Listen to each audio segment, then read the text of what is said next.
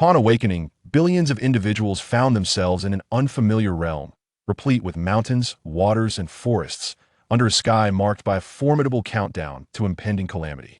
When the countdown concludes, disasters such as tornadoes, volcanic eruptions, and tsunamis will ensue, with each possessing the potential to claim lives. No one knows if they will witness the sun rise again the next day. Ark, compelled to partake in this ordeal, open a novice gift package with a mixture of trepidation and anticipation. Congratulations! You have received an SS-level reward. From that moment forth, Ark led his compatriots with unwavering resolve, facing adversity together. When disaster struck, he organized gatherings, feasting on Hotpot and singing songs, all the while gazing at the raging flood outside, reflecting, life here is rather pleasant. Chapter 1. Countdown to Catastrophe. A salty sea breeze caressed the coast, awakening Ark, who sat up and stretched lazily, surveying his surroundings. To his left lay an endless expanse of ocean, while to his right, not far off, stood a dense forest. Beyond the forest rose a range of towering mountains, all of which were unfamiliar to him. Raising his gaze, apart from the clear blue sky, he noticed something intriguing: a translucent white countdown displayed across the heavens, currently reading 47 hours, 58 minutes, and 27 seconds. Ark sensed that this countdown began the moment he regained consciousness. Testing, can you hear me? Suddenly, a serene and neutral voice resonated in Ark's mind. He glanced around to confirm he was alone before nodding to himself. It appears everyone can hear me, so let us dispense with pleasantries and get straight to the point. You are all situated on a rapidly evolving planet, where calamities will periodically occur, affecting everyone. The timing of these events can be referenced via the countdown. Utilize everything at your disposal and strive to survive. By pulling down with your hand, a virtual screen will appear, revealing a novice gift package. I trust that those of you living in the information age will find it easy to navigate. Do not worry about the elderly or children. They will be taken care of until they join you shortly, the voice continued. Finally, I wish you all the best of luck, humanity. As the voice faded, Ark promptly extended his finger downward, and a virtual screen, the size of a textbook, materialized in the air. The topmost section displayed 3 modules: status, backpack, and social. Further down, several modules remained grayed out, their text indistinct, indicating they were locked. The default interface presented his status.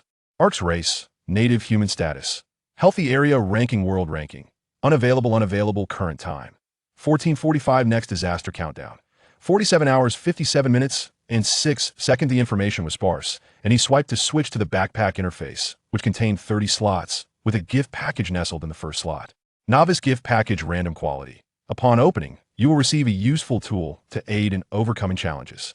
He then swiped to the social channel, which was divided into 2 sections, world channel and area channel. In sequential order. He first tuned into the world channel. Ma Daling exclaimed, "Who did this? Who on earth is responsible? Whatever you desire, I shall provide. I implore you. My child has just been born." Arawaka Dairo lamented, "Help. I'm stranded in the desert, on the brink of dying from thirst. Here, there exists nothing but cacti and sand. Water. I desperately need water." Wabasini laughed heartily. "Huh, you thought you could sentence me to death? Look, I've managed to escape." Ah, the liberating air of freedom. On the world channel, each individual was represented by a name and an avatar. The overall atmosphere was rather somber, with many succumbing to panic or crises. What struck Fang Zhou as remarkable was that communication posed no barrier. He observed that all foreign participants were expressing themselves in Chinese. The chat box at the bottom allowed for direct conversion of thoughts into text, yet it displayed a note indicating a remaining quota of 1 message for the day. Subsequently, Fang Zhou switched to the regional channel, where the top of the screen indicated 460500. He surmised that perhaps 40 individuals had perished due to the environment or other circumstances. Tang Xiaoxian reassured, "Everyone, remain calm. First, ensure you have water and food. Since we are all in the same region, we shall certainly meet again. We can form a team then." I uncovered a grade, fully automatic soup-making robot from a gift pack, and I shall cook delicious meals for everyone. Nong Jala chimed in, "Hee, I found a grade agricultural drone in my gift pack. I used it to scout from above and observe that we are surrounded by forests and grasslands.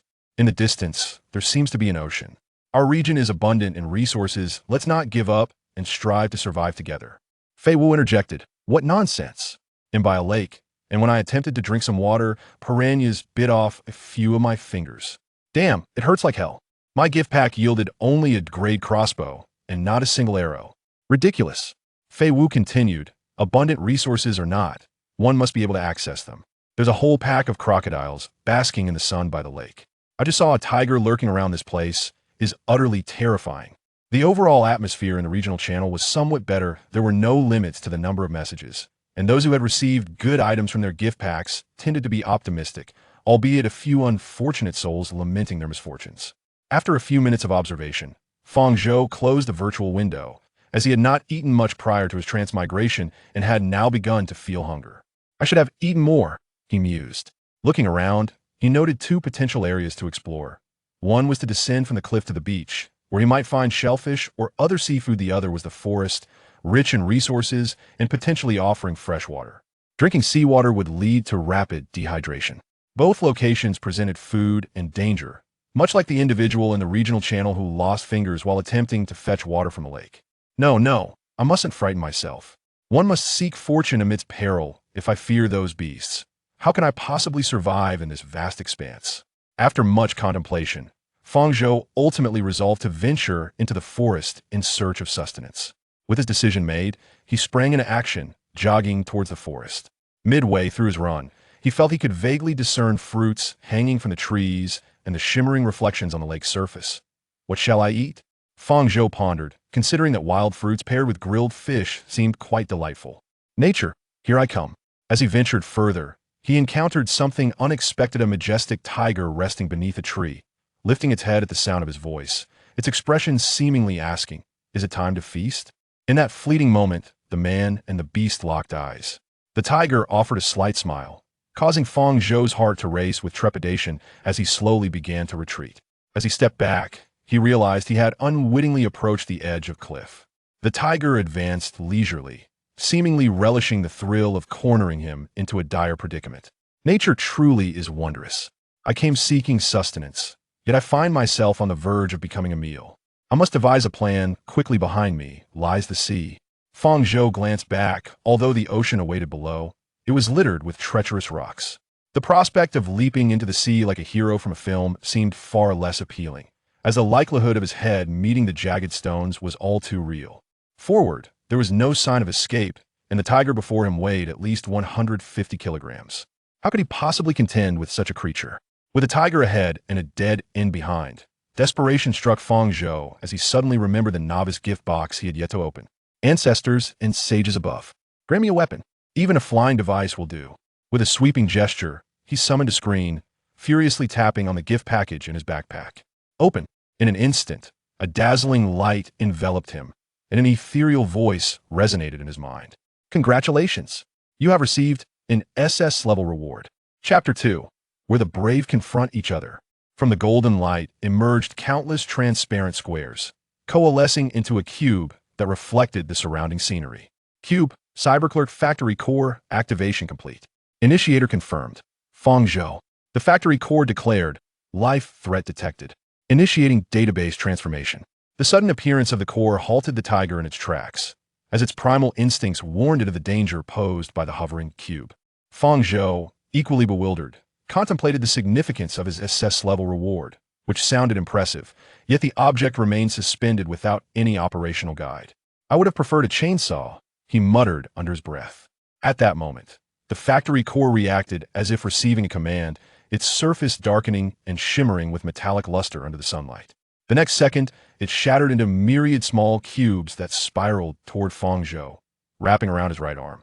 The tiny blocks assembled seamlessly, and in an instant, a chainsaw with an elongated blade materialized.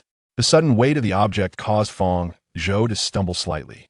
As he lifted it, his fingers inadvertently pressed a button, and the blade accelerated with tremendous speed, emitting a thunderous roar. The tiger, having never witnessed such a display, was taken aback. The human had anticipated as prey now wielded a fearsome weapon that roared like thunder. To Fang Zhou's astonishment, he saw the tiger take a small step back, prompting him to swiftly position the chainsaw before him and charge forward. In the face of adversity, the courageous shall prevail. Aya! Armed with a chainsaw, Fang Zhou felt an overwhelming surge of power, facing nothing more than a timid feline, a mere trifle. A mere trifle. The distance between man and beast was already minimal. Fang Zhou suddenly charged forward, leaving the tiger with but two options: leap forward or flee. Confronted with an unfamiliar weapon and emboldened by its formidable presence, the tiger opted for retreat. However, retreat equated to death.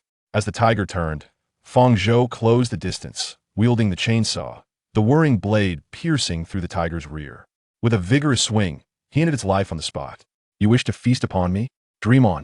Fang Zhou planted his foot upon the tiger's head, and the chainsaw disassembled effortlessly, reverting to a metallic cube. After stowing it away in his backpack, he perused the item description.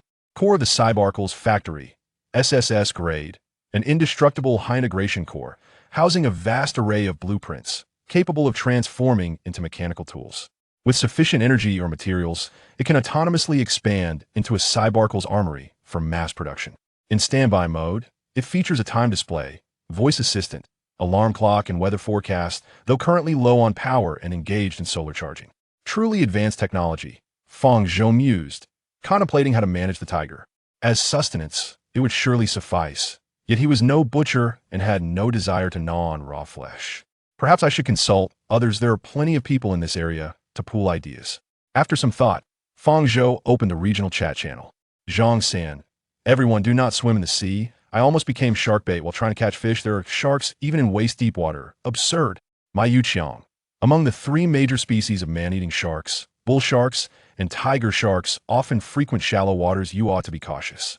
I just had a close encounter myself. I lost most of the fish I caught to one and barely escaped with my life. Fei Wu. Haha. I mentioned earlier that resources here are plentiful, but one must be alive to claim them. I certainly do not wish to remain in the forest, lest I be devoured by a tiger one day. Fang Zhou. My friends, I have slain a tiger. How should I process it? Given the harsh conditions, I wish to minimize waste. Fei Wu. Zhang-san. Impressive, my friend. Li Si. Impressive. Indeed. Rongsheng. Brother, impressive. While we worry about being eaten by tigers, you've begun consuming them. I happen to know how to process animal hides. First, the processing of animal hides primarily involves two steps: cleaning and preservation. For refinement, more intricate techniques are required. For Ark, a simple approach sufficed. It could serve as a tiger skin blanket. Nevertheless, whether in terms of basic processing or the subsequent issue of sustenance, one element remained unavoidable: fire. In the primitive era, fire was humanity's most effective weapon against nature. It could repel wild beasts, illuminate the darkness, cook food, and forge tools, among other uses. Previously, fire had indeed posed a challenge, but now, with the factory core in his possession, Ark no longer needed to discover fire like a primitive man. He aimed to create it. Transform into a lighter for me, Ark commanded. The factory core replied, energy is depleted at this stage. Recharging allows only for basic transformation, requiring 30 minutes.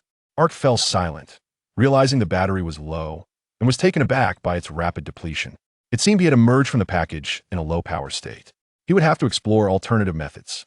Scanning his surroundings, he noticed a large stone and, glancing at his malfunctioning gadget, an idea sparked within him. It was mentioned that it is indestructible, that simplifies matters. He then gathered some dead tree bark and dried leaves, clearing a patch of soil by the stone. He placed the bark and leaves there as kindling. Finally, wielding the high-tech device, Cybercliss engineering core, Ark struck the stone with force. With each strike, sparks flew. 80, 80, 80. The cascading sparks fell onto the dry leaves, and soon, smoke began to rise. Seeing the smoke, Ark swiftly dropped to the ground, gently blowing on it. His perseverance bore fruit, and at last, a small flame flickered to life atop the leaves. Hooray! Watching the flames grow, Ark felt a profound joy. The past year had been tumultuous for him, and it had been a long time since he had tasted the sweetness of success.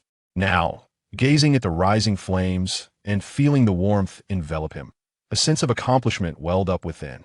After roasting a piece of tiger hind leg meat, he hastily resolved his hunger, though he nearly choked due to the lack of water. With food and fire secured, the next task was to address the issue of water. The sea was nearby, and water resources were certainly abundant. With fire, the distillation of seawater to extract salt and fresh water was not an impossible endeavor. However, a container was essential, and Ark understood that acquiring one was currently beyond his reach. Perhaps he could have the engineering core transform into one, but that would compromise his ability to respond to unforeseen circumstances. After much contemplation, he made a decision. Rather than worry about impending dangers, he would take the initiative. Ark turned his gaze toward the forest through the gaps in the trees. He could faintly see the shimmering surface of a lake. There resided piranhas, crocodiles, and the most crucial resource he needed, fresh water. Chapter 3. Trading, Water, and Cups. After putting the unfinished tiger and the factory core into his backpack, Ark took one last look at the system before setting off. He noticed that among the several gray, blurred, and unlocked modules, one of them, although still gray, had its text become clear. Trading? Upon opening the module named Trading, the entire page displayed only a countdown with an explanatory text. The trading function would be unlocked in 9 hours, at midnight today.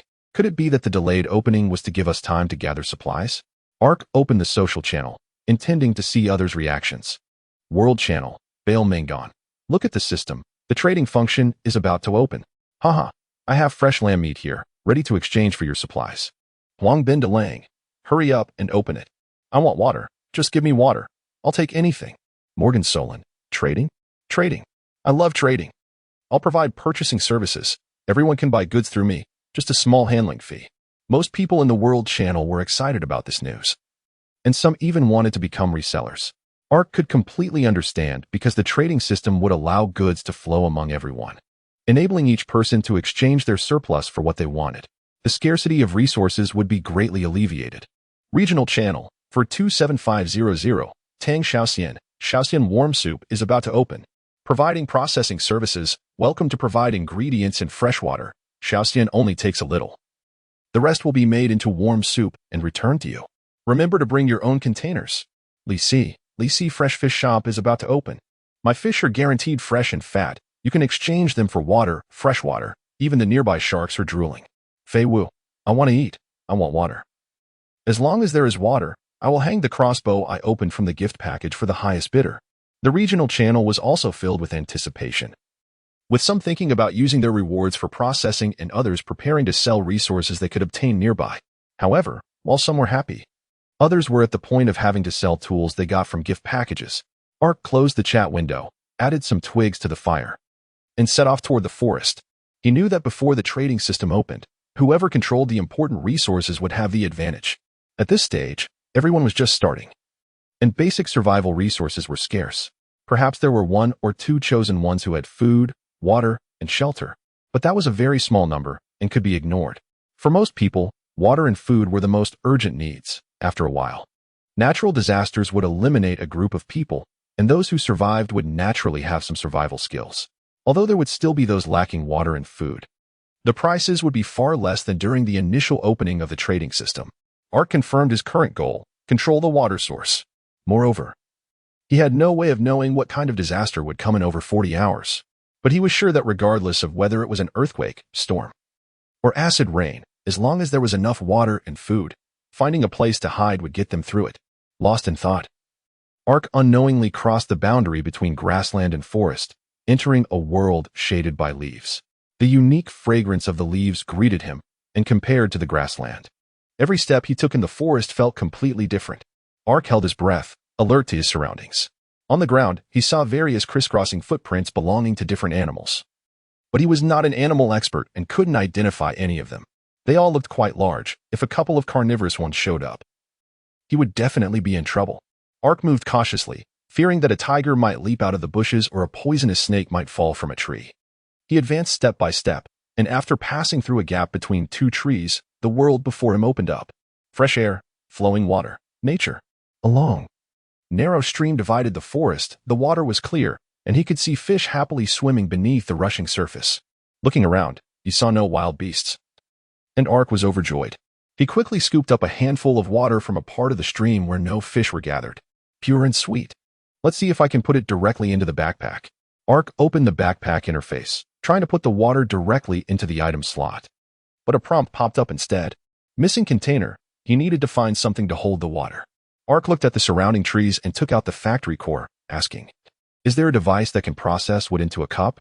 The side of the factory core facing Ark lit up with 2 small points, blinking like eyes, and then emitted an electronic synthesized voice. Considering the user's current poverty and lack of resources, it is recommended to use a wooden product printer. Remaining power, 5. Can operate for 10 minutes. Great. That's exactly what I need. Ark gave a thumbs up to the factory core, then reluctantly glanced at the stream before quickly leaving. Staying by the water to make tools could attract beasts at any moment. It was better to go to the edge of the forest near the campfire. Using fire to deter beasts was a tried-and-true method passed down from ancestors. Ark picked up a bunch of branches at the forest's edge, returned to the campfire, added some fuel to it, and placed the factory core on the ground, waving his hand. Transform. The factory core shattered and reassembled again, transforming into a black box about the size of a small stool, with two sides clearly marked for input and output. The side of the box had a control panel. Ark tried it out and found it contained many wooden tools for use, and it also supported customization, which he planned to explore later. The urgent task was to create a container for water.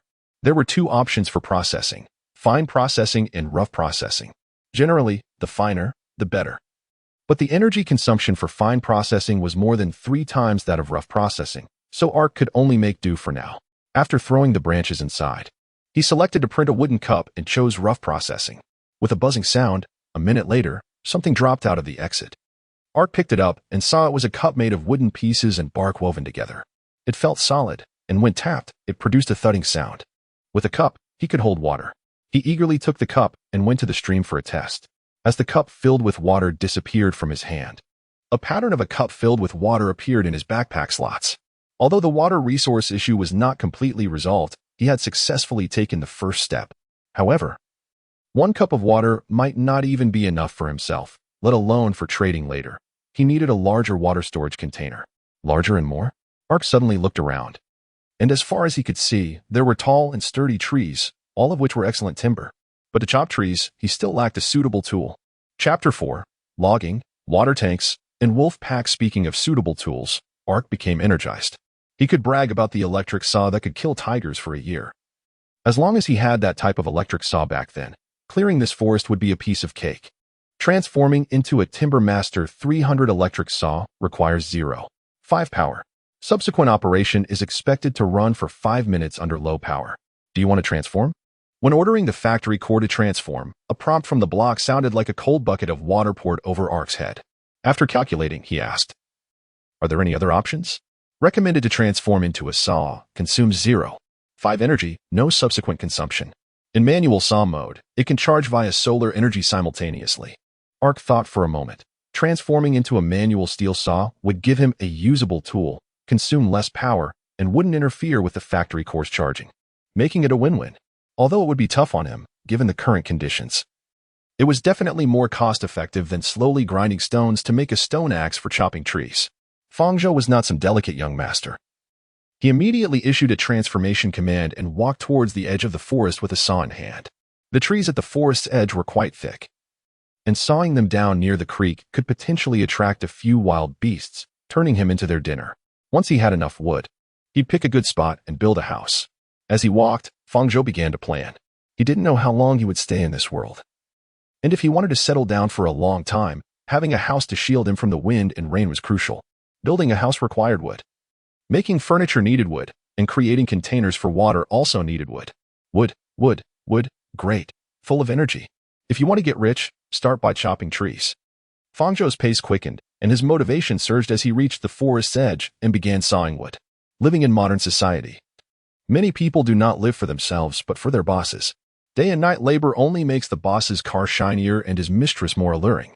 They work hard, only to end up with health issues, and by middle age, they are heartlessly kicked out by their boss. Looking back, all they see is a life spent like a tool. But in this world, it was different. Not just Fang Zhou, but all those struggling to survive understood that everything they did was for themselves.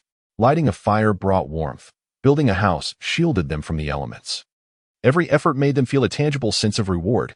Each bit of hard work added bricks to their happiness. So working here was incredibly invigorating. The steel saw transformed from the factory core was surprisingly handy. Trees the size of a bowl were easy to cut through. Time flew by, and soon the sun began to set. Fang Zhou had cut down over a dozen trees, collecting a pile of large logs. Looking at the 15 large logs scattered on the ground, he wiped his sweat, drank the last bit of water from his cup, and let out a long sigh. That was enough wood.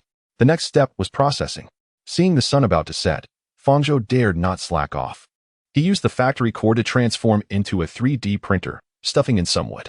After a busy afternoon, the factory core not only didn't consume electricity but gained an additional 5 units, now having 10 units of power, more than enough to make a few large water tanks. While waiting for the processing, Fang Zhou opened the regional channel to see what other survivors were chatting about. Tang Han, who's playing pranks? It's almost dark. And this reality show should have its limits. Director, come out. I've been wandering on the beach all afternoon. I want to rest. I want hot pot. I want milk tea. Lu Yang, you won't believe how awesome I was this afternoon. I chopped down 5 trees with a thermal axe. Shui Gui Xiang, I slept all afternoon. How am I still here? Are we going to be stuck here forever? Lu Yang, what are you thinking? This is definitely a reality show. My dad is one of the top 10 wealthy people in the country. Who would dare really kidnap me? When my dad comes to pick me up, I plan to live stream myself chopping trees.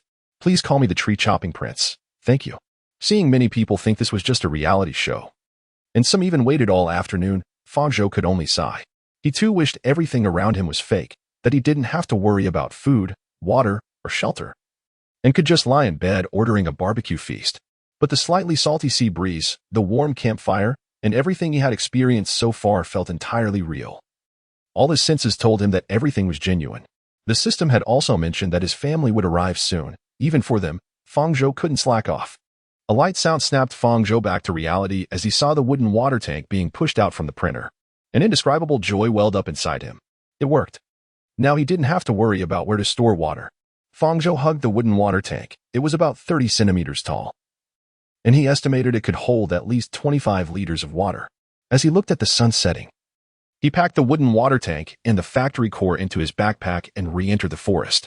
In the dim twilight of the forest, filled with danger, visibility was narrower than during the day, and the sense of crisis was even stronger. As the wind blew through the forest, the leaves rustled, and countless leaf shadows swayed. In the bright sunlight, this scene might have seemed somewhat beautiful, but in the dim light, it was undeniably a bit horrifying. Fang Zhou remained vigilant. With 9 units of energy left in the factory core, enough to deal with any sudden danger, but he couldn't be careless. As he approached the creek, he didn't step out immediately but hid behind a tree because he heard a howl of wolves. At the creek's edge, a standoff was occurring, from Fang Zhou's human perspective. It seemed to be a power struggle within a pack. A large wolf, leading a group of normally sized wolves, surrounded a larger wolf that was covered in wounds. The attacking wolves were all baring their teeth and were fully alert. Despite the injuries on the surrounded wolf, it was clear that the attackers were also afraid of a desperate counterattack and made no further moves. The surrounded wolf had the creek behind it. Turning would lead to an attack, but all escape routes were blocked, leaving it stuck in a precarious situation. Fang Zhou had no interest in the wolf fight, but with the pack in a standoff, he couldn't get water. He counted. There were 8 wolves in total. If he went up to fight them, he would just be delivering dinner to them. But if he waited too long, it would be dark. While chopping wood, he had drained his water cup, and now he had no water on him. For a moment, he thought about retreating, but then he realized that if there were wolves this time, there could be tigers next time, and alligators could swim over from the river another time. He couldn't just give up such a good water source. Retreating immediately was out of the question. That was the behavior of a coward. Acting recklessly was also not an option. That was the behavior of a fool. Humph. How much can beasts change? It would just add to the laughter. They were just a few animals. Could I, a living person, not break this situation? After a moment of thought, Fang Zhou suddenly had a bright idea. Got it. Chapter 5, The Wolf Pack, A Bountiful Harvest, and the Trading System to Solve a Problem. One must first grasp its essence. Fang Zhou observed both sides of the standoff and understood the reasons for their deadlock, surmising that both sides had concerns, creating a delicate balance. The surrounded Wolf King had no way to escape, but fighting to the death might not guarantee victory. The attacking pack was confident of winning, but the Wolf King's desperate counterattack would surely result in casualties. As long as this balance was broken, the deadlock could be resolved. To break the situation, he needed a safe method. Acting rashly would lead both sides to attack him, which he couldn't withstand, and he needed to see which side would win. After some thought, Fang Zhou realized that the way to break the balance was to significantly weaken one side. As long as the Wolf King was weakened, the leading wolf of the attackers would lead the pack to rush in, but he wouldn't gain anything from that. Conversely, if the attacking pack was weakened, the Wolf King could counterattack, and he would reap a bountiful harvest. The best way to weaken the attacking pack was to target the lead wolf. If it fell, the Wolf King would just need to crush a few smaller wolves. Having determined his target, the next step was to act. The distance was a bit far, It would be great to have a bow, crossbow, or gun. Estimating the distance, Fang Zhou found he was at least 20 meters away from the pack. The factory core transformed into a spear. After he issued the command, the factory core's square body compressed and stretched, and the spearhead quickly took shape. Factory core, friendly reminder. There is a 37% chance of life-threatening danger for the user. It is recommended to add a discharge device, which will consume an additional 0.5 units of energy. Discharge after insertion? That would indeed be safer, letting that wolf experience the taste of 100,000 volts. Ark held the spear, eager to try it out. To increase to 100,000 volts, a more complex discharge device needed to be replaced, with an expected additional consumption of 45 power units. It was anticipated that after the replacement, a one-hit kill could be ensured. Should he opt for the new design? The factory core's lack of understanding felt like a cold bucket of water dumped on his head, mocking his bravado and reminding him of his poverty. Well, if he could take down that wolf, that would be enough. Saving was a virtue, and wasting power was shameful. The transformation and addition of the discharge device had already cost 1 power unit, and soon the discharge would surely consume more power, causing Ark to feel a pang of heartache. Hopefully, this adventure would yield a great harvest. As he prayed, he lifted the spear. Factory core. The guidance for the spear's descent relies on you. Rest assured, you can always trust me. Ark nodded and pointed the spear tip at the sky, estimating the parabolic trajectory, and began the countdown. 3, 2, 1. The short spear sliced through the air, soaring into the sky, following a graceful parabolic arc toward the wolf pack. The wolf pack clearly heard the sound slicing through the air, but the current situation made them hesitate for a moment. In that moment, life and death were determined. The short spear fell like a sword from the heavens, accurately piercing the body of the lead wolf. With a flash of blue electricity, the lead wolf stiffened and collapsed, twitching uncontrollably. Roar. With the lead wolf down, the pack was leaderless, and the Wolf King, not wanting to miss such a good opportunity, let out a roar, launching a surprise attack on the still-dazed pack. In an instant, the sounds of roaring and wailing echoed in all directions. The pack was smaller in size compared to the Wolf King, but they had the advantage in numbers. If united, they could potentially create a stalemate. However, without a leader and under attack, the pack quickly fell into disarray, with the neck of one wolf being bitten off first by the Wolf King. Although the Wolf King was large and injured, it was very agile, and when the pack realized what was happening, several of the first wolves to charge couldn't even bite its tail. After a fierce struggle, some wolves were dead, some fled, and the battered Wolf King stood victorious in the end. It then walked toward the twitching lead wolf. The short spear had not penetrated deeply, and the electric shock had long since ceased, but the paralyzed muscles needed time to recover. Now, watching its enemy approach step by step, the lead wolf could do nothing but emit whimpering sounds. Ark couldn't understand the wolf's language, but he felt it might be begging for mercy. The Wolf King looked down from a height at this enemy that had forced it into a desperate situation, then opened its fangs and unhesitatingly tore its throat apart. Only then did the Wolf King seem to let out a sigh of relief, its body swaying as it collapsed to the ground. Ark knew that the protagonist should make an appearance at such a moment, so he stepped out from behind the tree, one hand in his pocket, waving at the Wolf King. Hey, good evening. Ark's appearance made the Wolf King alert again. It quickly stood up and backed away a bit. Ark was not surprised by this reaction. He waved his hand, and the short spear from the lead wolf's corpse flew back into his hand.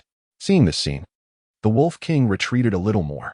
Ark was no longer concerned about the Wolf King. The recovered factory core had enough power, and if the Wolf King dared to attack him, he wouldn't mind adding another wolf pelt to his collection. After putting all the dead wolves into his backpack, he tossed half of a leftover tiger leg to the Wolf King. He wasn't comfortable with the Wolf King staring at him, so he thought it better to give it something to eat, to see if it could be distracted. When the tiger's hind leg meat landed in front of it, the Wolf King sniffed it cautiously at first. By the time Ark finished counting his spoils and looked back at it, the Wolf King was already devouring it greedily. It seemed starving. Well, he had plenty of meat now. Ark threw another large piece of tiger hind leg meat to it, then walked to the lakeside to take out his cup and water tank. While filling the containers, a thought flashed through his mind. If he could use the stream to create a hydropower station, he could charge the factory core faster. After filling both containers with water, Ark buried the idea of the hydropower station in his heart and prepared to head back to the campfire. The sky was gradually darkening, and he needed to think about how to defend against nighttime dangers. He didn't want to end up in a beast's belly overnight. After walking for a while, he turned around and found that the Wolf King had followed him. Upon seeing Ark turn around, the Wolf King quickly laid down on the ground. Not full yet. Ark was puzzled when he heard a ding sound in his mind. He immediately opened the system, discovering that in addition to status, backpack, social, and the open countdown trade, there was a clearly labeled new module, partner. When he clicked on it, a prompt popped up with an option and a line of remarks. A gray wolf wishes to join your team. Do you agree? Yes. Creatures marked as partners have at least a friendly attitude towards you. So there is no need to worry about life-threatening dangers. What a bountiful harvest. Multiple helpers, exactly what Ark needed. He had been worried about how to protect himself while sleeping at night, and now that problem was solved. Yes. Without hesitation, Ark accepted the application. And then he and the wolf returned to the campsite. As night fell, the wind gradually grew stronger and the temperature dropped. Ark had to reignite a pile of firewood in a sheltered spot to prevent the original campfire from being extinguished by the wind. But even with 2 campfires, the side of Ark that was not facing the fire still felt chilly. In this primitive world, there were no medicines. Even a small cold or fever could easily take a person's life. If only he had a place to shield him from the wind and rain. Ark sighed and lay a little closer to the campfire, resulting in one side being scorched while the other was chilled, enduring the torment of contrasting temperatures. Suddenly, Ark felt the wind behind him stop, and it gradually became warmer, as if some warm and soft thing was pressing against him. Turning around, he saw the Wolf King using its body to block the cold wind for him. Its thick fur was truly a great asset against the cold. Thank you. Ark patted the big wolf's head, then turned back to open the system screen. As time passed, the moment for the trade system to open drew nearer. With the system clock turning from 11:59 p.m. to 12 o'clock a.m. The trade system is now open. Chapter 6 Crossbow, Light Rain. In caves at the stroke of midnight, the ethereal voice resonated again. The trade system is now open, including various trading methods such as leasing and auctions. Please explore freely. The first day has ended, and the world unlock progress will be unlocked to 50 after the first natural disaster. For specific unlocked content, please refer to the system log yourself. World unlock? What he had experienced so far was just the tip of the iceberg of this world's dangers. Ark's curiosity was piqued by the new information. If what he was currently seeing was just the tip of the iceberg, then what would the true nature of this world look like? Besides curiosity, he also felt a sense of urgency. He needed to arm himself quickly. Who knew what kind of monsters would appear in the unlocked world? Given the system and the engineering core he currently had, he wouldn't be surprised if several tyrannosaurs showed up after the unlock. Coming back to his senses after the system's announcement, Ark immediately opened the trade market. And just as he had anticipated, the market was filled with a dazzling array of goods. Merchant, 1 beast skin coat for 2 pounds of food and 1 liter of fresh water. Fishiyun, a handmade shell necklace for 1 liter of fresh water. Ba Lu Mengon, 1 pound of lamb meat for 5 liters of fresh water. Since it was a barter system, the entire market was extremely chaotic. Amidst the confusion, Ark found what he was looking for. Fei Wu, a crossbow, level, for 10 pounds of food and 3 liters of fresh water, starting price. Goodness, what a high price. Ark was directly startled into sitting up. A crossbow without arrows could command such a high price. However, he had already decided that this weapon must be acquired. Below this crossbow, almost no one was bidding. After all, the price was quite steep, but many were trying to haggle. Gone who? 10 pounds of food and 5 liters of water? Have you lost your mind? What's the difference between a crossbow without arrows and scrap metal? 2 fish. About 4 or 5 pounds, no more. Lu Yong, a cooked rabbit leg, willing to trade. If not, then forget it. He high. 500 water plus 2 pairs. This is already a high price. We are all in the same boat. I hope my brother doesn't let pride lead to suffering. Seeing this, Fang Zhou directly announced his price. Fang Zhou, a whole wolf, estimated to be nearly 100 pounds, plus 2 liters of water, container provided. Do we have a deal? Fang Zhou had 7 or 8 dead wolves in his backpack, and he wasn't sure if the backpack could preserve them, so selling one was no big deal for him. He had enough water stored, with a water source nearby, and he knew he wasn't the only one who would find it. He had to act fast. The others, seeing his offer, were stunned. Gone who? Wow, that's a big move. Could it be that the reward can make crossbow arrows? Lu Yong, selling a wolf probably means he can kill wolves, and offering 2 liters of water indicates he found a safe water source. Damn, who is this guy? Able to fight and lucky too. He high. People can be so infuriating. Fang Zhou, it's just good luck. Everyone is being polite. The environment I'm in is dangerous. I hope you can let me have this crossbow. Gone who? Take it, take it. Who can compete with you? Even if I have so many things. I wouldn't offer as much as you, unless I slaughtered a pack of wolves. Fei Wu, deal accepted. With the transaction completed, Fang Zhou's water tank had a portion of water removed, one dead wolf was gone, and a crossbow appeared in his backpack. Fang Zhou took it out. A heavy crossbow with a stock appeared in his hands. It was a black and white crossbow equipped with 2 pulley systems, easy to draw, and included a 4x scope. Structurally, it could only fire 1 shot at a time and required reloading after each shot. Factory core, print arrows compatible with this crossbow. Arrow type matching completed. Do you want to additionally process an arrow pouch? How thoughtful, confirmed. While waiting for the crossbow arrows to be made, Fang Zhou continued to explore the trading market. Ronglai, 500 freshwater for over a ton of metal, or, let us discuss. Nongjiala, 200 freshwater for crop seeds, at least 3 types. Beichuan steel, 50 freshwater for reward tools, take as many as you want. Freshwater had almost become a universal currency. Fang Zhou used 1 liter of water to trade for a waterproof lighter, a pound of fruit, 10 pounds of fish, and a thermal axe. Then he curled up in the Wolf King's fur and fell asleep. The next morning at 7, Fang Zhou woke up, had a simple apple, and fed the Wolf King some meat. The flames in the campfire had dwindled significantly, but it wasn't due to a lack of fuel. Fang Zhou extended his hand, feeling the light drizzle on his palm, and the sky was covered with large, dark clouds. So he simply extinguished the fire, placed the wood he chopped into his backpack, and walked into the forest. Little Gray, do you know where there are caves? Little Gray was the name Fang Zhou gave to the Wolf King because of its beautiful gray fur. He found that he could communicate with Little Gray through the factory core for some simple exchanges. In the forest, he gestured while asking Little Gray if it knew where there were caves. If only there were a system that could automatically assemble a house if I threw some chopped wood there. After performing, during the simultaneous translation by the factory core, he sighed at the gray sky. Building a sturdy house in a day alone was simply a fantasy. Relying on the factory core could make it happen, but after communicating, he learned that a 20 square meter wooden house with a height of 3 meters would consume at least 20 units of electricity. Currently, the factory core only had 15 units of electricity, so Fang Zhou could only look for caves. The forest connected to the mountains, and he was sure there would be caves suitable for habitation. Woo-woo. Little Gray's voice brought Fang Zhou back to reality as he saw Little Gray moving in a certain direction, so he immediately followed. He wasn't sure if it was because of Little Gray, but although he encountered some wild animals along the way, they only observed from a distance and did not approach.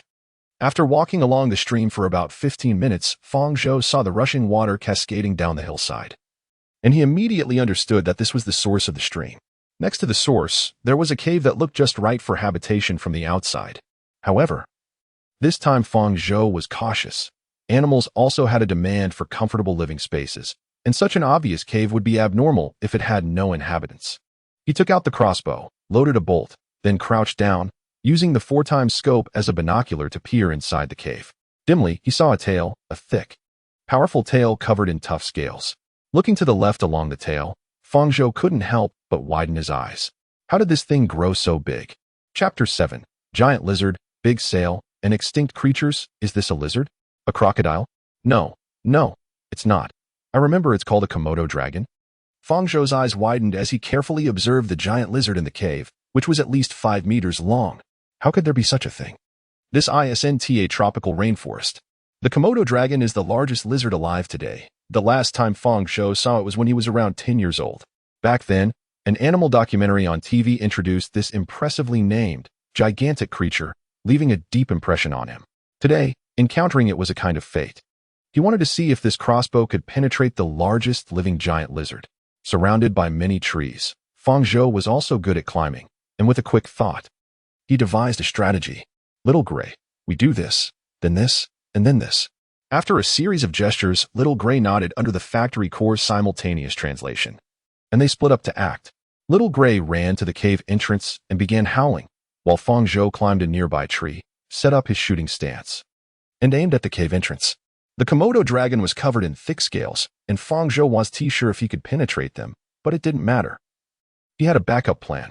Today, he was determined to take that cave unless the Komodo dragon mutated into some great dragon right there, in which case he would concede defeat, or it would wait to be made into soup. Seconds later, the Komodo dragon charged out of the cave, its posture slicing through the wind like a sword, making Fang Zhou exclaim, Goodness. This Komodo dragon was as agile as a martial arts character in a movie. And after charging, it crashed into a tree when Little Gray dodged. Then it directly climbed the tree and jumped off, retracting its limbs in midair. Swooping down like a missile, Little Gray quickly moved left, and the ground shook as the Komodo dragon crashed, sending debris flying. Before the dust settled, the Komodo dragon charged out again, baring its sharp teeth and lunging at Little Gray. A Komodo dragon that knows martial arts. Are the mutated creatures in this world so abnormal? Fang Zhou said, aiming as he shot an arrow. The Komodo dragon quickly braked, using its momentum to drift right and dodge the arrow, while Little Gray jumped to avoid the tail that came drifting toward him, which struck a tree and broke it in half. Fang Zhou was stunned. This Komodo dragon really knew how to fight. But even so, Fang Zhou had no intention of backing down. What is wrong with the Komodo dragon that knows how to fight? When the brave meet on a narrow road, the brave win. Today, it must be stewed. Due to the crossbow arrows shot by Fang Zhou, the Komodo dragon also realized his presence. It glanced at Xiao Hui and quickly rushed towards the tree where Fang Zhou was. Goodness, it actually figured out that Xiao Hui was just responsible for holding it back. And I was the main actor. What kind of mutated brains do these creatures have? Fang Zhou quickly knocked an arrow and shot at the Komodo dragon. The arrow pierced through the air, but the Komodo dragon did not dodge. The arrow pierced its hide and was firmly nailed to it. It could shoot in. But couldn't he penetrate its thick skin on the back? No, it was just too far away. Fang Zhou knocked another arrow and aimed for the Komodo dragon's head. With the distance closing in, this shot was even more effective, and Fang Zhou noticed that the opponent had shown a clear pause.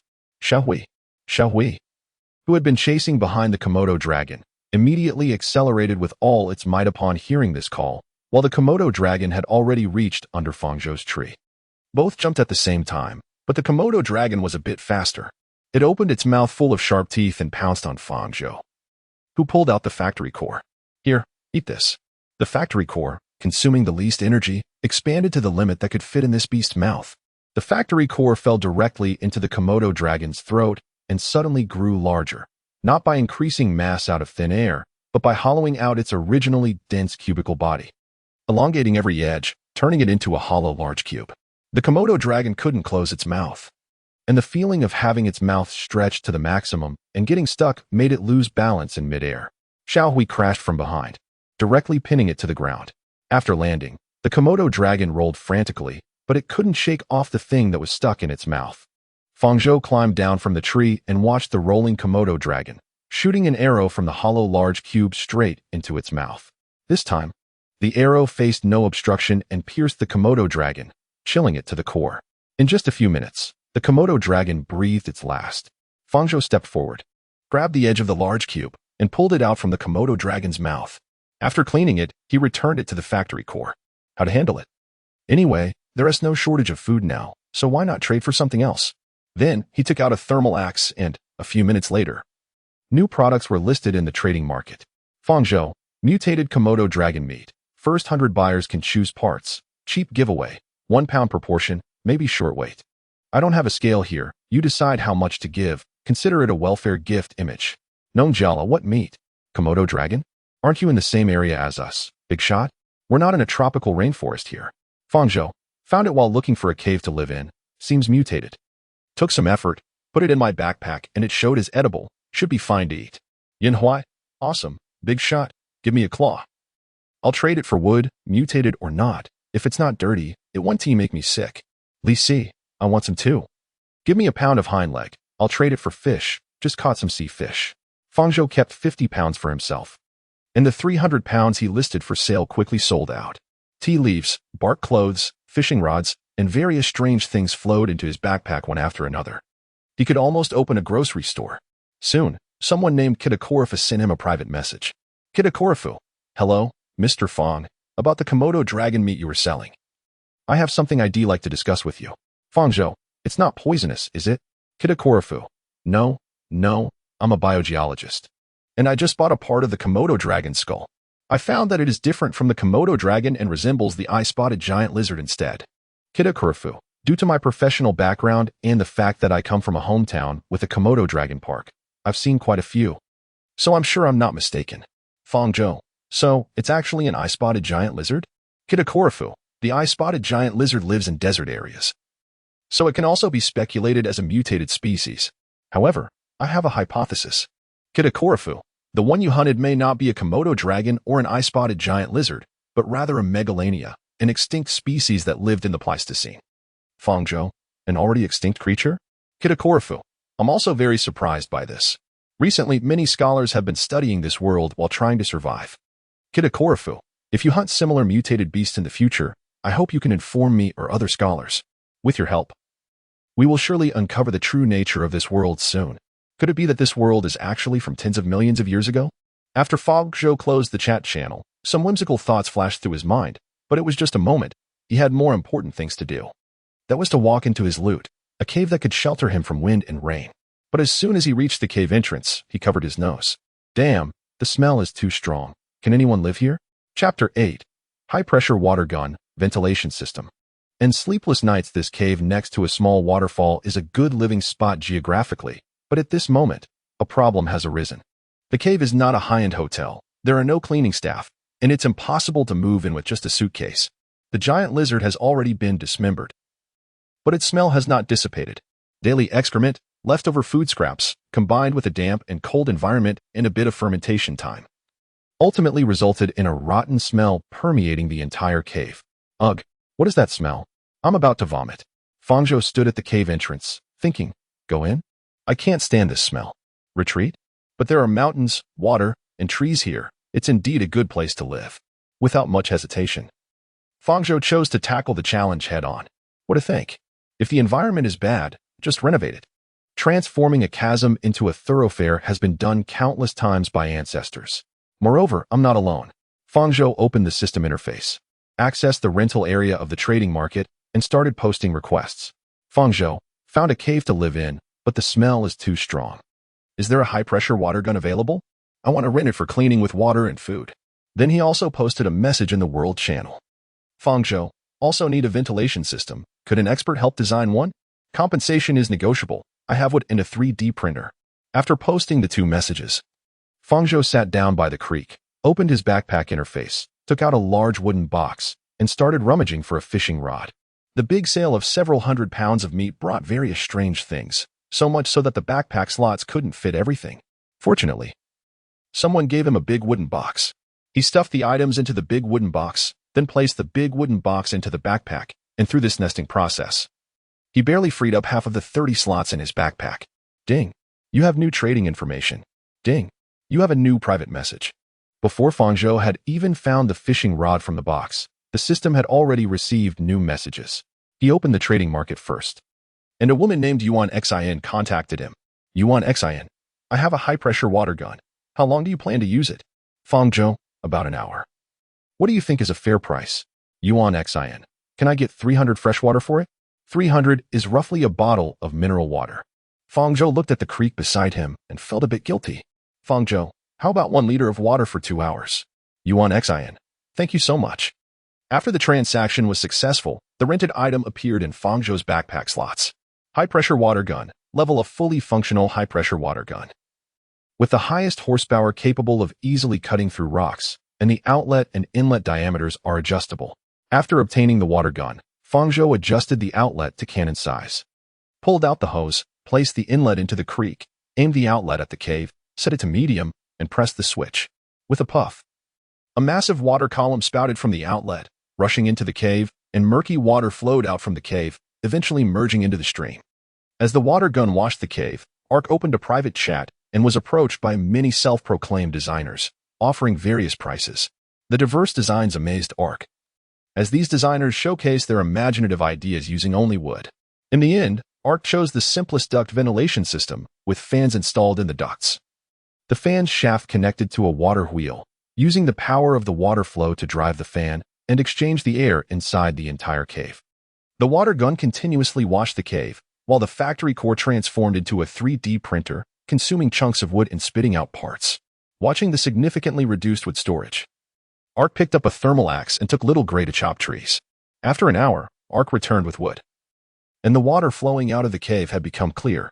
At this point, he felt he should take the water gun and wash deeper.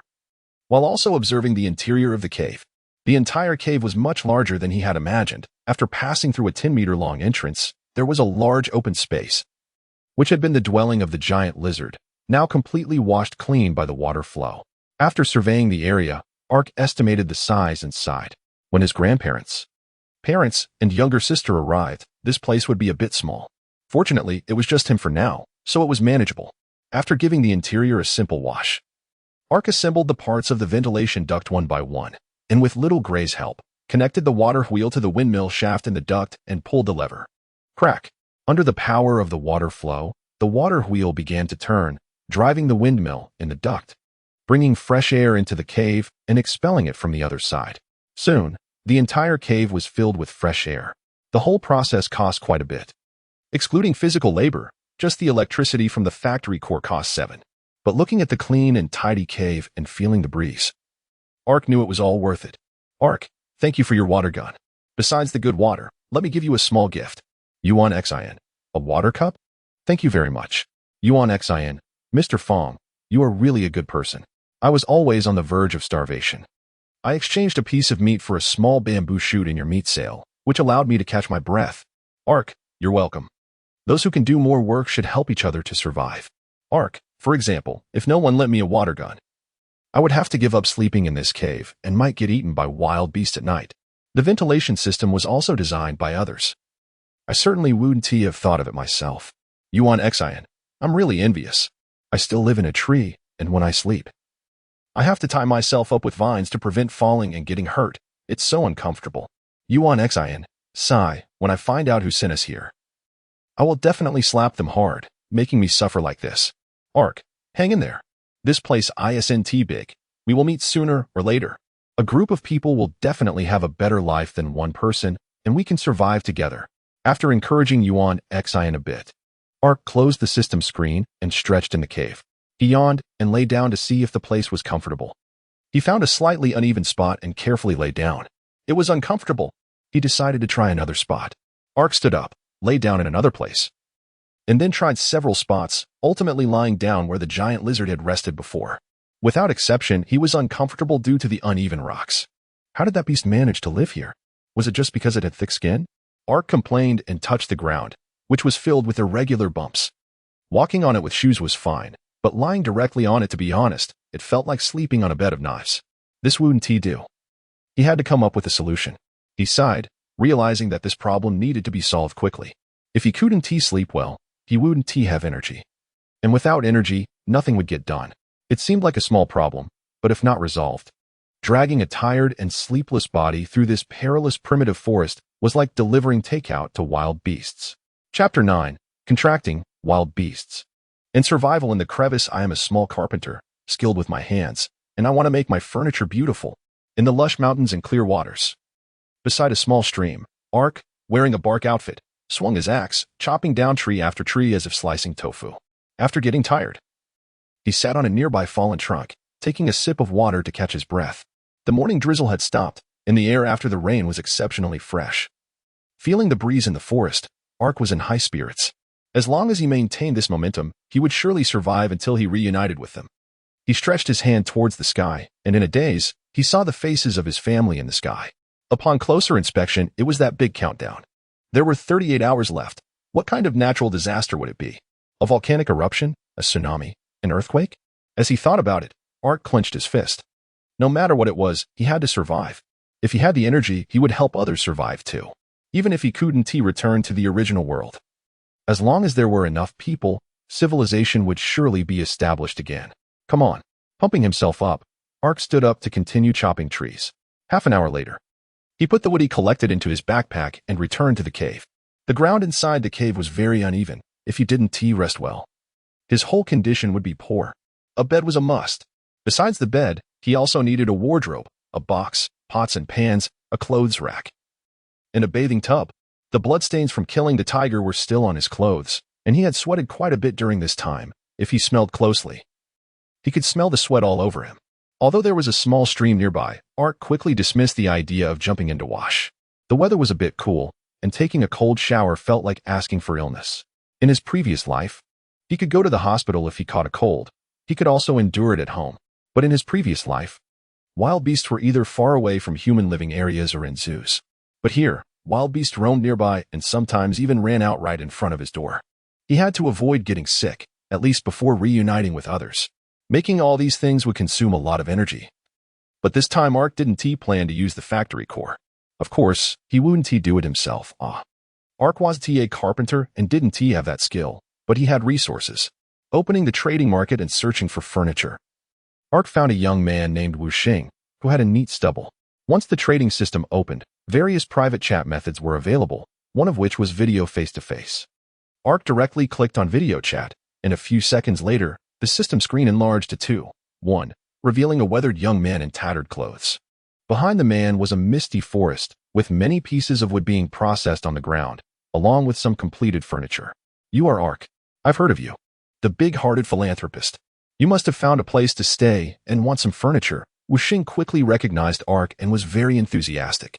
However, Ark wasn't quite sure how the title of philanthropist spread. Philanthropist? No. How could I have that title? I'm here to ask you for some furniture. Hearing this, Wu Xing immediately smiled, pointing behind him. We have plenty of top-quality wood here. What do you want to make? No need. I brought my own wood. I want a bed, 2 meters by 1.5. What's your price? I'm just making some labor money. Just give me some food and drink. Wu Xing was also a straightforward person, only asking for half a gene of meat and a liter of water. Then, Ark did the same and found several more carpenters. Once all the processing orders were dispatched, Ark shut down the system. As the virtual screen disappeared, he saw a wolf staring at him from the jungle on the other side. Ark was almost used to this. Many wild beasts came to have a look and then left. However, this wolf was a bit different. Instead of turning away, it took steps towards Ark, its eyes filled with killing intent. Seeing this, Ark took out his crossbow, nocked an arrow, and aimed at the wolf's head.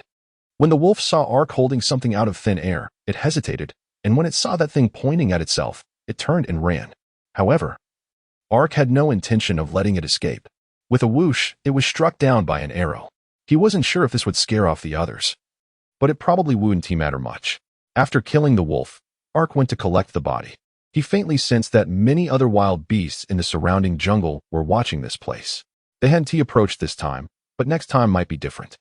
After organizing the excess wood in the cave and moving all the less important items out of his backpack and into the cave, Ark's backpack was much emptier. During this time, the system chimed with a private message notification. The chair is ready. Thank you for your patronage. The bathtub is ready. Sigh. I wish I could take a bath too. The wooden bowl is ready. I've polished it carefully for you. Wu Xing has requested a video call with you. When the screen expanded again, Ark saw a beautifully crafted big bed, just what he wanted. Brother, your craftsmanship is amazing. Ark gave a thumbs up. And Wu Xing scratched his head, looking a bit embarrassed, before his expression darkened. No need to be polite, but I have an unreasonable request. If someone asks who made your bed, could you not say it was me? Why? Wu Xing's words left Ark a bit confused. My major clients don't really like you, Wu Xing said, looking troubled. My main clients are people from the same area, some of whom are very capable and have placed many orders. I rely on them to survive. You've seen my surroundings. There's no food and no water. If I get lost in this forest, it's a dead end. The most capable person among my clients could be considered the boss of this area, a level reward owner. He has a lot of grievances against you because of your previous charitable actions. He is not happy that I took your order.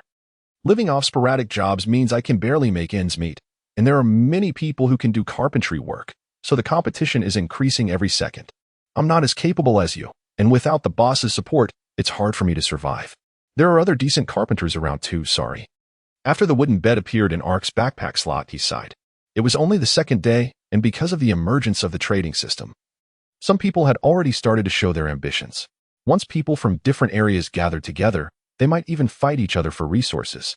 It would be ironic if humanity overcame natural disasters only to perish in conflict with each other. Ark knew this wasn't something he should concern himself with. At this stage, all he needed to do was focus on developing, stockpiling resources, and surviving. Bed, table, chair, pots and bowls. Looking at the various pieces of furniture, Ark felt much better, but he still felt like something was missing. Suddenly, a cool breeze blew in, and Ark looked towards the cave entrance, jolting awake. Where's the door? Chapter 10, Topographic Map, Wooden Door, and Signs of a Storm. Ark walked around the cave, using charcoal as a pin and wooden planks as paper to draw the surrounding topographic map. His cave was located at the junction of the forest and a mountain peak.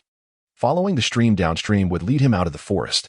Outside the forest was a small plain, where the terrain near the sea became undulating, with some areas connecting to the coast and others turning into cliffs. This part was the terrain he had already explored, and to know the unexplored terrain, he only needed to take a photo of this map and upload it to the system. The first step to forming a society: share your resources with others. If not, draw it out. Arc. This is the topographic map of my location. The materials for drawing are charcoal and wooden planks. If everyone has the capacity, I hope you can record the terrain around you too. Image. Known Jiala. No problem, bro. My rewards are perfect for this. If there are similar parts on two maps, we can determine each other's locations. Wrong lie. Thanks to Arc for taking the initiative. I have a similar idea, but struggled to express it. I suggest that those in high places can light signal fires and use smoke as a landmark for their area. After Arc took the lead, many responded, bringing the day of gathering survivors a bit closer. However, drawing the topographic map was merely a side task. Arc's main goal was still to survey the surroundings and observe the number of wild beasts to determine security plans. If there were particularly many, he would need to buy some iron or to smelt and forge iron gate doors. Fortunately, the number of wild beasts around wasn't too high. At this stage, wooden fences combined with heavy wooden doors and a few traps would be sufficient. He planned to build more fences to enclose some land for growing vegetables. As Arc chopped wood, he envisioned a bright future. Considering the history of their country, farming could be considered a talent. With such fertile land by the river, not farming would be a waste. His grandmother loved eating vegetables, and he could also grow some grapes. His dad loved drinking wine, which would surprise them. Little Gray patrolled around Arc while he daydreamed about a bright future, energetically chopping trees. After gathering enough wood, Arc opened the system interface. The system time had reached noon, and he looked up at the sky. The dark clouds hadn't dispersed yet. Luckily, he had a place to stay. If a storm hit next, it would be too funny if he, who fought against fierce tigers, died from the cold. Arc sighed and returned to the cave, noticing two swallows flying past him on the way back. Upon reaching the cave entrance, he noticed a black line by the creek. Getting closer, he realized it was ants moving houses. Birds flying low, ants moving homes. Damn, my mouth is open wide. Arc returned to the cave and took out the factory core. He remembered that in standby mode, the factory core could act as a voice assistant and had weather forecasting capabilities. Factory core, weather forecast. It is expected that within the next 5 hours, there will be a storm, possibly accompanied by thunderstorms, with no estimated time for the rain to stop, which may lead to greater disaster events. Just what I feared would happen. After throwing the wood into the printer, Arc opened the regional chat channel. Arc, a storm may be coming, possibly accompanied by thunderstorms and expected to last a long time, which could be a precursor to a disaster. Arc's message detonated like a torpedo thrown into water, instantly stirring up a lot of people. The regional channel, which had just been quiet, suddenly became lively. Guan Yuan. I just went fishing and saw a swarm of ants moving. This might be a sign of the approaching storm. Fighting a storm? What should I do? I haven't found a place to stay yet. Wrong lie. As long as there is enough food to eat, don't keep stockpiling. The urgent matter is to find a place to take shelter from the rain. A storm with thunderstorms might last long enough to trigger a disaster, and the human body can't withstand it. Xiongdong. I'm by the sea. Is there anyone who can come pick me up? Just give me a place to stay, and I'll pay whatever it costs when I get back. Dichin, are you mentally disabled? If you could go back, you would have done it already. Who cares about money now? Hurry up and find a shelter. The storm might bring a tsunami. The seaside isn't safe. The regional channel buzzed with heated discussions. Arc glanced at the number of people at the top. 357, 500. Since coming to this world, 143 people had already died. If one doesn't eat or drink, a person won't die within a day and a half. These people clearly died from various beasts or accidents. If the trading system were not open, the death toll would likely be higher, and this storm, along with the subsequent natural disasters, will take who knows how many lives. Now is not the time for lamentation. I can't guarantee that I will survive the natural disaster, so I must prepare quickly. The Arc slid to the status interface, where the rankings were still not developed. It seems that for the puppeteer behind all this, they haven't even left the novice village. At the same time, he also noticed some additional content, such as follow and fans. Over 12 million fans? Most of the attention was from that massive sale of giant lizard meat? No wonder they all came out as soon as I spoke. This lousy developer might as well have made a weather forecast or a survival guide. Having more fans won't fill their stomachs. The Arc closed the interface, stood up, and looked at the printer. The wooden door he wanted had already been crafted. He assembled the wooden door piece by piece, from the frame fitting the cave's outline to the door panel, and soon the entire cave entrance was completely blocked, plunging the interior into darkness. Factory core. Let there be light. As the factory core emitted light, the entire cave was illuminated as if it were daytime, just as the Ark had originally envisioned. But now it seemed a bit insufficient. The Ark opened the door, stepped outside, closed it, and then splashed a bucket of water on the door. When he opened the door again, although the door's waterproofing was decent, water still flowed in through tiny gaps. The ground inside the cave was slightly lower than outside. When the storm came, the cave would definitely flood a lot. To withstand the storm, the Ark decided to make some modifications, not just to the door, but also to the cave's floor. He remembered that when it rained at home, they would make a steep slope at the entrance to prevent water from coming in. The ventilation system also needed a renovation. Although the design of having air intake and exhaust on opposite sides was good, the entrance was quite low and might get submerged. The direction also needed some adjustment. According to the current design, if a particularly heavy rain came, the ventilation system would turn into a water pumping system for the interior. Well, I really am a hard worker. The Ark took out the thermal axe and set the temperature switch to maximum. For a better life, let's do it. Chapter 11 Renovation, Mutual Aid, and Inventory check now. At this cave entrance, the Ark squatted down, using his finger to indicate that the junction between inside and outside the cave formed a slant. Inside was clearly a bit lower than outside. About 5 degrees or so, light rain wouldn't be a big problem. But how severe this storm would be is hard to say. The Ark stood up, watching the thermal axe melting the ground rock bit by bit. Pondering for a moment before pulling up the system screen. The idea was there, but whether it was feasible still needed to be checked with an expert. The thought was right, but reshaping the terrain was too troublesome. Just take some stones, mix in some soil, build a higher slope, and leave only a small exit to crawl out of. The expert the Ark found was named Sinshan, who also designed the Ark's ventilation system. This design had another advantage. When a big disaster struck, the animals in the forest would start to flee, and your home happened to be a cave, which could attract a lot of them. At that time, you could just set up your weapons at the exit, easy to defend and hard to attack. Narrow the entrance and pull it inward, leaving only a lookout window. This design was indeed good, though it was a bit inconvenient for entry and exit. But given that the storm was approaching, special times called for special measures. Just as he was about to close the chat interface, he noticed he had many private messages. Upon opening them, he saw that most were pleas for help. They needed food, water, and ways to resist the storm, or requests to change their living arrangements. The Ark estimated that even if he were to eat himself, he couldn't feed 1/10 of those asking for food. However, there were a few who needed essential tools and asked if he could help, and the Ark decided to assist them. They needed tools, which meant they at least intended to be self-sufficient. For food and water, the Ark could only let them fend for themselves. With the design plan in hand, the Ark set off immediately. He walked to the nearby rock wall outside the cave, wielded the thermal axe, and chopped down the rocks piece by piece. This high-level thermal axe had low consumption and charged quickly, making it hard for him to put down. The rocks cut by the thermal axe retained a molten state on their surfaces, and the Ark quickly piled them about a meter inside the cave entrance. After stacking them, he used the thermal axe to melt some smaller stones and fill in the gaps. Next, he tossed hay on top, ignited it, and let the flames burn freely while he sat aside and crafted tools for a few survivors who needed his help.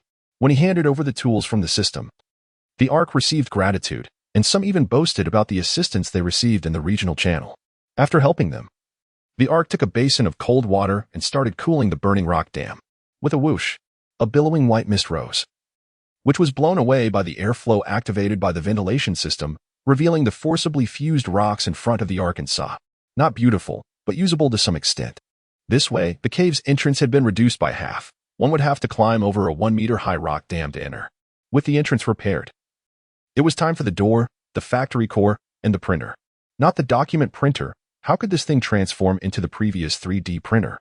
The previously made door frame had been chopped into pieces and pushed into the printer. With a buzzing sound, a new door was pushed out from the other side. The Ark installed it in the order of the outer frame and inner door. This new door was double-layered, with an intricately carved outer layer and a solid composite board layer. By opening the inner layer of composite board, one could see the outside scene and shoot at enemies through the gaps in the carved layer. Practicality and aesthetics coexist, aside from the inconvenience of entering and exiting. Installing the door made it even more troublesome to get in. It required drilling. Next up was the ventilation duct. The Ark opened the air reserved for the ventilation duct on the door, placed the originally ground pipes inside and connected them from the outside. When constructing the entrance, he had already disassembled the pipes, and during the design, they had been set up in a way that made disassembly and assembly convenient. Both the air intake and exhaust had to face downward and be placed at a higher position. After finishing the entrance, because the entire entrance slanted inward, part of the original cave entrance's upper wall could now serve as an awning. The inlet and outlet of the ventilation duct were just set here, and with the openings facing downward, it would prevent rainwater from falling directly inside. The switch outside the cave was also moved inside, and the Ark also prepared a water wheel and a gear set for the transmission device. This was to prevent the outside water wheel from being damaged, as the storm could likely bring flooding. At that time, inside the cave, he could assemble it into a supersized hamster wheel for Little Gray to run in. After securely fixing the ventilation system, the Ark finally let out a long sigh of relief. Now, at least inside the cave, it was safe. Temporarily safe. He didn't know what kind of natural disaster would come or how long it would last. The next step was to check the inventory. Opening the backpack interface, he found quite a few beast pelts and processed animal meats. The skins and internal organs were processed by Rong Liao as payment, with all the internal organs belonging to Rong Liao. After organizing and tallying, the Ark estimated his remaining food, about a ton of beast meat, around 100 pounds of fish, and some vegetables and fruits obtained during the giant lizard meat sale, all adding up to no more than 10 pounds. This was all the food the Ark had. If we talk about whether there's enough to eat, it should be sufficient, but the nutrition is definitely lacking. As a modern person, he knows that lacking vitamins can cause many problems and even lead to diseases. As for seasonings, soy sauce and vinegar are too luxurious to consider for now, but salt is still necessary. Without salt, one would become weak. Even animal blood contains salt. But Ark refuses to drink blood. There is a sea nearby, and he could store some seawater, which would not only provide sea salt, but also allow for the distillation of fresh water. It's a bit far, but he still has to go. Although he could buy it, a storm is approaching, and behind the storm is a natural disaster. Due to the storm, water resources will rapidly depreciate. But food prices will rise, and the price of salt, such an important seasoning, is likely to skyrocket. Ark rubbed his head. The demand for salt is enormous, as everyone needs it. Historically, salt traders have been incredibly wealthy, and there is a reason for that. When it's possible to obtain it oneself, spending a large amount of resources to buy salt is clearly not a good idea. Next, what about vegetables and fruits? Ark took out a large wooden box and found several types of vegetables and fruits inside. Although there were many varieties, the quantity was too small. Basically enough for a bowl of mixed soup. There must be some place in the forest where vegetables grow, but where could that be? If only there were an agricultural product radar. Radar? Ark, holding the vegetables and fruits, suddenly thought of something and turned to stare directly at Little Gray. Chapter 12. Radishes. Crocodiles and biological armor. This is a radish. This is bamboo shoots. This is a tomato. This is a potato. This is a sweet potato. And this flavor is really strong. It must be garlic. After organizing a bit, he left the cave with Little Gray. Little Gray was much more agile than Ark. He had to slowly crawl out, while Little Gray sprang out like a lion jumping through a circus ring. Once Little Gray was out, Ark placed the radish in front of its nose. Have you seen this kind of vegetable? Every time he spoke, the factory core translated it into something Little Gray could understand. But since Little Gray's wolf pack had not yet developed a language, Ark had to keep using gestures to aid understanding. Similar communication had happened many times before. Sometimes it was very smooth, like when Little Gray led Ark to the cave. But sometimes it didn't go well, like when Ark wanted it to patrol nearby, and it ended up running in circles around a tree. Oh woo. Little Gray lowered its head to sniff, then barked and ran deep into the jungle. Ark felt this time should be successful and quickly followed Little Gray. After a moment, Ark saw a lake with shimmering waves, but the water was not as clear as a stream and appeared somewhat murky, resembling the normal lakes he had seen before. Little Gray stopped about 3 to 4 meters from the lake's edge, and Ark saw a lush patch of green leaves growing in front of it. Radishes. Upon seeing the familiar leaves, Ark immediately wanted to go forward, but Little Gray blocked his way. What's wrong? Ark was a bit confused but quickly realized that with such a large lake, there might be something lurking inside. He looked around and saw a spotted deer not far away, lowering its head to drink from the lake. Suddenly, an unexpected event occurred. Before the deer could drink, a massive mouth emerged from the water. The deer's neck was caught in one bite, and it didn't even have time to cry out or struggle. With a splash, it was dragged to the bottom of the lake. All of this happened in an instant. Ark questioned himself. If it had been him close to the lake's edge, would he have been able to dodge the crocodile's strike? If he had gotten close, he would have likely met his end right there. Clearly not. At that speed, he would have been caught off guard, unable to use any weapons, and would have died with resentment, becoming crocodile waste in the water. Core, report remaining power. Ark had recently realized that the factory core and he were quite in sync. No matter what he called it, it understood he was referring to himself. So he felt free with his terms. Current remaining power is 35. This core is already tired of changing forms and painfully recommends biological armor, consuming 30 energy. What surprised Ark even more was that this core seemed to have emotions. Perhaps it had processed too many tools recently. All right, sounds impressive. After agreeing, the factory core flew into the air and shattered, each piece shooting out lasers to print a belt and a plate. As these two items landed in Ark's hands, the factory core reassembled. After collecting the biological genes, insert the collection card into the nanodriver. The energy consumed comes from yourself. Short-term use is fine, but for all-day wear, it is recommended to install built-in energy. Ark quickly understood how to use it. But what amazed him was that these two items were directly printed out by the core, not transformed from itself. Why was this time created out of thin air? Compared to turning me into a weapon, directly manufacturing a weapon is more appropriate. I have no objection to the user doing good deeds, but I hope the user cherishes me more. I am the Cyborgler factory core, not a shapeshifter, and certainly not a printer. Is this metal box throwing a tantrum with me? Ark thought for a moment. If he were a sniper rifle and the user kept using his stock to crack walnuts, he would feel frustrated too. All right. I admit my mistake. I will cherish you more. Ark had no worries about the factory core increasingly resembling a person. He was genuinely happy about it. The factory core had accompanied him through storms, being his capable assistant. Understanding his intentions was the best thing ever. After putting the core back in his backpack, Ark donned the belt and inserted the collection card. System voice, initiating gene input, tiger structure beginning. He shouted the lyrics he had just composed, and the driver erupted with swirling black mist, which solidified into armor, arming him. After donning the armor, the world looked different to him. There was temperature, wind force, infrared sensing, sonar, and how could the power drain so quickly? Low power consumption. Switch to low power mode. The collection card displayed a tiger pattern, and Ark guessed it was from when the factory core collected tiger genes from the blood during his first tiger kill. At this moment, Ark felt a surge of strength filling his body as he punched the ground. Boom. The ground caved in, startling the birds in the forest. With such backing, what was there to fear? Ark swaggered to the riverbank, picked up a stone, and threw it in. As the water rippled, a crocodile charged out. But at this point, Ark was already able to react to the crocodile's movements, grabbing its upper and lower jaws. Snap! Both of Ark's arms were caught in the crocodile's bite. He had let his guard down. This creature was known for its biting force. The armor's defense was sufficient. The crocodile's teeth could not penetrate or deform it, but Ark couldn't free himself. He had no choice but to step back, dragging the crocodile onto the shore. Only then did he see the size of this crocodile, including its tail. It was about 4 to 5 meters long. And such a crocodile had a biting force measured in tons. Deactivate low power mode, maximum power output.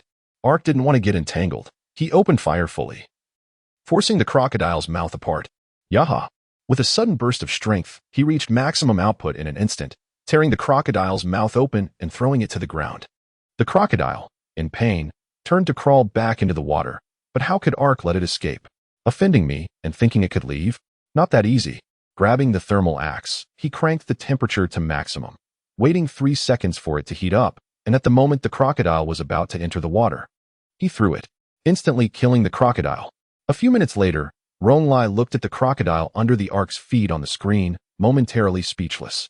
Peel it, the usual, and I'll send you something. Staring at the crocodile that was sent over, holding a large white radish in its mouth, Ronglai was at a loss for words. In the end, he could only mechanically utter one word. Okay. On the other side, Ark finished pulling the radishes, counted them, 70 or 80 pounds, more than 30 pieces. He waved to Xiaohui, just like when looking for radishes, and took out some garlic. Chapter 13, Direction, Siphon Effect, and Public Opinion Entangled. Just a sniff, just one. I'll give you a bonus tonight. Forget it, the core is out to work.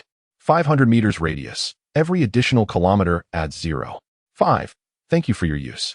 This is called taking advantage of the fire. Haha. Xiaohui was very resistant to the garlic, so Ark had to take out the factory core. not expecting this thing to actually take advantage of the situation. If you keep this up, I'll smash you. Didn't we smash each other on the first day we met? From this sentence, Ark even heard a tone. Wow, this thing holds grudges. Is it my fault you ran out of power? And why have you been getting smarter lately? For you. The factory core continued to explain. After the power exceeds 30, the system conducted a comprehensive evaluation, believing that to cope with the upcoming challenges, the user needs a smarter assistant. Therefore, the level was raised, and a simulated personality was created based on the user's daily behavior data, currently tentatively named Number 1. Comprehensive functions will be further unlocked as power increases, and the user's expectation of a mech girl will no longer be a luxury. Lower your voice, lower your voice. Ark glanced around, suddenly feeling nervous. When he saw the infinite potential of the factory core, he had such delusions. No man doesn't love mechs. And combining a cute girl with a mech means double happiness. But he would never voice such delusions. He felt that in the current environment, such fantasies were quite shameful. How do you know this? Can you read minds? Does the user know they talk in their sleep? Ark fell silent. According to the map provided by the factory core, Ark found the garlic and some other vegetables, and also picked some edible wild plants. When the factory core scanned the surroundings, it used a more resource-saving method. Since vegetables wouldn't run away, it only scanned once, outputting a static map, ultimately costing only 1 power.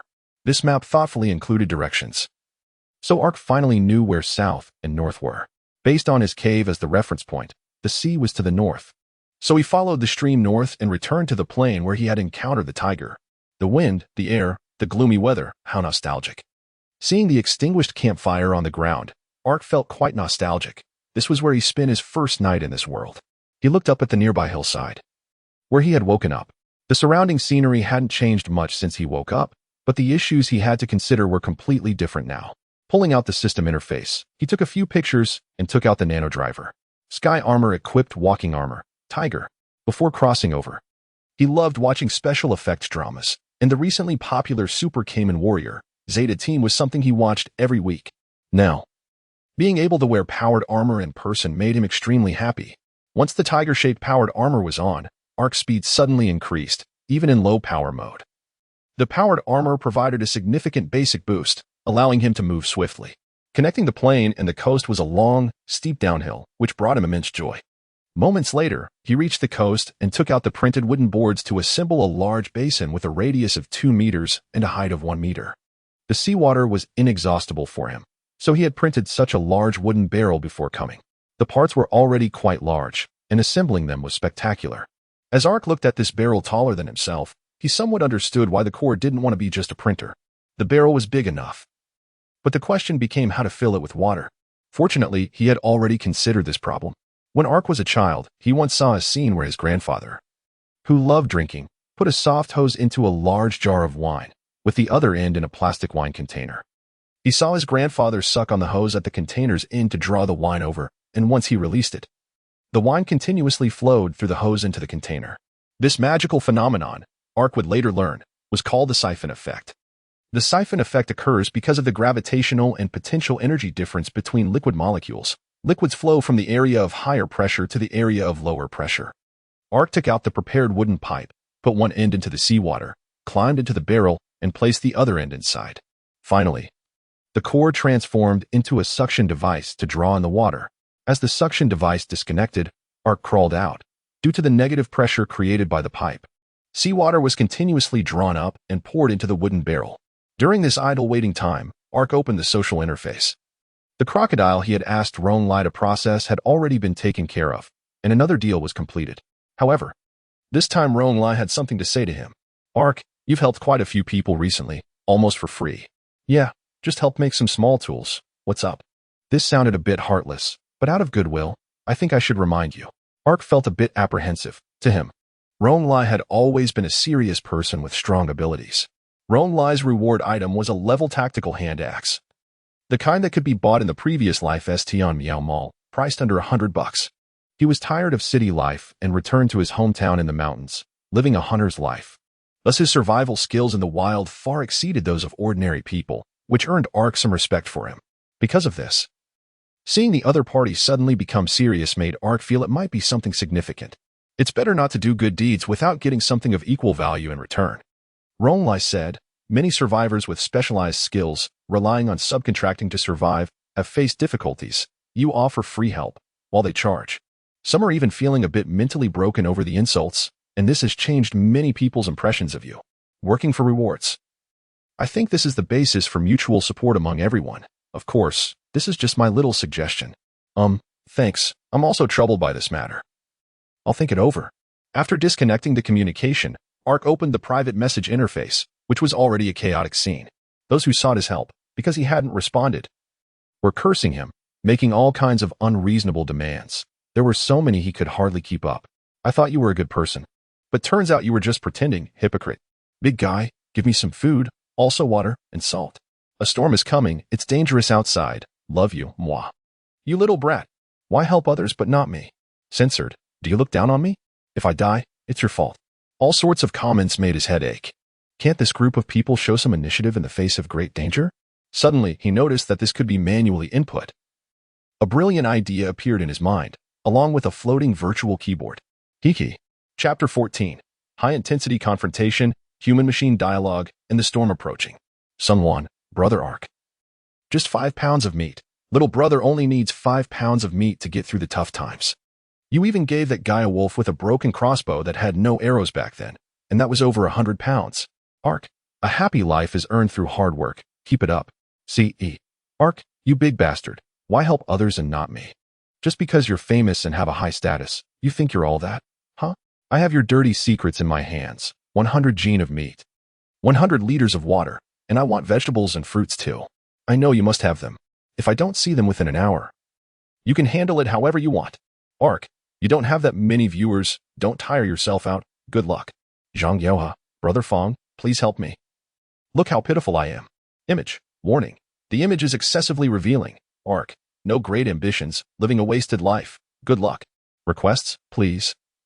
And demands all received replies from Ark in a very short time, but the responses were just motivational quotes, sometimes with a sarcastic tone. If the conversation continued, Ark would start to repeat his previous statement. For a moment, both the regional and world channels were buzzing with the same news. Ark has gone mad. Meanwhile, Ark was wrestling with a shark. In a full tiger suit of armor, he was creating sparks of passion while clashing with a shallow water shark, going back and forth, chasing and being chased. One moment he would throw the shark into the sand, and the next, the shark would leap and knock Ark over. Clearly, the one responding to messages was not him.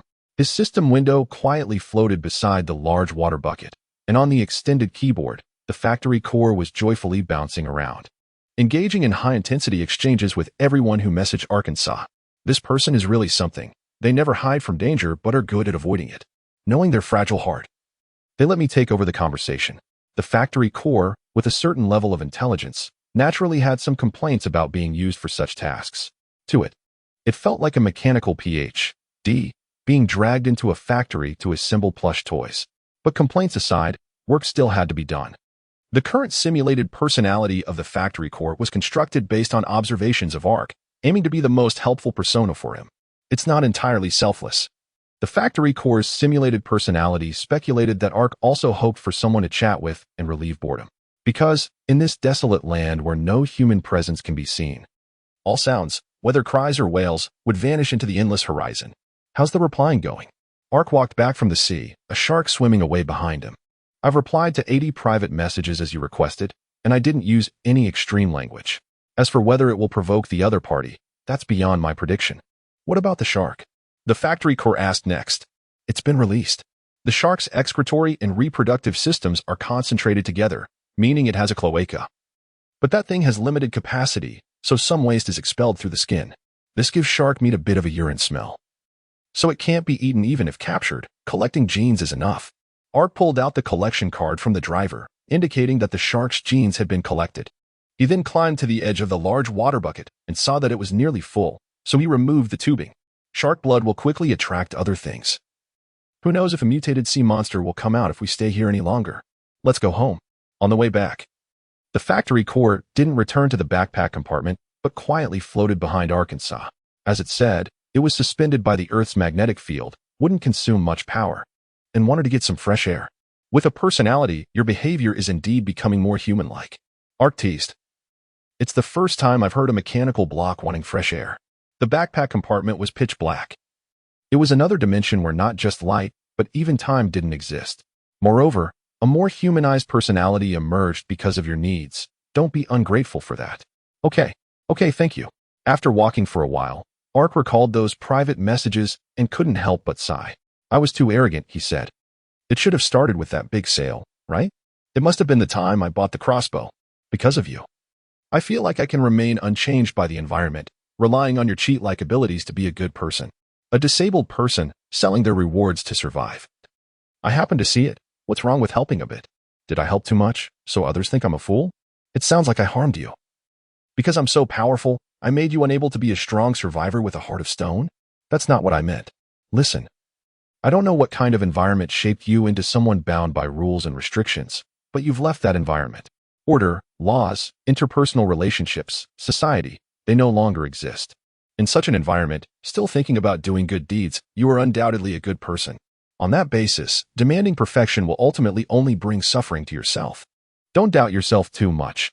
Live freely and confidently in this new world. Ark was silent for a while, and suddenly he chuckled. Haha, thank you. I feel like I'm about to fall in love with you.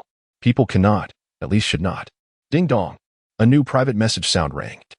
And the factory core floated over, but Ark reached out to stop it. Let me take a look. He opened the system, clicked on social. And this time the sender surprised him. Fei Wu, long time no see, Arkansas Fei Wu. Thanks to you, I got through the darkest time. Fei Wu, I've seen many criticisms about you, and I didn't know how to support you. After thinking it over, I realized that I clearly took advantage of you, but never said thank you. Thank you for your generosity and kindness. Let's work hard to live until the day we meet again. Fei Wu. Image. Fei Wu. This is a little token of our appreciation. Request to receive. The image Fei Wu sent was of him holding a spear, embracing two tigers, one missing an ear and the other half a tail. Surrounded by the two tigers, looking like a king of the jungle. You tamed two disabled tigers with the meat you provided. That's quite lucky. The factory core praised from the side. Look, you've saved someone's life. Without your meat, he would probably be in the tiger's belly right now. And he even gave you a gift. Ark received the item sent by Fei Wu, which was a spotted deer, although he could endure it. The joy of good deeds being rewarded made him unable to stop smiling. Boom. Suddenly, a thunderclap echoed from the sky, making Ark, lost in joy, shiver all over. He looked up at the sky, dark clouds churned, and lightning flickered. A strong wind suddenly swept through the forest, and he immediately shielded his eyes with his arm. He glanced at the system time and realized it had unknowingly turned to dusk. A storm is coming. Chapter 15. Clothes, attracting attention. An animal migration Ark stored the factory core back into his backpack and quickly rushed towards the cave with Xiaohui. By the time he saw the cave, it was already drizzling lightly in the sky. Thank goodness for being timely. I have no clothes to change into. Passing through the wooden window at the entrance, Ark closed it tightly behind him, then took out a lighter and ignited the pit in the center of the cave. As the flame rose, light and heat gradually filled the cave, and the smoke produced by the fire was drawn away by the ventilation duct, replaced with fresh air. Ark took off his clothes and changed into the bark clothes he exchanged during the giant lizard meat sale. He poured a bit of water into a wooden basin and washed his somewhat damp clothes. The bloodstains from the tiger had already dried, no matter how much he rubbed. They wouldn't come off. This set of clothes was bought during a discount. They were durable and had been worn since he was 19. Now 3.5 years later. Clothes require many processes and techniques. Old buddy, you'll have to accompany me for a while longer. As Ark rubbed, he recalled many memories and smiled. Oh, whoa. The sound of a wolf howling interrupted Ark. He turned around and saw Xiaohui looking confused. Wasn't that you howling? Ark's mind turned, and he quickly stood up, ran to the cave entrance, and opened the second layer of wooden planks on the wooden door, allowing him to see the outside situation through the hollow-carved first layer. A beast siege? How did this become a part of the scenario? Outside the cave, a pack of wolves gathered around. Ark didn't know if they were there to escape the rain, seek refuge, or hunt Little Gray. All he knew was that his food supply was about to increase. He took out his crossbow, knocked an arrow, and pulled the string. Aiming at the wolf packed through the gaps in the door and window, he pulled the trigger. With a howl, one wolf fell to the ground, and the others scattered in fear. But Ark wasn't going to stop there. He continued to knock arrows, shooting one after another, leaving 2 more wolves behind before they escaped his effective range. After retrieving the wolves, Ark continued to wash clothes as time ticked by. The sound of rain outside grew louder, accompanied by claps of thunder. He hung the clothes to dry by the fire and rummaged through a large wooden box to find an iron pot. This pot was a beautifully crafted reward from a foreigner named Xiao Tian who had come to trade for meat. After placing the iron pot over the fire, he poured in a bit of seawater and covered it with a lid that could condense distilled water. He needed salt. During this dull waiting time, Ark opened the social interface's regional channel again. Wu Zhou, I found a tree hole to squat in. It's a bit cold, and I can't stretch out my body. Sigh, life is really tough. Xiao San, I found a tree hole in a mountain nook. Although it's breezy from both sides, at least I don't have to get rained on. Zhuya, we built a small tent with wood. Right now, we're sheltered from the rain, but we're afraid wild beasts might come and carry us away to eat us. Xiao San, with such strong wind. Is your tent not blown askew? Zhuya, we reinforced it. Brother Ark helped me with some tools and chose a good spot. Wu Zhou, speaking of Ark, it's a pity. He did a good deed, and now he is being forced into silence. That group of greedy pests will make other big shots feel disheartened. The world channel is buzzing that we've driven our own people crazy. Many of them are foreign names. What a shame. It's embarrassing. Ark, huh? I'm doing fine, busy preparing for disaster, so I haven't been chatting much. Wu Zhou damn. Xiao San damn. Zhuya, brother Ark, long time no see. Ark, long time no see. Ding si. Hypocritical trash, I curse you. Just as Ark greeted someone jumped out to curse at him, which made him feel quite uncomfortable. After all, he hadn't offended anyone. Trees attract the wind, indeed. Ark sighed, but he didn't counter because, first, the other party didn't seem to be here to reason with him, and second, since the other party started cursing him, someone had already stepped in to defend him. Being upright means not fearing shadows. Justice resides in the hearts of the people. Tang Xiaoxian, look, it's someone who failed at extortion and is now angry and embarrassed. Nong Jiala, don't worry about it. After this heavy rain, we won't have to wait for a natural disaster. That waste will probably be eliminated soon. Let us cherish the last moments we have with him. Wu Zhou, brother Ding Si, feel free to curse. Us self-reliant people are destined to outlive you. Just consider it leaving a mark in this world. Feel free to curse, and people will remember you as much as they can. Despite some people joining in the criticism and insults against Ark, most stood by his side. Some even posted private message screenshots, trying to expose Ark's true nature. However, Ark's replies to these people were either inspirational quotes or repetitions of inspirational quotes. Aside from positive energy, it was still positive energy. Occasionally, a few remarks seemed sarcastic. But compared to the other party's questions, they turned into gentle advice. Someone, brothers, I'm really pitiful. I have no food or drink. Can't you bear to watch me die? Ding Si, you all accepted his benefits and are speaking for him. He has tried to establish a reign of terror. A dictatorship. Gradually, those who insulted him either began to play the victim or started rambling incoherently, and the regional channel was filled with a lively atmosphere. Wrong lie, no food or drink. We have supplies everywhere here. You don't work hard and can't tell grains apart. Yet you're harsh on those willing to help others. You deserve it. Fei Wu, heaven helps those who help themselves. Wanting to freeload without giving anything in return?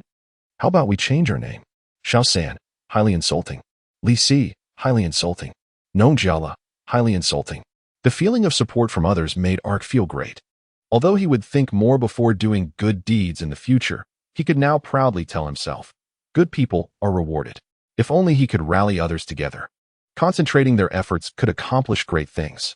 For example, one group responsible for collecting water, another for hunting, another for cooking, and another for making tools. A society of division of labor could emerge, but no matter how he thought about it, that was still too far off. Currently, the system didn't have a chat room function. Everyone could only squeeze into the regional channel, and video conversations could only be one-on-one. After the natural disaster, the system would upgrade. He didn't know if it would add the features he needed. That said, what exactly would the disaster be? As if answering Ark's question, the sounds of thunder and heavy rain outside grew louder, and even the ground trembled slightly. It couldn't be an earthquake. Ark hurried to the cave entrance to look outside and saw a large group of animals running in the distance, immediately letting out a sigh of relief. It turned out to be a mass migration of animals. Migration? Ark felt a bit anxious. Animals are more sensitive to natural disasters than humans. Many disasters occur after groups of animals migrate. With 14 hours left until the disaster, what kind of calamity could make animals start fleeing from this land so soon? Chapter 16, Reflection, Beast Attack and Hotpot Gathering. After the storm comes the disaster.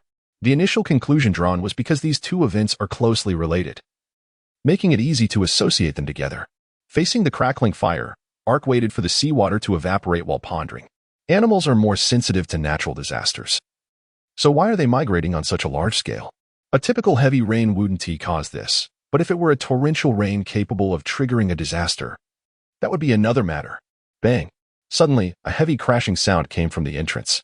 Ark quickly got up, grabbed his crossbow, and through the wooden door. He discovered a rhinoceros crashing against the entrance. This rhinoceros was as large as a small car. Ark estimated that a few more crashes would break through the stone pile beneath his wooden door. Thankfully, he had improved the entrance design. If it were just a wooden door, it would have already shattered with a single hit. Ark knocked an arrow and shot at the rhinoceros, each time waiting for it to charge closer before shooting. The rhinoceros had thick skin but wasn't completely impervious to pain. After a barrage of shots, the rhinoceros, now resembling a porcupine, turned and fled. Ark didn't plan to chase, in this situation, with plenty of food and no special reason. He didn't want to leave the warmth of the cave. For a while afterward, Ark repelled several other invading animals, each one so large it surprised him. And he took pictures of each. Could these all be extinct species? After driving away a large male deer, Arkansas muttered to himself in question. He planned to send these breakthroughs to that biogeologist. This way, he could get some answers. But before that, he closed the second layer of the door to seal out the cold air and returned to the warm fire. The seawater had nearly evaporated, leaving some crystals at the bottom. Ark rubbed a bit on his tongue. It was salty. Great, he had salt now. Ark carefully put this little bit of salt into a small wooden tube, leaving only a small portion at the bottom of the pot. Then poured in fresh water and continued to heat it while taking out a cutting board to start slicing meat and vegetables. For dinner today, he wants to eat hot pot. He knows that this is a bit extravagant given the current environment, but he just wants to eat. Moments later, the aroma of crocodile meat hot pot wafts through the air. Fang Zhou takes a small sip and feels as if he's in a dream. The taste is like chicken soup, yet also like fish soup, extremely delicious. As he eats, he lets out a long sigh. This period has been filled with fighting beasts and sleeping in the wild. If he counts the actual time, it's only been a day and a half. But it feels more thrilling than the past 3 years combined. Afterward, he pulls up the system's social interface like an ordinary young man dining in a city restaurant and starts chatting. Selecting the range, click. All right, upload. Fang Zhou, finally. I can relax a bit.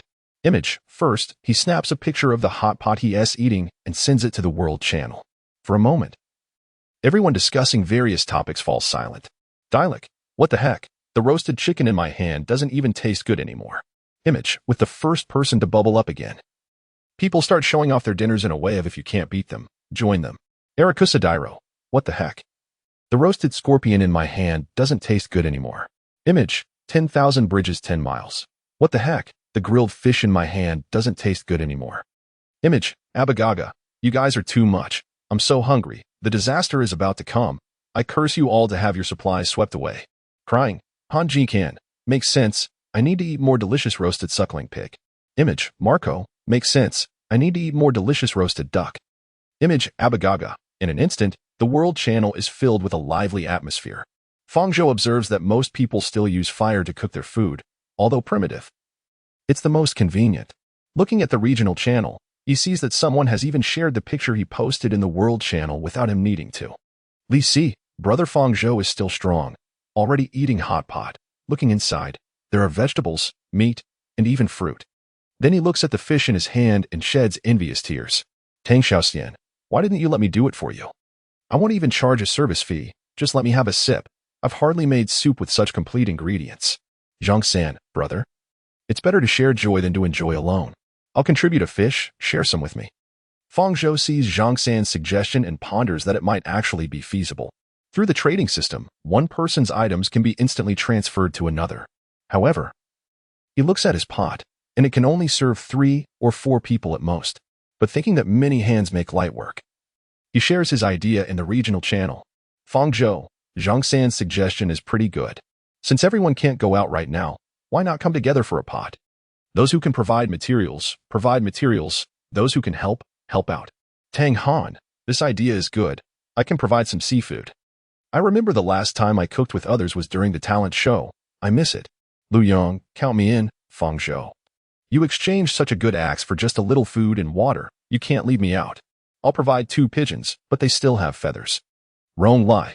Leave the processing to me. There are a few good hands in the area for handling ingredients. Let us all have a cloud feast together. Fang Zhou. Hold on, let us not get too excited. The main issue is that I don't have a pot that big. Tang Xiaoxian. I have one. A professional soup-making robot. It can also make Hotpot. Today, this lady will serve as your waitress for free. If only there was a more efficient fuel than firewood. Xiao-san. I have it. I have coal here. Shui Guxiang, can I join? I found wild chili peppers. Yuan Xian. I'll provide some wild vegetables. It's not good to only eat meat. We need some greens. Utilizing the instant item transfer feature of the trading system. The idea of having a communal meal quickly gains support from many people. This is a distribution of resources after concentration. Everyone contributes materials, and everyone can eat hot pot. Outside, the storm rages, thunder and lightning flash, and the temperature drops. Everyone wants something warm to heat up, and now that there's an opportunity for a communal meal, they are naturally excited. However, amidst the harmonious discussion, a few figures appear that make Fang Zhou frown. See, Brother Fang, it was my fault before. Can I also join? I'm so cold. I want to drink hot soup too. Zhuya, sister, where's your previous bravado? We're all adults now. Once the bow is drawn, there's no turning back. Ding Si, Brother Fang Zhou, before I received instructions from a foreigner to make things difficult for you, I realized I was wrong. Give me a chance. Wu Zhou. Oh, isn't this thing big, brother? It has been long since we last met, and you've really changed. Whereas your foreign master. Some who had previously attacked Fang Zhou also wanted to join in, and naturally, they were met with resistance from others. Just as Fang Zhou noticed this, he received a private message from the main cook, Tang Xiaoxian, inquiring about his thoughts. Chapter 17, Punishment, Party, and Derivative Issues. Brother Fang Zhou, those people are too bad. Some even side with foreigners to bully their own compatriots. You are a good person. If you can't be harsh, let me be the bad guy this time. I'll prepare a separate pot for them, add some ingredients, and make sure they remember it for life. Looking at the image of this angry little sister, Fang Zhou was momentarily at a loss for words. This was the first time he saw Tang Xiaoxian like this. He had originally thought she would be an older sister, but it turned out she looked even younger than him. Her angry expression was quite cute. To be honest, it didn't feel good when they attacked me. Fang Zhou sighed. Forgiving is, of course, impossible. They probably really see me as a fool. There must be some punishment, but it shouldn't be too harsh. Brother, your reasoning is making me dizzy. What do you think we should do? Tang Xiaoxian said. It's not good to waste time on these few people. The regional channel is still waiting for you to plan something. How about this? Let them only provide materials and not contribute physically. The materials they provide can be set aside. Fang Zhou nodded and gave his response, just in case they play tricks. It could be like a mouse spoiling a pot of soup, and after we finish eating, if there are any leftovers, we can divide those among them. Tang Xiaoxian thought for a moment and showed a look of realization. Understood. This time let them recognize their position. She revealed a scheming smile, ended the video call. And that final smile made Fang Zhou shiver. Hopefully, she didn't overinterpret. It's not me who suffers from overinterpretation, it's their karma. Fang Zhou finalized the punishment for those who had attacked him and switched the interface to the regional channel. Unbeknownst to him, he had become not just the initiator but also the organizer of this activity. So he began to take the initiative. Fang Zhou, for ingredients. I'll provide 50 pounds of crocodile meat. The water has already been given to Xiaoxian. Rong Lai, please contact the others to get moving. Rong Lai. All right. Nong Jiala, fresh vegetables will be here soon. Tang Han, there are quite a few oysters this time. Everyone come and replenish. Fei Wu, it's so lively. How can we not have some rabbits? Survivors all began to take action, participating in this grand event. Rong Lai distributed the collected ingredients to other cooks in turn and then took out his stone knives, each glinting coldly. Nong Jiala pulled up vegetables from the ground, satisfied as he patted the agricultural drone beside him. Tang Xiaoxian watched the ingredients continuously being sent to her backpack and quickly shouted in the regional channel that it was enough. The combined meat, vegetables, and other edibles provided by everyone totaled up to 3 tons. So far, there are more than 300 survivors, almost all of whom have joined in this celebration, creating quite a lively atmosphere. This commotion reached the world channel, and some areas began to imitate it, while others gave up due to mutual suspicion. By the time Tang Xiaoxian's hot pot was ready and bowls were being distributed, the survivors, each receiving a bowl full of hot meat soup, seemed as if they were sitting at the same table, beginning to raise their bowls in celebration. Thank the earth for its gifts. Nonsense. Thank our bravery. Natural disasters will never defeat us. We will conquer this land. Who are we? Heroes, dominators, pioneers, warriors, humans, regardless of the environment, tonight. The flame of hope in the hearts of the survivors in this area burns even brighter, except for a few individuals. Area channel, what about me? Why haven't I received mine yet? I also provided a little bunny. Can I get mine first? Did you all swallow my fish? I see others are full. Why hasn't it come to me yet? Shut up. Am I not human? Don't I get tired? Try serving tea and water to over 300 people. Tang Xiaoxian spoke directly in the chat channel. There are still more than 2,000 pounds of ingredients left with what you have. I could throw it out to feed dogs without blinking. If you don't want it, you can apply for a return. If you want to drink warm soup, just wait patiently. As the ancient saying goes, reflect on oneself 3 times a day. You all happen to have time to learn from the ancients. Once these words were spoken, those protesting understood that this was their punishment. Unity is strength. A large portion of the survivors in this area agreed with this statement. When one person shares the food they have hunted at a low cost with others, or when someone spends their precious time making practical tools for others, most survivors will agree that they are a good person. However, among the vast crowd, there are some individuals who started making excessive demands on him, trying to attach themselves to him and draw from his resources to survive. After failing to do so, they resorted to lowly means to attack him. Even if the victim forgives them afterward, their status in the hearts of other survivors has already plummeted to the bottom, becoming the lowest of the low. The banquet lasted for several hours, and afterward, nearly 2 tons of ingredients remained unused. These ingredients were piled up in the cave where Tang Xiaoxian was located, in various types, and could not fit into the backpack compartments. So, as a continuation of the banquet, people began to discuss solutions. Wrong lie. I only donated a bit of animal offal, so I don't have much say. Let us first hear what Fang Zhou thinks. Wrong lie, responsible for skinning, emptying intestines, and various processing tasks, is someone every hunter in this area interacts with, gaining him considerable prestige. So when he spoke, others followed suit. Li Si, with so many leftover ingredients, it's hard to determine who belongs to whom. Even if we split it evenly, it would be troublesome. Let us hear the suggestion from the event initiator, Fang Zhou. Tang Xiaoxian, I second that. Seeing that he had such overwhelming support, Fang Zhou was momentarily speechless. He was particularly intelligent, and he knew that it's not about having less but about fairness. If such a large amount of wealth is not handled properly, today he might still be a great benefactor, but tomorrow he could become a great villain. So he called out the factory core to ask for its opinion. Establish a disaster relief organization, concentrate management, unify distribution, and provide precise assistance. The 3-4 character phrases spoken by the factory core sounded very familiar to Fang Zhou. If you want to help more people, why not take this opportunity to unite like-minded individuals? Many hands make light work. The core's words enlightened Fang Zhou, reminding him of an organization commonly used by capitalists to evade taxes, but originally intended for charity, a charitable foundation. Chapter 18. Disaster Relief Team, Elections, and Speeches. Establishing a disaster relief foundation, or disaster relief team, to concentrate resources and combine everyone's strength is the most effective way to combat natural disasters. However, as this idea emerged in his mind, Fang Zhou also had concerns. Each person in the disaster relief team would control a large amount of resources.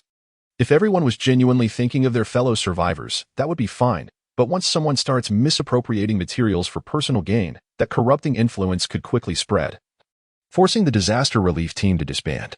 Among the remaining 357 people, Fang Zhou couldn't say that only a few were bad. Good people and bad people can switch roles. For example, many entrepreneurs start off as brothers and partners through thick and thin. Once the business succeeds, various conflicts arise. The person who once shared instant noodles with him is now the same person who, for profit, has severed ties and refuses to interact. People remain people, but people can change. Even Fang Zhou himself couldn't guarantee that if one day the factory core no longer lacked electricity, he would lead everyone to build a new home or create an airship, living like a god high in the sky, enjoying life while casually observing the suffering of people below for amusement. The disaster relief team can help others now, but it must have a perfect supervision mechanism. To gain the trust of others, it must be supervised by others. Fang Zhou mumbled to himself, reasoning through his idea. If someone misappropriates disaster relief materials, let them step down, and then allow the masses to elect capable individuals to take their place. Others should also be able to propose good suggestions. So we planned to discuss it with them. Fang Zhou opened the social interface and shared his thoughts with everyone. There were not only suggestions but also concerns about this initiative. Lu Qingyin, I think it's feasible, but how should the specific candidates be decided? As the initiator, Fang Zhou, you will surely hold a position, and everyone trusts you, but relying solely on you won't work. I recommend that everyone conduct elections. Lu Qingyin is a survivor with a high-level reward and a master lumberjack. He is currently the person who has sold the most wood, and some of the chopsticks, spoons, and bowls for this banquet were provided by him, which he did not reclaim but gifted to other survivors, earning him popularity. Wrong lie. Just after the banquet, everyone is basically present. How about we spend an hour recommending candidates? Qingyin and I will be responsible for the statistics. Wrong lie, who also has prestige in the area channel, spoke up, and with the agreement of others, the election for the disaster relief team members began to unfold enthusiastically. Some recommended themselves, others recommended people they thought were suitable, and some even began to give speeches to campaign for votes. An hour and a half later, the initial members of the disaster relief team were nominated. Wrong lie. Total votes 285, participation rate 80. According to the statistics, I will announce the first batch of members of the disaster relief team, which are the top 5 vote-getters. 5th place, a hunting expert, archery master, and carpenter, Lu Qingyin, with 8 votes. Thank you all for your support. I will continue to work hard to ensure everyone has meat to eat. 4th place, a vegetable tycoon and practitioner of To Get Rich, First Farm, who provided 20 of the vegetables for this banquet, Nong Jiala, with 18 votes. Thank you. Thank you. I will seek out more fertile land so no one goes hungry again. 3rd place, the little fairy who brought hot soup to everyone in the cold winter, Tang Xiaoxian, with 40 votes. Thank you for your support. I will not forget my original intention and mission, and will lead everyone towards a happy life. 2nd place, I want to brag. It feels a bit awkward to praise myself, Wrong lie, with 46 votes. Thank you all. 1st place, eh? Brother, why are you causing a commotion? You've killed the competition, Fang Zhou, with 114 votes. Now, please say a few words. Fang Zhou was momentarily at a loss for words. What could he say? Actually, I don't have much ability. Reaching this position is purely due to everyone's misguided affection. It's a bit embarrassing, and if you don't believe it, my original intention was not like this. Everyone, please look for someone more capable. It's really not good, or I'll be scolded to death. Ark has never been a leader before, but his intuition tells him that he should say something uplifting. After tonight, disasters will come, and the higher everyone's morale, the less likely they are to be frightened by the calamities. So he pondered for a moment and opened the voice message. Comrades, for reasons that are still unclear, we have been on this primitive land for 2 days now. From the very first second, the conveniences of modern life have vanished completely. Everyone is in danger, hunger, cold, wild beasts, and even a small rain can take our lives. In our area, we have already lost 153 comrades. This is far from the end. There will be disasters ahead, and perhaps even greater dangers and sufferings await us after the calamities. But we, the people of Huaxia, are not afraid of hardships. Our ancestors unified the world, our great leaders expelled foreign enemies, and our parents built a strong nation. Each of us is just a flesh and blood body, but we have red blood flowing in our veins. We are harder than iron and stronger than steel. No matter what difficulties arise, they cannot break us. The disaster response team is established today. I am not one for speeches and can't say anything inspiring and compared to words. I feel that what is needed most right now is action. It will take some time to organize and categorize, but starting tomorrow, we will provide precise assistance to the most distressed comrades. Comrades, please supervise us as well. If one day someone goes against their original intention, I hope to receive your help. Everyone makes mistakes. As long as one does not persist in their mistakes, they can change and start anew. From having nothing at the beginning to hunting wild beasts and lighting fires, the path we walk is the same as that of our ancestors thousands of years ago. And we, retracing this path, will do even better. How long will this road take? I will say a number. May the world prosper for 10,000 generations. In the last sentence, Ark nearly shouted it out. Under his influence, the entire chat channel echoed this phrase. He knew that the flame in everyone's heart had been ignited. And whatever disasters followed, they would face them bravely. After this night, time flew by. Survivors woke up as usual, but things were a bit different. On the first morning after the establishment of the disaster response team, every survivor was given a bowl of meat soup. A decision made after discussions among ARC and the other four to solidify the good impression of the aid group. Although it was just this once, it made people from other areas envious. However, this envy did not last long, as the countdown in the sky had less than 3 hours remaining. Chapter 19. Coordinates, Disasters, and Shelters. The countdown in the sky became larger than ever, as if warning that disaster was imminent. Each area began frantic preparations for disaster response. While it was called preparation, most areas could do little. The area where ARC was located faced heavy rain, and other areas were not faring any better. Some places were hit by strong winds, while others experienced hail. Disasters were occurring in every region. Because of this, ARC was even more certain that this storm was a precursor to the coming calamity, and the disasters that followed would definitely be related to the storm. After finishing breakfast, ARC opened the social channel, where many people were speculating about what kind of disaster might come. Wu Guwei, regarding the storm and the terrain around us. The most likely disasters are landslides and floods. Zhang San, not necessarily. A lot of people woke up by the sea. It could be a super tsunami.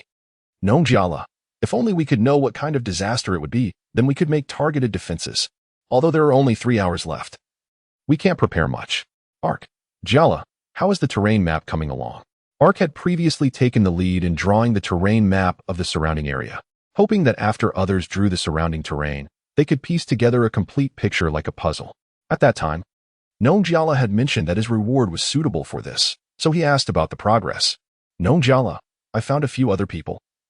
Their rewards also have reconnaissance functions, but everyone's maps have not been pieced together yet. Nong Jiala, if you need it, ARC, I can send you the images. ARC, thanks. After receiving the images sent by Nong Jiala, ARC called over the factory core, which was playing with Little Gray. Can you piece these maps together? He asked. The surrounding maps? You're really making it hard for me, the factory core replied. The maps in front of it were of various styles, some were hand-drawn, while others were electronically scanned, making it quite challenging to piece them together. I can only roughly combine them, but it will consume power. Go ahead. The factory core scanned the maps and then began spinning like a loading circle on a web page, moving rapidly as if trying to evenly mix something internally. With a ding, it projected a virtual screen displaying a map with many gaps. Forests, mountains, and coastlines. Indeed, it was correct. After examining the fragmented map closely, ARC could deduce the layout of his area. From south to north, there were mountains, forests, coastlines, and a small plain that could be ignored between the coastline and the forest. All the maps only had 3 types of terrain, which made it possible to create a more accurate composite map through arrangement. Core rearranged the map fragments in order from south to north, following the sequence of mountains, forests, and coastlines. The factory core began to rotate again, and in just a few seconds, it constructed a brand new map. This time, some areas were already able to connect with each other. ARC determined his location based on the position of the cliff and stream by the coastline, and then uploaded the entire map to the regional channel. ARC, this is the most complete terrain map so far. Everyone, check your memories and fill in any gaps. ARC, image. Li Si, wow. I saw that cliff with a tree from afar. Now I know my location. Zhang San, damn, I saw it too. We were on the same line before. I can't believe we haven't met for so long. I even moved into the forest. Wu Zhou, ARC, you're amazing. Now I can finally tell east from west. I found my location. ARC, make sure to find your location. If a disaster occurs later and your place can't withstand it, run towards somewhere you can survive. ARC, don't hesitate because of the property around you. Survival is the most important. This terrain map was still difficult to understand and had many gaps, but it was enough for some people to confirm their locations, giving them a slight chance of survival. Time passed little by little, and the countdown in the sky reached 0 before disappearing. Initially, nothing happened until the World Channel displayed the first panicked message. Dedalio, oh my god, what is that? A sandstorm. God, save your people. Image. This image showed a storm that blotted out the sun, like a wall continuously advancing towards the person taking the photo. Fast. Such a massive storm will swallow everything in its path. He might survive, but I hope his area can survive too. Fast. Damn it. What is this? The waterfall has cracked. It's a flood. Help. Bin Sanlaying. Wildfires. The wildfires are spreading. It's fire on both sides. One after another, different areas experienced various disasters. But they all shared one point. They were unstoppable. After the countdown ended, ARC heard a rumbling sound outside, like thunder, and it was continuous. He quickly got answers about the specific disaster from the regional channel. Nong Jiala? Mudslide? I don't even know what to call it. The mountains are starting to break apart. It's a torrent of soil and rocks rolling in. Ark, Jiala, use video call and share the drone footage with me. Nong Jiala, okay. The connection was established. And the footage unfolded, revealing first-person information. Just as Nong Jiala said, it was an incredibly large mudslide, looking like the mountain had been smashed to powder, then mixed with water and mud rushing down. Everything along the way was covered in rubble and dirt, moving at a very fast pace, already close to the mountainside. However, not every mountain had collapsed. There were a few that hadn't experienced a mudslide, and Ark knew that the bases of those mountains would become safe zones. After disconnecting, Ark immediately sent the images to the regional channel and marked the safe zones and areas where survival was easier. Those not in the cave should head to the marked locations for refuge, without needing to gather anything. Survival was the most important. The disaster response team was present and would ensure they had food. For the companions in the cave, he hoped they would publicly share their locations, making it easier for others to find refuge nearby. Finally, Ark marked his own position on the map. So far, no two people had encountered each other. But as long as there was a glimmer of hope for successful refuge, it was worth trying. He knew at such times he had to take the lead. So he was the first to announce his coordinates. Within seconds, Ark received a private message, a distress call from someone nearby, stating they were just a few hundred meters away from him. Chapter 20, Rescue, Warmth. In gratitude, I am currently about a kilometer south of you, and am heading in your direction, hoping to reach your refuge. The sender of this message was Zhong Xiaonan, and from her profile picture, she appeared to be a spirited woman. Ark was somewhat worried about her safety. It was uncertain whether the animal migration outside had ended, and it would be dangerous if she encountered any. The refuge efforts were already in full swing after his instructions, and besides checking in on the community channel, there was too much else he could do. With no urgent matters and plenty of time, Ark made a decision and stood up. Are you going out to rescue her? The course said, it's fine to leave her. She'll arrive in about 10 minutes at that distance. We shouldn't ignore small acts of kindness. I have biological armor. It'll be faster for me to go get her. You could think of it like this. If the girl calling for help from the disaster response team ends up dying from exposure after trekking through the rain for too long, I, as the team leader, might have to step down. Ark took the core with him, retrieved the driver and collection card from his backpack. Heavenly armor, equipped tiger armor. Clad in armor, fully armed, Ark left the cave and stepped into the rain. Miss Zhong, is there anywhere nearby where you can take shelter from the rain? I'll be there in a few minutes. The raindrops were as big as water balloons, hitting Ark's armor with a loud sound. And the sky seemed to be a leaking ocean, continuously pouring down floods. Thunder boomed in the distance, and lightning struck the jungle, creating an apocalyptic scene. Ark activated video call, and the video interface followed his movement. Are you coming to get me? You really don't have to. Thank you so much. Then I'll wait under a nearby rock. In the video, Zhong Xiaonan was completely soaked, looking extremely disheveled, but upon seeing Ark was coming for her, she smiled happily. Ark knew that was a smile of hope, and thinking of himself as someone's hope, he quickened his pace. The tiger armor performed excellently in the forest. And despite the uneven ground, Ark moved as if on flat terrain. Core, scan the surroundings. Estimating that he was close, Ark began searching for her. And the core quickly transmitted an image showing her location marked by a red dot. Miss Zhong, I'm coming. With the location pinpointed, Ark found her in less than a minute, crouched under a rock, rubbing her arms as her body trembled from the cold. Hearing Ark's voice, she tried to stand, but stumbled and lost her balance. Ark rushed over and instinctively picked her up. Ark, I'm so sorry for bothering you to come get me. It's just a small effort. Hold on tight. I might go a bit fast. Okay. Zhang Xiaoyan didn't hesitate, wrapping her arms around Ark's waist and pressing tightly against his armor. Ark then leaped into action, moving swiftly, reaching the cave entrance in one bound and directly diving into the cave, executing the entire sequence smoothly. Once inside, he set Zhang Xiaoyan down by the fire pit and returned to the cave entrance to close the window. Thank you. My original place was a small bunker made of stones, but it was too low-lying and has already been flooded. Seeing Ark remove his armor and come over to set a pot with vegetables and meat to heat up soup, Zhong Xiaonan smiled in gratitude. No need to mention it. We are all in the same boat. You should take off your wet clothes. Huh. Noticing Zhong Xiaonan suddenly become alert, Ark realized his words might have been ambiguous. So he took out 2 pieces of animal skin and placed them on the ground, turning away. Don't misunderstand. It's uncomfortable for anyone in wet clothes. I won't look. Thank you.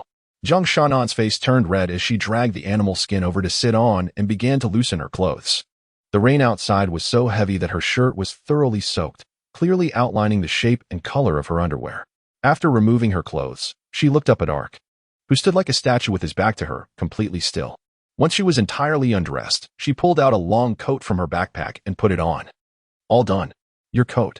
It's too long. I can't run properly in it. Zhang Xiaoan turned around on the animal skin to show off her brown cotton coat, which, as she said, covered most of her body, only leaving her delicate, fair calves exposed. I figured I would be soaked after running here. So I took off my coat and put it in my backpack early. At least I would have something to cover myself with. Smart. Art gave her a thumbs up. Hiki, you flatter me. Suddenly, Zhang Xiaoan seemed to think of something and hopped over to Ark and saw. Let us take a photo together to let everyone know we're safe. Oh, okay. Zhang Xiaoan opened the social channel and activated the camera, taking a picture of the two of them with the fire pit in the background. Zhang Xiaonan, everyone. Art came to get me. Not only is he kind-hearted, but he is also a handsome guy. Photo, Wu Zhou, as the leader of the disaster response team. Helping others in action. Good job, brother Ark. I'll also share my location. Pretty sister, hurry over. Zhuya, you can tell he has ulterior motives just by looking at him. Who would go over? Learn from brother Ark. Who even went out to pick someone up? So nice. Zhang San. Ha ha ha, bro, you have bad intentions. Li Si, bro, are you being sexist? Are men not welcome? Learn from brother Zhang San. I just found out his chest is so impressive today. Zhuya. How do you know? Tang Han. Yeah, how do you know? Could it be? Zhang San. Brothers, I didn't expect that even after moving, this brat still found my place. I want to say more. I need to go protect my personal safety now. Li Si, I won't say more. I'm going to continue feeling brother Zhang San's greatness and strength. Bye. Wu Zhou. I suddenly remembered that the door might not be reinforced. I'll go reinforce it. This place is too cramped, so don't come over, everyone. Zhuya. Haha, boys need to protect themselves when they're out, wishing them happiness. Seeing the joyful chatter in the channel, Fang Zhou also felt his mood lift. After a while, the hot soup was ready. It feels like I'm alive again. After finishing a bowl of soup, Zhang Xiaonan's complexion improved a lot. She looked around and walked around the cave. Brother Fang Zhou, why don't you install a generator here? You already have a water wheel. There's not much time. And I also lack the relevant technology. I have to figure it out slowly. I see. Zhang Xiaoan pondered for a moment and suddenly had a bright idea. Brother Fang Zhou, just call me Fang Zhou, what's up? Well, I feel bad about being here for free, so I thought of a way to repay you. Fang Zhou turned his head and saw Zhang Xiaonan slowly unzipping her jacket, revealing her fair skin, walking towards him. Chapter 21, Generator. Clutching hope and surviving the aftermath, watching Zhang Xiaonan approach step by step, Fang Zhou felt a bit flustered. Recalling how he had shown off his good physique when he got wet in the rain while picking her up, he swallowed hard. Repayment? No need. I naturally love doing good deeds. Zhang Xiaonan reached Fang Zhou, bent down, and for a moment, he didn't even know where to look. If you're really insistent, you might not know me well, but I never bully people with power. I'll help you build a generator. Huh? Fang Zhou suddenly looked up, staring into her eyes. What did you say? I said, I will help you build a generator. Zhang Xiaonan repeated each word slowly, then straightened up and said proudly, don't underestimate me. I have a registered electrical engineer certificate. I can handle a simple hydropower station. Oh, that. Fang Zhou breathed a sigh of relief, feeling a bit disappointed. He complained, just say it. Don't come over while taking off your clothes. I'm wearing a thick cotton jacket. It's hot now. Can I open the collar for some air? Zhang Xiaonan protested, then suddenly blushed and smiled mischievously. Brother Fang Zhou, what did you just say you like? Fang Zhou turned his head away and continued to look at the fire, reciting like it was a script. I like power plants that are efficient and have high output. Please. Zhang Xiaonan covered her mouth and chuckled, then replied, don't worry, leave it to me. After saying that, she bent down, pulled out a small stick from the fire, blew it out, and used the charred part to draw on a piece of ground, as if designing something. Fang Zhou then opened the regional channel. Fang Zhou, how's the situation? Nong Jiala. The debris flow has slowed down after reaching flat ground. For those who haven't reached safety, please hurry. Here are the latest pictures from the scene. Kong Jing, my bionic robot has collected images from another angle and measured some values. Fang Zhou, thank you for your hard work. Is there an expert in this area? Shinshi, brother Fang Zhou, the assistant to the meteorological expert, came uninvited. What can I do for you? Fang Zhou. No need to be polite, just call me Fang Zhou. I want to know how much damage such a large disaster will cause to the area we are currently in. Shinshi, this will take some time. Please hold on a moment. Fang Zhou. Okay, thank you. Fang Zhou knew that after disaster relief, there would be recovery. With such a large-scale disaster, the worst outcome might mean leaving this area. Fang Zhou, how's everyone doing with the evacuation? Su-yi, thanks for your concern. We've reached the safe zone according to the map. From what I see, it's really terrifying. Image, Kushui. It was a close call. I didn't manage to escape to the safe zone, but I found a higher hillside. When the debris flow just came, I really thought I was going to die. Thankfully. Kai Tian Kai. I couldn't escape the debris flow, but guess what? I can fly. I'm currently on a flying hoverboard heading to the safe zone. Image. Everyone reported their safety one by one, but among them, there was a different voice. Wang Jin. Everyone, my name is Wang Jin. From the hunting area in Jinong City, I'm 25 years old. One day my family came to this world, and I hope to help them. I don't want to die. Damn it, I don't want to die. Fang Zhou, hang in there, brother.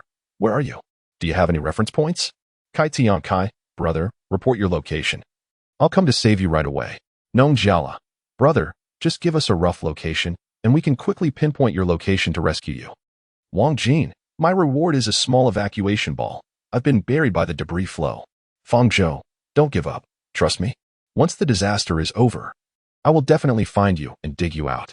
Fang Zhou, until then, just hang in there. You don't have to worry about water, food, or oxygen. As long as you don't give up hope for survival, we will definitely rescue you. Wang Jin, really? Is it true?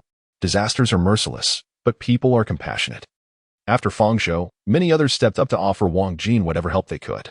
Tang Han, don't give up. Let me sing a song for you. Zhuya, if you're feeling bored, come chat with me. I have a lowly voice. Wu Zhou, just yesterday, we were bragging about conquering the earth.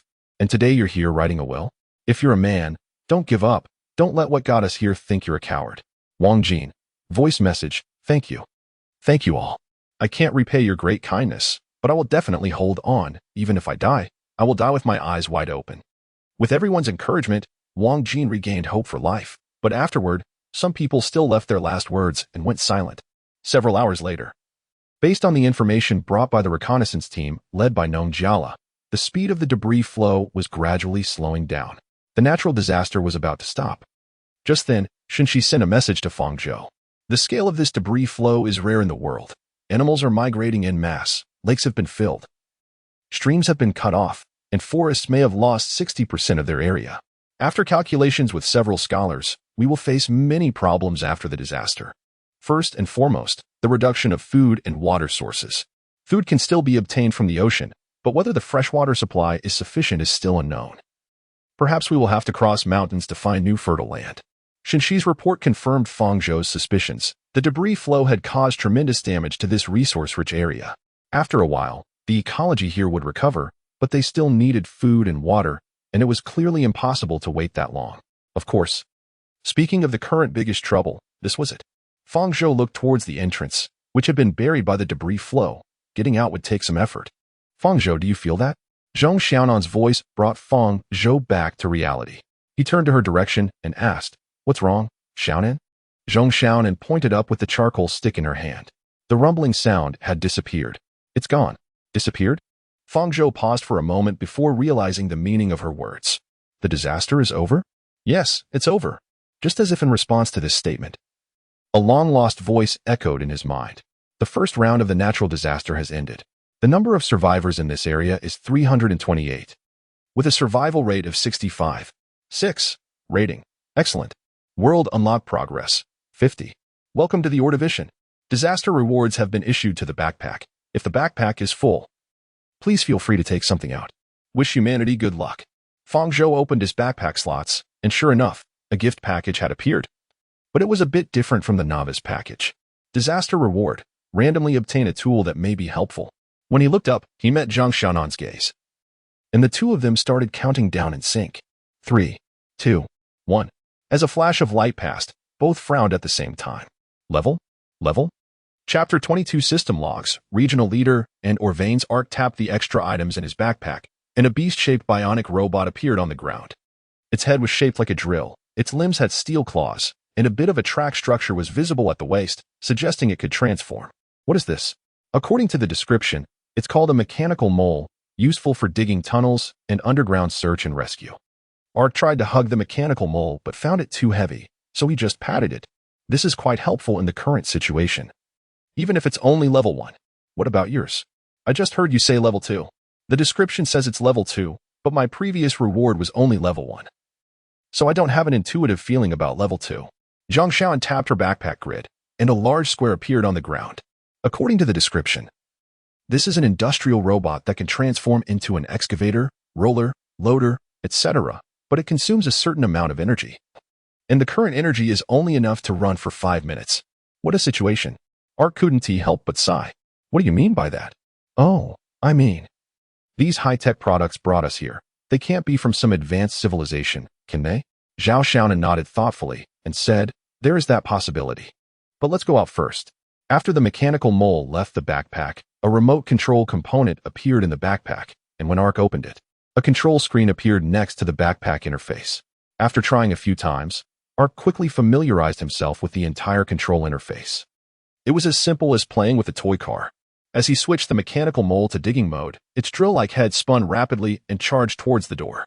With a loud rumble, a tunnel leading to the surface was opened, and the long-lost sunlight shone through the opening. Let's go up. The two climbed up the tunnel. And along the way, Ark saw rocks and trees mixed in the debris flow, including thick trees that could be hugged by a person. Showing the terrifying power of the debris flow, passing through the opening, Ark returned to the surface, immediately putting on his tiger-shaped armor to guard against any wandering beasts. How's the situation up there?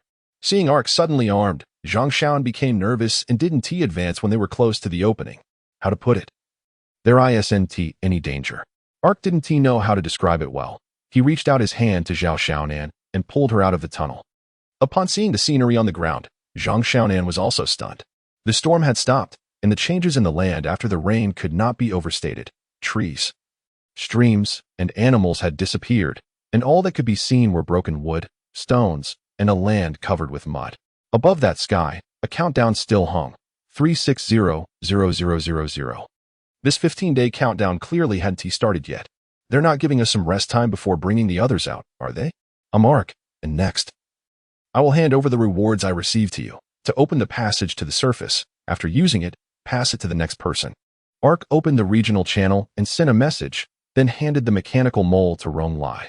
Seeing this scene, Zhong Xiaonan curiously asked, aren't you afraid they won't return it? One mechanical mole, I can just recreate it. Ark shrugged, quite nonchalantly. Well, I don't think anyone would do that. Zhong Xiaonan nodded and said, you now look like the leader of this region, and everyone trusts you enough to leave many supplies with you. Even those who are well-respected listen to your commands. Zhang Xiaonan was right. After giving away the mechanical mole, messages of thanks flooded the regional channel, and Wang Jin, who had been buried earlier, was successfully rescued. Ark didn't rush to do anything else. He first looked for the so-called system update log in the system interface and began to study it with Sun Xiaonan. Social functions have been fully upgraded. Group chat, live broadcast, regional leader position, administrator position opened. The world has advanced to the Ordivision with a significant increase in danger. Dangerous ancient creatures have begun to breed and thrive on this land, and they are not friendly to humans. Regions with fewer than 200 people have been merged. And regional leaders can also negotiate for autonomous mergers. Based on comprehensive calculations, you have automatically assumed the position of regional leader. It is recommended to establish your team as soon as possible to enjoy various benefits. 27 nearby regional leaders want to contact you.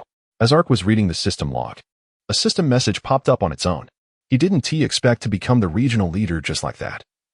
But when he opened the regional channel and glanced at the other members of the disaster relief team, he found that they had not become administrators and still needed to be appointed manually. However, the clever Nong Jiala had already established a chat group for the disaster relief team. Congratulations, the system has chosen you as the boss. Zhang Xiaonan, who was beside him, naturally saw the news of Ark becoming the regional leader, and given Ark's popularity, she felt this was only natural. There are many things to do now, and there is no salary. Ark sighed and opened the contact messages from other regional leaders. Zhang Xiangrong, hello, brother Ark, everyone has become the leader of Region 1. Let us cooperate more in the future. We have experienced a major flood here. Do you have stones and wood over there? Liangyi, brother Ark. I heard about you earlier. Congratulations to us for becoming the leaders of Region 1. We merged with another region, and now it's chaotic. I'll contact you later. Karmabaka, Ark, my friend, are you interested in trading? We have encountered a huge disaster and urgently need food. We have fresh water. The words of the regional leaders were similar.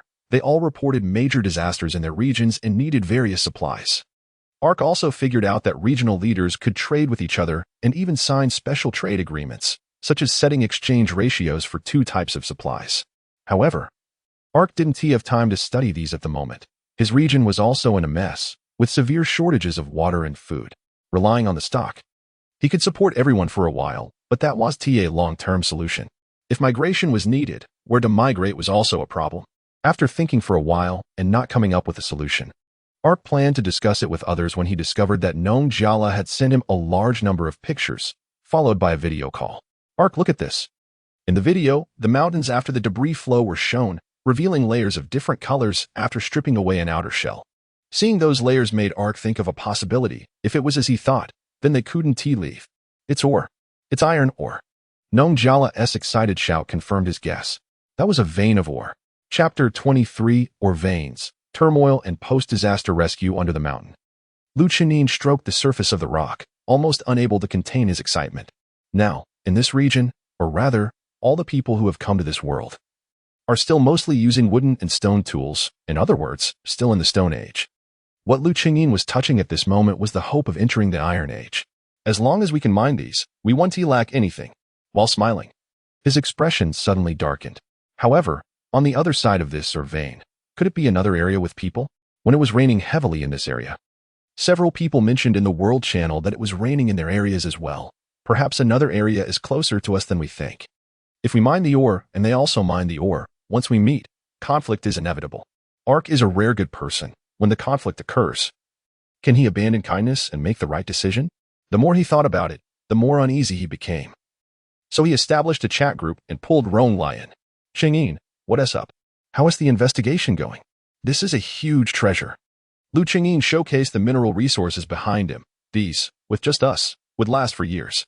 Oh my, good days are coming. Don't be too quick to rejoice. Rong Lai's expression grew serious. He sensed that Lu Chengyin had not sought him out just to report the investigation results, which could have been publicly announced in the regional channel. Rong Lai, you and I are both prominent figures in the region, and the situation has become complex.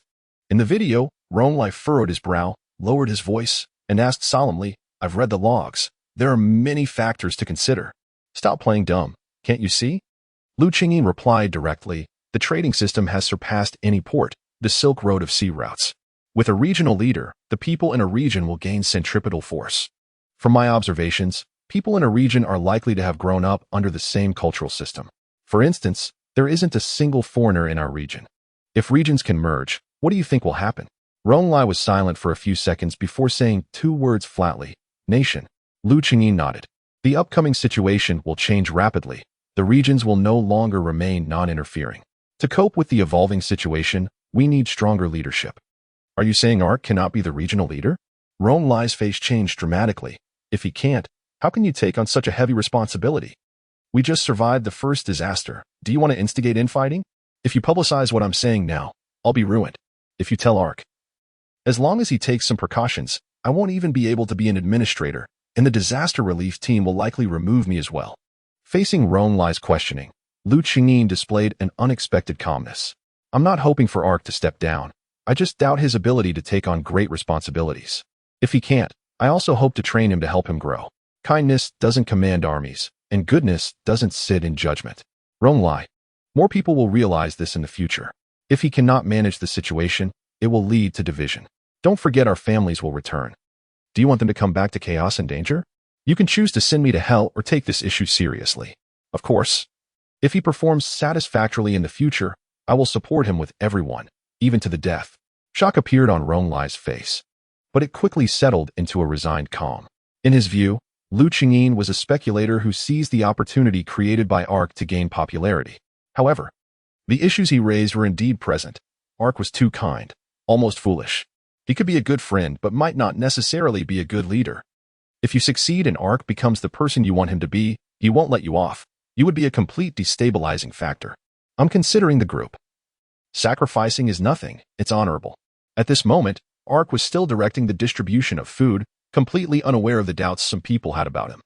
He had already set the other 4 members of the disaster relief team as administrators, and the mechanical mole had just returned not long ago. Currently, the entire region had 328 people, all of whom were free from distress. During this time, several nearby regions sent merger requests to Ark, but he politely declined them, only to realize that the other regions were not far from his. The nearest one was less than 100 kilometers away. Ark, aren't you tired? Zhong Xiaonan asked as she lay on the back of Little Gray, rubbing its fluffy head. You've been dispatching supplies since just now.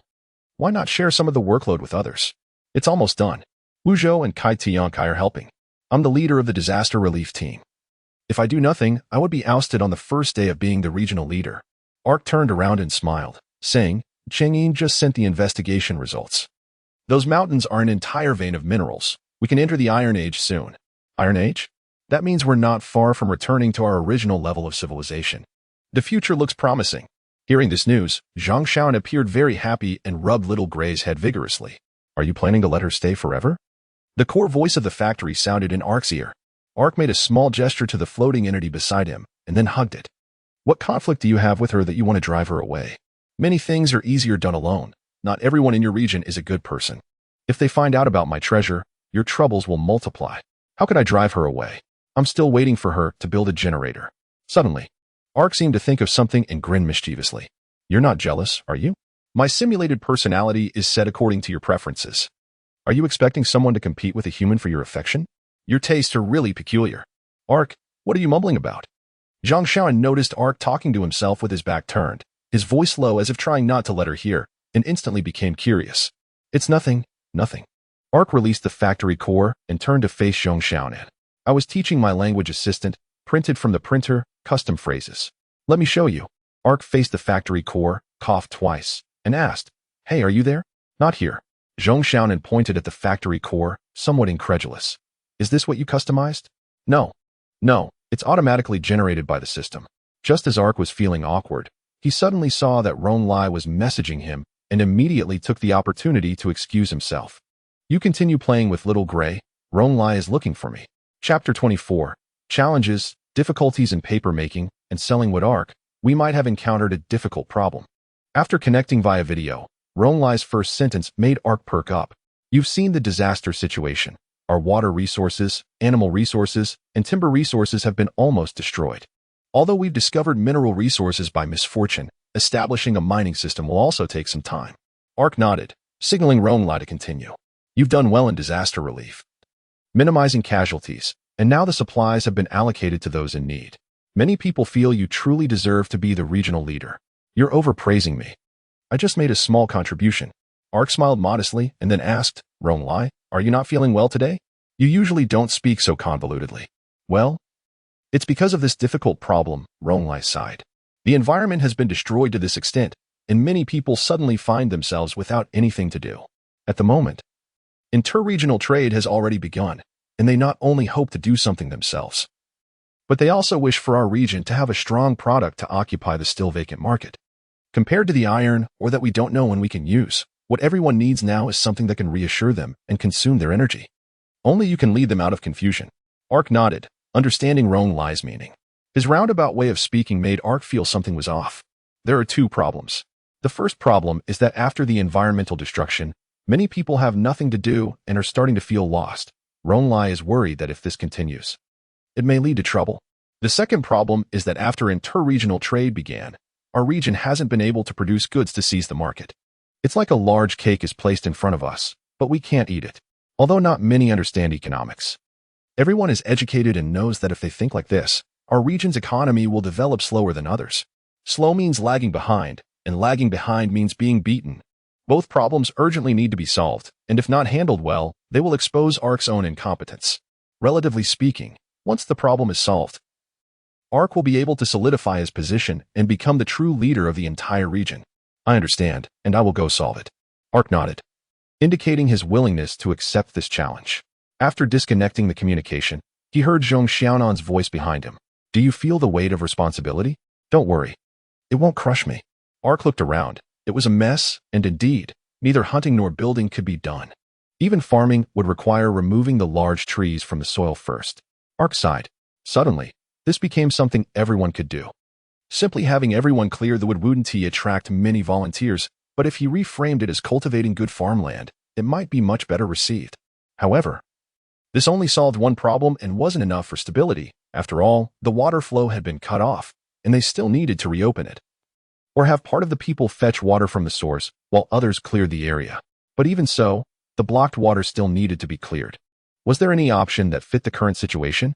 If there were something that could be made from local materials, and was something everyone needed, it would be perfect. Just like how people can't live without toilet paper. Suddenly, Ark realized he had said a key word. Toilet paper. He looked at Zhang Xiaonan and raised his voice. Zhang Xiaonan, do you know how toilet paper is made? Yes, the method was invented by our ancestors. The famous Kailuan paper-making technique. Zhang Xiaonan looked a bit confused. Why are you asking this? Look around. Following Ark SQ. Zhang Xiaonan glanced around and suddenly realized something. Materials. These are all ready-made materials. Even the logging process is saved. Exactly. The two hit it off. Making paper isn't difficult, and the materials are everywhere. The process of gathering materials is the same as leveling the land. However, for papermaking, you might be missing an important item. Zhang Xiaonan pointed around. Where will you find sodium hydroxide? Ark was taken aback. Sodium hydroxide, or alkali, to put it simply. Where around here is there limestone? Zhang Xiaonan asked. This is the only difficulty in the papermaking process, although it can be obtained through trade. Relying on imported materials for local specialties is like handing over your lifeline to others. What do you plan to do? Ark thought for a moment. Perhaps limestone could be found at the mining site, but mining would require some preparations. It seems papermaking should be postponed. So let us use the simplest method to seize the market. Ark walked to a broken tree, placed his hand on it, and with a thought, the tree entered his backpack slot. Are you ready? I'm going to sell wood directly. There's already a regional leader who needs timber and stone. I don't believe others can collect it faster than I can. Zhang Xiaonan nodded. It really is simple and crude. Ark said, Xiaonan, you continue researching the generator. It would be best to come up with a feasible plan before the river is reopened. Ark didn't want Zhang Xiaonan to discover the secret of his printer, so he planned to send her away. Understood. Zhang Xiaonan got off Little Gray, patted its head, and walked back to the cave. The ventilation system had been destroyed by the debris flow, and the cave was no longer habitable, but her design drafts were still in the cave. So she needed to go back. Once Zhang Xiaonan went into the cave, Ark breathed a sigh of relief. Core, report current power level. 27. The printer requires 15. The printer needs batteries, spending an extra 5. What do you think? 3. The battery doesn't need power. Solar energy can charge it, and for now, it mainly needs to serve as a smokescreen. Ark was not surprised that the core guessed his intention. He knew this core was far more powerful than he imagined, but it was currently limited by insufficient energy. After leaving the printer behind, he put on his armor and began collecting wood around. He discovered that as a regional leader, he had a separate shop in the trading market, allowing him to temporarily store items for trade. Unlike the backpack slots, the trading warehouse did not have slots, or rather, it only had one slot that showed a volume of 100 cubic meters, no matter how big the wood was or how many parts were stuck in the mud. As long as Ark touched it, it would be stored in the trading warehouse. Not only that, he also called on some people to help. Although everyone didn't know what Ark was up to, they were idle anyway. An hour later, Ark opened the trading warehouse, and the value in the bottom right corner showed that over 10 tons had accumulated and was still increasing. He nodded in satisfaction and opened the inter-regional trading market in the trading market, where some wood was also for sale. With an average price of 20 pounds of wood for 1 pound of food or 1 pound of fresh water. He remembered when he last checked. It was 1 pound of food for half a pound of water. Water was depreciating. After observing the prices in most regions, he listed the wood from his warehouse. Regional leader Ark listed 100 tons of wood, 50 pounds of wood for 1 pound of food or 1 pound of fresh water. Chapter 25 Malicious Competition, Commission Tasks. In call recordings, selling wood at a significantly lower price than the market was termed malicious competition. Ark intended to engage in malicious competition. Your wood is logged, but mine is collected. I have almost no cost. For a day or so, I want to monopolize this market. Ark watched the continuous wood orders being processed, feeling overjoyed. Everyone who had nothing to do came to collect wood. We need to take down the timber market. Ark transferred the trading records to the regional channel, called for action, and displayed various foods that had been transferred to the trading warehouse. Our wood is collected. there would still needs to be logged. The debris flow flatten large areas of forest. All you need to do is collect the wood into your backpack and hand it over to me. Wang Mao, but our price is too low. It will definitely lead to losses in the long run. Wu Zhou, are you stupid? We just need to establish a foothold. Once they realize they can't make a profit from timber, they will surely turn to do something else. Now everyone is in post-disaster reconstruction. Who has the patience to engage in a protracted battle with us? Wang Mao, that makes sense. Everyone, let us work hard. Let us work hard. Let us take down the market. Understanding ARC's intentions and seeing the results, most people who had not been called by ARC initially joined in. They roamed the wilderness, collecting all the timber destroyed by the debris flow into their backpacks and then handing it over to Arkansas. Meanwhile, ARC was facing criticism from all sides. ARC, what does your region mean? Although no unified rules were established, you can't set such a low price. Our region can only sell some wood. Otherwise, everyone will have no food. This is malicious competition. ARC, do you have no conscience? You only care about your region without regard for the survival of your fellow citizens? How can we sell our wood if you continue like this? ARC, why is the quality of the wood you sell so poor? Are you selling the wood destroyed by natural disasters? This is not good wood at all. Refund. The regional leaders connected one by one with ARC. But he ignored them all. His side had a significant food shortage, and since they were all regional leaders, it was a matter of skill. ARC looked at his wood sales doing exceptionally well, and he was overjoyed. This wave led to food being secured. Everyone had work to do. And they possessed a highly competitive product. Although it was only temporary, it was still profitable. In the future, if there is a shortage of wood, he could just buy it from others. Fellow regional leaders, I'm still young and indeed don't understand these matters. I will adjust the price. After replying to a few regional leaders, ARC conducted a survey in his channel, asking everyone to report what they currently needed most aside from water and food. Then he changed the exchange ratio of wood from 50 pounds for 1 pound of food and water to 35 pounds for 1 pound of food and water. The sales speed was too fast. If he lowered the exchange ratio, the people in his area would pick up wood slower than it was being sold. Even after the adjustment, the wood from ARC remained strong in the market because the price was still lower than most woods. The leaders of major wood exporting regions requested a price increase but could only receive a few polite words from Arkansas. At the same time, he added many trading options, such as wood for limestone, wood for animal hides, wood for furniture, and so on. After confirming that the shipping speed and the incoming wood speed were basically balanced, ARC satisfactorily closed the system interface, looked at the blue sky and white clouds, and let out a long sigh. He had completed what he needed to do personally. It was time to let others do some work. Lu Chiqin and Rong Lai both had a screen appear in front of them, showing Arkansas.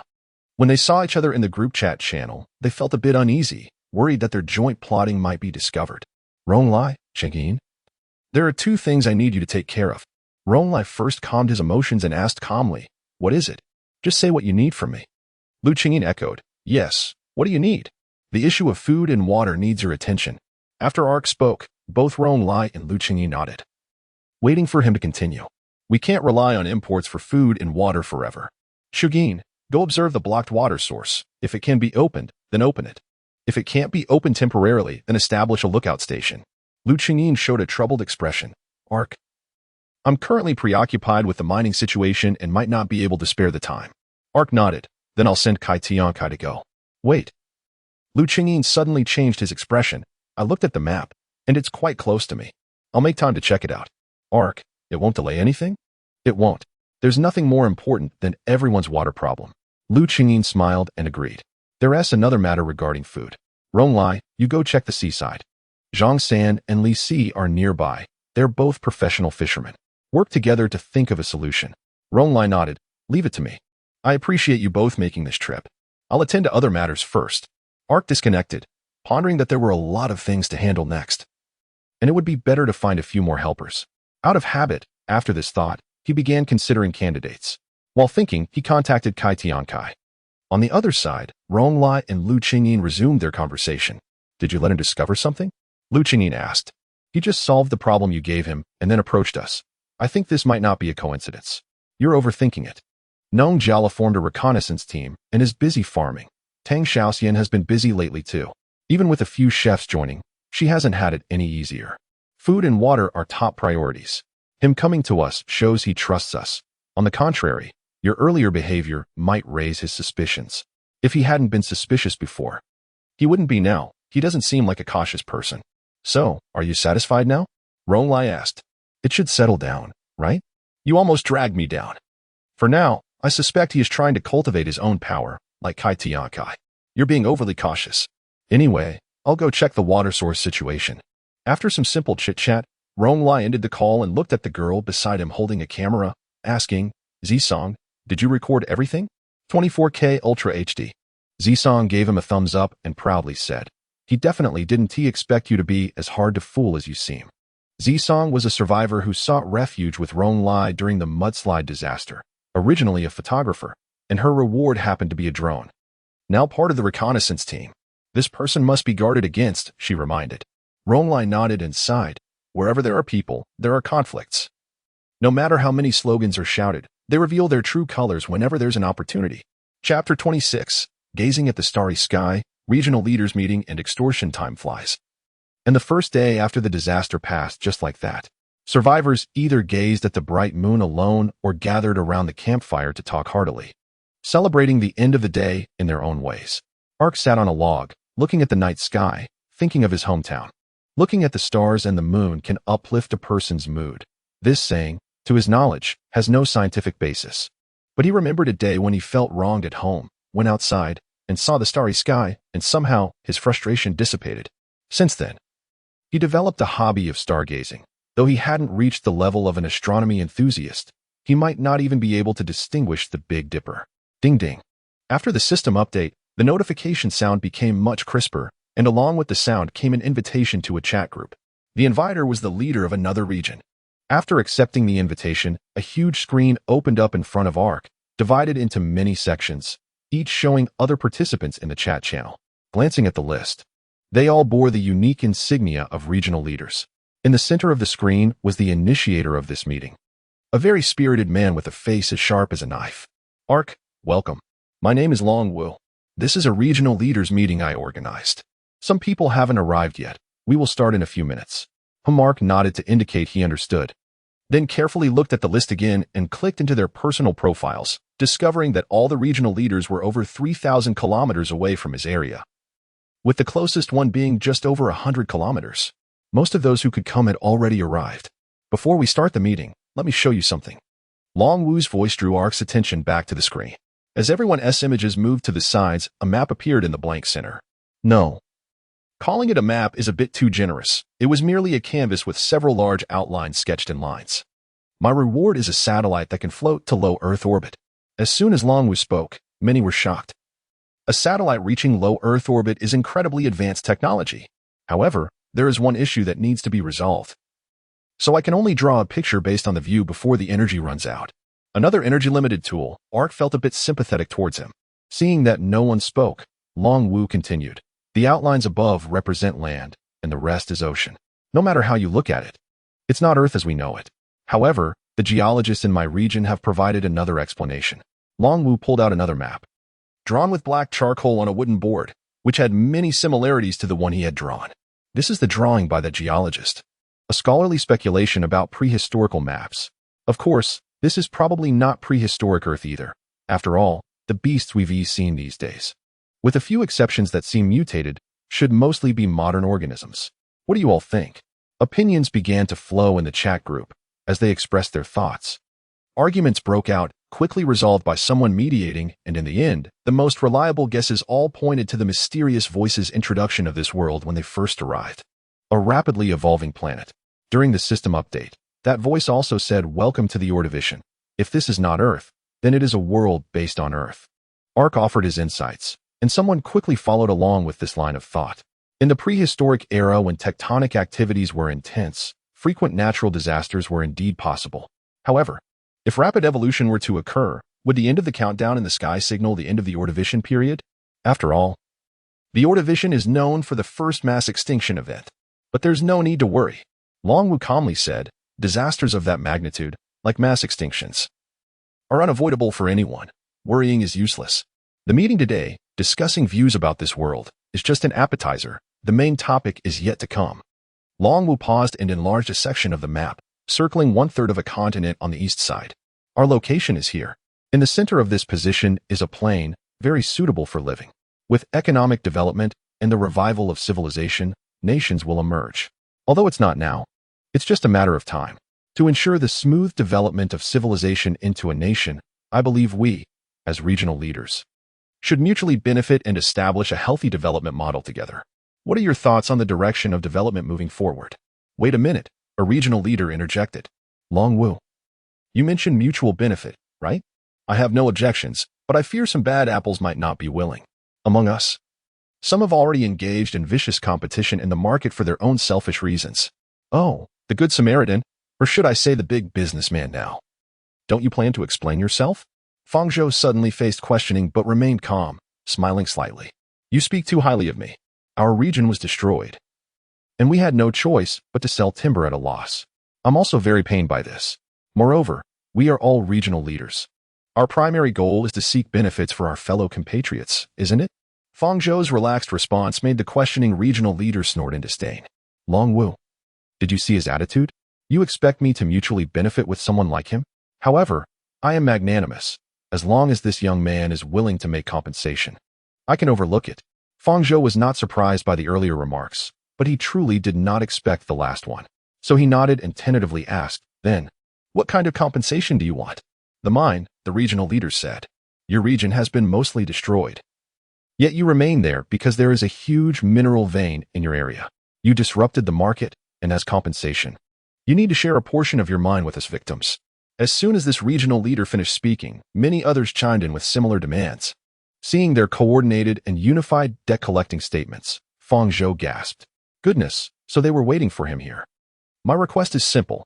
As long as you compensate us with 500 tons of iron ore, I will no longer hold you accountable for disrupting the market. My request is also simple. You need to sign a trade agreement with us to supply iron or at a low price. My request is more lenient. I am not very far from your region, so I request that you share a portion of the mineral vein with me. Fang Zhou looked at these demands, each more excessive than the last.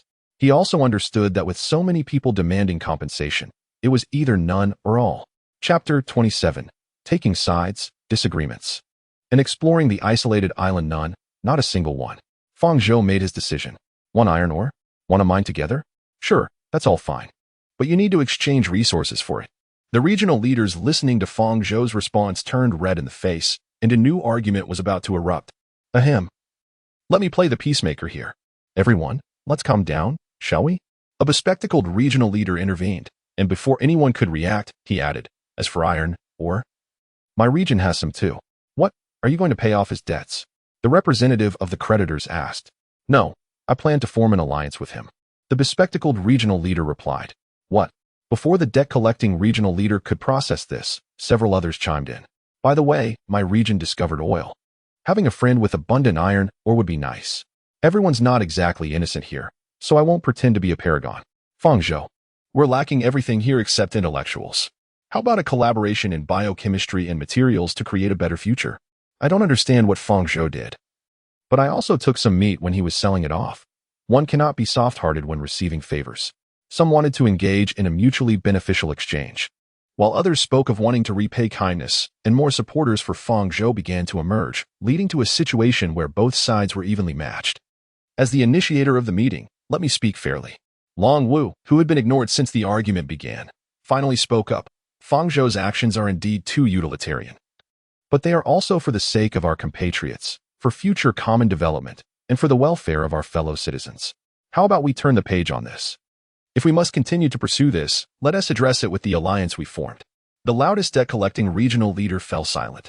Afterward, the debt-collecting regional leaders temporarily set aside the issue, and when there were no more topics to discuss, the first regional leaders meeting came to an end. After closing the chat room, Long Wu sat on a stone chair and stretched.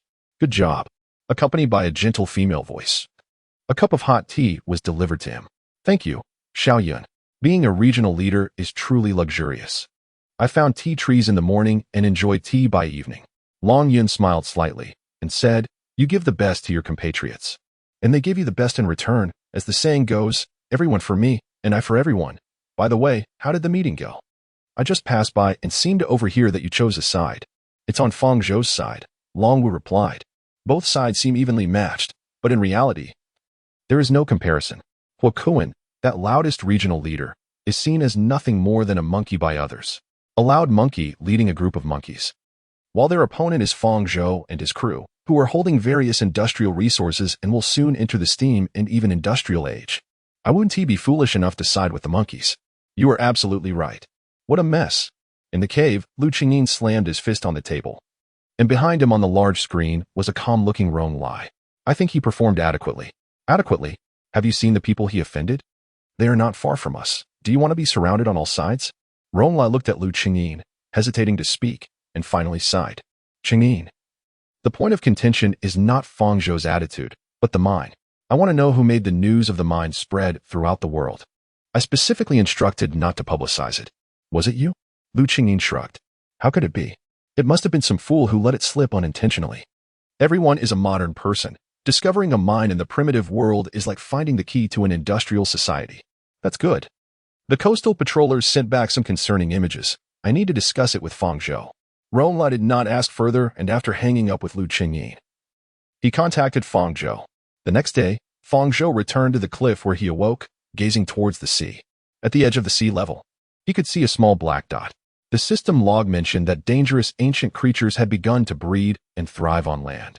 So Rong Lai selected several suitable survivors with combat abilities to serve as patrollers. Last night, when the coastal patroller Tsang Luan tested his mechanical bee swarm, he discovered that black dot. After going to investigate, it was confirmed to be an island, approximately 10 kilometers away. The island was densely vegetated, and faint animal figures could be seen among the trees. Rong Lai believed it was worth investigating. Fang Zhou thought for a moment. A distance of 10 kilometers could be crossed by many people using their gear, such as Kai Tiankai, who would be a suitable candidate. However, Kai Tiankai lacked sufficient combat ability, which would be troublesome if he encountered ancient creatures. Ark put on the belt, turned the dial on the collection card, and adjusted the tiger to a shark. I should go take a look myself. Go ahead. Maybe there will be unexpected gains? The factory core floated nearby, supporting Ark's decision. What? Did you find something? Ark asked. Look at the shape of the island. It's raised in the middle, and the air above the top is somewhat distorted. That's the result of light being warped by the high-temperature air. With a reminder from the core, Ark suddenly realized. This indicates that there might be a volcano there, and the energy from the volcano could be used to recharge you. Smart. Do you want to swim there and come back by yacht? The opportunity is right in front of you. With this suggestion from the factory core, Ark hesitated for almost no time. If the factory core had energy, wouldn't he be invincible? He explained to Ronglia and Lu Qingyin that he was going to investigate the deserted island and set off quickly. Sky armor. Equip shark armor. The armor with shark features combined with the prototype armor, Ark was fully armed and jumped into the sea with a splash. The waves rolled in, and Ark moved like a nimble shark, riding the waves. Some shallow water sharks saw him swim past and were dumbfounded. To them, Ark felt both like a kindred spirit and an alien, and for a moment, they didn't dare to approach. The shark armor had a built-in water filter, allowing Ark to breathe freely even in the waves. He looked at the values on the helmet screen. His speed had reached 25 kilometers per hour and could continue to rise. However, with increased speed, energy consumption also accelerated. This armor relied on his own energy. If he used it too much, his body wouldn't be able to handle it. So he maintained his speed at 25 kilometers per hour, and soon, the island was no longer just a small black. It was becoming clearer. Just as he was about to get closer, Ark suddenly felt a palpitation. He knew this was a warning from the shark armor about dangers in the water. He immediately accelerated towards the shore, and a huge dark shadow appeared beneath him, maintaining the same speed. Chapter 28. Spear-toothed whale, shark swarm, and the giant kangaroo. Is this reasonable? Is this reasonable? Ark leaped to another patch of water, and in the next moment, a large mouth burst out from his position. Then, Ark saw the true form of this creature.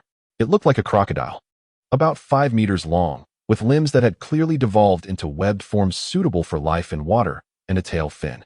Its teeth were sharp like spears, and Ark certainly didn't want to be bitten by it. He recognized this creature from a children's science book he had read for just $10. It was an extinct creature that lived millions of years ago. The spear-toothed whale, an ancient creature from the family of dragon king whales.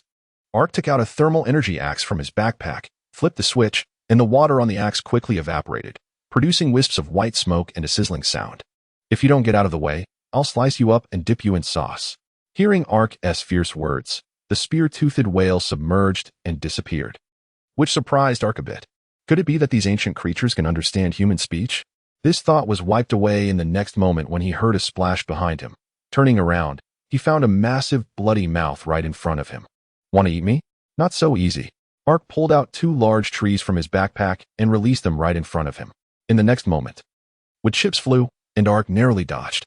The spear-toothed whale bit down on the wood, crushing it, and Ark swung the axe down directly at the whale's head.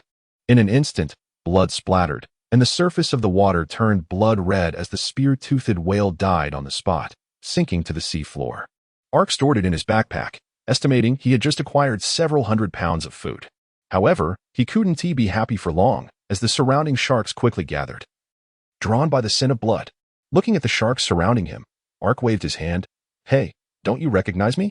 A standoff occurred between him and the group of sharks, but after a few seconds, Ark wasted no time and killed one shark to break through and escape, with the remaining sharks quickly pursuing him. Moments later, the sharks gathered in the shallow water, and Ark crawled and rolled onto the shore, collapsing on a large rock. Release. At his voice command, the armor disengaged, and Ark pulled out the collection card, which displayed a prompt. Spear-toothed whale gene fragment incomplete. Would you like to use it to optimize the gene sample shark? Confirm. Optimization will take 1 hour. Please wait patiently, during which the shark armor cannot be used. Waiting is fine. I want to need it now that I'm on shore. Ark took a moment to catch his breath, then got up and looked around. The grass on the ground was lush and green, the trees were thick and verdant, and birds chirped in the forest. When the wind blew, it seemed like the whole forest was singing. Wherever he looked, it was peaceful. But Ark wouldn't think about the peaceful nature anymore. On his first day here, he had seen a large tiger leap out from the forest. Core, which direction is the volcano? The core floated high into the air and then fell down, which Ark caught. Keep going straight ahead to the left. Be careful. This is an undeveloped primitive forest. Thank you. After thanking, Ark was about to put the core back in his backpack, but it dodged away. I have a full-range perspective. It's safer for me to follow you. All right then. Ark noticed that the core seemed to be gaining more autonomy, and couldn't help but think of those rebellious movies. After being charged, the core wouldn't just eliminate itself and then rule the world, right? For a moment, such thoughts flashed through his mind. But the next second he felt he was overthinking. Putting aside these distractions, he jogged into the forest. Since the mudslides swept through his area, only a few peaks had not been affected, and he could still see the forest. Now that he saw these forests, Ark couldn't help but start looking for seeds he could take back.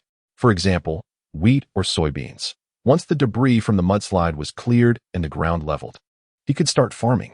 Core, can you estimate the area of this island? The island has an irregular shape, resembling a leaf, and the predicted surface area is about 820,000 square meters. That's quite large.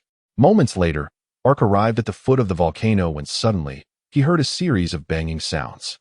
Something was approaching. Prepare for battle. Ark quickly equipped the tiger-shaped armor, standing alert, and then he saw the approaching creature, a bouncing thing. Is this reasonable? How could there be kangaroos here? Ark couldn't recognize the taxonomy of the creature in front of him. He only knew that it looked like a kangaroo, walked like a kangaroo, and had a muscular build that resembled a super kangaroo injected with super soldier serum. So it was a kangaroo, even if it had sharp teeth that looked like it could eat him alive. Bang! This kangaroo, which walked and looked like a kangaroo, seemed to show off its strength, swinging its tail and breaking a tree as thick as a bowl, then continuing to bounce closer to Arkansas. Ark felt a little uneasy about fighting this thing. Come on. He didn't plan to back down, and of course, he didn't plan to play fair. You have a big tail, and I have a thermal energy axe. Let us have a fair duel. Just as he said that, he leaped forward. With a snap, the axe flew out. Feeling the soreness in his arm, Ark was stunned. How could this kangaroo be so powerful? A single tail swipe had knocked my axe away. If it weren't for the armor, it might have shattered my hand. Ark shook his sore hand and immediately took out a crossbow, knocked an arrow, and drew the string. He shot an arrow, but the kangaroo swung its tail again, directly shattering the arrow. Ark was once again dumbfounded. Is this reasonable? This is too much. The Ark climbed the tree and shot again. The kangaroo made a small jump to dodge the arrows, but still got grazed, a trace of blood flying out. The two engaged in a tug-of-war. The kangaroo closed in and smashed the tree, and Ark fell to the ground and ran up the mountain, with the kangaroo bouncing after him. Ark would run a couple of steps and then shoot an arrow backward, throwing some wood to interfere with the opponent. Several times, the arrows hit the kangaroo, but they were not deep enough to affect its movement. They continued this kite flying and fighting until they both reached the peak, where the terrain changed back to flat ground. Ark was panting heavily, and the kangaroo was also covered in wounds, but neither was willing to back down. After all the arrows shot out along the way, the kangaroo was almost like a hedgehog, and Ark looked at his backpack, realizing he had run out of arrows. Suddenly, the kangaroo's muscles bulged, making cracking sounds as the arrows were forced out one by one, falling to the ground. Ark had seen too much today, by this point. He wouldn't be surprised if the kangaroo suddenly transformed into a Terminator 9000. Chapter 29, The Volcanic Crater, Life Through Death and Disaster Forecast. He turned back and glanced.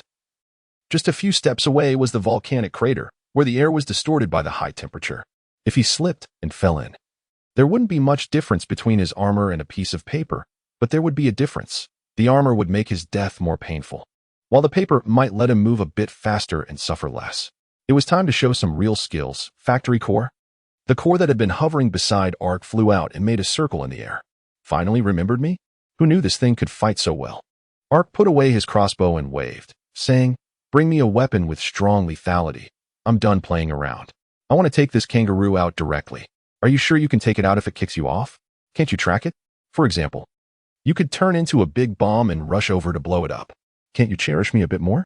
My heart is broken. I might as well self-destruct." The factory core sighed and zipped past Arkansas. Ark turned around and saw the factory core fly to the volcanic crater and drop down. He retracted his earlier words. At least what was happening in front of him completely shocked his heart. What happened next was simple and pure. He jumped down too. The kangaroo reached the edge of the crater. Perhaps in its life up to this point, it had never seen such a scene. Its curious instincts prompted it to look down, and if it were human, it might have even spat. It saw a cube, 3 times its size, extending many square columns inserted into the boiling lava. Because of this large column blocking its view, it didn't see the falling object. Or at least that's what it thought. Whoosh. Suddenly, a sound of breaking air came, and the kangaroo instinctively dodged, only to be entangled by a metal wire shot from the cube, slowly being dragged toward the crater. The kangaroo exerted all its strength, using its feet and tail. The rocks beneath it were scraped away, but it still couldn't escape the fate of being pulled down the crater. Finally, as the last piece of rock beneath its feet crumbled, it was dragged down into the volcano. However, it didn't fall all the way down. Instead, it was suspended at the same level as the cube. Due to the high temperature, it burst into flames, letting out a painful howl. Fortunately, this pain didn't last long. An opening appeared at the top of the cube, and a heavily armored warrior emerged, unstrapping a shotgun from his back. Bang! It ended its suffering. Then, flames erupted from behind the armored warrior, and he flew out of the crater, landing with his armor dissipating into ashes, revealing Ark within. The drifting ashes also gathered in midair to form the shape of the factory core, which then plopped down to the ground. Ark heard the plop and immediately turned around, picking up the factory core from the ground. "Core?" Ark called out, patted it, and found that no matter what he did, the factory core showed no response. His expression grew increasingly anxious as he held the core tightly to his chest, taking deep breaths to keep calm. He only remembered jumping out reflexively. When he realized what had happened, he felt a wave of heat and then was wrapped in a black cube, followed by equipment crushing the kangaroo and returning to the ground. By the time he saw the factory core again, it was already in this unresponsive state. Ding-dong. A sudden ding-dong sound brought Ark back to his senses. System reboot successful. Current power level 0. Initiating wireless charging and solar charging. Rebooted? Ark breathed a sigh of relief, sitting down to write an investigation report for the other administrators while waiting for the factory core to charge. With the addition of wireless charging, he speculated that the large cube in the volcanic pit was converting thermal energy into electrical energy and transmitting it to the factory core. A few minutes later, a familiar voice rang out beside Arkansas. "Hey, are we reunited in hell?" Sigh. That guy in charge of waste sorting must be slacking off. Ark paused for a moment and then gave a bitter smile. "Look around. It's beautiful here. Can't it be heaven? Can't you wish for me to have some good luck? So having me here means it's hell? Your understanding is so quick. I am deeply gratified." Ark was taken aback but quickly put on a nonchalant demeanor. A few seconds later, he spoke again. "You scared me just now." "What do you mean?" "You suddenly said you wanted to self-destruct, and then you just fell." Ark gestured, indicating it was quite sudden. "I am indestructible, of course. I win a charge, after all. I have to ensure the kangaroo is killed and also protect you. I need more energy." When I was smashing stones to make fire, I didn't see you being so tender-hearted. Tender-hearted? Please correct your position, iron block. Dying alongside a tin can. Your taste is truly unique. Hurry up and get Zhang Xian in to make the generator. You're not trying to watch me and the generator compete for affection, are you? You're not even close to what a person should say. Forget it. You're not human. Who wrote your algorithm? I'll definitely get rid of him someday. It's automatically generated based on your daily behavior records, dear. Ark fell silent, like tonight's Conchiao silent. A few minutes later, he asked again. Shouldn't you have plenty of power by now? Why did you need to reboot? Because of you. Just now, to make you look impressive, I forcefully charged up quickly, causing some internal damage. To fix it, I had to initialize some modules. You can think of it as overeating and needing to get my stomach pumped. The sign of recovery is the successful reboot. Now I'm healthy again, and the big battery in the volcanic pit has improved my charging efficiency by a level. Now, on the factory core too. What's the difference? Ark asked curiously. I can serve you, the landlord, better. I'll explore the specific functions myself. Anyway, I can let you sail back in a yacht. That sounds pretty good. Ark stood up, stretched, and after a false alarm. He felt much more relaxed at this moment before he raised his head to see the sky. When did this start? The countdown in the sky changed from 3,600.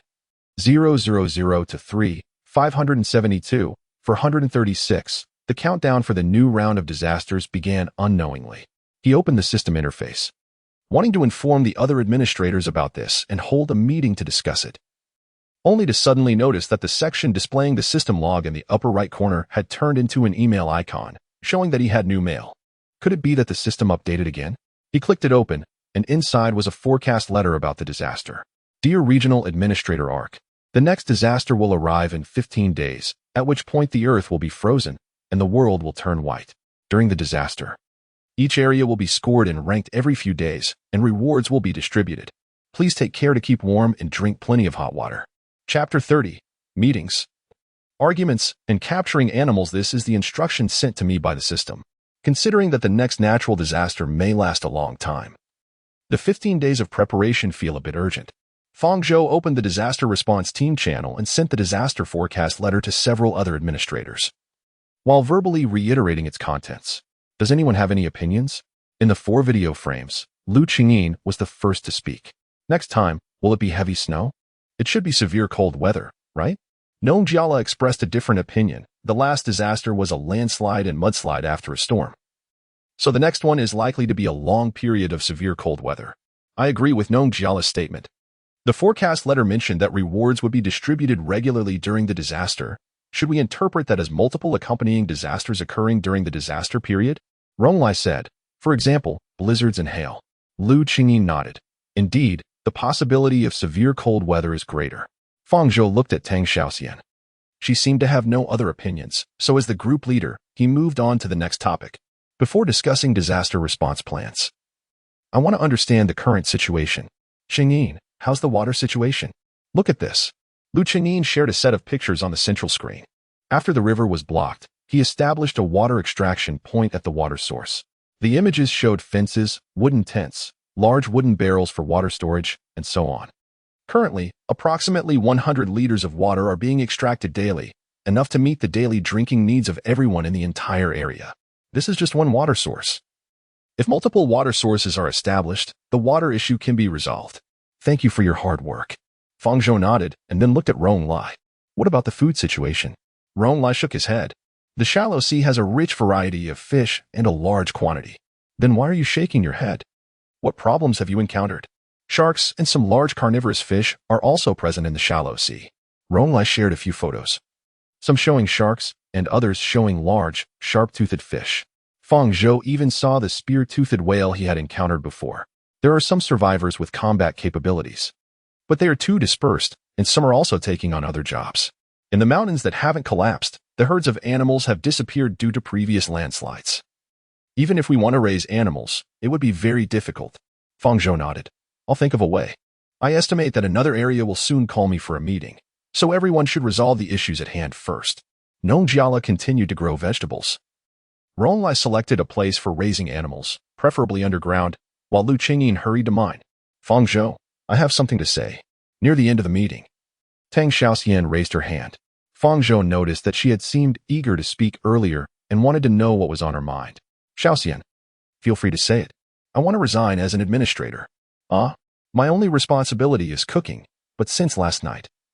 Many administrators from other regions have come to discuss resource trading and business alliances with me. I'm not good at dealing with complicated matters, so I hope to step down from my administrative duties. At the same time, I have a recommended candidate. Tang Han said she is willing to take over my position. Tang Han, huh? I remember her. She's quite resourceful and might be a suitable candidate. Upon hearing Tang Shaoxuan's recommendation, Lu Qingyin gave his evaluation. All right. You've worked hard during this time. Fang Zhou nodded. How about leaving the guidance of the new member to Rong Lai and Chengyin? No problem. Leave it to me with confidence. After the meeting ended, Fang Zhou barely had time to catch his breath before being invited into another meeting channel named Regional Leaders Alliance. A total of 1557 people were present, almost all accounted for. Please fill out the questionnaire first. As soon as Fang Zhou entered the chat room, he saw Long Yun's message in the center of the screen, along with a questionnaire. What is the natural disaster mentioned in the disaster forecast letter? Severe cold. Others. The final survey results showed that all regional leaders received a disaster forecast of severe cold. Naturally, the meeting content revolved around discussions on how to respond to the disaster. However, while the discussion started earnestly, it turned into arguments during the collaborative disaster response section. Halfway through the conversation, Fang Zhou received invitations to 18 different new chat groups. Fortunately, everyone ultimately agreed on one thing.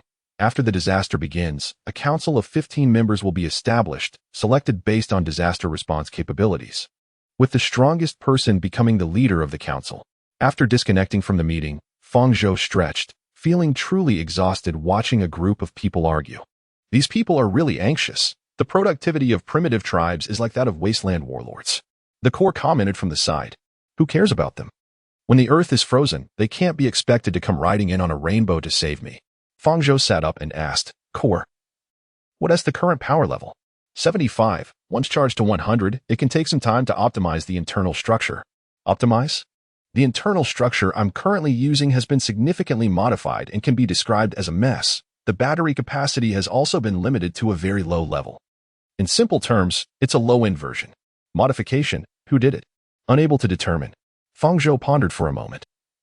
Recalling that rewards at the higher levels often encountered issues with insufficient energy, while those below the higher levels had adequate endurance for daily use.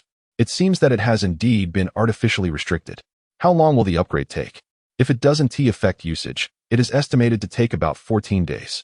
Well, once you have enough energy, go ahead and upgrade. Fang Zhou inserted the collection card, fully armed. I need to catch some animals to bring back. The mutated ones are better. Who knows, they might have stronger reproductive capabilities. Core, keep up with me. Fang Zhou took 2 steps and leaped down the slope. With the factory core following closely behind, 1 person and 1 block, rushing into the jungle, startling a flock of birds. Did you think you could escape once I found you? Not so easily. Fang Zhou threw the core into the air. It disintegrated at a height, printing out an iron cage that captured a flock of birds. When the iron cage fell, Fang Zhou reached out to catch it and immediately saw the pigeons inside. He didn't know about the others, but pigeon soup is delicious. Please hold on to it. Fang Zhou placed the pigeon cage on top of the factory core, which effortlessly propped up the large pigeon cage. Fang Zhou said, I want to curse a bit. I don't like to curse, and you, as a simulated personality, must know that. So I have nothing to say. Fang Zhou continued moving deeper into the forest when suddenly he spotted a very tall creature with long legs, resembling a large chicken, a firebird, a delicacy from the Neolithic era, and a domesticated poultry that can still be tamed. I must catch you.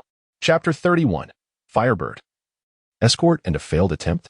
The firebird, as Fang Zhou understood, is a type of animal from the turkey genus, essentially an ancestor of the domesticated turkey, with a relationship similar to that of wolves and dogs. Why not go up? What is the point of catching one? Let us first put down the cage. Fang Zhou quietly moved behind a tree, observing the firebird in the woods. He planned to track it until it returned to its nest. Catching just one wouldn't allow for breeding. He needed to catch a whole nest. Ding dong. Not the right time. Fang Zhou opened the system and glanced at a few regional leaders trying to contact him, along with some people from other regions and his own. He turned back to look at the firebird, which was almost out of his sight. There were large trees, bushes, and vines everywhere, and a moment's inattention could cause him to lose track. Core, you respond. Fang Zhou waved his hand, pulling out a keyboard for the factory core to handle.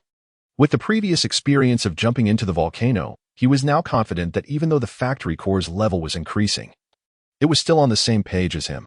Otherwise, the moment he found energy, he would be betrayed. You are free to handle things as you wish in your area, but for others, you should manage them yourself. For your own area, let them go to other administrators if they have any issues. This high-level position is perfect for dealing with those unscrupulous area leaders. It's really troublesome with all these trivial matters. I might as well resign from this position and support you, without fearing any natural disasters. The core teased while jumping on the keyboard. What's the point of living? Well, you are a simulated artificial personality, so it's normal not to understand these things. Please don't disturb me for now. I need to keep a close watch on this Firebird. Ark slowly moved his feet, chasing after the Firebird. As he walked, he saw a lake, and the Firebird bent down to drink water by the lakeside. Ark closed the distance a little more, when suddenly he spotted a crocodile coming ashore on the other side of the lake. The crocodile had also noticed the Firebird and approached it cautiously. The Firebird was still unaware of the impending danger, leisurely drinking water and even calling out happily after finishing. Suddenly, it heard two strange sounds, quickly turned around, and looked around, but saw nothing. Then, the Firebird leisurely left the lakeside, while behind a large rock not far from it. Ark had a crocodile locked in a firm grip. The forearm muscles of humans possess extraordinary strength in combat techniques once locked by the forearm around the throat. There is almost no possibility of escape for similarly sized beings. This move is known as a death grip, a method that four-legged reptiles cannot grasp or defend against. Once choked, their teeth and claws cannot reach humans. This crocodile was a bit larger than Ark, but Ark was wearing powered armor, compensating for that size difference and even exceeding the crocodile's strength slightly. In cases where both parties are of similar mass, no animal can escape from the upper limbs of a human using core abdominal strength. The crocodile was locked in place, unable to move or make a sound. Ark continued to increase his grip until the factory core reminded him that the crocodile had been strangled to death. Looking at the deformed crocodile, Ark silently stowed it in his backpack, pondering about roasting it for dinner later. The pursuit of the Firebird continued, and along the way, Ark constantly protected this Firebird. When ambushed by a tiger, Ark fired an electric crossbow bolt and then lunged to grab it, strangling it to death. When ambushed by a wild wolf, Ark dragged the wolf by its hind leg into the thicket and swiftly dealt with it. When confronted by a mutated kangaroo with explosive muscles, Ark kicked it into the bushes, battling for 300 rounds. He felt that he had possibly fought through an entire geological era, as over 70% of the factory core's energy had been depleted, leaving only 15%, and Ark himself was nearly exhausted. Those who toil hard are not forsaken. As the sun set, the wandering Firebird's path changed from aimless wandering to a straight line toward a specific target. Ark kept a certain distance behind, finally seeing it enter a cave. Finally. Looking at the cave before him, Ark was convinced this was the Firebird's nest, and the hard work of an entire afternoon had finally paid off. With excitement, he walked toward the cave, but as he walked, he suddenly noticed that the soil on the ground looked strange, as if it had been swept by a broom. In an instant, he thought of something and panicked. Suddenly, a scream came from the cave, and Ark's legs instantly powered up as he dashed into the cave. Then, in dim light, he saw a large lizard and realized that the Firebird he had been tracking all afternoon had its neck bitten off by it. The abnormality of the ground soil was due to the lizard sweeping its own tracks with its tail as it walked. Upon seeing the tall creature that followed the Firebird, the large lizard instinctively sensed danger, tensed its muscles, and prepared to fight. Core, bring me my weapon. The factory core instantly transformed into a shotgun. And Ark grasped the shotgun, clicking it into place. All the tracking and hard work of the afternoon turned into nothing before his eyes. And Ark's mood at that moment erupted in a single phrase. Beast, come forward and die. That said, Ark did not wait for the opponent to advance, directly pulling the trigger, and the survival instinct drove the large lizard to quickly dodge. Bang! With a gunshot, the large lizard stumbled and fell, its left forelimb blown to pieces. Bang! Bang! Bang! Bang! Bang! 6 rounds were fired in one go, leaving only a bloody mess of remains. Ark let out a long breath and returned the core to its original form. Now, there was nothing left to eat. He sighed and prepared to leave. Are you just going back empty-handed? The core inquired at that moment. What do you mean? Ark stopped in his tracks, looked deeper into the cave. There might be a surprise hidden. Ark nodded and walked deeper into the cave. In a corner, he saw a group of fluffy creatures curled up together. They might have been kept as backup food, Or perhaps they hadn't been eaten yet when the Firebird returned. In any case, it wasn't a wasted trip. Looking at the nest of Firebird chicks before him, Ark nodded. Moments later, Ark returned to the shore with a cage of Firebird chicks and a birdcage, along with 2 batteries for the factory core. According to the core, within a certain distance on the island, it could charge wirelessly, allowing it to be used even while charging, but that wouldn't be the case once they returned.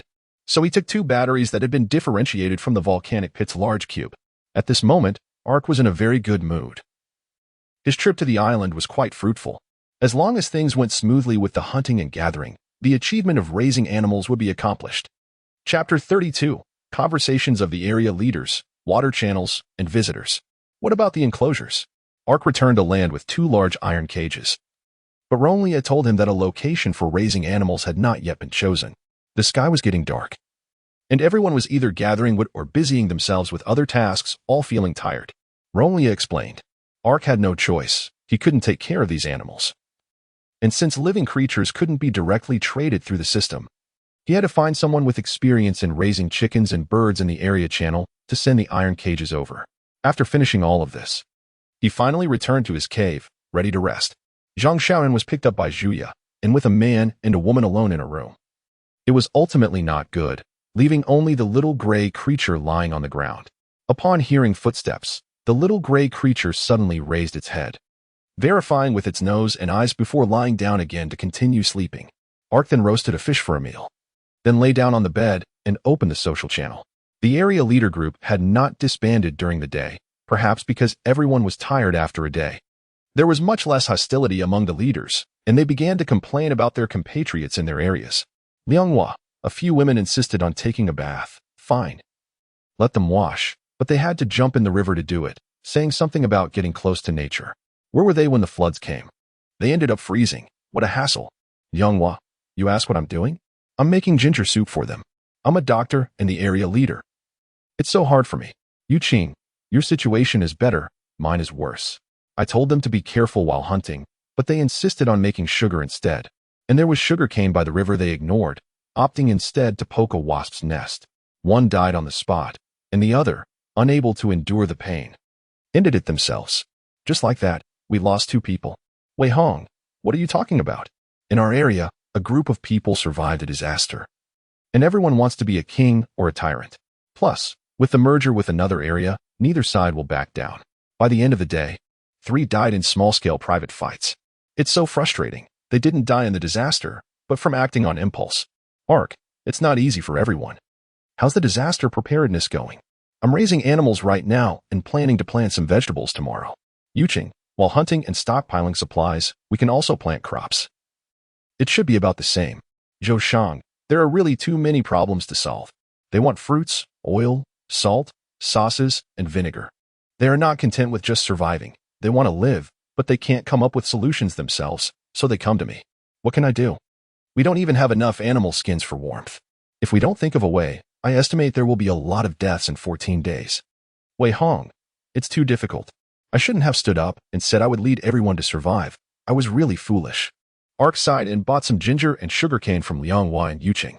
These 2 items haven't been found in his area yet. One can be used for seasoning and warding off the cold, while the other can be used to make sugar, both of which are very useful. After a night passed. On the next morning, Ark took Xiao Hui out for a walk and saw a drone flying in the sky. Ark recognized it as Nong Jiala's drone. The drone also spotted them and began to descend slowly, revealing Jiala, who looked quite unwell. Ark, good morning. Jiala, good morning, what's wrong? I'm fine. Do I look strange? Ark opened the system interface and took a picture of Nong Jiala to send to him. It can't be said that he looks fine. He looks like he's about to collapse. Seeing his own appearance, Nong Jiala's face showed no signs of emotion, while Ark felt a bit worried. Jiala, what are you up to now? Jiala explained, the river has been blocked, and to farm, we need to dig a new waterway. I'm thinking about the best way to excavate it. We also need to build houses on this land in the future, so we can't just dig randomly. Ark nodded. Jiala was right. The river must be reopened. Otherwise, such a large area cannot be farmed, and it cannot be opened up randomly either, as they will eventually build a city here. The residential and agricultural areas must be well planned. Nong Jiala has to take care of the existing farmland, plan the waterways, and cultivate the land, while also being the leader of the reconnaissance team and the administrator, juggling multiple roles. No wonder he looks like he is about to collapse. Sorry. I should assign more people to help you. Ark patted his shoulder. You should rest first. I'll help you with anything that comes up. Jiala, that won't do. I've only surveyed half, and you have your own matters to attend to. Ark, I have a way to solve it. Don't worry. Ark said, give me the already planned parts, and I'll dig the waterways. After a moment of hesitation, Gnome Jiala accepted Ark's kindness and nodded. After receiving the half-finished planning map, Ark saw that part of the waterway had already been planned, and he decided to dig these sections today. Once Gnome Jiala took off in the drone, Ark connected with Zhang Xiaonan. Good morning. The prototype of the generator is ready. Due to the water issue, it has been modified to a wind turbine design. As soon as the connection was established, Zhang Xiaonan showed Ark a small wooden windmill. Good morning. It's a good idea to set up a wind power plant on the ridge of the surrounding mountains. However, I'm not here to rush you. I need to borrow your construction blocks. Construction blocks? Oh, just a moment. Zhuya is using it as a table. Zhang Xiaonan looked off-screen and called, Xiaoya? Please pass my block to Ark. He needs it. Sure. A sweet female voice came from off-screen. Ark used to not understand why so many people were fooled by just voices without seeing faces, but now he understands a bit more. Soon, Ark received the construction block sent by Zhuya. After placing it on the ground, he took out a battery for the factory core. Factory core. Let us switch it up. I still don't know if this big guy is the same specification as mine, so just a moment. The factory core landed on the construction block, and then its surface displayed circuit-like patterns. Done. You just need to transform it and insert the battery through the gap in the control panel. Thank you. While Ark was preparing to dig the waterway, a young man leaped over the mountains with a large metal sword, and a system interface floated beside him, with a man on the other end communicating. Report, area leader. I have crossed the ridge and have now entered Ark's area. Very good. The infiltration was successful this time. When you return, you will be the new administrator. Thank you for the recognition, area leader. If needed, I can even teach Ark a lesson. You didn't agree to our request before, which made you lose face. The man in the video fell silent for a moment and said seriously, do not act rashly. Anyone who can become an area leader has some skills. Your task is only to infiltrate and scout. Do not do anything unnecessary. Be sure to return before dark. Chapter 33, Invasion, Digging Waterways, and Subversion. Team Leader. Someone has crossed the ridge and entered our area. Ark arrived at the foot of a mountain and was about to start digging when he received a message from a scout. Should we intercept? Scout Gong Quan asked. Ark looked at the picture sent by Gong Quan. It was a young man standing on a metal sword, a blend of classical fantasy and sci-fi. Report his position at all times. I will meet him. Understood. Ark put on his armor and aimed the system interface at the construction block. What happened next was like a Bluetooth connection. After waiting a few seconds, the control interface of the construction block popped out next to the system interface. He pressed the transformation button in the center and slid to the excavator icon. With the sound of metal grinding, the construction block transformed into a small excavator. Ark climbed onto the excavator and plugged the battery into the gap next to the control panel. An external power connection request appeared on the control interface. Upon confirmation, the originally remaining 20 battery now showed a charging indicator, and the power was visibly increasing. Operating an excavator is a dream for many men. And Ark felt a surge of control sitting in the cabin. He pulled the lever and moved forward towards the location of the intruder. The invader, Song Qiao, was still unaware that he had been discovered. He landed on the mountainside and descended through a forest path, gasping at the land devastated by the mudslide. Their area had suffered from thunderstorms. Although many people were struck dead, the environmental impact was minimal. Trees struck by lightning would catch fire, but the storm would extinguish the flames. Animals struck down became food easily accessible to those who survived, seeing that most of the area was ravaged by mudslides. With only a small piece of forest left, he couldn't imagine how many people had died in the disaster. Clearly, there were no resources left. Yet they were still guarding the mines. Ark didn't seem that great either. He sighed. After all, when the tiger is absent from the mountain, the monkeys become kings. Before coming here, he had heard the area leader speak ill of Ark, and now seeing the state of the area, he deeply agreed. As he walked, he suddenly saw something approaching not far away. Upon closer inspection, it was an excavator. Song Qiao frowned. Could it be that he had been discovered? He quickly dismissed that thought. If he had been discovered, he would have been surrounded long ago. He had heard that their waterway was blocked. So perhaps they were coming to excavate the water source. He planned to hide while the other party still hadn't seen him, but looking around, all the hiding places had already been buried by mudslides, leaving only a flat plain in sight. Forget it. Someone who can't even secure a management position isn't worth fearing. Perhaps he could even extract some information. Song Qiao stepped onto his metal flying sword and approached the excavator, stopping a few meters away from each other. Ark jumped down from the excavator. Due to the armor he was wearing, Song Qiao couldn't see his face clearly, but to his knowledge, none of the administrators in the Ark area looked like this. Could it be Ark himself? He became alert at once. Although his area chief had stopped working, he heard that Ark was both foolish and cunning. And it was possible he continued to engage in production labor to win people's hearts. Good morning. You guys are working hard patrolling so early, Ark said, using the voice modulator built into his armor to make his voice sound older.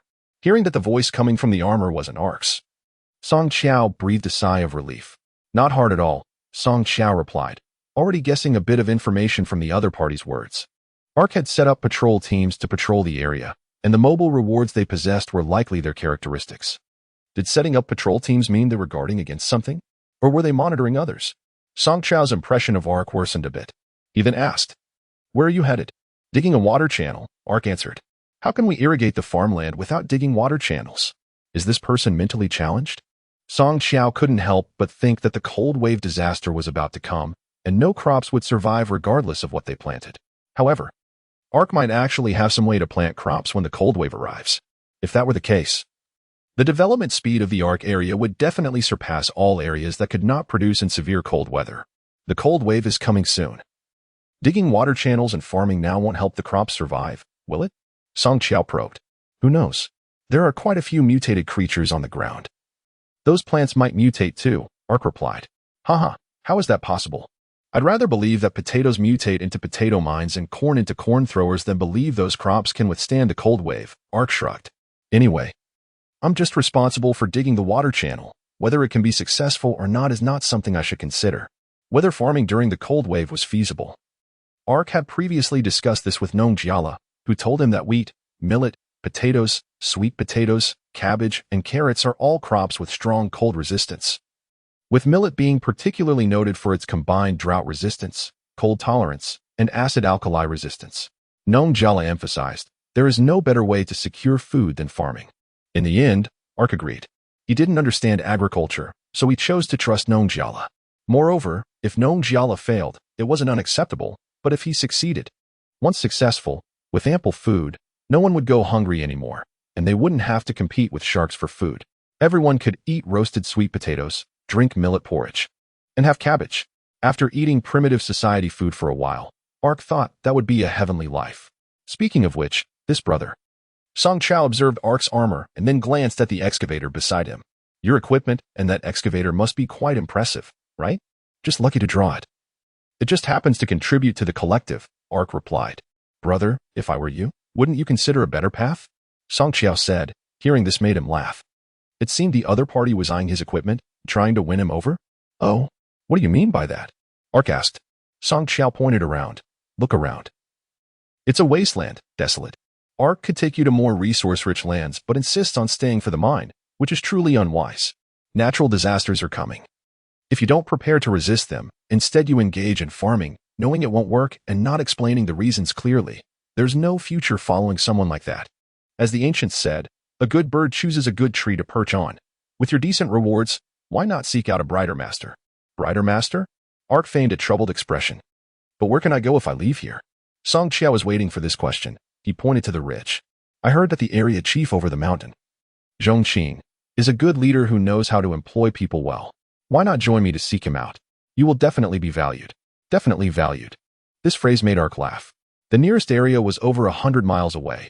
Even at a speed of 120, it would take an hour to fly there. Flying for an hour to recruit someone, only to be discovered upon entering the territory. Ark felt sympathy for him. But I think life here is pretty good. Food and drink are guaranteed, and just leaving like that doesn't seem right. What's wrong with that? Let me tell you, when you come to our area, you'll be guaranteed to eat and drink well, Song Qiao said, patting Ark's shoulder. When I return, I'll be the administrator, and you'll follow me. All the good food and drink will be prioritized for us. And there are plenty of beautiful women in our area. Song Qiao nudged Ark with his elbow, revealing a rather suggestive expression.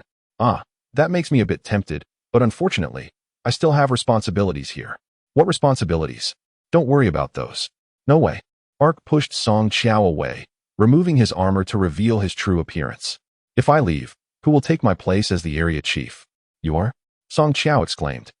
Ark, you lied to me. He took a step back, waving his hand, and a metal sword suspended beside him roared to life. Were you just toying with me? He asked coldly. I really came to dig a water channel. Whether it was a coincidence or not is a matter of perspective, Ark shrugged. You're not just here to recruit from my area, are you? If there's something else, feel free to talk directly with me, the area chief. Thinking about his previous words and actions, Song Qiao felt a surge of shame from being played, and his face turned red. You dare to play me? Do you think this matter is over? He grasped the sword hilt. The metal sword, taller than others, felt as light as a feather in his hands. I won't kill you, but you need to learn a lesson, Song Qiao said. You must pay the price for your actions. Seeing this, Ark quickly waved his hand. Don't do that. Let's talk things out. Talking is useless. Song Qiao rushed toward Ark, slashing at his arm with his sword. Ark didn't defend. He simply raised his hand. Fingers pinched together. Clang. A large shadow blocked Ark's front. It was a pair of wings forged from steel. So there are indeed experts. Song Qiao quickly retreated.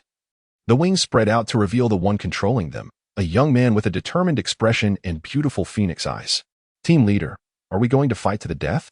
Gong Quan asked, while his mechanical eagle had already spread its wings, preparing for a hunt. Song Qiao had just realized that Gong Quan had descended from the sky. The other party had been very close all along, yet he hadn't noticed. Ark patted Gong Quan's shoulder and advised, there's no need to decide life and death. It's not that serious yet. Be careful not to get hurt. Gong Quan nodded. It seems you discovered me early. When was it? Was it when you crossed the ridge? Song Qiao posed in a peculiar manner, as if he had become a sword, the sword becoming the swordsman. I advise you to be careful. I was the provincial swordsmanship champion. Is that so? Gong Quan seemed unconcerned. The mechanical eagle's body began to fall apart, landing on him and transforming into scales. In an instant, he donned a falcon battle armor. As a gentle breeze blew, the two moved simultaneously. In an instant, the sound of metal clashing echoed. Under the enhancement of the battle armor, Gong Quan's movements were swift, yet Song Qiao was no pushover. His large sword could both attack and defend, making it impossible for Gong Quan to get close despite being unprotected. Not bad, Song Qiao remarked. Just a bit of three-legged cat kung fu. It's merely an artistic performance relying on high technology, Gong Quan replied. Song Qiao rotated the sword hilt, and the blade transformed into a blazing color. Following that, he performed a large spin and threw out a circle of energy blades. Gong Quan dared not take it head-on and quickly dodged. An artistic performance? Martial arts is the mastery of natural forces, the foundation of humanity's control over the world. Song Qiao took on a more aggressive stance. Humans are also a type of animal. Just because we learn to make weapons, does that set us apart from animals? How could that be? Weapons are born from martial arts, and martial arts is the way humans control their own power. Only in this primitive world is the value of martial arts recognized. This is no longer a world where martial arts can only be performed on stage. What you see now is real killing techniques.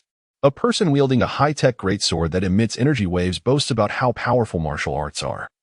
And Fang Zhou finds the scene quite unsettling. Gong Quan, take a break for a moment. Hearing Fang Zhou's voice from behind, Gong Quan became a bit anxious. Captain, I haven't shown my true strength yet. This person isn't trying to kill me. If I reveal my true strength, it would expose me. Let me handle this. Gong Quan hesitated for a while, but still stepped aside. Seeing Fang Zhou approaching him, Song Qiao teased, What's wrong? Aren't you afraid of exposure? No worries, I'm unfathomable. Fang Zhou said, fully armed, throwing out the factory core and shouting, One high flash, come, with a buzzing sound. The world of the three people present turned bright white for a moment. When the flash passed, Song Qiao only saw a road roller above his head. Bang! With a loud noise, Song Qiao braced the sword against the road roller and found himself unable to move. He had a premonition that if he let go, he would be crushed into meat paste. Fang Zhou got down from the road roller and dusted off his hands. Are you going to surrender now? Or do you want to struggle with your martial arts a bit more? Despicable scoundrel. Song Qiao gritted his teeth, looking defiant. You used 3 rewards, armor, that cube, and the road roller transformed from the excavator. You took someone else's rewards using your area chief's privilege. I won't accept it. I came to dig a waterway. Bringing a construction tool is reasonable, right? Fang Zhou shrugged. My reward is a printer. which I used to print myself a set of battle armor and a flashing little cube. Isn't that excessive? You. Song Qiao couldn't finish his sentence because Fang Zhou kicked him, knocking his hands off the sword and out of the range of the road roller. Seeing this, Gong Quan quickly stepped forward to subdue Song Qiao. Take him to Rong Lai.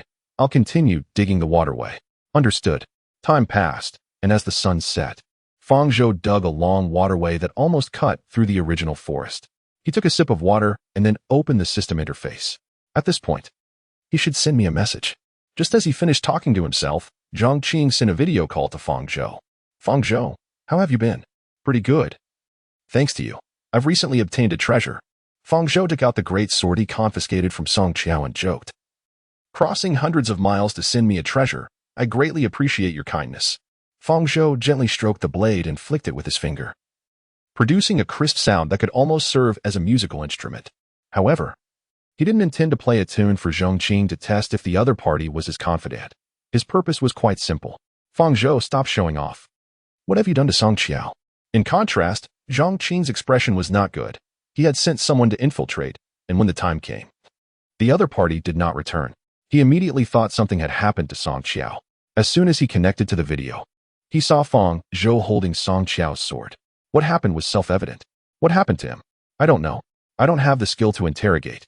Nor am I cruel enough to use torture methods like pulling nails or pinching fingers, but just letting him go isn't an option either. Fang Zhou sighed, putting on a very helpless expression. You know, rewards with long-distance mobility exist in every area, and a few hundred kilometers by car only takes a few hours. Considering we have mastered high technology now, it might even take less time. If I just let him go, everyone will know that my area is one where you can come and go as you please, which would disrupt daily life. This nonchalant attitude was driving Zhang Qing mad. But he couldn't explode in anger, as he was in the wrong. After some thought, he decided to try the simplest tactic. Fang Zhou, I believe you're a smart person. Tell me your conditions.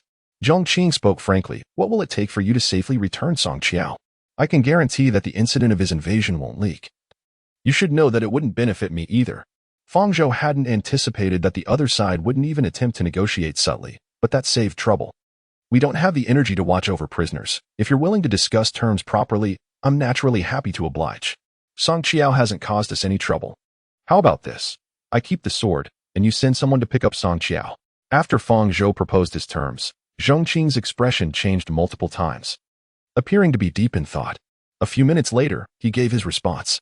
No, that is a high-grade reward, unparalleled in mobility and destructive power. Considering the increasing number of mutated creatures, to put it bluntly, it is more important than Song Qiao himself, and I can't give it to you. Do you think I'm negotiating with you? Fang Zhou touched the sword and flicked it again, producing a completely different tone. I hope you choose your words carefully while there's still room for discussion. I plan to consider your opinions in handling this. I remember your area merged with others, so the number of people shouldn't be small. There should definitely be a few high-grade rewards, and perhaps even a top-grade one. Fang Zhou continued indifferently. Will you agree or not? Zhang Qing gritted his teeth. He didn't want to back down to Fang Zhou, but it seemed there was no other way at the moment. Fang Zhou, is there really no other way? We're compatriots after all, and Song Qiao hasn't done anything excessively. Hearing this, Fang Zhou laughed. Nothing excessively? He almost chopped off my arm. Is this something a person educated in core values can do to their compatriots? Zhang Qing, do you know? Song Qiao almost chopped off my arm. I'm still intact not because he had a change of heart or was just trying to scare me, but because my people showed up in time. I believe this is just a misunderstanding, or perhaps he got a little carried away. Do you want the person or the sword? Fang Zhou crossed his legs. Of course, no matter what you want, I will return the person. As we have a small industry here, and having one more restless person would be quite troublesome. At this point, Zhang Qing completely understood that Fang Zhou had no intention of negotiating with him. No matter what happened in the end, he would not return the sword. In the end, Zhang Qing could only nod. I understand. I will send someone to pick up Song Qiao shortly. At 8 o'clock in the evening, the trembling Song Qiao was picked up by a woman arriving on a flying carpet, and naturally, his sword was left behind. After some knocking and tinkering on the factory core, the internal system was completely reset, and Fang Zhou could use it with peace of mind. You just let him go back like that? What else can I do? You could do something else, like feed into sharks, or quietly get rid of both of them on the way back to eliminate future troubles. Fang Zhou sighed. They are my compatriots. We have no blood feud between us. Perhaps one day in the future, there will be. We'll talk about that when the time comes. Ark patiently said. Furthermore, our current contradictions are all due to insufficient productivity. Lack of food, lack of water, and lack of a good environment. As long as productivity improves, these will no longer be issues. That's why I fully support the farming plan proposed by Nong Jiala. We need ample food as a backing to develop productivity. Although I don't quite understand your society. I feel that people like you must be different. The core member sarcastically remarked. I'm afraid you must have been all alone in your previous world. Not saying it out loud, but if I were the kind of person with a lot of friends, there would be no need for your simulated persona to exist. Ark complained a bit and then returned the construction block to Zhang Xiaonan. Ark, I have some news to tell you. After Zhang Xiaonan received the construction block, he initiated a video call with Arkansas. Then Ark saw a bronze-colored wire. Although it was a very common item in his past life, its appearance in this world held extraordinary significance. Copper wire? Ark was genuinely surprised. With the current level of technology, making copper wire could be considered extremely difficult. Just mining for copper ore is a hassle. But since it has appeared now, it is likely obtained as a reward from someone. There is someone in the world channel processing minerals, and I got some from him. After all, although the structure of a generator is simple, many metal materials are difficult. But now that the problem is solved, we can make a prototype first and establish a unified standard for wind turbines. This way, future mass production will have a reference. Thank you for your hard work. As long as we have our own manufactured generators, we will be one step closer to modern civilization. Ark appeared calm on the surface, but inside he was shouting, Yay! If we maintain this momentum, everyone contributes their strength, and those with knowledge share their knowledge. Building a beautiful home will no longer be a dream. Suddenly, he thought of something. Speaking of building a beautiful home, there was a very simple thing he had not yet done. A very simple thing, yet enough to change society. Perhaps it was because there were too many people with strong mobility that everyone overlooked it. Chapter 36. Building Cars. The lazy and the unemployed shall not eat. I want to build cars. I oppose. When Ark brought up this proposal at the meeting, Lu Qingyin was the first to stand up and object. Building cars requires a lot of complex processes, most of which we have not mastered. Right now, we should focus our efforts on combating natural disasters. A small car can't even speed on this muddy land. Ark shook his head, propping his face up with his hand, and smiled as he asked, Chengyin, you misunderstood me. When did I say I wanted to build a small car? What is it then? Could it be a handcart? Lu Qingyin asked, confused. Ark nodded, and Lu Qingyin gasped. He couldn't tell if this clarified his doubts or made them heavier. A handcart must be built. Ark patiently explained. I know what you're thinking. Everyone has a system, and if they need to transport something, they can just shove it into their backpack slots. But the system has its limits. There are only 30 slots, and the same item cannot be classified and stacked unless there is a big item to hold them together. Can this system be relied upon forever? This may involve some of my personal thoughts, but aside from subjective assumptions, I also have ample objective reasons. Ark continued. 2 wheels and a wooden board make a handcart. A handcart can save a lot of effort when transporting heavy items. From then on, gathering materials and mining can utilize a lot of backpack slots more effectively, improving efficiency. Moreover, this cart, combined with a fine horse, becomes a long-distance moving cart. We haven't discovered horses yet, but those ancient creatures that were domesticated might not be inferior in speed and endurance. Don't underestimate this long-distance moving capability. You have to understand. Our area spans about 5 kilometers wide and 20 kilometers long, with over 300 people living in such a large area. And many of them have yet to meet each other. Furthermore, outside of us, the nearest area is over 100 kilometers away. And between the two areas are vast forests, mountains, and lakes, essentially resources. If others build cars and we don't, they will seize the resources first. What will we do then? Turn against our fellow survivors? Moreover, with long-distance travel vehicles, if sudden natural disasters occur, we can also evacuate more flexibly. After Ark's passionate speech, he took a deep breath and looked at the other 4 administrators. I finished speaking. The floor is yours. I agree, but I'm busy with agriculture. And the reconnaissance team has to patrol as well. After all, with Song Chao's previous experience, their pressure has increased, so I can't help much. Nong Jiala was the first to stand up and express his spiritual support, also informing Ark that his direct subordinates couldn't help. I have no objections. My responsibility is in diplomacy, so I won't interfere too much in internal affairs. The newly joined Tang Han stated that she had found her position and would only support Ark spiritually. I will mobilize those idle people, but I can't guarantee how many there will be. Rong Lai did show some practical action, but his attitude wasn't very firm. I have no objections, but I hope the first batch of vehicles can be prioritized for mining operations. The miners are the hardest working group, and I want them to be the first to benefit. No problem. Ark nodded, signaling it was time to move on to the next topic. Recently, many people's work enthusiasm has declined again. I think we should introduce some incentive measures. Lu Qingyin spoke up. We have established water collection points at multiple water sources, which has further alleviated the water shortage. Food can still be sustained for a while through imports and storage, but I believe that continuous equal distribution will dampen everyone's enthusiasm. At this point, he looked at the others, and seeing no one objecting, he continued, as the ancient saying goes, those who do not work shall not eat. The original intention of the disaster relief team was to help struggling survivors get through difficulties. But some survivors have become lazy because they have the supplies allocated by the disaster relief team. I have a statistic here. Currently, there are 328 people.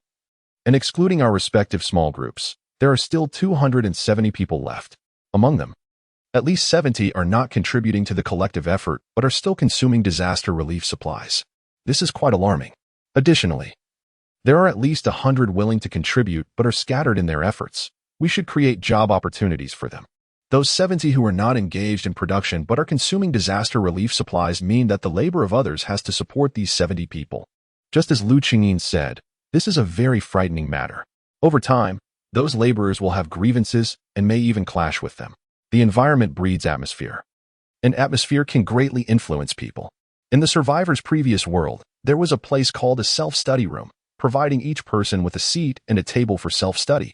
Some were preparing for exams, some for graduate studies, and the reasons varied, but most people claimed that studying in a self-study room was more efficient and effective. Is it because the self-study room has magic, making people more productive as soon as they enter? Of course not. A so-called self-study room is simply a table, a chair, and possibly tea, which might be an extra charge. One could easily set this up at home or in a rented place, yet the business of self-study rooms is thriving. So what are they actually buying? Quietness? According to a young owner who achieved financial freedom by opening a self-study room, they are buying atmosphere, the atmosphere for studying. Having paid the fee and entered the study room, a person who starts to study hard for their future will naturally immerse themselves in the atmosphere when they see many others around them also working hard. Their attention becomes more focused, more serious, more concentrated, and they study with greater abandon. There is no magic. The secret lies in creating the right environment. If an atmosphere is created where everyone feels they can survive without much effort, just lying flat like a salted fish, the people in that area will gradually lose their enthusiasm. Even those who were once hardworking will become lazy. And the final outcome is something the Ark doesn't dare to imagine. Creating job opportunities is indeed necessary. Ark nodded and continued. However, it cannot be done overnight. Instead of suddenly canceling the benefits for those people, it's better to entice them with a better life. Shengyin, I have some ideas on this. Why don't you all take a look today? After the meeting, Ark posted 2 announcements on the regional channel. Ark, regional leader. After discussions among the disaster relief team members, it has been decided that, given the disaster has passed, the disaster relief material quota will be slightly reduced, and the service for processing materials into cooked food will also be eliminated. Ark, regional leader, recruiting 50 young and strong men without other administrative appointments. Meals provided, 2 dishes and a soup, compensation, one-time access to a hot water bath. Chapter 37 Protest. Vehicle making and breadfruit. As soon as the 2 announcements were made, controversies erupted. Gufei, why? Why reduce the disaster relief quota? Look around. Does it even look like the disaster has passed? Are you trying to line your own pockets? Jiaotong, why? Why not provide processing? Have all the chefs died? If it's not cooked well, I want to eat it. If I starve to death, it's your responsibility as the regional leader. Lu Yong, what are you shouting about? How long has it been since the disaster passed? Do you still want to lie there waiting for someone to feed you? Gongchen, didn't you see the second announcement? 2 dishes and a soup. If you want to eat, go sign up. Processing. I opposed Ark being so nice to you back then. Don't you have hands and feet? Tong Qinshu at bathing? We can finally take a hot water bath? Regional leader. I also want to sign up. Although I'm a woman, I absolutely want to slack off at work. Li Jin, get out of the way. The regional leader said it's only for men. Bathing. We can finally take a bath. You know how uncomfortable I've been sleeping in sweat every day. I have to sign up for this. Sure Ping, what is the reason for not letting women participate? We want to take hot baths too. Mixed bathing is fine. Arc, regional leader this time. It's mainly considering the large amount of labor. The mixed bathing of men and women might have a bad influence, so female compatriots please bear with us for now. Sure, Ping. I'll believe you for now, Big Pig S. Hoof. I fully support fair compensation for labor, so hurry up and arrange a job for me. I've already picked up all the firewood. Lu Qingyin, Administrator, more job opportunities will be coming online soon. Please pay attention to your health, survivors. And do not cross the mountains to leave the area. Zhang San, is it related to the invasion by people from other areas? Li Si, sigh. I really don't know what it will be like in the future, but let us take care of the present first. Soon, the number of sign-ups exceeded 50. ARC selected the first 50, allowing those nearby to come on their own while sending people to pick up those farther away. Finally, everyone gathered at a flat piece of land at the foot of the mountain. Many of them saw ARC for the first time and began discussing around him. ARC looked at the chattering crowd in front of him and took out a loudspeaker, saying, "Today, I've called you here to make vehicles. Not complicated cars, just handcarts. The kind with wheels and boards. Then, based on that, we'll divide into several groups to make vehicles suitable for different terrains, such as minecarts, pushcarts, and hopefully a few boats as well. Don't ask too much about the reasons." ARC looked behind him and shouted, "Lu Yang, it's up to you next. I grew up in a woodworking shop. This is nothing to brag about. It's just a matter of reaching out." Lu Yang stepped forward, waved his hand, and threw out a large box from his backpack, filled with various tools. My father, as many of you may have heard, made his fortune in the lumber business, expanded in the furniture business, and became a wealthy man in real estate, Lu Yuanmu. Perhaps in the impression of many, I'm the son of a nouveau riche. But the truth is simpler than you think, and many might even think it lacks refinement. Lu Yang placed his hand on his chest and said candidly, "I am the son of a carpenter, and my grandfather was also a carpenter. My grandfather once said a phrase that has actually been passed down for a long time, so it can be considered a family motto. We are descendants of the forest. Raised by the forest, accumulating wealth due to the forest, until one day we walk out of the forest." Lu Yang spread his arms. But how do we walk out of the forest? How do we walk out of the hundreds of kilometers of forest surrounding us? The answer is, by shaping the wood to resemble the moon at its brightest, it can roll down the hillside faster, sometimes even faster than a horse. The brightest moon. The full moon. He was talking about wheels. The riddle-like family motto that Lu Yang spoke was quickly deciphered by the other survivors, revealing that he was telling a story about wheels. Lu Yang, talk is cheap. Don't just talk nonsense. If you really make it, I'll believe you're a descendant of Lu Ban. Lu Ban? I'm really not. I'm a descendant of Shishong. Lu Yang smiled, divided the people into 10 small groups, and began explaining how to make the vehicles. After explaining, he also explained how to make boats. After finishing, he took off his shirt, picked up the tools himself, and began processing the wood, since the technology for smelting bronze had not yet been unlocked. The vehicles were made entirely of wood, with the lubricated parts using animal grease extracted from beasts provided by Arkansas. When the sun reached its highest point, Lu Yang took out the loudspeaker and shouted, "Lunch is ready. You can stop now." Zhuo Xian and Pang Tang put down the wheels they had already shaped and stood up like everyone else. "What do you think will be for lunch?" The cooking team, apart from stewing, was still stewing, with little salt and even less oil. "Forget it. It's better than cooking for ourselves," Zhuo Xian casually remarked. "Sigh. Just bear with it for now. You know, everything is in short supply now. What is the regional leader doing all day? What is that smell?" Pang Tang suddenly caught a whiff of a familiar scent, the smell of cooking oil. "I smell it too. No way."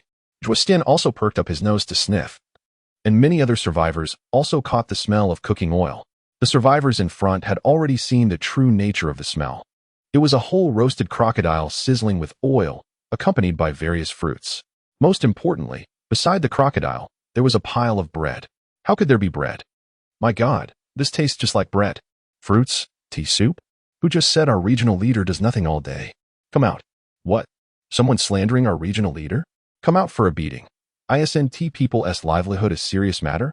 Suddenly, the crowd was in an uproar. On the other side, Ark was talking to another regional leader by the mountainside, where there were many green banded rock layers on the mountain wall beside him. Behind the regional leader, he was speaking with stood trees, each bearing large fruits. The wind on the mountain was strong, making his clothes flutter, and it was a bit cold. These stones are called malachite, which in ancient times were often used to make jewelry, but of course, they have a more important function. Ark touched the malachite on the mountain wall and introduced, as long as you put them in charcoal and refine them, you can obtain natural copper, a very malleable metal. We are modern people and understand the importance of metal tools. What I want is very simple, the seeds of the breadfruit tree. The regional leader on the screen, Dewey, supported his chin with both hands and smiled slightly. Ark, stop talking nonsense. If we give you the seeds, are you really going to continue buying our breadfruit? Have you ever seen a fish seller who sells the fish pond along with the fish? Chapter 38 Negotiation, Breadfruit Seedlings, and I'll blast you to the sky. Dewey, a survivor in the tropical rainforest area, is also the area chief.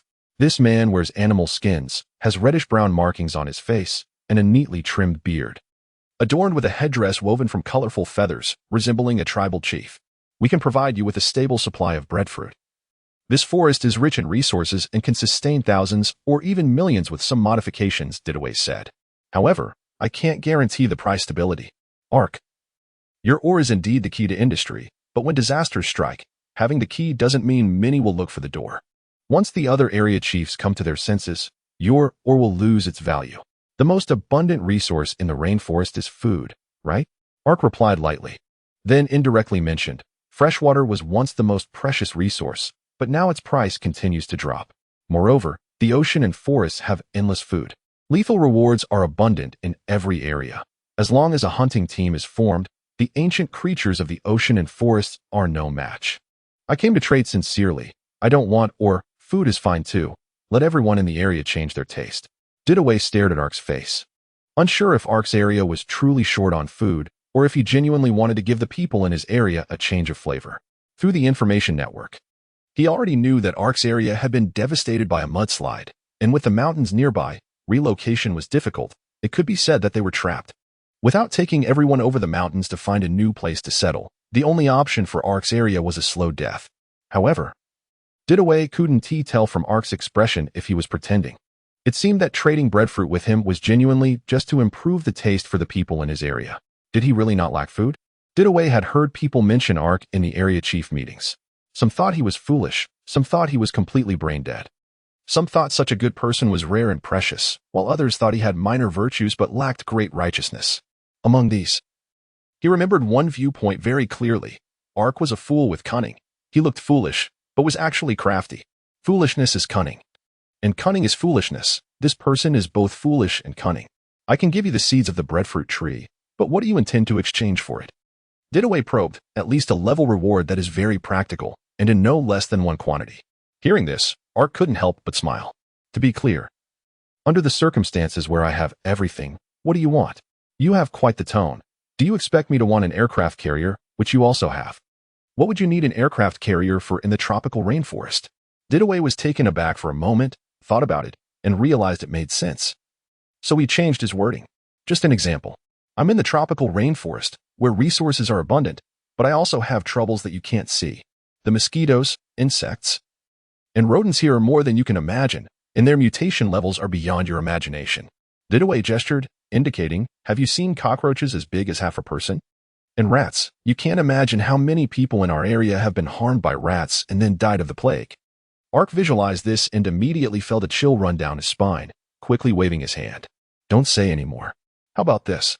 I can't give you too much, but I can offer you a set of alloy armor that guarantees protection from fire and water. Alloy armor? Like Iron Man's? Pretty much. At least similar to the first version with all the weapons removed, Ark thought to himself. I need to inspect the goods first, Dewey said. No problem, Ark nodded. A moment later, Dewey received a set of exoskeleton armor that looked very cool and stylish. After putting it on, he found he could punch through a tree. Chief, what should we do?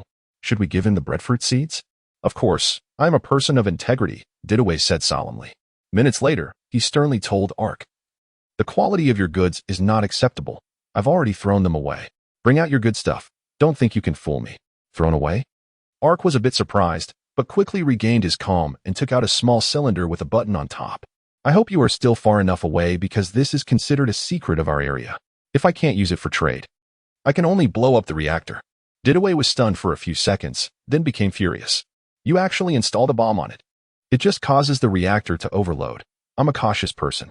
If my goods fall into the hands of those outside, who knows what trouble will arise. Recently, there were other area people invading our area. We must be vigilant. Ark said indifferently, for insurance's sake, just for insurance's sake. Since you've already thrown it away. You don't need to be nervous. The explosion radius is only about 20 meters. Saying this, he was about to press the button in his hand. Wait. Didaway stopped Ark. Then wiped the sweat from his forehead. The armor was not far behind him. If it really exploded, it could take him out in one go. Actually, I think I could still use it if I retrieved it. This deal is still quite worthwhile. If you can give me the detonation device, I will immediately offer you the breadfruit seeds. Isn't that a defective product? And are you sweating? Defective or not depends on how it's used. Sweating is nothing to worry about. We are in the tropical rainforest. It's normal to be hot. Ark pondered for a moment, then suggested, how about this? Instead of seeds, you give me a few seedlings of the breadfruit tree, and I will send you some matching weapons. Good, good, good. Didaway nodded eagerly. As a modern person, he often saw high-tech products overloading and exploding in films, so he had no doubts. Soon, 5 seedlings with their roots wrapped in moist soil appeared in Ark's trading warehouse. On the other side, Didaway also received some cold weapons and the detonation button. Looking at the detonation device in his hand, he increasingly felt something was wrong. After turning it around, he saw the words engraved on it. Flashlight. The low-spec Armor 12S energy was created, and the pile of cold weapons was made from natural copper mined near malachite, which was worthless. I wanted to trade properly, but you tried to play tricks on me. You brought this upon yourself. Looking at the seedlings in the warehouse, Ark decisively blocked Didaway and then switched to another breadfruit supplier. These seedlings will take years to grow and bear fruit. What do you plan to do? The core floating nearby asked. The machinery involved in gene editing is very complex, and my current capabilities cannot manufacture it. I need to wait for the upgrade to complete. No rush. I'll first plant them around the volcano, using geothermal heat. They might withstand the cold winter. After hearing this, the core asked, since you know you can use geothermal heat for planting, why encourage non-Giale to farm here? Chapter 39 Insurance, Yin Nation, and Trade Routes. Because it's not enough. On the mountainside of the mine, Ark sat down on a rock and explained. Even if the severe cold comes, the area around the island volcano might still be warm as spring. But that little bit of land can't sustain more than 300 people. The core asked while spinning around, so these are your private vegetable gardens? Not really. If I had to describe it, my planting on the small island is for insurance. Assuming I need to obtain 100 units of food regularly to feed everyone. Then under severe cold disasters, I can only get 20 units of food daily. If non-Giale succeeds, it can also obtain 150 units of food under severe cold. If it fails, my little vegetable garden can provide 60 units of food, preventing everyone from starving to death. The core seemed to understand Ark's intentions, nodded, and then asked, are you going to deal with those pests recently? Can you be ruthless? When asked this, Fang Zhou was momentarily at a loss for how to respond. After weighing his words, he replied, well, it's no problem. They may not necessarily be lazy by nature. With proper guidance, it's possible to help them become industrious. Our region has plenty of job opportunities, and if necessary, we can assign them some light and monotonous tasks. But what if they still refuse to cooperate? The core question is, there are only 13 days left until the disaster, and your time is limited. If you're unwilling to take decisive action, exiling them is an option, or sending them to other regions where there are certainly those who would want to establish slavery. Fang Zhou nodded. I understand your point. But reaching that point would only happen if they choose to leave themselves. This isn't indecisiveness, it's simply a matter of not crossing the bottom line. Ding dong. As soon as he finished speaking, Fang Zhou heard a ding, signaling the start of the regional leaders meeting. Upon entering the channel for the regional leaders meeting, Fang Zhou noticed that the name had changed. Yin Nation. Has the nation been established so quickly? Fang Zhou asked in the channel. Why is it called Yin Nation? He remembered that the leaders of this area acted independently, and such a significant matter as nation building would likely not have been communicated to him, indicating that it was probably a unilateral decision by Long Wu, with no one else informed. Is Long Wu trying to indulge in self-importance? As Fang Zhou pondered this, he noticed that other regional leaders were also questioning the title of Yin Nation. A national title should have a basis. Long Wu. You said it unilaterally without informing anyone. Do you want to be an emperor? Who would follow you? Just because you established the channel for regional leaders first doesn't mean you're the boss. Yin means burn or refers to flames rising. In light of the impending harsh cold, it could be seen as a good omen. I have no objections, but Long Wu, if you want to be emperor, you might not be qualified enough. Watching the various doubts on the screen, Long Wu put on a smiling face and explained. I just think that having a unified name would foster greater cohesion among us. At least we know where we stand. And this nation is built collectively by us regional leaders. I, Longwu, absolutely do not wish to set myself up as an emperor. Everyone should quickly decide on the name for your regions. It will make things easier and provide a cohesive direction for the people in the regions. After Longwu's explanation, many who were concerned about this point became less so, and instead began discussing what their region should be named. However, soon everyone shifted to the day's agenda, which was trade between regions. With the harsh cold approaching, it would be difficult for regions to operate. I think we should form exploration teams to find a suitable trade route between the different regions, one that is shortest, fastest, and safest, proposed one regional leader. I think this suggestion is excellent. The trading system can only handle inanimate objects, not living ones, and ultimately, the origins of this trading system are unclear. Another regional leader strongly agreed. Why don't we send teams to the nearest regions first, report back with the route maps, and then have one person compile it? Filling in some of the more remote routes later? Fang Zhou also suggested. After several previous adjustments, this meeting was very successful, although there were various discordant voices. It was ultimately agreed to develop trade routes. At first glance, developing trade routes only allows for the trading of living things, which pales in comparison to the instant transactions in the trading market within the system. However, most regional leaders understand what developing trade routes will bring: the flow of population. People aren't cave dwellers. They want to live in caves for a lifetime. They will eventually need to build houses, establish settlements, and then develop into cities. So what is the primary resource for urban development? What drives urban development?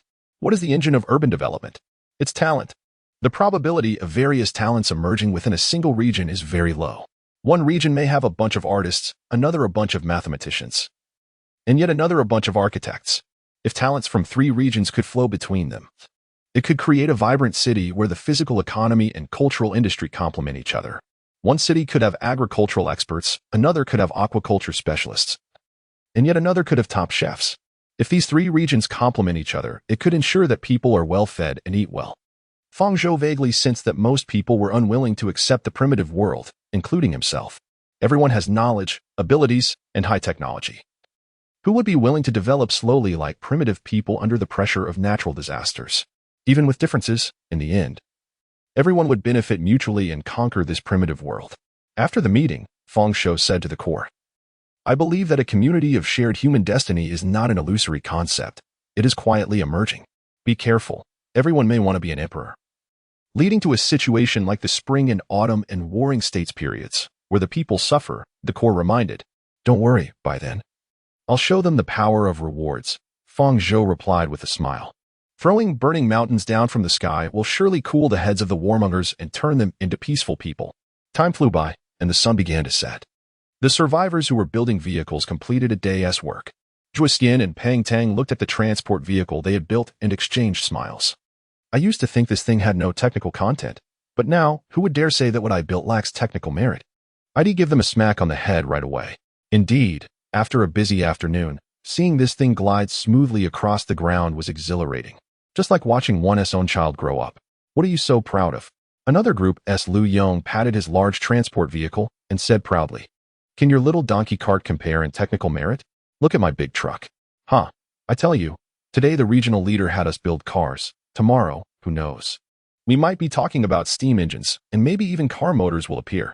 Zhuoxian scoffed, by then, with a little modification. Our vehicle can drift anywhere in the region, while your truck, no matter how modified, will just be a delivery vehicle for its whole life. Chapter 40. Stepping on the sword. The sword pulls the cart, and handling salted fish. While the survivors were joking around, Fang Zhou descended from the sky on a large metal sword, resembling a sword immortal. The regional leader is here. The regional leader has arrived. Hurry, take us to bathe. Seeing Fang Zhou come, the survivors stopped their playful banter and gathered together. Fang Zhou looked at the wooden carts they had made. While they were indeed crude, they were usable. No problem, the bathhouse is not far, about 1,000 meters away. Fang Zhou pointed towards the coast and then threw out a bundle of ropes made from plant fibers. Everyone, tie one end of these ropes to your carts. The crowd didn't quite understand, but they followed suit. Then Fang Zhou tied a knot, leaving a small section to attach to the metal sword. Brothers, get on the carts. The survivors climbed onto the carts they had made, and with the metal sword soaring into the air, all the vehicles were set in motion. A gentle breeze blew against them, and some on the carts held onto the edges while others spread their arms wide against the wind. Some even released tiny drones the size of hummingbirds, recording the moment and uploading it to the World Channel. As they watched their hard-built vehicles racing across the fields, no one questioned the purpose of building cars anymore. Many even began to shout joyfully. Zhuxian, Pang Tang, holding onto the cart edge, shouted, "What are you thinking? Don't you feel like we're like the nobles traveling in ancient times? Not just that. One must remember the clouds of youth. Once promised to be the best in the world." Zhuxian's face bloomed like a peach blossom. "Pang Tang, do you know? Before crossing over, I was a car mechanic. My grades in middle school weren't good, so I could only study automotive repair. The reason I chose that was definitely not out of love. It was because my uncle ran a car dealership and could arrange for me to work there.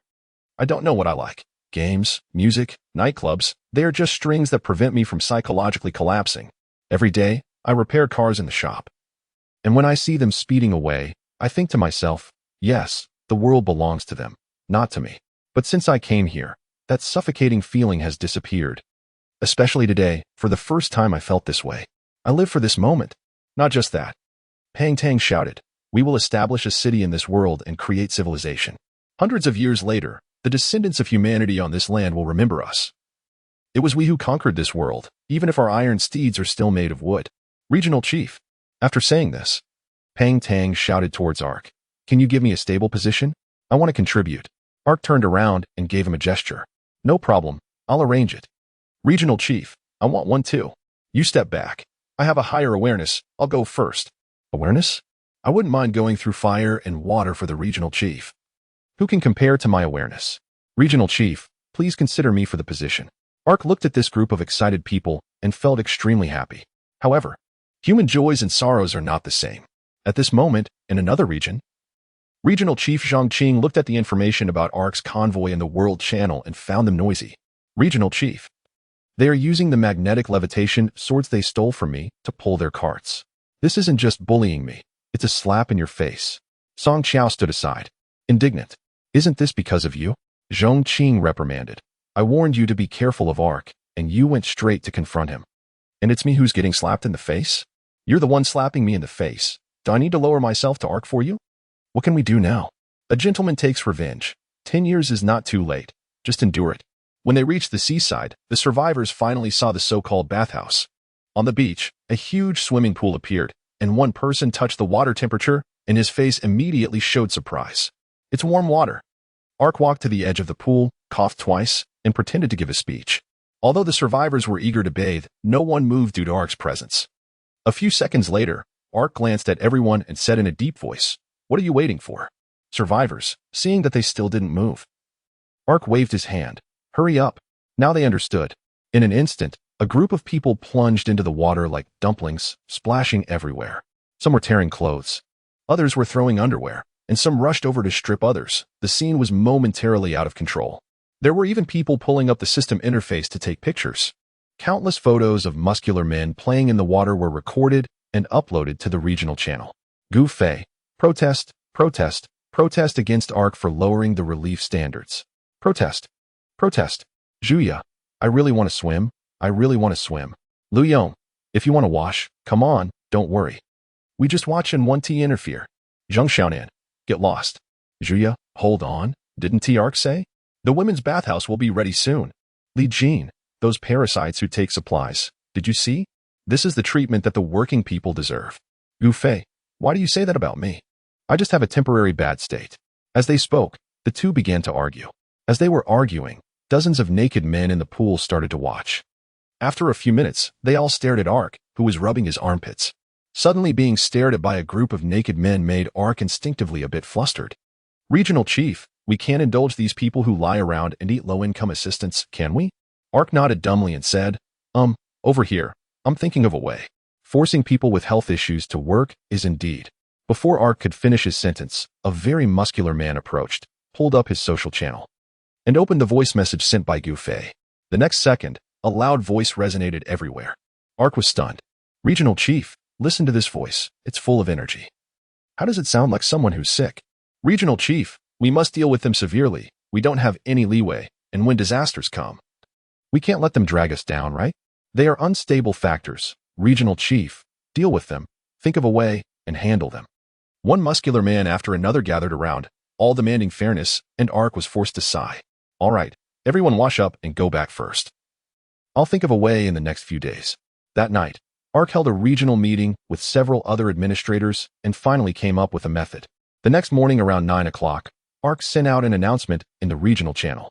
Effective immediately, the distribution of disaster relief supplies will stop, except for those unable to work.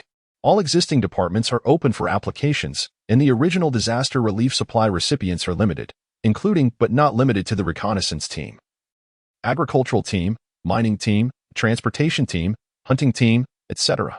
Chapter 41, Salty Fish Channel, Minbai and live streaming rewards since being able to create their own chat channels. Many secret small groups have emerged in the regional channel, including a separate channel for those receiving disaster relief supplies. It is called Salty Fish Channel. Today, the Salty Fish Channel is devoid of the usual laughter and chatter. Sorrow and anger permeate the atmosphere. Gu Fei, Ark is a fraud. He used sweet talk to become the leader of the disaster relief team and was elected as the regional chief, and now he is showing his dictatorial true colors. Lian Song, why don't we go out and find work? The regional chief said we can have priority. Chu Ji, no. Yielding at this time is just playing into his hands. We have to resist. Why should the distribution of disaster relief supplies suddenly stop? Ding Si, I have an idea. What if we pretend to leave the region and force him to make concessions? Bai Chu, that's not too good, to be fair. The regional chief is also doing this for the region. Ding Si, hey, it's not real. We're just putting on a show. And then we'll spread the message. Ark will definitely bow down to us due to public opinion. Chu Ji, good idea, forcing the members of your own region away. Ark will probably be scolded to death. We must make demands, and it must include fruit. Gu Fei, meat must have seasoning. And it can't be the same every day. We want to eat sauerkraut fish. They can't just think it's troublesome and not make it for us. Ding Si, it would be best to send someone to take care of us. A little sister would be even better. Heh. Leader, are we really going to do this? Shortly after the announcement was made, Kai Tian Kai was summoned by Ark to meet at the seaside. Like a scholar. That was Ark's initial impression of Kai Tian Kai when they first met during the distribution of disaster relief supplies, when Kai Tian Kai offered to help.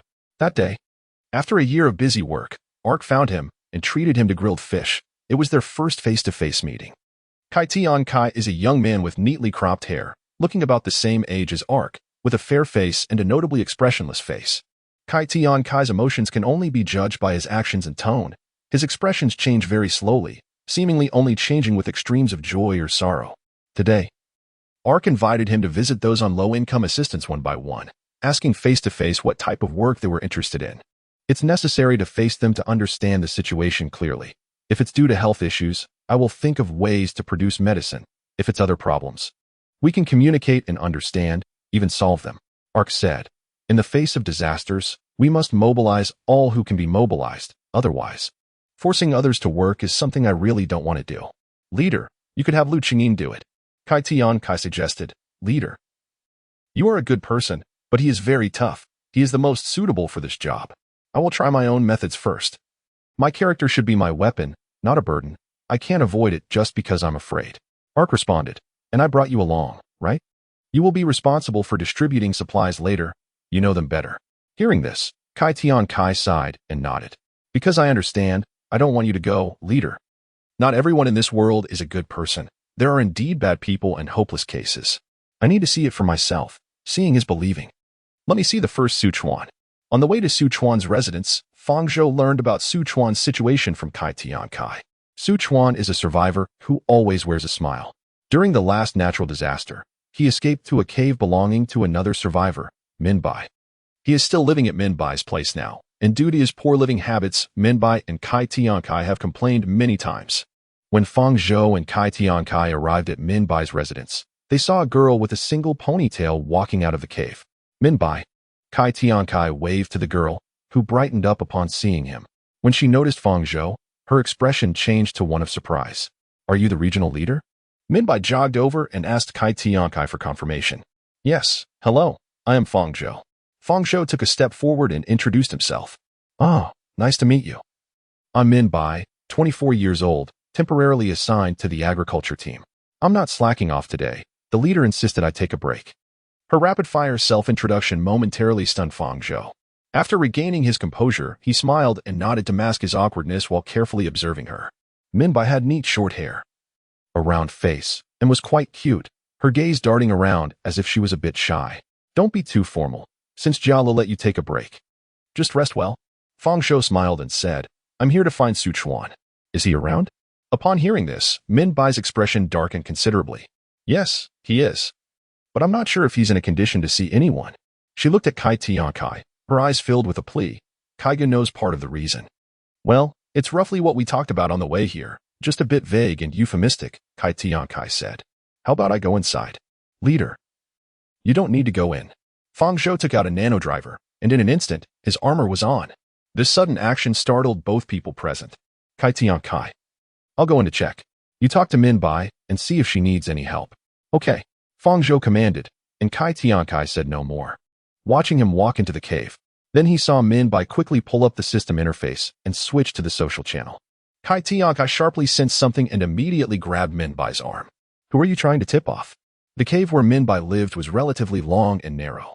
In a closer position, some leaves and weeds were spread out, forming a makeshift bed. As Fang Zhou walked further in, he saw a naked man lying on the bed with his hands placed over his groin. In front of him was a chat channel where a woman was live streaming, slowly taking off her clothes one piece at a time. Once live streaming became possible, those who used it for entertainment or to make a living naturally appeared.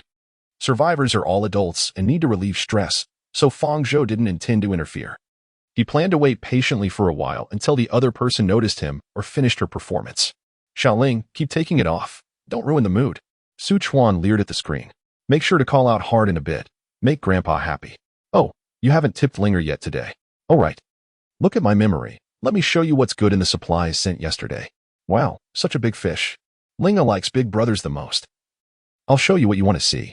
The last few lines made Fang Zhou's pupils dilate sharply. Chapter 42. Explanation, Confession, and the hunting team Su Chuan. Fang Zhou shouted loudly, startling Su Chuan, who jumped up from the bed. He looked at the armored figure in front of him, confused. Who are you? Fang Zhou. Fang Zhou removed his armor, revealing his true self. Seeing this, Su Chuan rubbed his eyes to make sure he wasn't mistaken. Then immediately shut down the live stream and opened the social channel. Suddenly, a flash of white light lit up the cave, and Su Chuan felt a jolt in his hand, causing him pain and preventing him from smoothly switching the system interface. When his vision cleared, he found Fang Zhou had put his armor back on and was standing in front of him. The immense intimidation made him instinctively hug himself. Regional leader. Why didn't you give me a heads up before coming? He spoke with a stutter, his gaze flickering. I couldn't bear to disturb your good fortune. Fang Zhou suppressed his anger and said teasingly, I'm here mainly to discuss work with you. With the natural disaster approaching, I hope everyone in the region can contribute. You can choose your current position. I'll arrange it. If you have any health issues, just tell me honestly, and I'll find a way to help you. Su Chuan is a fellow countryman, not an enemy. Fang Zhou repeated this in his mind while waiting for Su Chuan's response. Regional leader. I've been feeling a bit unwell lately. I should be able to participate in labor in a few days. Su Chuan glanced around, avoiding Fang Zhou's gaze. It would be better if someone could come to take care of me. Minbai is okay looking, but she is too cold. Fang Zhou frowned. On the way here, Kai Tiankai had told him that Su Chuan had given the same answer during previous inquiries about his condition. As for Minbai's coldness, Fang Zhou recalled the lively girl he had seen earlier. There must be some issue here. All right, then you rest well, Fang Zhou said, preparing to leave. But Su Chuan called him back. Regional leader. What is it? Can you send Jiu to take care of me? Her voice is so sweet. And she must be very beautiful. Fang Zhou remained silent for a few seconds and replied, I'll consider it. After leaving the cave, Fang Zhou greeted Minbai and expressed his desire to hear her opinion about Su Chuan. After the natural disaster, he said he wanted to continue living here. Although he is of the opposite sex, thinking that he is also a fellow countryman, he let him stay. After that, he started making various demands. All of my supplies became his, including the bed. I protested, but it was useless. Now he spends all day watching some lewd live streams and uses the supplies from the disaster relief team to tip female streamers. Yesterday, I advised him against it, and he threatened me if I didn't let him watch. I wasn't going to ask, but asking made Fang Zhou's fists clench. Minbai, do you have anywhere else to go? Minbai shook her head. Not yet. I'm not very familiar with the others and don't know how to approach them. Is there anything important left in the cave? Minbai shook her head. Fang Zhou opened the social panel and sent a location to the deputy leader of the patrol team, Guoming. Regional leader, is there something going on? A man with a mature hairstyle asked in the video. Take Minbai to my residence. Huh. Hearing this, Minbai was startled. Kai Tiankai was a bit stunned. And Guoming revealed a meaningful smile. I've been busy with other things recently, so I won't be going back. It's just right for her to stay temporarily. Let me check. I see that Yishua Kid is responsible for that area today. That guy flies a small plane. It's so cool. He'll be here soon. Just have Minbai wait a bit. 10 minutes later, a biplane landed in front of Fang Zhou, and a handsome young man jumped out. Bowing to Fang Zhou upon landing. Regional leader, scouting team member Yishua, reporting for duty. Take this lady to my residence. Understood. Don't worry. My mouth is as secure as a steel door. Even if the King of Heaven comes, I will only say I sent a man to the regional leader's residence. No. You should say it's a woman. I will explain the specifics to you later. Yishua turned to take a glance at the slightly blushing Minbai. Then turned back with a righteous demeanor and said, no need for explanation. I will just execute the orders. Please rest assured. Ark was momentarily at a loss for words. After leaving Su Chuan's residence, the two had chosen their next target, Lian Song. Before the catastrophe, Lian Song was also a hunter. Due to the inability to hunt in his residence after the disaster, he began to consume disaster relief supplies. He was once a member of the Blade Master team of the Ronglia hunting group, but later seemed to have some conflicts and took the initiative to leave the team. After meeting Lian Song, Ark briefly explained the situation, and the hunter, dressed in animal skins, immediately put forth his conditions. The regional leader. The hunting team hasn't been officially formed yet, right? Ark nodded. The hunting team is being formed by the Ronglia group and is currently looking for members. I want to join the hunting team. All right. But you can't join Ronglia. Why? Lian Song said with a look of grievance. Regional leader, you know the Blade Master, right? Ark nodded. That was formed by me and Ronglia. At that time, everyone had caught prey but couldn't process it, so we decided to specifically help with processing the prey. Lian Song slowly recounted the past of the Blade Master, then indignantly added, but Ronglia, as the apparent leader, is now the administrator, holding multiple positions, with a bunch of subordinates, enjoying both fame and fortune. As for me, I have nothing. Ark understood and, after a moment's thought, came up with a plan. Lian Song. Actually, there are two hunting teams. One is within our region, and the other is responsible for the area behind the mountains, where there are no landslides, resources are abundant. But of course, it's also very dangerous. Hearing this, Lian Song's eyes lit up. Let me be in charge of the team behind the mountains. I guarantee I can do it as well as Ronglia. What danger? I'm not afraid of anything. Seeing Lian Song so proactive, Ark felt relieved. All right. But if you want to be the captain of the hunting team, that might be hard to convince everyone. I'll prove it to them. Lian Song grasped Ark's hand earnestly. Regional leader, give me a chance. I'm no worse than Ronglia. I believe in you too. The captain position of the hunting team has not been decided yet.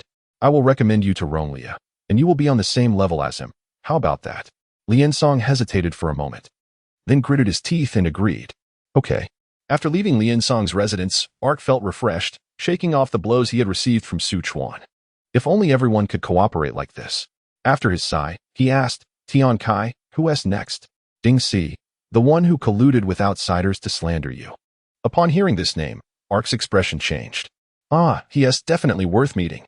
Chapter 43, Attack, Defamation, and Action. Ding Si, one of the survivors in Ark's region, had accepted bribes before the first natural disaster, morally blackmailing and defaming Arkansas. During the first disaster pre-party, he apologized along with others who had defamed Ark. And after the disaster, he applied for disaster relief supplies. I swear on my character, there is absolutely no shortfall in the disaster relief supplies I sent him. And I have not discriminated against him in any way, Kai Tian Kai explained on the way. If he defames me later, you must believe me, group leader. Ark nodded, worried about whether Ding Si would put up some strong resistance. Unlike before in the social channel, this time it was face-to-face. What does he look like? Where does he live? Ark couldn't help but become curious. A few minutes later, the two stopped in front of a cave with a wide opening, located deep in the remnants of the forest after a landslide. This is a good place, Ark said and shouted into the cave. Is Ding Si here? I'm Arkansas. After a minute, there was no response. Ark and Kai Tian Kai exchanged glances and walked into the cave. Inside the cave was quite spacious. After walking a short distance, they saw some daily necessities. Further in, Ark saw a wooden bed with a man sitting on it. In the dim light, he could see the man's face, filled with despair and large dark circles under his eyes. Are you Ding Si? Ark asked. I am. What brings you here, regional leader? Are you here to capture me for hard labor? Ding Si asked. Ark shook his hand. How could that be? With the disaster looming, we need everyone to pitch in. And I'm here to ask if you have a position you like. Ding Si stared at Ark for a while, then slowly replied, Regional leader. I don't want to work right now. Are you going to force me to work? Of course not. Is there something wrong with your body? I just don't want to. Ding Si became more stubborn. Other regional leaders don't do this. Why should my resources be cut off and forced to work hard? Not all of it is hard labor. There are easy tasks too. Ark was still prepared to continue, but Kai Tian Kai patted his shoulder, making a gesture to talk outside. Outside the cave, there's nothing wrong with his body, but his mindset is problematic, Kai Tian Kai said. Group leader. If there are some things you can't handle, let others do it. Not everything needs to be done personally. Ark remained silent for a moment, then nodded. Next. Let us go. He turned and left, with Kai Tian Kai quickly following. Over the next period, they visited all the low-income households, apart from 28 people. The rest found positions they liked. At the morning meeting the next day, Ronglia and Lu Qingyin expressed their dissatisfaction with Ark's actions. Ark, everyone has their strengths. You are a good person, but there are some things you can't do, so let others handle them, Lu Qingyin said. You don't even need to agree. Just tacitly allow it, and I will handle this matter. Brother Qingyin is right. You should learn to rely on others, Ronglia added. You can bravely confront nature, but you can't bear to be harsh on your own kind. Ark shook his head. Let us give them 3 more days. Are you sure? Lu Qingyin projected some images onto the meeting channel screen. Regional leader Ark violates human rights, forcing compatriots into hard labor. Dictator Ark leaves his compatriots without food. Condemn. Tyrant Ark forcibly seizes women. The screen was filled with attacks and defamation against Ark, and this familiar feeling made Ark's heart sink. He didn't even need to think to know who was behind it. Opening his social interface, sure enough, there were messages from Ding Si and several other low-income households, filled with various demands, including restoring disaster relief supplies and arranging female compatriots to take care of their living needs. These are just what I gathered in a short time. Ark, if possible, I don't want you to see these, but their threats should have reached you, Lu Qingyin sighed. I'll handle this today. No Jala. To Lu Qingyin's surprise, Ark didn't call him first. Have the reconnaissance team gather the people on the list at the ridge. No Jala nodded. Lu Qingyin. Here. Have your subordinates assist the reconnaissance team. No problem. After saying this, Ark sent a message to Zhang Qing. At 2 p.m. that afternoon, Ding Si and others were escorted to the ridge of the mountains. Upon seeing the people there, all from the salty fish channel, he became a bit anxious. Beautiful lady. Why did you bring us here? The female survivor who brought them, with all limbs covered in metal armor and several metal swords floating behind her, looked like a Valkyrie. Majestic and spirited. The regional leader wants to negotiate with you regarding supplies and the female servants taking care of your lives, said Su Yun, a member of the reconnaissance team. I'm not clear on the specifics. Just wait here. I have work to do. After saying this, she flew high into the sky and disappeared. Ding Si watched her retreating figure and thought for a moment. Let Ark arrange her for me later. As soon as he finished speaking, a shadow fell from the sky, and it was Ark wearing tiger-shaped armor. Everyone, I am Ark, the regional leader of this area. Ark raised the volume of the armored horn and said to the people around, I have seen your conditions, and to be honest, I feel very guilty. I feel guilty for not being able to be a good regional leader and for the grievances you have suffered. So please rest assured. Ark spread his arms and said happily, from now on, I will compensate you, and you will no longer have to work in this area. No more work. I won. A sense of joy arose in Ding Si's heart as he looked around. Many people looked at him as if he were a leader, their eyes filled with gratitude and admiration. Suddenly, a strong wind blew over the ridge, and a huge shadow covered the sky. Everyone looked up at a ship flying in the air. The spaceship slowly descended, and everyone, except for Ark, instinctively crouched down. But when it stopped 3 meters above the ground, a young man with a joyful expression jumped down from the spacecraft, rolled upon landing, and let out a scream. Ouch! Ouch, ouch! Damn it! Ark, couldn't you find a flat place? The stones on the ground are killing me. Zhongqing stood up and cursed at Arkansas. Ark shrugged helplessly. Come on, don't have such high expectations, all right? This is a ridge. It's good enough to find a flat spot. Who told you to jump down from the spaceship to show off? I'll settle the score with you later. Zhongqing turned around and looked at the others who were getting out from the ground, asking, Are these the idealistic young people who are lazy and good for nothing? Ark nodded. Hello everyone. Nice to meet you. I am Zhongqing, the leader of another area. Unlike some area leaders, I am a kind and considerate leader. Zhongqing opened his arms to the others and smiled. Welcome to my area. Chapter 44. Choices, Exile, and the finale joined Zhongqing's area, including Ding Si. The people from the Salted Fish Channel were all confused. What does Ark want to do? Exile them? I can't take care of you well. If you want better treatment, you can go to Zhongqing's area. We are all compatriots. You will quickly adapt there, and you don't have to worry about living arrangements. Zhongqing will arrange everything for you. Ark stepped forward and explained. That's right. Ark is an incompetent fool, but I am different. Ark, what are you doing? Zhongqing linked arms with Ark, turned his back to the others, and whispered, if I don't scold you a bit, how will they believe me? No. I suspect this is personal revenge. Ark pushed Zhongqing away, who turned back and continued his speech. Just now, your area leader was very reluctant to part with you. But he can't meet your conditions. Zhongqing pointed to the spaceship in the sky. Next, you will take my spaceship to your new home. No way, this is exile. I want to expose this on the World Channel. Someone shouted. I want to leave. I want to stay here. Ark, you must give me what I want, otherwise I will expose today's events.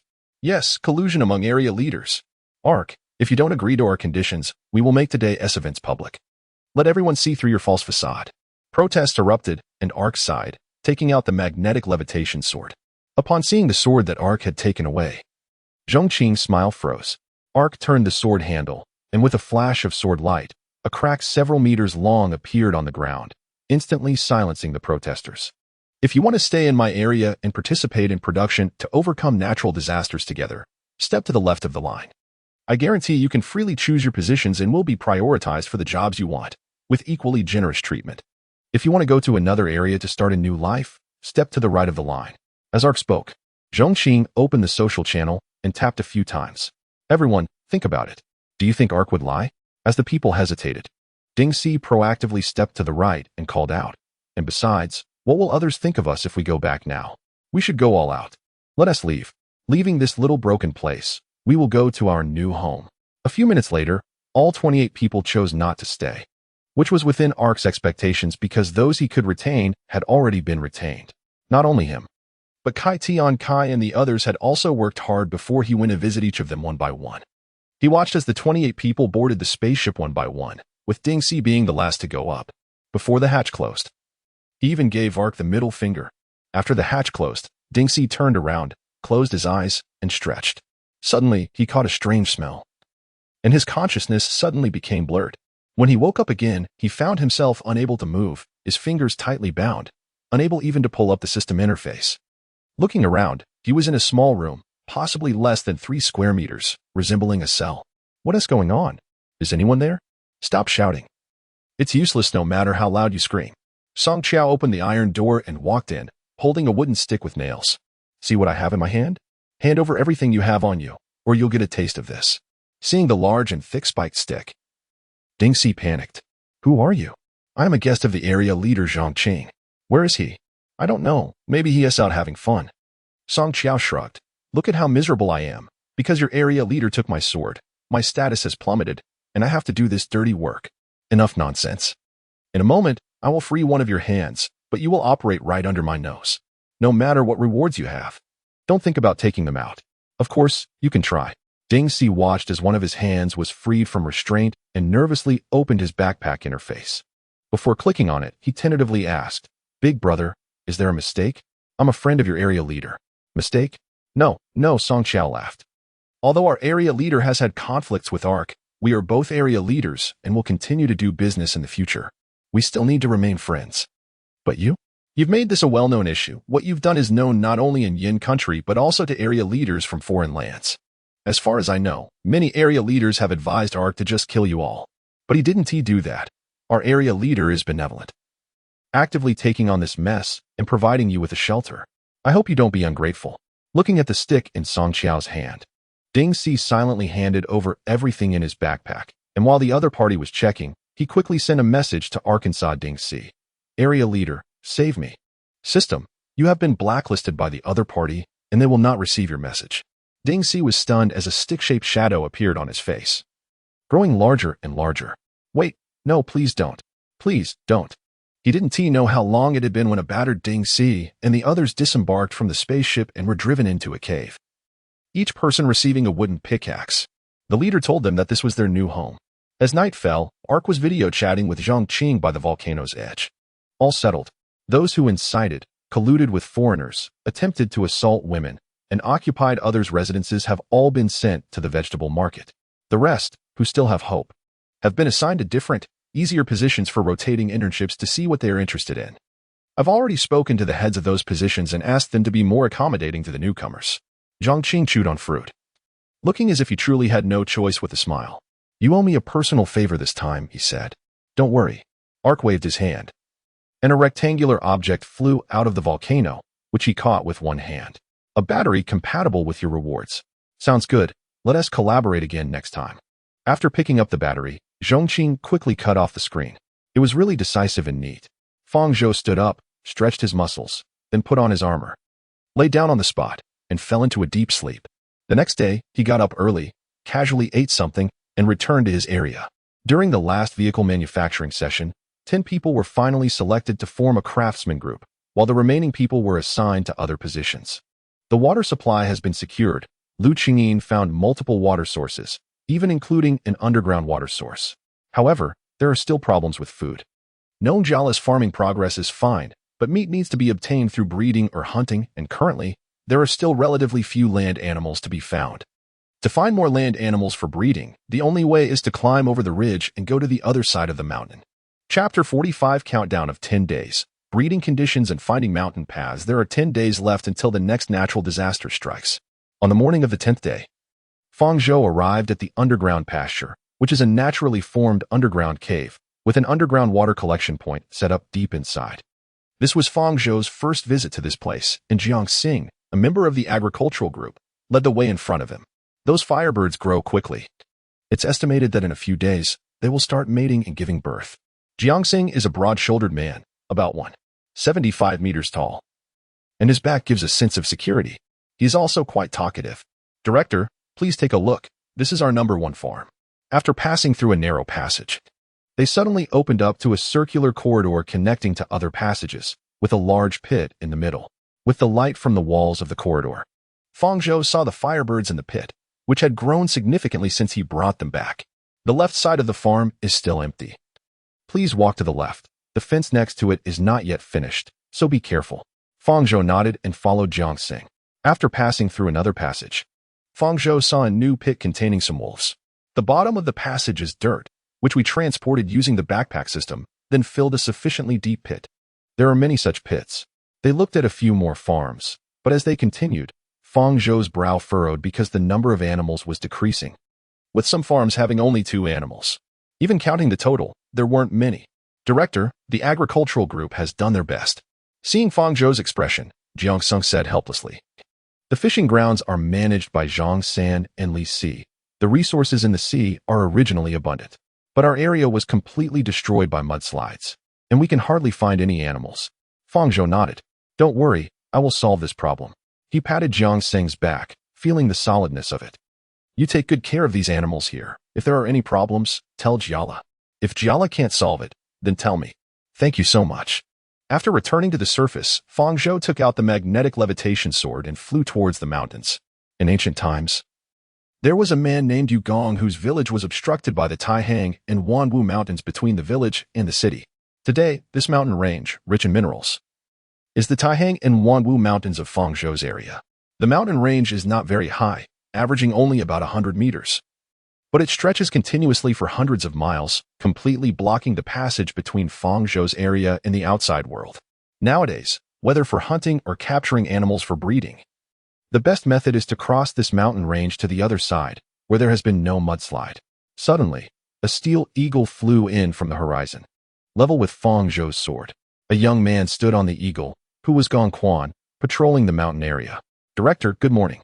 Are you planning to go to the other side of the ridge? Good morning, Quan. After exchanging greetings, Fang Zhou took out the latest map. Well, I want to go to the other side, but not by flying over, rather by walking over. Walking over? Gong Quan was a bit curious. After the mudslide, the mountain's collapse is severe, apart from the one mountain that hasn't collapsed. it's difficult to climb the others. The one that has T collapsed is also quite steep. Why does the director suddenly have this idea? After hovering over the mountain range, Fang Zhou explained, because we can't make hot air balloons or airships. Hot air balloons? Airships? Gong Quan pondered for a moment. The materials for hot air balloons are hard to come by, let alone nylon and fireproof materials. We haven't even started weaving fabric.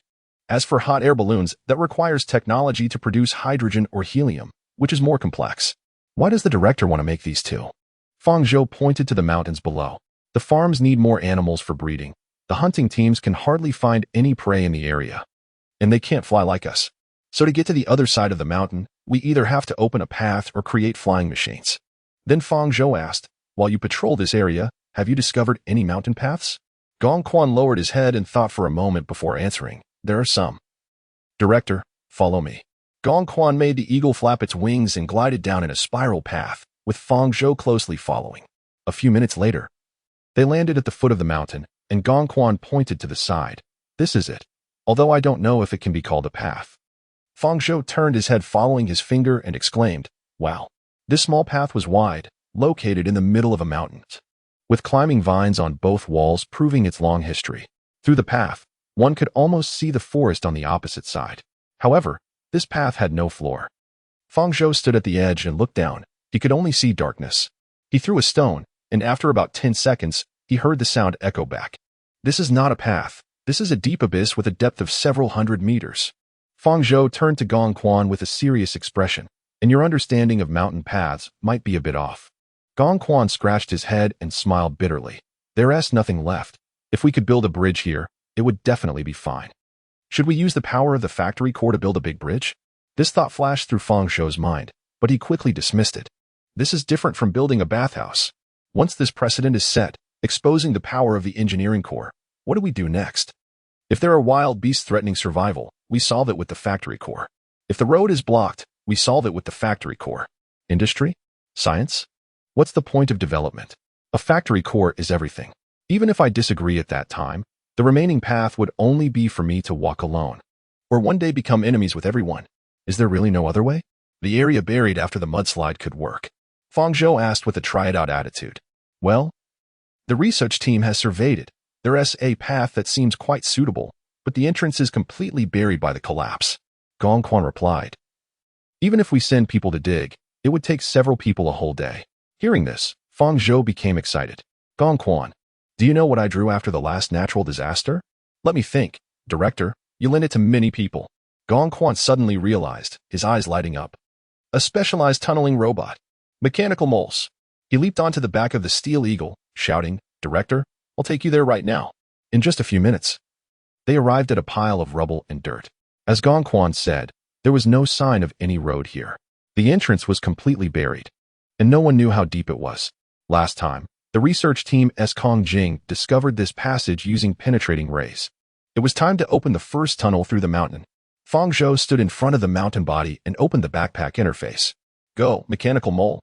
Chapter 46, Cunning Thoughts, Exploring the Valley and Rock Puppets. The sound of landslides and rock falls continued for an hour.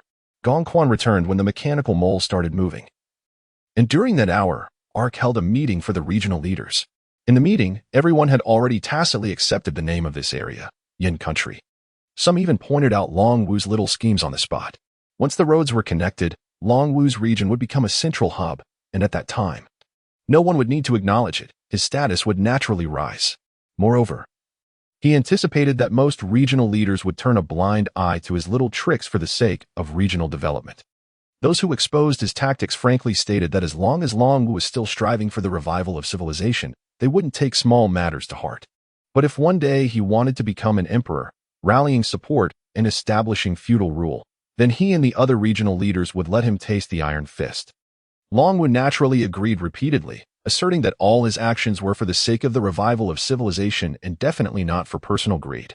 At the end of the meeting, everyone discussed the issue of cold resistance again, to prepare for the harsh weather to allow for outdoor activities. The prices of natural warm-keeping items like animal skins surged, and even coal and charcoal became scarce in the market. Furthermore, it wasn't just this area. Some other regions formed alliances of regional leaders to start regulating trade between regions. It would be even more difficult to rely on the market to exchange resources in the future. After the meeting ended, Ark put on his tiger armor, released the factory core, and walked into the entrance excavated by the mechanical mole. The passage was initially narrow, just wide enough for one person. But after walking a few dozen steps, it opened up. Surprisingly, it turned out to be a small ecosystem. After passing through the tunnel dug by the mechanical mole, Ark arrived in a valley, which was a passage about 10 meters wide and long enough to see the forest on the opposite mountain. The valley was vibrant with life, featuring small streams, vegetation, and some small creatures. The ground was covered with a green blanket of fungi, and the walls of the mountains on both sides were filled with climbing plants.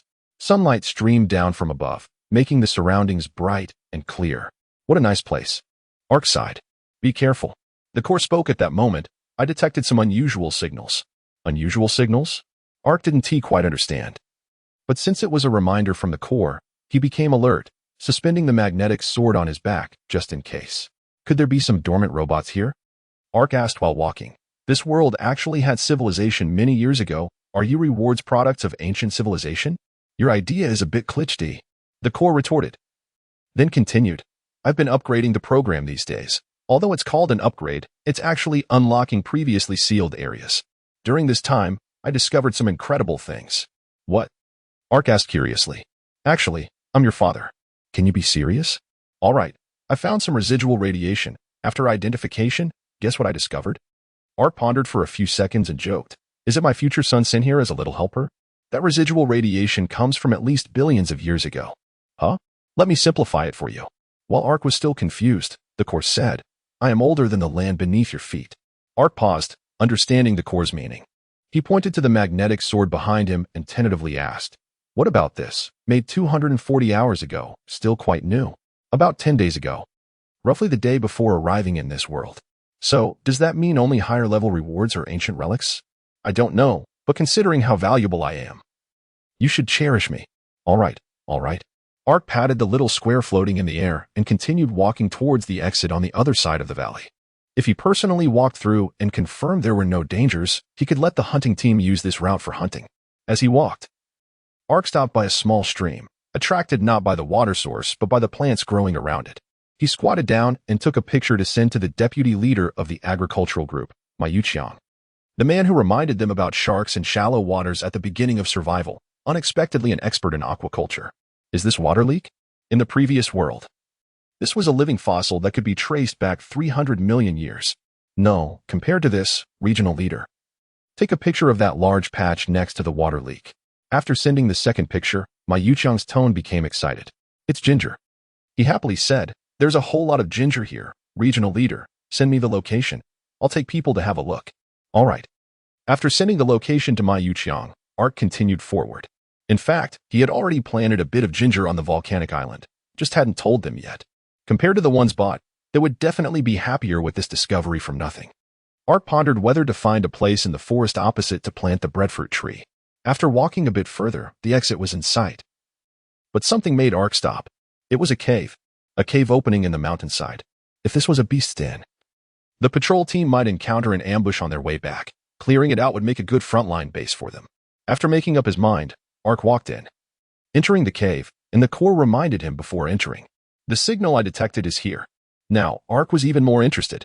What do you think it is? Relatives? No. It's something like a core, continuously emitting weak electric waves around.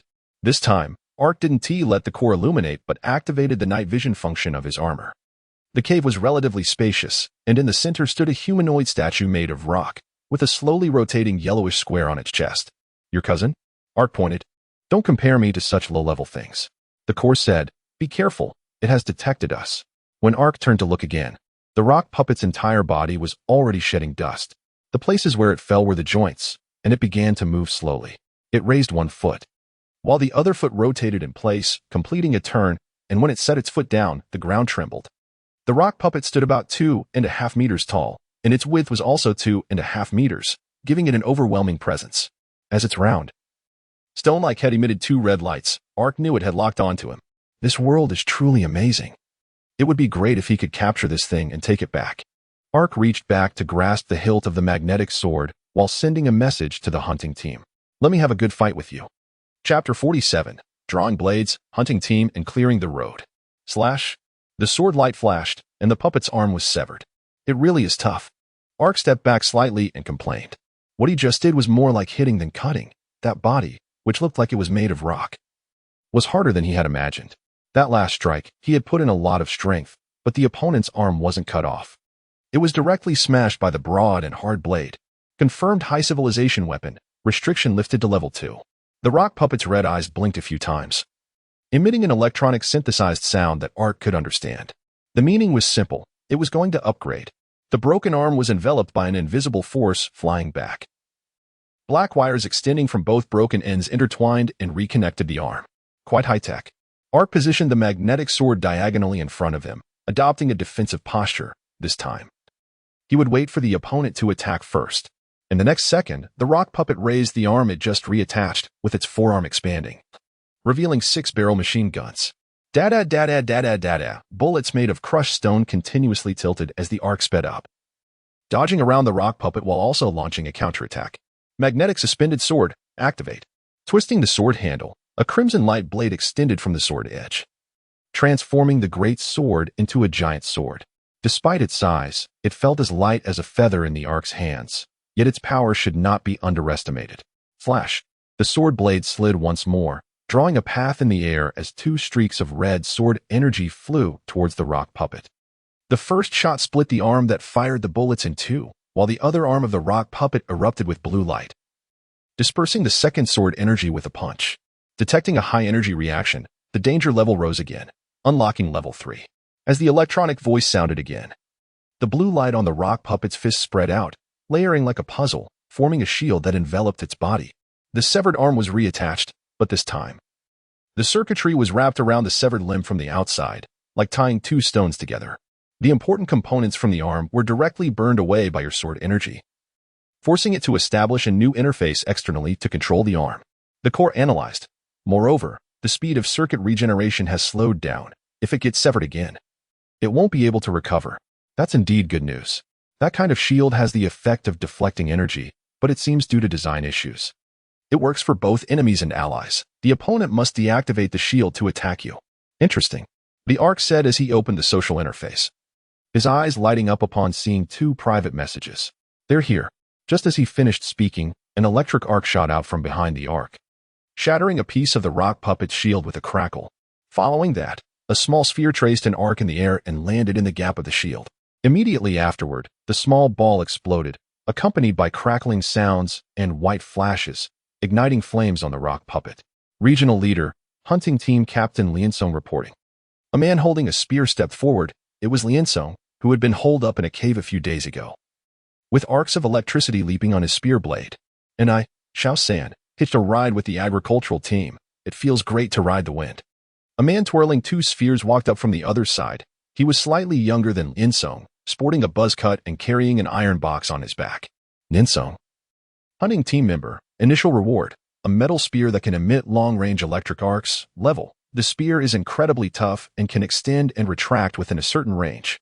Xiao San, hunting team member, initial reward, an iron box that can produce spherical bombs, level. Bomb type can be chosen within a small range. Liansong, Xiao San, be careful. The Ark stepped back behind the 2, giving them the opportunity to perform. Crush the limbs, stop that rotating cube on its chest. Understood. We'll ensure the mission is completed. Liansong and Xiao San replied in unison, then acted simultaneously. The flames on the rock puppet quickly extinguished, and the shield was repaired. In the meantime, a shooting port re-emerged from its right hand. Liansong. Da-da-da-da-da-da-da-da. A small trick. Break. Liansong, for some reason, felt particularly exhilarated. He horizontally held his spear, erecting an electromagnetic barrier that completely blocked the crushed stone bullets. He charged forward amidst a hail of bullets. As the distance closed to the extreme, the spear struck the rock puppet's left arm like a dragon. Electromagnetic pulse, activate. As the spear blade emitted a faint blue light, the rock puppet's massive form began to tremble slightly, then its whole body started twitching like it was having a spasm. The gun barrel opened and closed. Unable to fire a single bullet, the shield flickered in and out of existence, collapsing every time it appeared. And even the red light on its head began to flicker incessantly. Moments later, steam erupted from the rock puppet's entire body. Liansong took a step back, and in the next instant, the rock puppet collapsed, shattering into pieces. Yellowish blocks rolled out, their light flickering in and out. As the Ark approached, he heard faint sounds resembling system errors. Liansong, you charged too far ahead. I didn't even get a chance to perform. After the battle, Xiao San complained. Now I look like the biggest fish. Not at all. Your white phosphorus incendiary bomb had a great effect and inspired me to use an electromagnetic pulse to burn its insides, Liansong explained, turning to the Arkansas regional leader. How did I do? Very well, excellent. The Ark responded, giving a thumbs up at the sudden question. Unexpectedly, Liansong hurriedly pressed, so, is my captain position confirmed? Well, it's no wonder you introduced yourself as the captain right away. You were waiting for me here.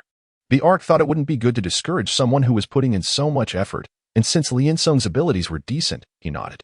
Okay. But the hunting team is very dangerous. You and Xiao San must be extra careful in the future. For the region, I'm willing to go through fire and water. Liansong patted his chest.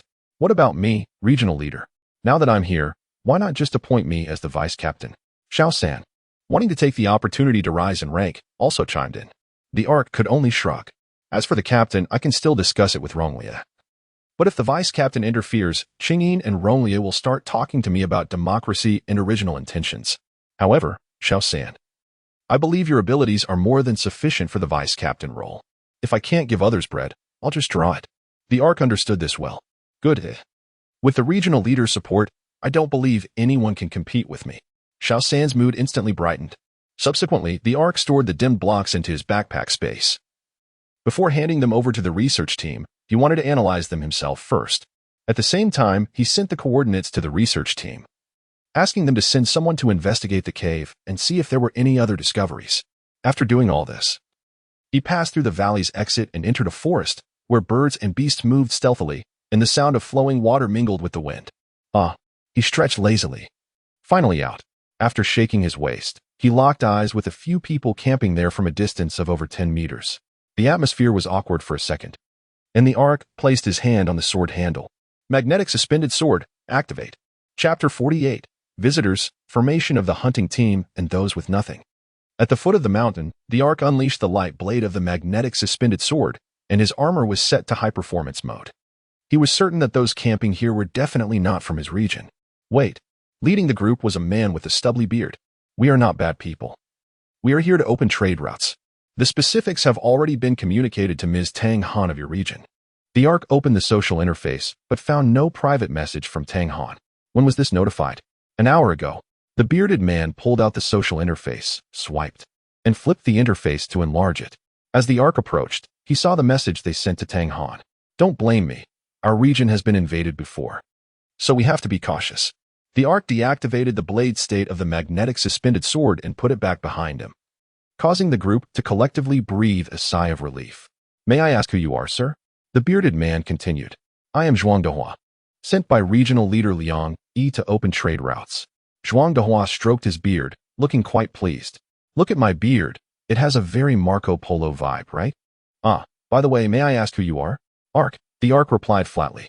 You share the same name as the regional leader here? Zhuang Dehua asked cautiously. In my region, I am the only one with the surname Fang. As the Ark spoke, he removed his head armor, revealing his true face. This caused Zhuang Dehua and the few people behind him to panic. After a few seconds, Zhuang Dehua calmed down, and his attitude became respectful. I didn't expect to see you in person. I bring greetings from regional leader Liang Yi.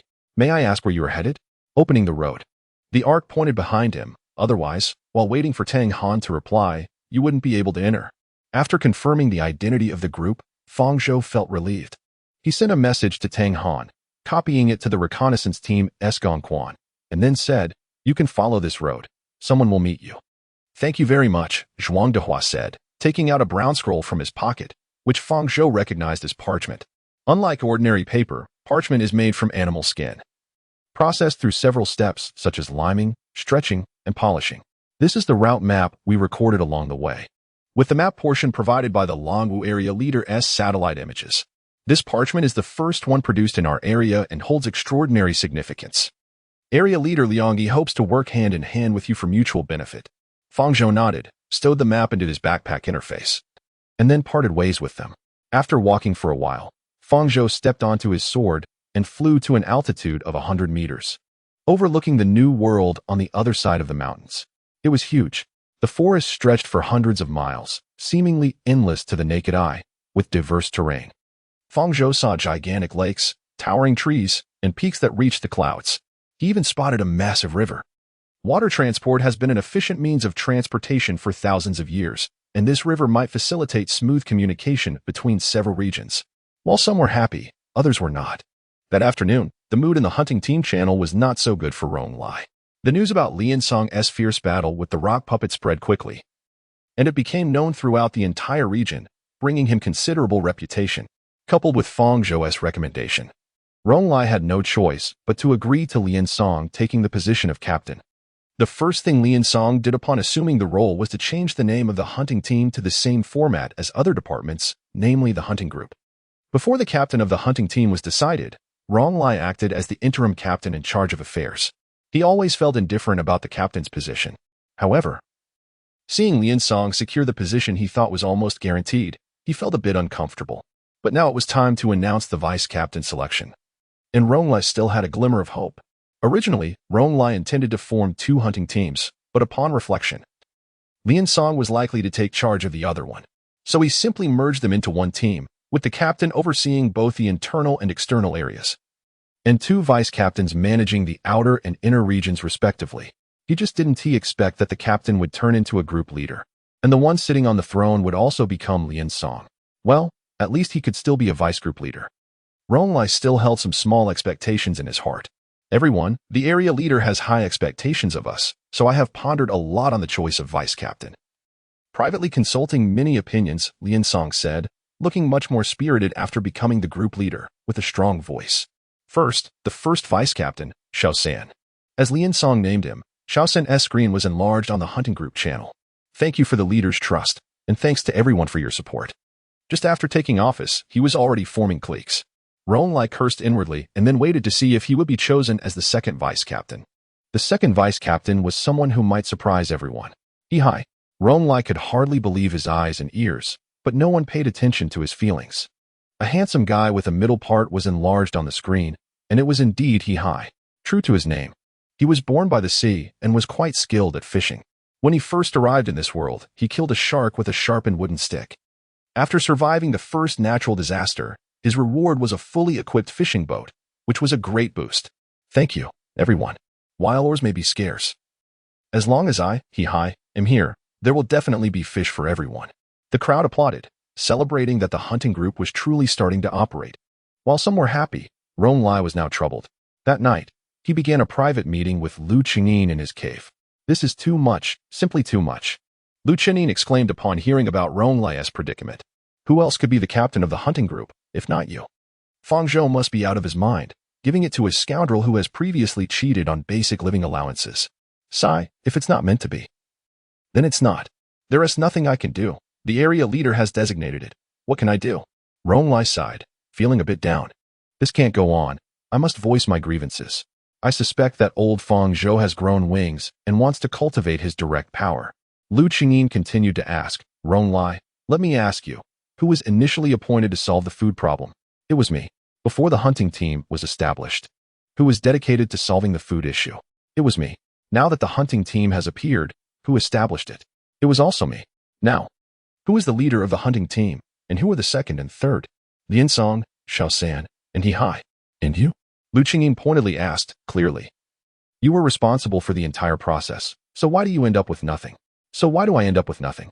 Rong Lai was almost in tears. Lu Qingyin seized the opportunity, saying, we need to give Fang Zhou a wake-up call so he knows who the truly reliable person is. But what should we do? Rong Lai asked. Lu Qingyin smiled slightly. The mountain man has his own clever plans. Chapter 49, Early Rise. Animal hides and valley stronghold. The morning is the key to the day, and Fang Zhou got up early, washed up briefly by the lake, and then left on his sword.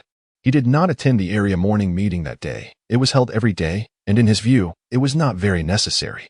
With 9 days left until the natural disaster arrives, he couldn't tell if it was just his illusion, but the temperature had started to drop gradually. Before the last natural disaster, there was a storm as a precursor, and this time it was likely that the temperature would gradually drop below zero, followed by a harsh cold. Putting on his tiger-shaped armor, Fang Zhou gradually warmed up. He had been increasingly fond of wearing armor lately. It protected against wind and cold and could be worn for long periods with low power consumption. He even wore it while sleeping, completely unafraid of beast attacks. Ding dong. Fang Zhou opened the system interface in the air and found that it was Rong Lai trying to contact him. After accepting the video call, the screen expanded to show Rong Lai's large head. Fang Zhou, where are you now? Rong Lai asked. Why is someone else living in your place? Rong Lai's tone made Fang Zhou a bit uncomfortable. It sounded accusatory. I'm on the other side of the mountains, surveying the terrain and gathering information, Fang Zhou replied. I've temporarily lent my place to Minbai. Is there a problem? It seemed Rong Lai detected Fang Zhou's displeasure and fell silent for a moment before responding. No. Is there something you need to talk to me about? Regarding cold resistance supplies, I've calculated that there's still a significant shortfall, Rong Lai said. First, clothing. Without enough warm clothing, any outdoor activities in severe cold will become extremely difficult. Compared to developing new land, this issue is more urgent. You're in charge of handling the prey, right? Fang Zhou asked. According to logic, you should have accumulated quite a bit of animal hides. How many do you have now? At Fang Zhou's question, Rong Lai's expression was not as resolute as before. After about 10 seconds, he spoke again. Trade with various regions has consumed a lot of furs, and with the cold weather approaching, animal hides are the hardest currency that can be exchanged for various supplies. What did this person just say? He traded the accumulated animal hides? Rong Lai, who are you trading with? Not me. It's my subordinates. The ones in charge of the knives. They also need various daily necessities, and since you didn't issue a clear restriction on selling animal hides, it's not their fault. So you're blaming me? Winter is coming, and you secretly sold everyone's clothes? Fang Zhou felt a headache coming on. After brewing for a long time, he still swallowed the curse words he wanted to say. Cursing is useless. We need to solve the problem first. Rong Lai. How many hides are left? About 60 pieces, including wolves, tigers, bears, and eagles, varying in size. Fang Zhou fell silent. For a moment, an idea flashed through his mind. Why not fly the spaceship up to the sky and become a god, far away from the troubles of the human world? You go watch over them first, don't sell them anymore. Fang Zhou rubbed his forehead and said weakly, I'll go find the hunting team for the rest. Indeed. Hunting wild beasts is their responsibility. Thank you for your hard work, Fang Zhou. After Rong Lai cut off the communication, Fang Zhou scratched his head. Rong Lai is useless. It's his subordinates who did this, and it can't be blamed on him alone. However, his tone was off. It must be because he couldn't become the leader of the hunting team. Is this matter such a big blow to him? Forget the hides for now. I'll go find the hunting team. The leader happens to know about this. Fang Zhou flew along the mountain path he had cleared. After a night, 2 more outposts had been established here. By the stream, a small wooden bridge had been built, and a temporary grass tent was set up a little further away. In front of the tent, a campfire was lit, and a small pot was boiling some seasonal vegetables. It was still early, and a woman was bored, playing tic-tac-toe with herself on the ground using sticks. As Fang Zhou approached, the other person heard his footsteps, looked up, and when their eyes met, both showed surprise. Fang Zhou. Yuan Xin. Long time no see. Yuan Xin waved her hand. Want a bowl of vegetable soup? No, I've already eaten. The girl with a single ponytail in front of him was named Yuan Xin. In the early days of survival, she had lent Fang Zhou a high-pressure water gun. Are you in the agricultural team now? Yesterday, Fang Zhou found vegetables here and informed the agricultural team, so today Yuan may station here, which was obvious. Yeah, the boys from the hunting team helped me set up a place to stay. Yuan Xin pointed to the cave where they found the rock puppet, where firelight was flickering, indicating someone had moved in. The two chatted for a while and played tic-tac-toe until the pot boiled. Yuan Xin waved toward the cave. Time to eat. Wow. That shot was as effective as the school bell at the end of the last period, and 3 people rushed out at once, with Lian Song even flying over the wall. The 3 were Lian Song, Xiao San, and a woman in a beast-skin top, looking spirited. It's time to eat. Time to eat. I'm first. The chicken leg is mine. Yay. Lian Song was still lost in excitement when he saw Fang Zhou. His expression instantly froze and then turned red. A few minutes later, everyone quietly sat down with their bowls to eat. Last night, I went on patrol and caught a bunch of wild mountain chickens. One died during the process, so I shared that one and made a competition. Lian Song pointed to the pot with a red face. There's a chicken leg in there. Whoever gets to the pot first gets it. I didn't expect the area chief to come too. It's fine. I've eaten. You guys eat. Fang Zhou smiled and said, You eat. I just happen to have something to discuss with you after you finish. Eating like this is boring. Area chief, you can talk. Lian Song took the bowl Yuan Xin handed him, and then belatedly looked at the woman in his team. Oh right, let me introduce you. This is Rong Tao, a member of the hunting team. Hello, I'm Fang Zhou. Hello, my surname is Rong. I live in the mountains, and when I was born, my family gave up being hunters to grow peach trees, so they named me Tao. Fang Zhou was quite surprised. Rong Tao's attire was quite wild, but her personality was gentle and refined. Just call me Xiao Tao. Well, as for me, I'm pretty casual. You can call me Fang Zhou or Area Chief. After the introductions, Fang Zhou recounted what had happened in the morning, and after finishing, there was a loud crack as Lian Song broke his spoon. Too much bullying. That coward Rong Lai can't compete with me, so he resorts to such petty tricks. Shameful. Lian Song said indignantly. Area Chief, leave it to me. I have some acquaintances with the knife master, and I feel there is something fishy about the hides. Chapter 50, Discussion, Reporting, and Stealing Homes in the Valley, Fang Zhou. Members of the hunting team and the agricultural team were gathered together. Lian Song took a bite of chicken leg, raised his new spoon, and said, Area Chief, I think you definitely haven't read the Ziji Tong Jian. I've read the Zhou Chronicle, the Qin Chronicle, and some of the Han Chronicle. Fang Zhou asked, what do you mean specifically? You've read the Han Chronicle? Then you know Liang Yi, right? After Lian Song asked, Fang Zhou began to recall. But no matter how he thought about it, he couldn't remember someone named Liang Yi. There was, however, a similarly named person. Are you talking about the Eastern Han General Liang Ji? Yes, Liang Ji. Lian Song pondered for a moment, looking around. So that's how you pronounce it? The surrounding people responded with looks of a literate person seeing a illiterate one. All right, it's not important. Just knowing it's him is enough. Lian Song waved his hand and then asked, Area Chief, briefly talk about your impression of Liang Ji. Fang Zhou thought for a moment. Liang Ji's most famous act should be controlling the government, installing 3 emperors, and killing one. He held power for 20 years, supported Emperor Chong of Han, then Emperor Ji of Han, and because he was wary of Emperor Ji, he poisoned him and then supported Emperor Huan of Han. Lian Song nodded and then joked, Area Chief, are you planning to be Emperor Chong of Han or Emperor Ji of Han? Are you saying Rong Lai is Liang Ji? Yuan Xin, who was beside them, heard Lian Song's metaphor and pointed it out. Not far off. Lian Song nodded, then paused and said, but as far as I know, Rong Lai is relatively honest. Even if he has power, he wouldn't have ill intentions. Unless? Shaosan asked from the side. Unless someone is guiding him behind the scenes. Fang Zhou took the initiative to continue the conversation. Lian Song nodded. That. Rong Tao raised her hand. Should I avoid this? I'm not a high-ranking member. Just an ordinary team member. It's not good to hear this. When the disaster response team was established, I thought about what to do if the members changed their minds, so I set up a system for public supervision. Fang Zhou explained. We don't engage in bureaucratic practices. We're all compatriots. You don't need to be nervous. Am I right? Lian Song pointed at Fang Zhou, saying to Rong Tao, our area chief is a pure idealist. Aha. Rong Tao nodded, a bit surprised to see it in person. However, since you all say someone is guiding him behind the scenes, who could it be? Lian Song and Fang Zhou both pondered for a moment and then mentioned a name. Zi Sang. Lu Qingyin. Are you suspecting that Lu Qingyin and Rong Lai are secretly colluding? Lian Song looked at Fang Zhou. Fang Zhou nodded and asked back, Zi Sang. The girl from the reconnaissance team who likes photography? Lian Song nodded. During the first natural disaster, Zi Sang sought refuge at Rong Lai's place, and afterward, she became his assistant. Within the Knife Master's circle, Zi Sang serves as Rong Lai's secretary. The management and distribution of resources are all handled by her. Fang Zhou seemed to understand. Area Chief, you just mentioned public supervision.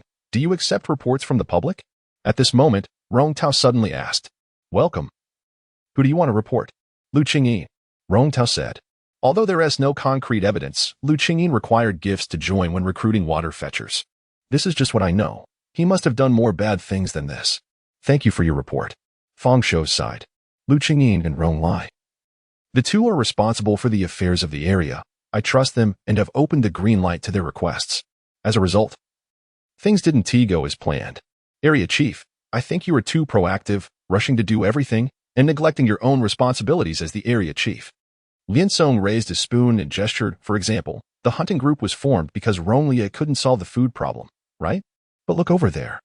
On the other side of the sea, Zhang San and Li Si have their fish farms running very well. Last night we went hunting and also had a bountiful harvest. If he can't solve the problem, then he should let those who can. If you let Rong Lia be the group leader, He is probably going to tell you again today that we encountered some problems and you should go solve them. As he spoke, Linsong couldn't stop, as if he wanted to vent all his grievances from the past. I see. Ronglia just needs some discipline. You've been too lenient with him as the regional leader. If they have no fear in their hearts, they will act recklessly. By then, while you, the regional leader, are out running around, he will be issuing orders in the region and filling his own pockets, and you'll just become a tool, right? I bet you're planning to go hunting yourself again, this time to fill the gap for the animal skins. Clearly, you're the leader. But you're treating yourself like a laborer. You won't be able to keep it up forever. Fang Zhou's eyes widened.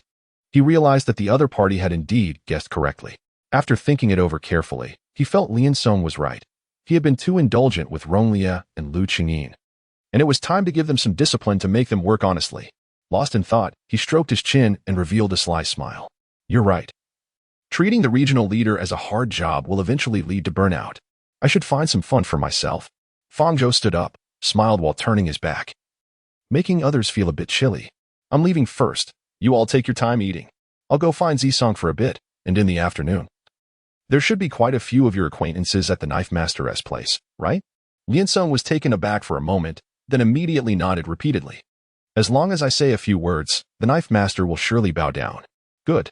After Fang Zhou left, everyone exchanged glances, and finally, Yuan Xin was the first to start eating. I said it's fine. I didn't interrupt. Fang Zhou has changed. It has nothing to do with me. I'm just exercising my supervisory authority. The blame isn't on me. I didn't even say much. Group leader, if there is any blame, you all take it. Linsong waved a chicken leg, pointing at them.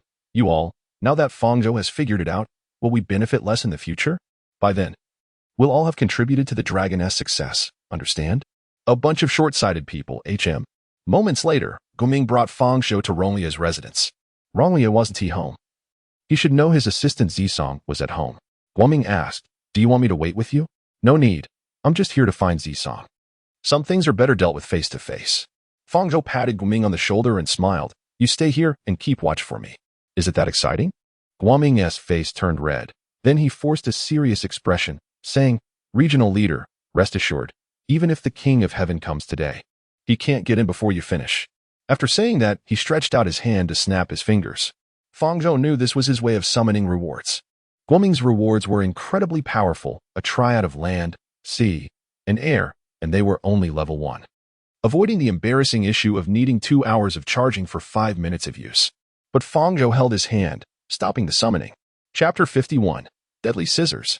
I don't want to cause too much of a commotion, so you just quietly lurk here and give Ronglia some tasks, allowing me to have a good talk with Miss Zisong. At that moment, countless scenarios appeared in Guoming's mind, ultimately transforming into a firm statement. You can go with peace of mind. Fang Zhou always felt that Guoming seemed to have misunderstood something. However, he didn't care what the other party thought. As long as the matter was handled correctly, that was enough. After removing his armor, he walked confidently into Ronglia's cave with the factory core. After walking a few steps, Fang Zhou heard singing. The song had no lyrics, just a soft hum. Yet it was as beautiful as a lark. As he walked deeper, he saw the singer, a charming girl sitting in a chair, sewing clothes with a bone needle and animal skin. The girl stopped singing, raised her head, and showed a somewhat surprised expression upon seeing the visitor. Regional leader? Why didn't you give a heads up before coming? I was lost in the music. Fang Zhou gave a thumbs up. That was really beautiful. Really? Seeing such sincere praise. Zisong blushed a little, but also responded with some uncertainty. Fang Zhou nodded vigorously. Thank you. It's actually just average, not comparable to Manager Tang and Sister Jia. As Zisong spoke, she self-deprecatingly added, compared to their polished voices, my half-baked singing can only entertain myself. Are you here to find Ronglia? He's not here. No. I came to find you. Looking for me? Zisong showed a surprised look upon hearing this. Fang Zhou sat on a wooden chair, saying lightly, this morning, Ronglia told me that the Knife Master sold the animal skins needed for warmth. I don't know. Zisong denied it outright. I heard that the internal accounting work for the Knife Master is handled by you. Just hearsay. Zisong turned her head away. I think I need to clarify things. Fang Zhou said earnestly, this isn't something I can just resolve by hunting a few more wild beasts to fill the gap. I don't know who spread this rumor. With the severe cold approaching, someone sold the supplies for warmth? How many people will freeze to death then? Hearing this, Zisong was somewhat shaken, but after hesitating, she still turned her head away. I don't know. The transactions are personal actions of the Knife Master S members, and I can't interfere. Fang Zhou sighed. Then there is no other way. I can't just hold Ronglia responsible. You've received quite a bit of his care. So taking the blame for him shouldn't lead to any complaints. Huh? Last time I owed Zhengqing a favor and sent that talented girl to him. The two regions can be bound in friendship from now on, right? Wait a minute, regional leader, what do you mean by taking the blame? Fang Zhou stood up and put on his armor. This way, the black armor not only appeared terrifying but also prevented Zisong from seeing his expression. At the same time, he adjusted his eyes to glow red, making him look like an evil villain at first glance. Upon seeing Fang Zhou like this, Zisong dropped the bone needle from her hand. She couldn't quite believe it. Regardless of the source of information, the image of Fang Zhou she had was that of a good person, one so good that it was almost foolish. But the person before her made her feel the coldness of winter. I've made myself very clear. I must give others an explanation. Since you're unwilling to cooperate, I can only sacrifice you. Calling for help in the channel 1T work. Shouting until your throat is hoarse 1T help. This is my territory. I'm the regional leader, and I hold enough power to suppress all of you. Who was the last person to call for help in the channel? Ding Si. You should know his fate. Fang Zhou drew out the magnetic suspension sword, twisting the hilt. The blade unfurled, its crimson glow illuminating the entire cave, making him look like a demon from hell. Faced with this Fang Zhou, all Zisong could do was gasp for air. She wanted to move, but her body felt as if it had been electrocuted, unable to budge. Her heart raced as if it was about to explode. She didn't dare close her eyes, and her throat wanted to call for Ronglia, but she couldn't get the words out. Watching Fang Zhou approach step by step. Looking down at her, Zisong's knees gave way, and she sat down on the ground. I'll ask one last time. Fang Zhou pressed the sword blade against Zisong's neck, coldly asking, are you willing to take the blame for Ronglia? Aye. Louder, I can't hear you. Zisong gritted her teeth, tears streaming down her face. Filled with unwillingness and grievance. I really don't know. I was just helping with some simple records, coming back every night. I was really just working for free. How could I have specifically remembered? Ronglia never told me anything. I was just living here and happened to help him a little. Why should I die for him? Even if he discussed with Lu Qingyin how to deal with you, I was only secretly recording it. I'm innocent. I don't want to die. As she spoke, Zisong's voice grew softer, eventually reduced to a quiet sob. But the blade she was waiting for did not fall. Instead, a warm hand lifted her face. Then just continue to live well. Otherwise, I have to act every time, which is quite exhausting. Zisong's expression shifted from dazed to confused, then to deep thought, and finally her face turned as red as an apple with realization. It seems you understand quickly. After all, good communication won't yield anything. So I can only do it this way, haha. Fang Zhou smiled awkwardly, and the next moment he felt Zisong hug his arm. Eat my deadly scissor kick, Fang Zhou. In an instant, everything felt like it was spinning. A pair of thighs clamped around his neck like iron pincers, and with a bang, Fang Zhou was pinned to the ground. Guoming, come save me. You're right there. Guoming jumped out from behind the rock where he had been watching the show. Zisong was already in tears. But it's okay. Her legs were still strong and powerful. Miss Zisong, calm down. Stay calm. Area Chief, you hold on. She was just crying so loudly. She should be out of strength by now. Guoming, don't run. Kill Fang Zhou, and then you're next. I've already made up my mind to commit suicide. Tears were still glistening in the corners of Zisong's eyes. But it's okay. This doesn't stop her from exuding a murderous aura. After you two saw me like this today, I can no longer face anyone. I want to perish with you. The fight over here was intense.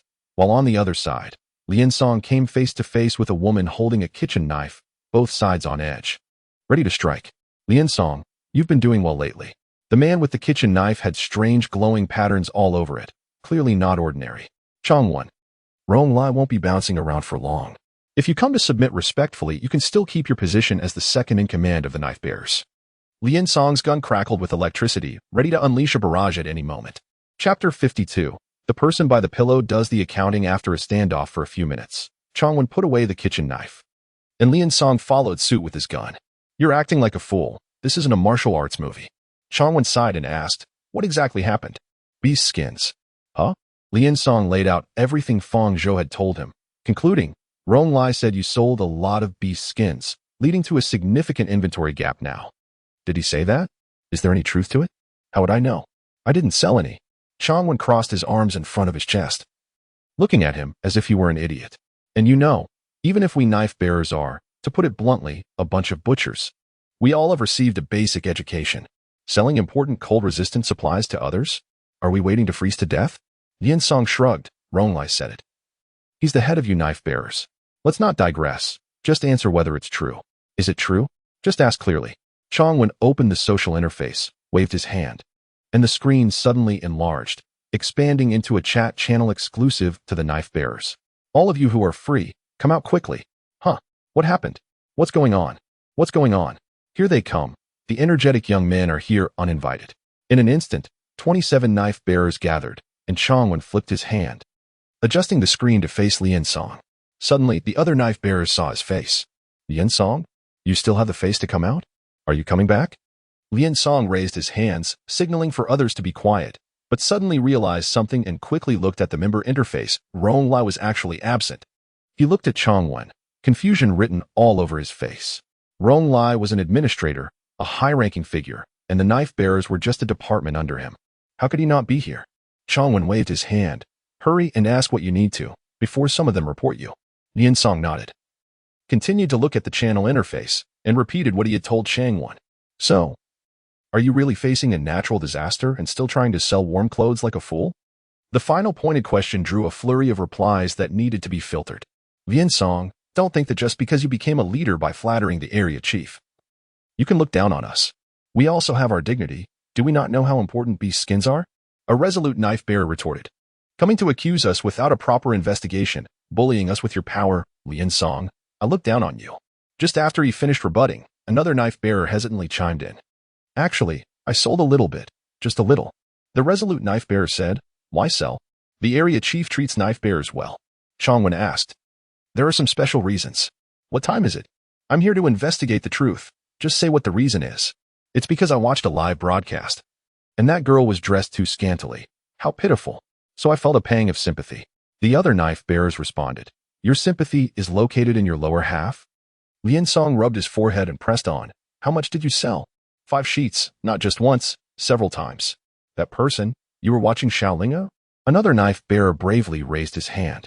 Lien Song's eyes widened. How much did you tip her? 3 sheets. Me too. Actually, I did as well. All right. Lien Song waved his hand. Changwen, you tally it up. I won't pursue you for 3 or 5 sheets, but I need to know the total. A few minutes later, Lien Song looked at the statistics and fell into deep thought. You all sold only about 20 sheets in total? Lien Song found it hard to believe. Are the rest of you saints? No, Lien Song, don't underestimate us. The knife bearer who tipped 5 sheets smiled slightly and took out a small box slightly larger than a cassette. He pressed a button on the box, and an image was projected onto the rock beside him. Thank you for the tip, big brother. Let me dance for you. Thank you for the tip. Do you think I'm too big? Thank you for the tip. Stop. Lien Song hurriedly called to a halt. Good kid, you even recorded it. We recorded separately, so it's not easy to be discovered, another knife bearer said. If there's investment, there should be returns. She earned our beast skins. So we recorded her seductive poses and then went to earn resources from others. Clever. Truly clever. Lien Song admired, giving a thumbs up.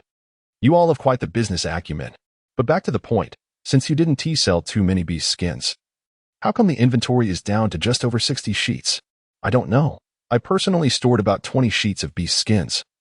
But yesterday Ronglai said he would manage them uniformly, so I submitted 15 sheets. I submitted 8 sheets. I submitted 20 sheets. Am I the only one who didn't hide any? Who knows if Ronglai's intention matches the area chief's? It feels like ever since he became the administrator, he has been treating us less like brothers. Yeah, I only submitted 10 sheets. The 27 knife bearers took turns reporting their numbers. Changwen calculated and found something clearly off. Lien Song, look at these numbers. Lien Song leaned over and frowned when he saw the numbers Changwen had written down on the board. On average, each person submitted 7 sheets, totaling 196 sheets. But Ronglai said there are only over 60 sheets. Lien Song's brow furrowed tightly, and suddenly he realized something. Snatching the board and slamming it to the ground. Lien Song, what are you doing? I'm angry. Lien Song shouted. I'm angry for the brothers among the knife bearers. I think I understand now. That scoundrel Ronglai is lining his own pockets. He turned to the channel interface, filled with righteous indignation. Brothers, do you know? Ronglai is exploiting you.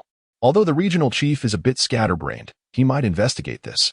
In the end, You all take the blame while Rong Lai enjoys the fruits of your labor. How despicable. It's impossible. Every piece of material submitted is recorded, a blade wielder retorted.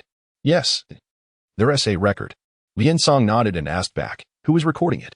Miss Zisong. Where does she live? After a moment's thought, the blade wielder said. It seems she is temporarily living with Rong Lai. In the next second, his expression changed from confusion to realization, then to uncontrollable anger. Damn it. That scoundrel Rong Lai. I actually trusted him so much. So that's how it is, with his bedfellow doing the accounting. Rong Lai, you truly are a crafty bastard. If this gets investigated, won't we be unable to defend ourselves? Chapter 53. Losing both the wife and the soldiers, the blade wielders all showed expressions of sudden realization. Lien Song knew his guidance had been effective and continued to fan the flames. Now you understand. Rong Lai has betrayed you. Lien Song faced the 27 blade wielders on the big screen and began to denounce Rong Lai. He first treated you as a foundation, no, more like stepping stones, to become an administrator. Now, he exploits the fruits of your labor for himself. Think about it. How do other compatriots see you now? A bunch of selfish people? A group of morally corrupt individuals? It's possible, but is that the evaluation you diligent workers deserve? No.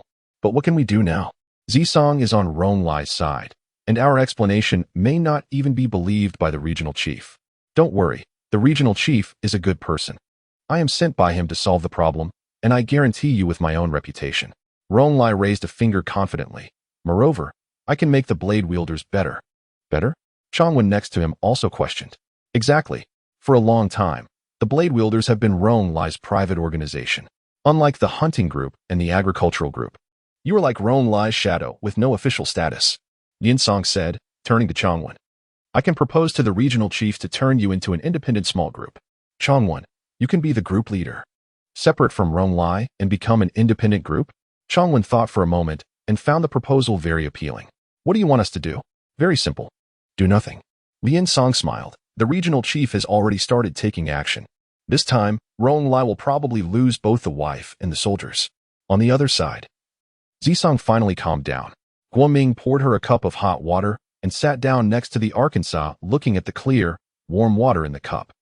Zisong sighed. I was really foolish, truly. One moment wanting to sell, the next wanting to kill. You couldn't even keep your front and backstories logical. And I was actually fooled by you. Guoming comforted her. It's not your fault. Everyone talks about the good-natured regional chief. But he held a big sword to my neck. Whatever he says, I believe it. Even if he said I was actually his wife, I would excitedly shout husband. Both the Ark and Zisong looked at him with strange expressions. No, I mean, just an example. Guoming waved his hand and changed the topic. With the regional chief's temperament, this is probably the first time he has done something like this, and it's normal not to grasp the measure. This isn't a problem, right? Zisong protested. It's clearly Rong Lai who did something wrong, trying to scare a girl like me. What is that about? It's different. Right, it's different. It's a scare for you. But if Rong Lai really comes after you, it probably wouldn't be acting anymore. After the Ark said this, Guoming directly repeated it and added, I'm also doing it for the first time. Sorry, if I had asked you nicely at first. It wouldn't have been so troublesome. The Ark scratched his head, feeling a bit embarrassed. Rong Lai at least sheltered me. There's a bit of feeling there. Plus, you specifically wanted to be alone with me, so I was scared too, all right? Zisong pouted in protest. Don't do this next time. Next time? Next time? If there is a next time, our regional chief will definitely use gentler methods and ensure to reason with and treat every girl gently. The Ark looked at Guoming, who was helping him smooth things over, and secretly gave him a thumbs up, thinking to himself, you really are something. Well, back to the point. The Ark opened the social channel and glanced at the messages sent by Lien Song. Rong Lai has done you a favor, but now he has done very bad things that harm the interests of the entire region and even brought danger. Zisong nodded, seemingly ready for this. What do you want me to do? She said, I will do my best to cooperate. There's only one request. Please speak. Regional Chief, you must protect me. Zisong pointed at the Ark and demanded, I will definitely be revenged by Rong Lai. You have to protect me. The Ark nodded. In a bit. You'll go with me to live with Minbai. Zisong remembered the name Minbai. There had been rumors in the region about her being forcibly taken by the Ark, but the rumor mongers had already been exiled. The final confirmation was that Minbai currently lived in the Ark's cave. Huh? Is the regional chief going to have me live with him? With this man who makes my heart pound like it's about to explode? Thinking of this, Zisong's face flushed again. Don't think too much. He.S. a man who doesn't go home, and he loves to play with tough guys like me. Guoming's words directly shattered Zisong's delusions. The Ark glanced at Guoming and sighed. I never noticed before. Guoming, you really have a good eye for people. My deputy leader isn't just for show. Guoming said proudly. Ahem. Zisong coughed a couple of times. All right, then I won't make any requests. The only problem left is. What do you want me to do? Very simple, just stay away from him. The Ark smiled slightly. The rest depends on his understanding. His smile became increasingly sinister, causing the two around him to feel a chill. A few minutes later, Zisong left with Guoming, while the Ark alone rode his sword back to Volcano Island. Attending the regional chief meeting at the volcano's mouth. To wait for everyone to arrive, the meeting was notified an hour in advance. Now, opening the channel. There were only many regional chiefs chatting idly. The discussions mostly revolved around the direction of regional development and complaints about the region. During this period, it was mentioned that several regions had merged, surpassing the population limit of 500, but all had experienced management chaos without exception. After waiting for a while, the regional chief meeting began. Everyone, it has been 7 days since the 15-day countdown began. How's the preparation for the cold resistance going? Longwu began with a concerned greeting. Our region has mined a large amount of coal. If needed, just let us know. Then the second sentence stated his purpose. Enough with the nonsense. Coal burns just like charcoal. What everyone lacks are warm clothes. A regional chief complained. The West is also facing a cold winter and has banned the export of animal skins. It's simply outrageous. My area is already building shelters. Living separately is difficult. I'm in trouble now. I can't even gather a hunting team that can go out during the cold. I'm fine. I just had to kill a few administrators out of necessity. What happened? The Ark asked this regional chief. You killed a few administrators? You also exiled others. Don't be surprised. Then the regional chief sighed. I didn't want it either. You all know what those bastards are doing? They are hoarding cold-resistant supplies and smuggling them to people in other regions. Chapter 54, The Feast at Homin Hoarding Supplies? Smuggling? Upon hearing this, not just the Ark, but many regional chiefs began to panic. So, someone reported to me that the first stockpiling and records in the area do not match. There are always people secretly fishing in my fishing grounds, and the ones responsible for management have even caught some. Could it be that they are stealing from themselves? I hunt early and late with others, but the food is never enough, even though it should be. It's hard to guard against thieves within the household. Upon seeing these complaints from the people, Ark felt a chill in his heart. My administrator told me there was a significant gap in the fur storage. So I sent someone to investigate and found out he was abusing his power to hoard furs. It seems that whether good or bad, corruption is inevitable when it comes to area leaders. One area leader sighed and then asked, So, great benefactor Ark, how do you plan to handle this? Depending on the situation, if the furs he hoarded are still there, I will show him some consequences. Ark replied, If he has already sold them, then I can only let him become a color for others to see. As a result, the entire meeting began to revolve around discussions of corruption within the management. Some area leaders planned to exile him, others considered killing him, while some were still hesitating. Regardless of each area leader's character, the interests of the area are the interests of the area leaders, and almost none intended to turn a blind eye to this matter. Meanwhile, Ark also received some information from the area leader who had already killed the corrupt administrator. The information was that after an area leader kills a survivor, the items from that person will directly transfer to the area's trading warehouse. Ark respected Rong Lai, but now he was also prepared for the worst. If he allowed him to act recklessly, he didn't know how many people would die in the upcoming harsh winter. After the meeting, Ark checked the time. It was almost lunchtime, so he sent a message to Rong Lai. A few minutes later, Rong Lai arrived at the coast on Yushua's plain. Ark had laid out some fruits and 2 grilled fish. Ark, why did you suddenly think of inviting me for a meal? Rong Lai spread a fur on the ground and sat down, sniffing the grilled fish. It smells so good. Did you find chili? An area leader from the breadfruit region sent me some. Ark sat cross-legged on the sand and smiled. Most of it I gave to Nong Jiala to see if it can be planted. We haven't had a meal together, and I'm afraid of messing it up. So I invited you out first to see how this chef's skills are. You are thoughtful. Arkansas Rong Lai happily picked up a piece and put it in his mouth, savoring it with satisfaction. Oh right, Rong Lai. I looked into the fur issue. According to the current efficiency of the hunting group, everyone should be able to get a fur coat before the natural disaster arrives. That would be great. But, Sai, let's eat first. Don't, Ark, if you have any difficulties. Just say it, Rong Lai said with a smile. Isn't it because I'm afraid it will affect your appetite? What are you talking about? I'm counting on this to go with my meal. All right. Ark nodded. Regarding the matter of the knife bearer, I need to provide an explanation to others. And it can't be too light. Otherwise, the others will probably be dissatisfied. What punishment? Are you going to exile him to Ninguda and make him a slave to the armored people? Ronglai said dismissively. I'll just go educate them, if this gets out. It will easily cause panic among the people. As he spoke, Ronglai picked up another piece of fish. This is not good, for the sake of fairness. I plan to assign the knife bearer to Lu Qingyin and let him manage them in the future. Ronglai's chopsticks stopped. Ark, what did you just say? Don't get excited. I'm doing this for your own good. Ark gestured with his chopsticks. You withdrew from the hunting group before, citing busy affairs, right? I thought. You indeed have too much on your plate, and many things in the area require your attention. This time, the knife bearers made a mistake. So it's a chance to lighten your load. No. Ronglai panicked. Lu Qingyin is not familiar with the knife bearers. Letting him manage them will inevitably cause trouble. Really? Ark opened an interface and pulled up a chat record between him and Lu Qingyin. In the record, Ark asked Lu Qingyin if he was eager to manage another department, and Lu Qingyin expressed his eagerness. He seemed quite confident. Ark said while picking up a piece of fish, "Keep eating. This grilled fish is getting better the more you eat."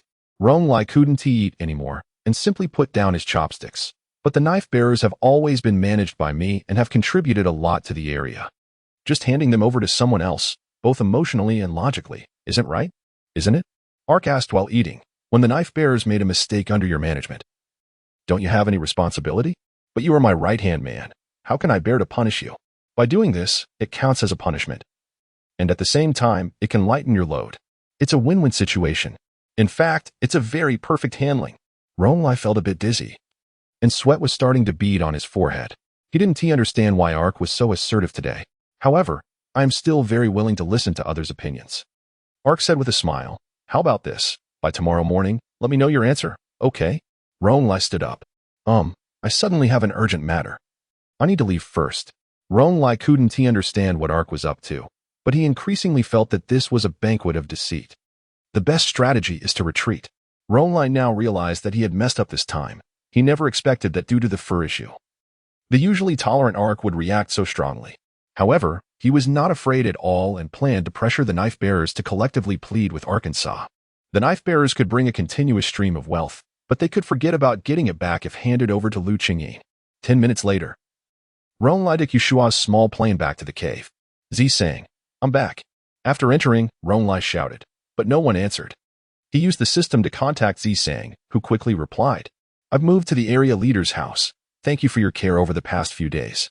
Ronglai asked again and waited for more than 10 minutes, but Z sang did not respond. Move to Ark's place. What's going on? Z sang's video was Ronglai's trump card to prevent Lu Qingyin from crossing the river and dismantling the bridge. But now this trump card was unexpectedly taken away by Arkansas. He felt anxious and thought that disaster was imminent. What exactly happened? Calm down, Ronglai, calm down. And don't worry about Z sang for now. The urgent matter is the knife bearers. Ronglai opened the social channel and entered the knife bearers channel. But just as he was about to say something, he found that the entire interface was wrong. In the member list of the channel, he was the only one left. What is going on?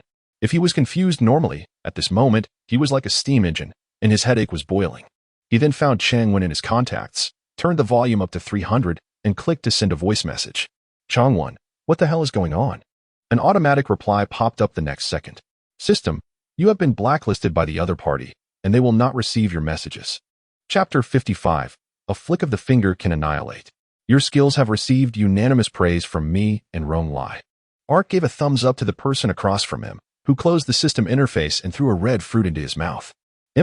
Sour and sweet. You management lords eat well. These fruits are already being planted, and the day when everyone can eat them is not far off.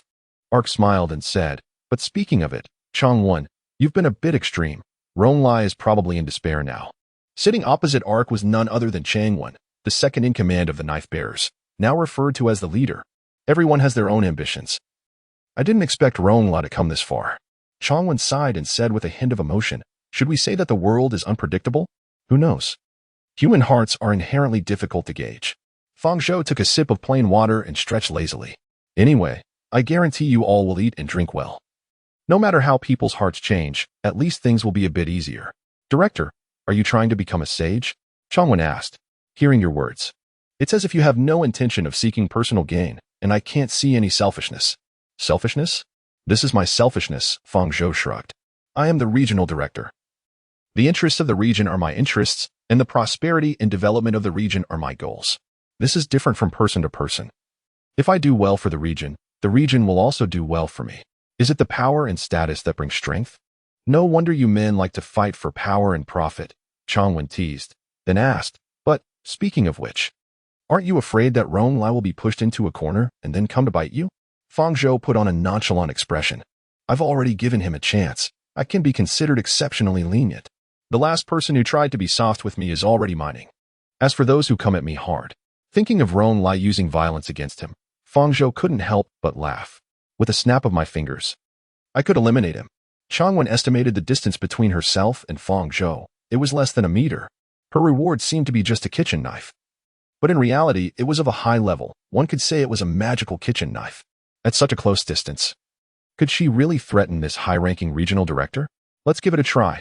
I'll stop after cutting off a hair, Changwen thought to herself, silently counting down 3, 2, 1, then grabbed the knife and her figure turned into a flash of lightning. Bang! In an instant. She was pinned to the ground by a large metallic hand that appeared out of nowhere, several black iron spears floating in the air, ready to take her life in an instant. Stop, Fang Zhou shouted, and the floating spears and mechanical hand dissipated into black mist. Changwen got up, still processing what had just happened. A few seconds later, she quickly apologized. I'm sorry. I just wanted to cut off a hair to test if you needed a bodyguard. Realizing what had happened, Changwen bent at the waist and bowed her head in apology. No second chances. Fang Zhou calmly took a sip of water and then stood up, saying, there should be a notice about the restructuring of the blade wielders soon. I'm full now. And I have other matters to attend to. I'll take my leave. After Fang Zhou left, Changwen sat down on the ground, breathing heavily. When she was pinned down just now, she truly thought she was going to die. One moment she was full of confidence. And the next she felt like she had fallen into an ice abyss. Her body couldn't move, and she couldn't resist at all. As expected. The regional director shouldn't be teased casually, Changwen sighed while holding her face. I hope he doesn't hate me. Sigh. Was that you just now? On the sea. Fang Zhou stood on his sword, the factory core floating beside him. Otherwise? The factory core replied. That woman wanted to test your true abilities, aiming for your hair. With no ill intentions, you can rest assured. Thanks. You're welcome, your mother. Fang Zhou rolled his eyes at the core and then asked. Have you dug out anything new from your module during this time? Nothing useful for you, the core replied. Some things might be useful, but with your cultural level, it's unlikely you'll understand them. Is your simulated personality really designed according to my preferences? To be honest, I have some doubts. Let me repeat. The factors that form the simulated personality are based on a comprehensive understanding of your daily behavior, the core added. In other words, the purpose of generating the simulated personality is not to please you, but to communicate better with you. Upon hearing this explanation, Fang Zhou joked. I thought you were my wife. Now you tell me we can only be friends? Human preferences are free, but Fang Zhou, I suggest you still go see a doctor. TCH, you're the one who's sick. Fang Zhou retorted, then sighed, Core, what do you think of what I've done this time? Not great. You could have easily made 208 sets of battle armors on the spot, told Ronglai that you don't care at all, and made him crawl. There are still some things I haven't figured out, perhaps. It doesn't matter. You're doing this for the first time. And it's normal not to have experience in many things, the core continued. Go ahead and do it boldly. No matter what decision you make, I will accompany you. You protect the region, and I protect you. Then who protects you? Fang Zhou asked. I'm physically strong. Don't believe me? Try knocking on me, the core replied. Fang Zhou found this answer amusing. The core was indeed unyielding and quite robust. After landing at the volcano crater, Fang Zhou opened the social channel and saw a private message from Ronglai. Fang Zhou, one of my blade wielders made a mistake. As the leader, I am willing to take responsibility. I have some stock, and after gathering with everyone, I've managed to gather 200 pieces of beast skins. I hope you won't transfer the blade wielder away, considering my efforts to make amends. Ronglai, who usually preferred videos, sent a text message this time. Fang Zhou checked the regional warehouse and saw a neatly stacked pile of beast skins. Problem solved. He happily sent the information to Lian Song. Then looked at the contact list and saw Lu Qingyin. I really didn't expect that I would take action against my right-hand man during such a disaster. But if I don't give them a little pressure, who knows what kind of trouble they might cause.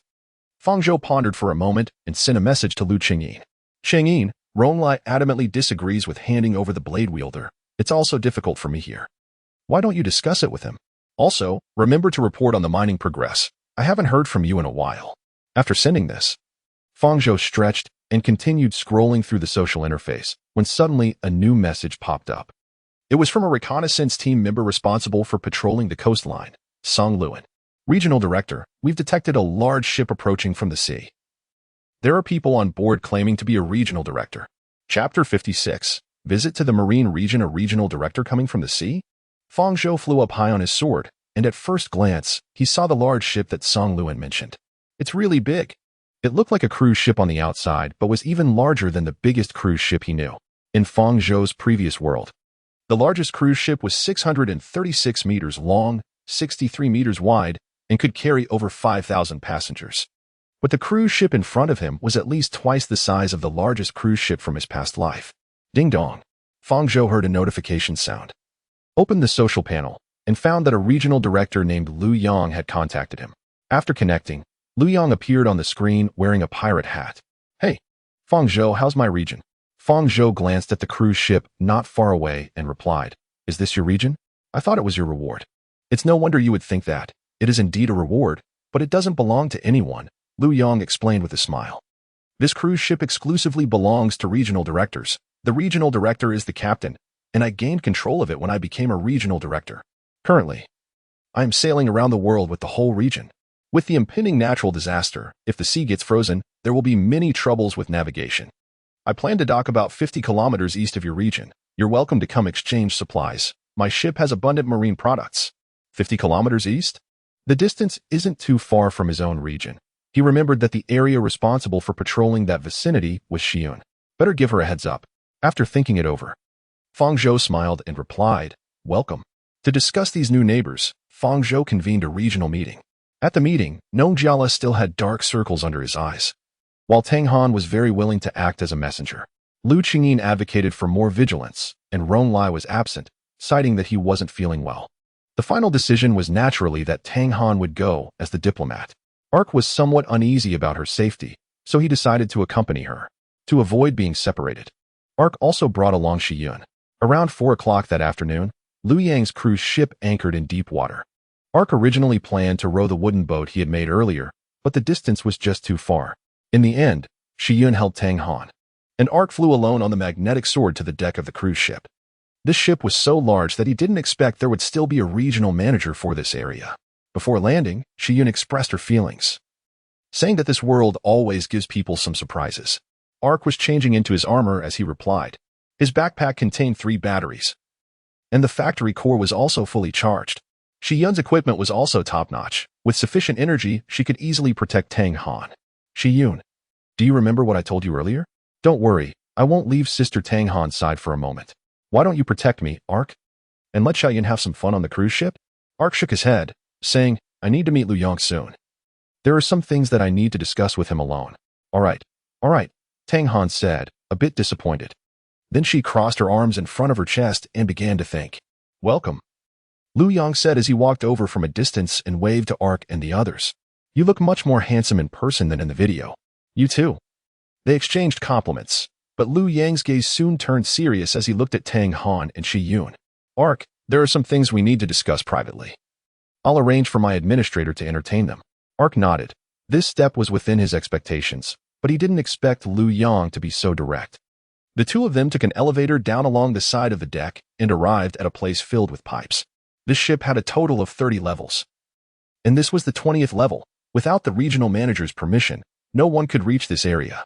In this place, they could talk without worrying about being overheard. Lu Yang took a step forward and leaned on the railing of a corridor. What's wrong? Are you worried about someone eavesdropping? Ark walked over to him and asked, Is there a conflict between you and your management team? Is your team not harmonious? Lu Yang smiled wryly and asked, What about the one who tried to smuggle beast skins? What did you do to him? I gave him a warning and got most of it back. Ark sighed. Not long ago, he was someone I respected. I didn't expect him to change like this. We've only been here for a few days, and people have changed too quickly. It's precisely because the time is short that it creates an illusion for you, Liu Yang continued. What do you mean?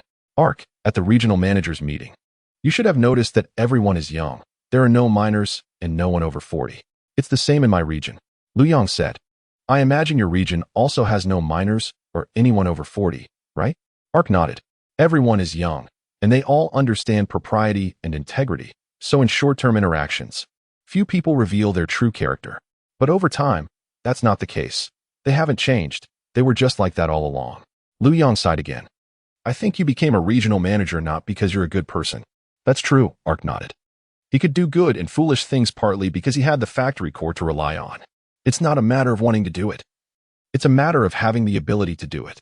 Without the factory core, I would have been eaten by a tiger long ago, let alone hunting giant lizards for meat and helping others.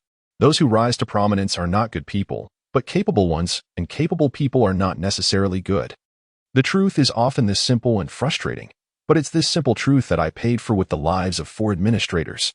You killed 4 administrators?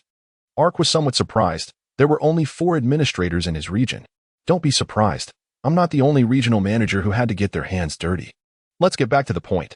Liu Yang straightened up, facing Ark, and raised his hand. Before I make my request, why don't you tell me what you want? I prefer to hear the other party's requests first before stating my own. This increases the success rate of negotiations, Liu Yang said. Ark shook his head. I just came to visit like a neighbor. Even if I had any requests, it would be Tang Han who negotiates with your administrator. Tang Han? Oh. The one you brought. She's really beautiful, Liu Yang thought for a moment and nodded. Since you don't have any specific requests, I'll state mine. He raised one finger. First, I hope to acquire some land creatures, not just beast meat, but live ones as well. We can catch them ourselves, but I hope to have a guide. He raised a second finger. Second, I want to establish a temporary base on land, which may be relatively close to your region, for which we need wood. He raised a third finger. Third, I need coal. If you have some, I hope you can sell me a bit. Finally, he closed his fingers. Looking down with a flushed face. I fell in love at first sight with one of the 2 girls you brought. I hope you can introduce me to her. Chapter 57. The chaotic cruise ship. The first 3 conditions were not a big deal. But Ark felt that the last one was probably the reason for the private conversation with the regional manager. The 2 people who came with me are named Tang Han. The taller one who looks more mature, she is my diplomat, Ark said. The other one is Shi Yun, a member of the reconnaissance team. Which one do you like? Shi Yun. Liu Yang's face turned as red as the sunset. You might think it's a bit strange for a regional manager who has killed at least 4 people to suddenly say he fell in love at first sight. It's fine. As long as you don't fall in love with me at first sight, Ark shrugged. These 2 have nothing to do with me. So I know nothing about their hobbies or personalities. Liu Yang frowned and complained, how can a regional manager not know such things?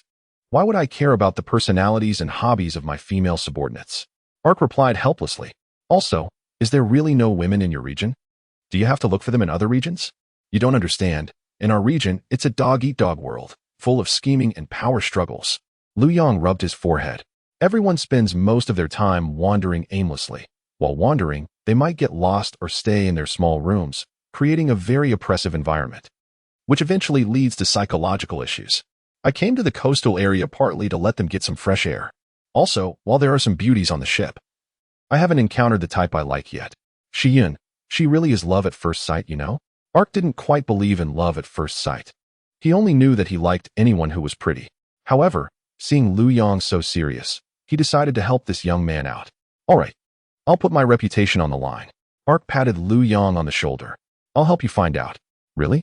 Liu Yang's eyes lit up, and he immediately pulled up the social interface, showing Ark the people from his region. There were a total of 657 people, many of whom were quite beautiful. Which one do you like? I'll create an opportunity for you. Longwu is all about righteousness and words, but in his heart, it's all business. I agree with one thing he said. We should mutually benefit each other. Let's not do that for now. It sounds like we're treating women as resources, which is too futile. Ark declined, then asked, by the way, has your region merged with others? How come there are so many people? This merger might not be what you think. Liu Yang turned around and leaned on the railing, recounting past events. Before the first disaster, the position of regional manager didn't exist, and this ship was on autopilot. So along the way, many people boarded one after another. At that time, it was like a dark forest, with no food and no water, and everyone felt that others were enemies. The system hinted that those who reached the control room before the natural disaster would become the managers here, which further intensified the killings. At least people from 3 areas boarded this ship, and in the end, only the few you see now remained. Liu Yang's expression was particularly sad. I had a partner back then, very much like Shi Yun.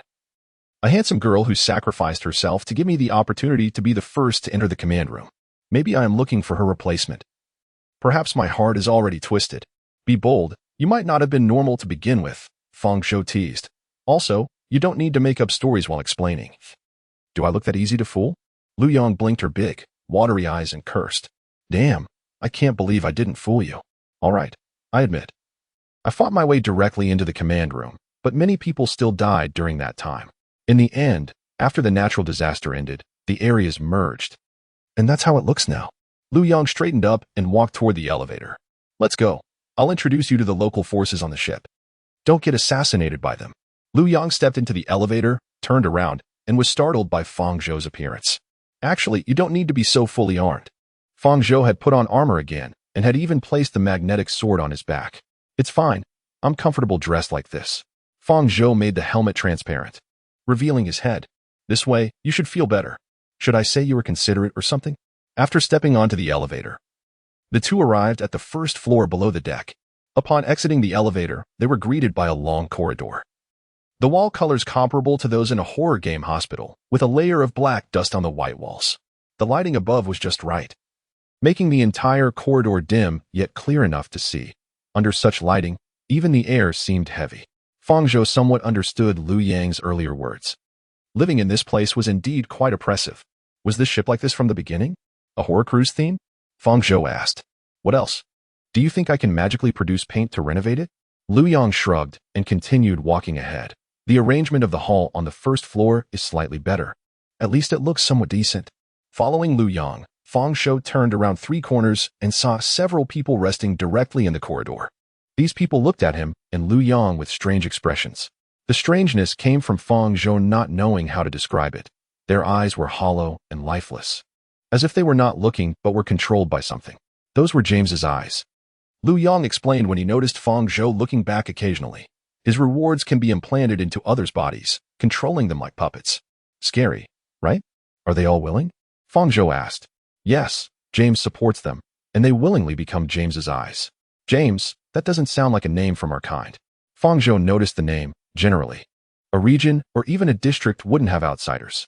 Of course not. James Lawrence, a blonde with a thick accent, is a tough character. I made him an administrator. Fang Zhou nodded, noting the name. After walking a bit further, they arrived at a set of double doors. Fang Zhou knocked and found it was a genuine steel door. You knocking first saved some trouble. Just as Liu Yang finished speaking, the door opened, revealing a girl in a maid outfit who bowed respectfully. Area Chief Fang Zhou. Welcome to the Wangchuan. I remember I named it Dawn. Liu Yang said beside him. You are allowed to use another name, Lord Shangwu, the maid said respectfully. Who is Lord Shangwu? Fang Zhou turned to Liu Yang and asked. The warmongers on the ship, Shangwu Jianren. Liu Yang frowned. You'll probably have to fight him later. Chapter 58. The captain's hardship. After entering, they found themselves in a hall with wooden flooring, the walls much smoother than outside, and the ceiling adorned with star-like chandeliers. You guys have climbed the tech tree quite well, Fang Zhou remarked while looking around. Everything is provided by the ship. The intrigue on board is really annoying. Liu Yang sighed. Although it was a banquet hall, there was only a group of serious men in black standing inside, each wearing tight black suits and draped with a colorful cape. Their capes were modified from their clothes, making them look rather comical. In the middle of them, a man holding a samurai sword stepped forward, clean-shaven, with sharp eagle-like eyes. Lord Fang Zhou, hello, I am the third mate of the Wangchuan, Shangwu Jianren. Shangwu Jianren walked up to Fang Zhou and extended his hand. Hello, but I heard this is called Dawn. You should unify the names internally. Fang Zhou shook his hand and moved it a few times. 1,000 people have 1,000 hamlets in their hearts. This ship holds different meanings for everyone. I hope you understand. Shangwu Jianren tightened his grip, but ultimately, human strength couldn't surpass Fang Zhou's armor. He could only shake his hand a few times before breaking free. Shangwu, what do you want with Fang Zhou? Liu Yang interjected. I was planning to take him to tour this dawn. Shangwu Jianren shot a glance at Liu Yang. Didn't you just finish discussing something important? Matters between area chiefs are always numerous. Fang Zhou shrugged. We just finished the most important one. It's a matter of great significance to your captain. No, it wouldn't be an exaggeration to say it's a lifelong affair. Hearing this, Shanwu Jianren showed a look of expectation. Do you think he really understood? Lu Yang quietly asked Fang Zhou. Do you want me to tell him that we spent so long alone together? And you were asking me for information about the girls in my area to date them? Fang Zhou whispered back. Your position as an area chief is already not impressive. If it goes any lower, the author will have to add dark, deep, and cruel plots to shape you. His writing is terrible, and in the end, it will definitely ruin your entire image. That makes sense. Lu Yang nodded. It's not that serious. He turned around and said to Shanwu Jianren, it's just a matter of regional interests. It's fine if you don't know. All right, can we move aside now? No. Shanwu Jianren drew his sword and pointed it at Lu Yang.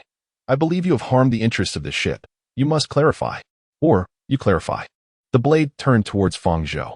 Otherwise, there are many restless people on this ship. I can't guarantee the safety of those two ladies. It's fine. Fang Zhou shrugged nonchalantly and opened the social interface. Shiyun reports to me every 5 minutes. If they are unsafe, then this ship can't be safe either. This is my ship. Why are you threatening me? Lu Yang pointed at Shanwu Jianren. Can you get your threat direction clear? Fine. Fang Zhou nodded, deactivating the helmet's invisibility and revealing the magnetic sword on his back. Prepare for battle. At the same time, Shanwu Jianren commanded. And the black-clad men behind him drew their swords, knives, and clubs. No need to make such a big deal. It will end in an instant. With a clang, Shanwu Jianren's sword was directly severed. It took him a second to realize what had happened. Fang Zhou simply swung the blade, and that heavy iron sword had cut through his level reward item in an instant. Do you think this armor is just for show? Fang Zhou retracted his sword and dusted off his hands. Whether it's speed or strength, the power of this armor has long exceeded human limits. Everyone has high-tech gear. And you're trying to fight me with a broken knife? Are you mentally challenged? I'm not insulting you. I'm just worried about your brain health. After saying this, Ark looked at Lu Yang. Do you need a few more? You won't make me come back a few more times, will you? It's fine. They will know when to stop. Lu Yang sighed. Let's go. Half an hour later, Tang Han arrived with Shi Yun and met Ark on the deck. Both looked exhausted. Was the discussion smooth? Ark asked. You both look a bit pale. The people on the ship are strange. Tang Han said. A few of the administrators are like that too. They suddenly start saying nonsensical things during the conversation. Shi Yun added. One of them suddenly knelt down and hugged my leg, begging me to take him away. The people wandering in the corridor are more like walking corpses than humans. Ark nodded. How should I put it? There are many complicated issues on this ship. But it's Liu Yang's matter, so we shouldn't interfere too much. I noticed during my visit that they have a complete heating system on board. And the huge solar panels have accumulated enough energy to heat for a month. This ship also has an automatic fishing function, so there's no problem with food. They have strong disaster resistance. However, Ark sighed. All these functions are under the captain's control, concentrating power in one person, making many want to take his place. So I decentralized power to other administrators, which resulted in the current factional situation. Lu Yang walked over and chimed in. Your area is still united overall, which is quite enviable. On my ship, there are so many who want to kill me every day. Every family has its own difficulties. Ark stepped forward and patted his shoulder to comfort him. How long do you plan to stay? Ark continued to ask. If you intend to stay until the next disaster ends, I can help you build a bridge connecting to the land. Not for free, right? It's not expensive. Ark said, just lend me the intellectuals from your ship. I want to light up a few more tech trees before the disaster hits. What do you want to light up? Lu Yang asked. Do you see that mountain range? Ark pointed to the distant peaks. If they were filled with wind turbines, it would be spectacular. Wind power? As a modern person, Lu Yang immediately understood Ark's meaning, but materials are hard to find. I have my ways to get materials. After visiting your ship, I also gained quite a bit. You're welcome to come to my area when you have time, but it's sparsely populated. So you should bring someone who can fly. Ark blinked. Aren't you inviting me? You better make good arrangements then. Lu Yang blinked, reaching some sort of tacit understanding. Chapter 59. Tic-tac-toe and wind turbines. Ark, do you know what the strangest thing about you is? That night, Ark was playing tic-tac-toe with the core by the volcano's edge. He lay on the ground, drawing a game board on the rocks, using a twig for himself while the core used its sharp edges. After 5 wins and 5 losses, the core suddenly started a conversation. What is it? Ark asked curiously. It's about the hunting business. You clearly don't guard against the people around you at all. Yet you guard against me everywhere. Hearing this, Ark smiled slightly. With you around, I fear no one betraying me. I'm not guarding against you. I'm guarding against myself. As the ancients said, reflect on oneself 3 times a day. We've been in this world for about half a month, and there are corrupted people in every area. Liu Yang thinks it's their nature, but I think it's the power they possess that has changed them. Are you worried that I might change you? You're overthinking it. The core said, but to be honest, I don't dislike this aspect of you. I'm not the factory's core, just a simulated personality created by it. With a high level of self-awareness as a tool, tools do not betray their users, but you treat me as a person, instead of being just a tool. You place me in the position of an assistant or partner. Honestly, it's a bit twisted. Does anyone really ask a wrench or a broom? Are you my friend? I can't understand that. Ark pondered for a moment and teased. You're just finding ways to call me twisted, aren't you? If you ask me, you're the one who's twisted. Always wanting me to have a 2-person world with you. If I suffer a little, you say, Ark can't take this. And then suggest we go to heaven and be gods. How can I not be on guard with you acting like this? You're really relentless. The factory's core let out a sigh. Now it can perfectly simulate human language, but its voice still sounds somewhat off as a synthetic tone. Don't you want to reconsider? Relying on my power, you could build a happy city where everyone has enough to eat and wear. Liu Yang probably doesn't quite agree with your view. I, as a core, will assist you in management. I can eliminate all unstable factors as soon as they arise. Sorry, but I don't plan to entrust the future of humanity to you. And besides, the simulated personality is built on my information, right? Ark said, resting his chin on his hand, quite confidently. I know what kind of person I am, based on me. It definitely won't become a god that can lead humanity to a brighter future. Absolute judgment questions are generally wrong. Your teacher must have taught you that in your 2nd year of middle school math class. Ark looked up, staring at the core with a look that seemed to say, I finally caught you. You really accessed my memories. TCH, what a stupid question. Do you think I was born speaking Chinese? Or is there a Huaxing dictionary in my database? You were already lying before you even learned to use mood particles? If I told you directly that I scanned your brain and copied your memories, what would you think? Betrayal? A crisis of intelligent machines? You probably couldn't even sleep peacefully. You're the type who worries in times of peace. The factory's core drew a circle on the squares of the game board on the ground. First, I'll tell a simple lie. After we've spent enough time together, I'll intentionally give you a flaw, and I win, right? TCH, you just said you wouldn't betray me. Isn't that lying to me with great enthusiasm? You betrayed me the moment the simulated personality appeared.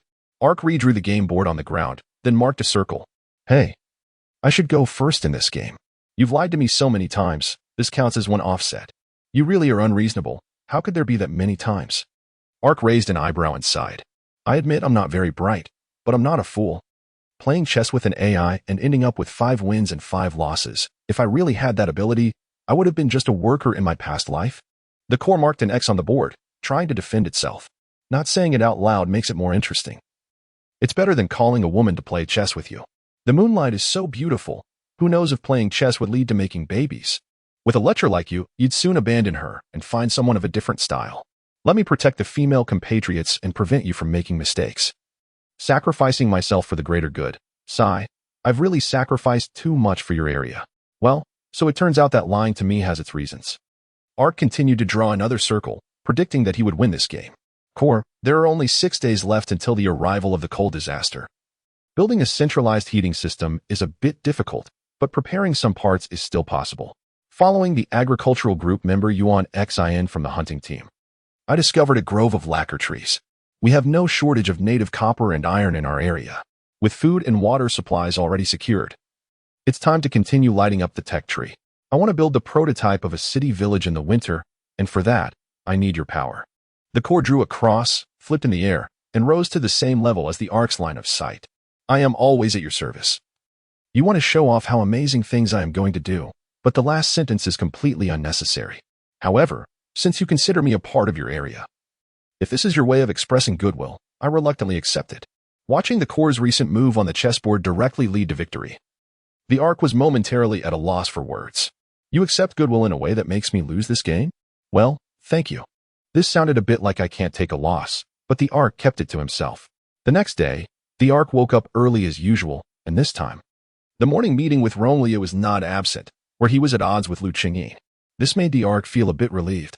After the meeting, the Ark took his thermal axe and went to the forest outside the mountains to chop down trees. In nature, There is a colorless and ubiquitous energy source, wind.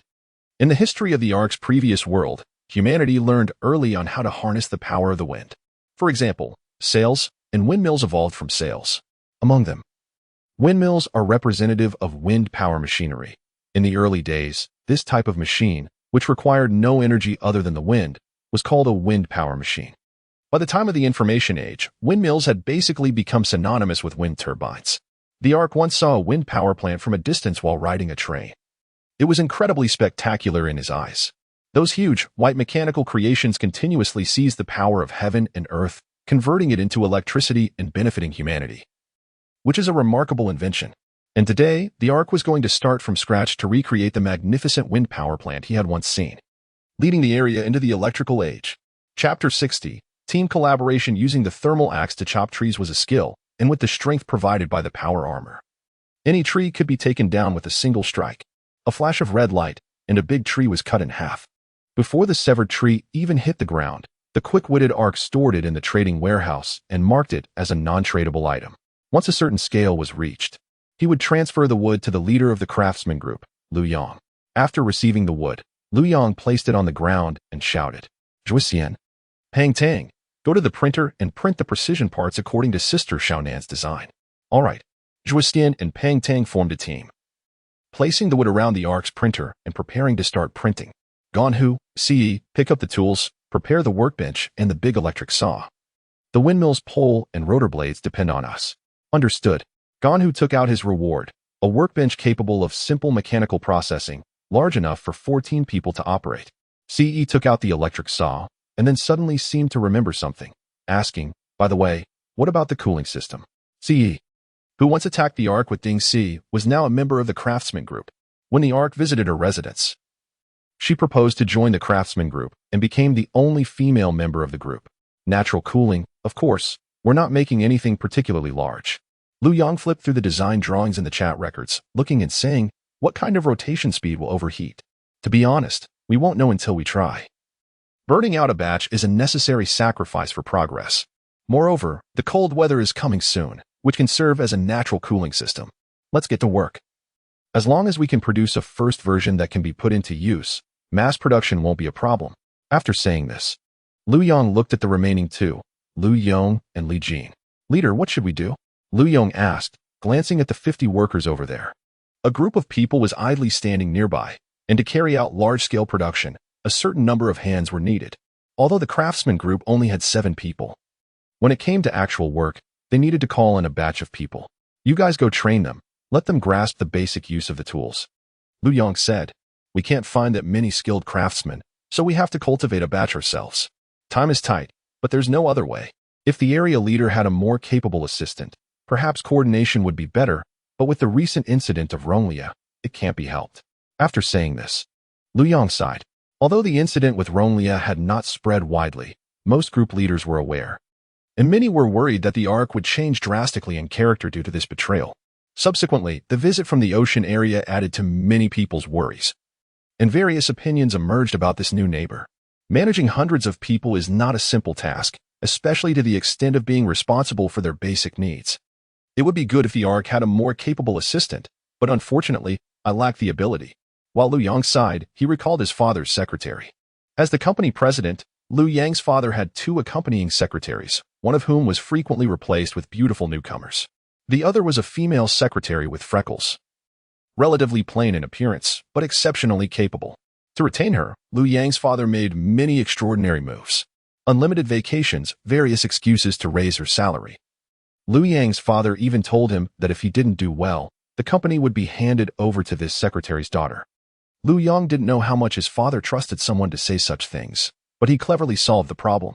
A year before he crossed over, he married the secretary's daughter, and after marriage, his wife managed company affairs efficiently as his assistant. Unfortunately, Lu Yong thought, our area leader doesn't have this blessing. "Lu Yong, what are you laughing at?" Zhuxian, who was beside him, noticed Lu Yong suddenly smiling to himself and was a bit curious. "It's nothing at all. I just think it would be great if the area leader had a capable secretary." "Then why are you laughing?" "Oh, I just thought of my wife." "You want your wife to be the secretary for the area leader?" Zhuxian thought for a moment and came to this conclusion. "If that's the case, that would be nice. The area leader is notoriously indifferent to women. My wife is capable and could take care of me more. As Liu Yang joked, he said, "You say, if a beautiful woman was placed in your area, could you resist? The area leader is something else. He has two in the cave and doesn't even look back. Could it be that he actually likes?" The Ark sneezed. He always felt like someone was talking about him, and it wasn't he anything good. "Ark, do you have a cold? I'll brew some ginger tea for you tonight." "It's fine. Just sneezed." The Ark waved his hand, then looked at the screen and asked, "How's the scholar from Liu Yang's side? Is the communication going smoothly?" "Very smoothly. We've come up with a lot of impressive ideas together regarding tides, geothermal energy, and wind turbines. We discussed that using vertical blades would be better." In the screen, Zhang Sha shouted out a draft, which showed a type of wind turbine with blades arranged vertically around an axis. A vertical wind turbine? The Ark recalled that he had heard of this type of new wind turbine that had appeared in recent years in his previous world. It is not the traditional fan style. The blades are vertical, and in terms of safety, strong wind resistance, and efficiency in utilizing wind power, it surpasses traditional wind turbines. "Then the design drawings will be up to you," the Ark said. "Right now, we're mainly processing precision parts, and most of the craftsman group's members are still in training. So changing the design plan won't be a big problem. If there is a better design plan, we naturally use the better one." "Okay. But didn't you say you preferred the traditional style?" After agreeing, Zhang Xiaonan said, "I remember you told me this morning that you thought the power plant made up of old-style windmills was beautiful. I haven't seen a wind farm made up of new-style generators yet. Maybe I will like it, and with better designs, of course, I would use the better ones. Why should I go against energy?" Fang Zhou shrugged. "I'll send you the prototype I made earlier. I was originally planning to keep it as a memento. But considering you are compromising for your sake, I can part with it. You have to take a look at this cooling structure. I think this design allows the cooling device to work in conjunction with the gear set." Okay. I'll hang up first." Before Zhang Xiaonan could finish speaking, another man's voice came through the screen, seeming to have found a new solution for the cooling device. Chapter 61. The Scenery of the Region Ding Dong. A new call. It was from Lu Qingyin. When the screen opened, the first thing Fang Zhou saw was a towering furnace surrounded by several air ducts. A few young people were constantly pulling the air ducts to supply fresh oxygen into the furnace. The steel-making furnace, an essential device for smelting metal ores. Behind them was a mine cave, with people continuously transporting ores out. "Fang Zhou, the metal smelting is going smoothly."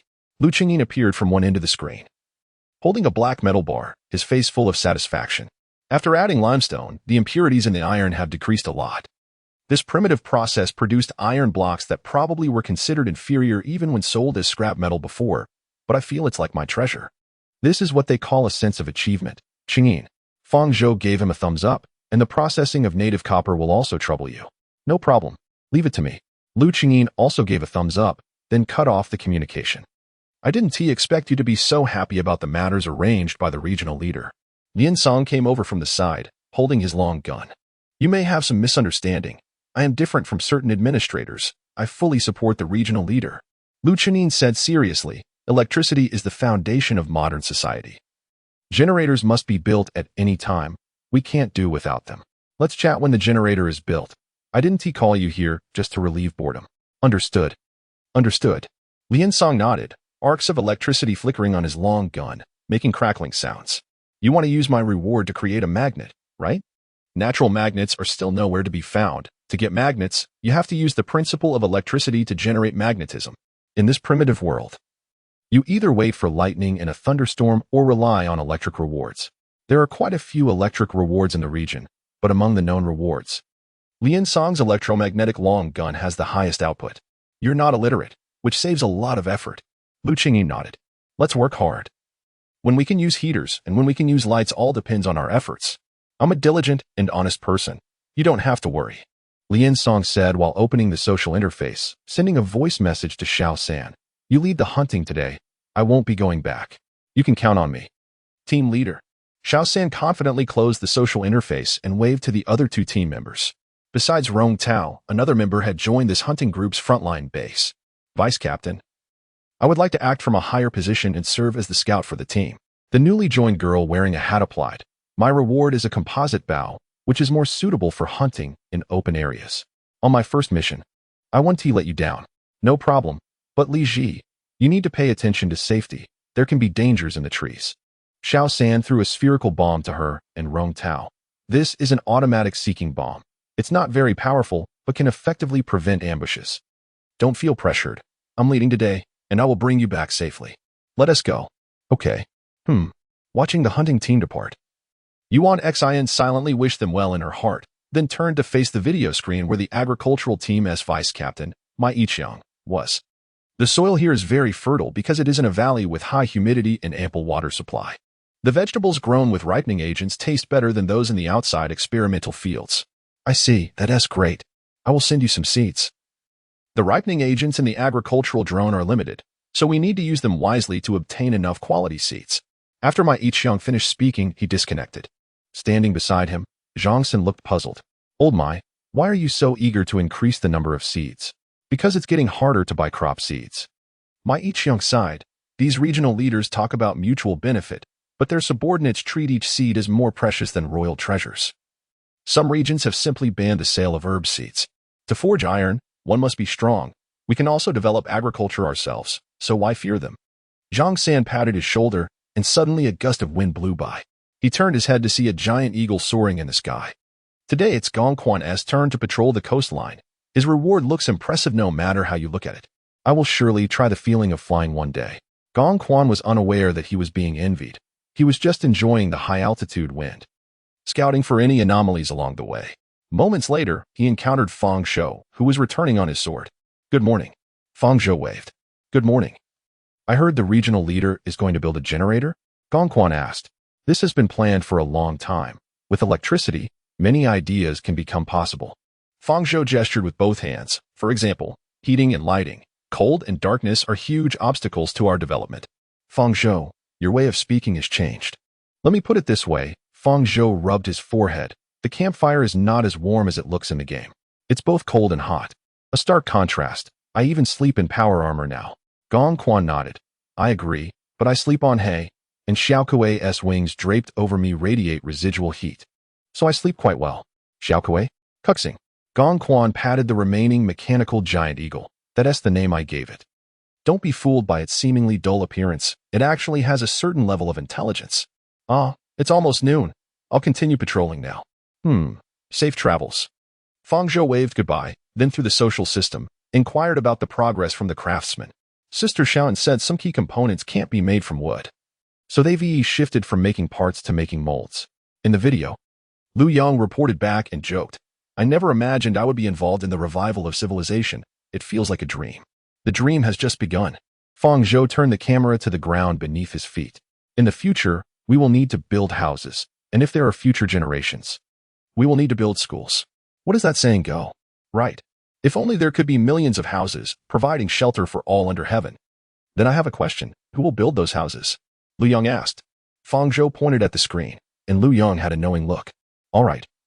As long as the regional leader moves his mouth, I have to work my legs to the bone. New design plans have been sent over. I'll get busy now. Good luck. Fang Zhou gave him a thumbs up, then flew towards the volcanic island. This time, the creation of wind turbines is an unprecedented multi-department collaboration in the entire region.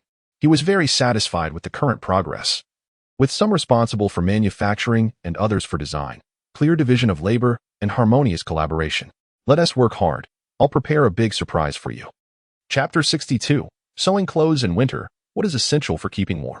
Clothes. He had noticed the price tags on clothes in his previous life, which detailed the materials, such as acrylic and cotton. Of course, he didn't have any of those things. Leaving aside the items that require industrial synthesis, he hadn't even found the shadow of a cotton tree yet. To make clothes, we can only use tree bark and plant fibers as raw materials. Since Ark is neither a designer nor has any artistic talent, it naturally needs to rely on the core of the factory. After landing at the foot of the volcano, Ark moved out a large wooden table and took out the factory core.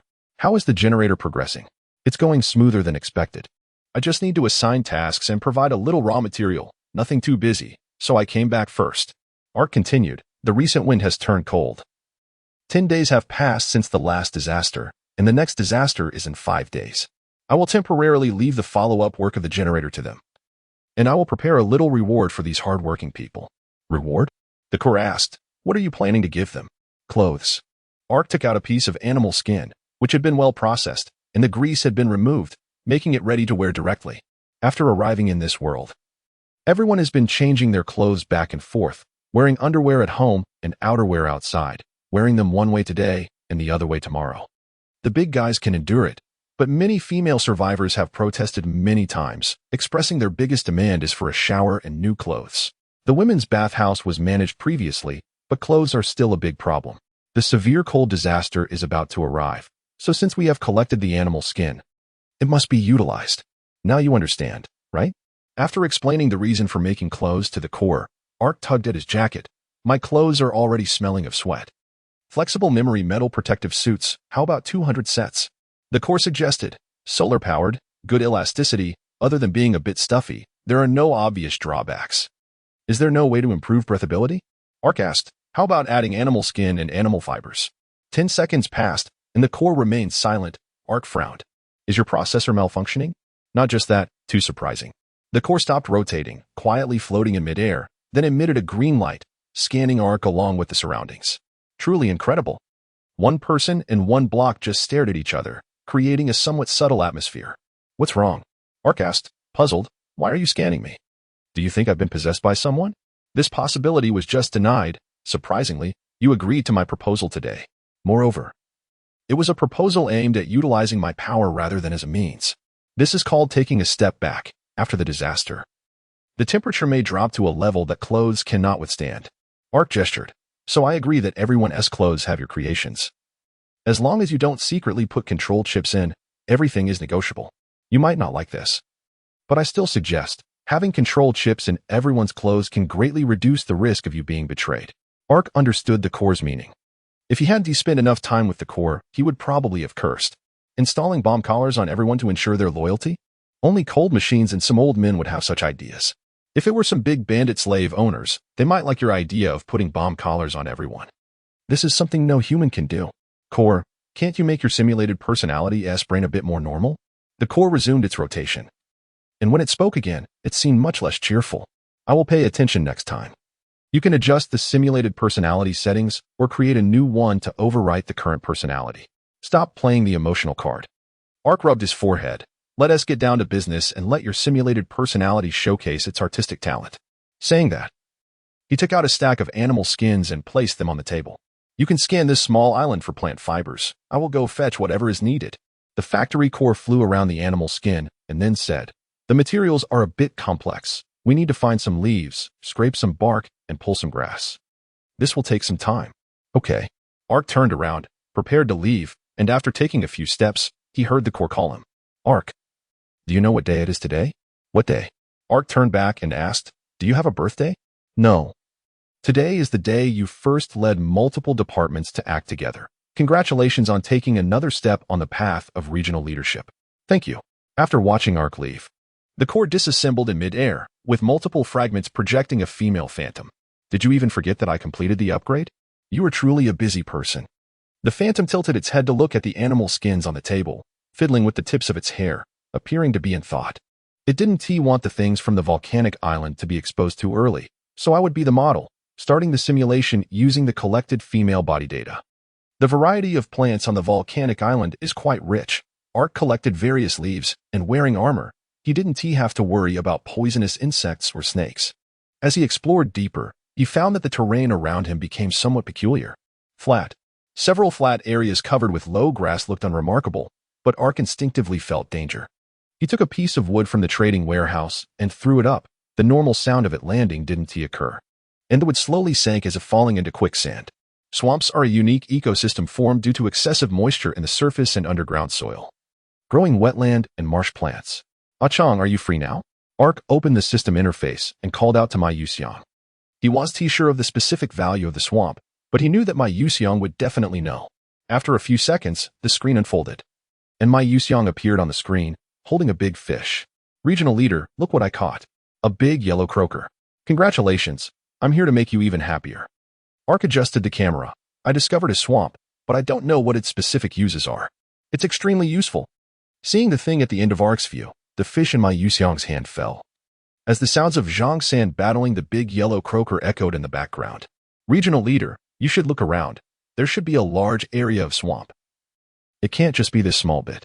Ma Yuxiang excitedly said, "You found a natural fertilizer warehouse." Chapter 63. Pete Ark stepped onto the maglev sword. Crossing a small swamp. Without the factory core by his side, if he got stuck in the swamp without the maglev sword, it would be troublesome. After passing through a jungle, Ark felt that he had found it. In front of him was a small flat area with multiple low-lying regions filled with water, overgrown with weeds. This looked almost identical to the pictures of swamps he had seen in encyclopedias in his past life, at least 99 similar. "Achan, I found it." Ark reconnected to the communication and asked, "Are there any resources from the swamp that you currently need?" "Exactly what we need," Ma Yuxiang happily asked, "Regional leader. Do you know the difference between swamps and wetlands? Academic terms? It's not that complicated."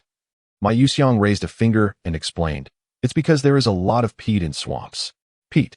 Ark pondered for a moment and asked, "Is it the peat from the peat period?" "Regional leader, that's the Devonian period. There is no peat period in geological time." Ma Yuxiang was a bit amused but patiently explained, "Mud for soil, carbon for coal. Peat can be said to be unformed coal. The plants on the swamp, along with some insects, cannot fully decompose due to the swamp's unique environment after they die, gradually becoming the peat layer. Peat is a magical substance containing solid, liquid, and gas states. It is sterile, non-toxic, and pollution-free, completely green." All right. Ark waved his hand. "Stop advertising, just tell me what it's useful for." "Oh." Ma Yuxiang coughed twice and said seriously, "Peat, also known as grass carbon, can improve soil and is also one of the components of inorganic fertilizers. For us, who are just starting in agriculture, peat is like gold. The agricultural team is cultivating seedlings, and Ark knows this. It's no wonder Ma Yuxiang is so happy to find peat at this time. All right, I'll dig some for you to take back later." Ark said, "Let me know if you need anything else." Thank you, regional leader." After taking out the large box he carried, Ark used the magnetic levitation sword to dig out a cubic meter of swamp and put it inside, then stored it in his backpack to transfer it to Nongjiala.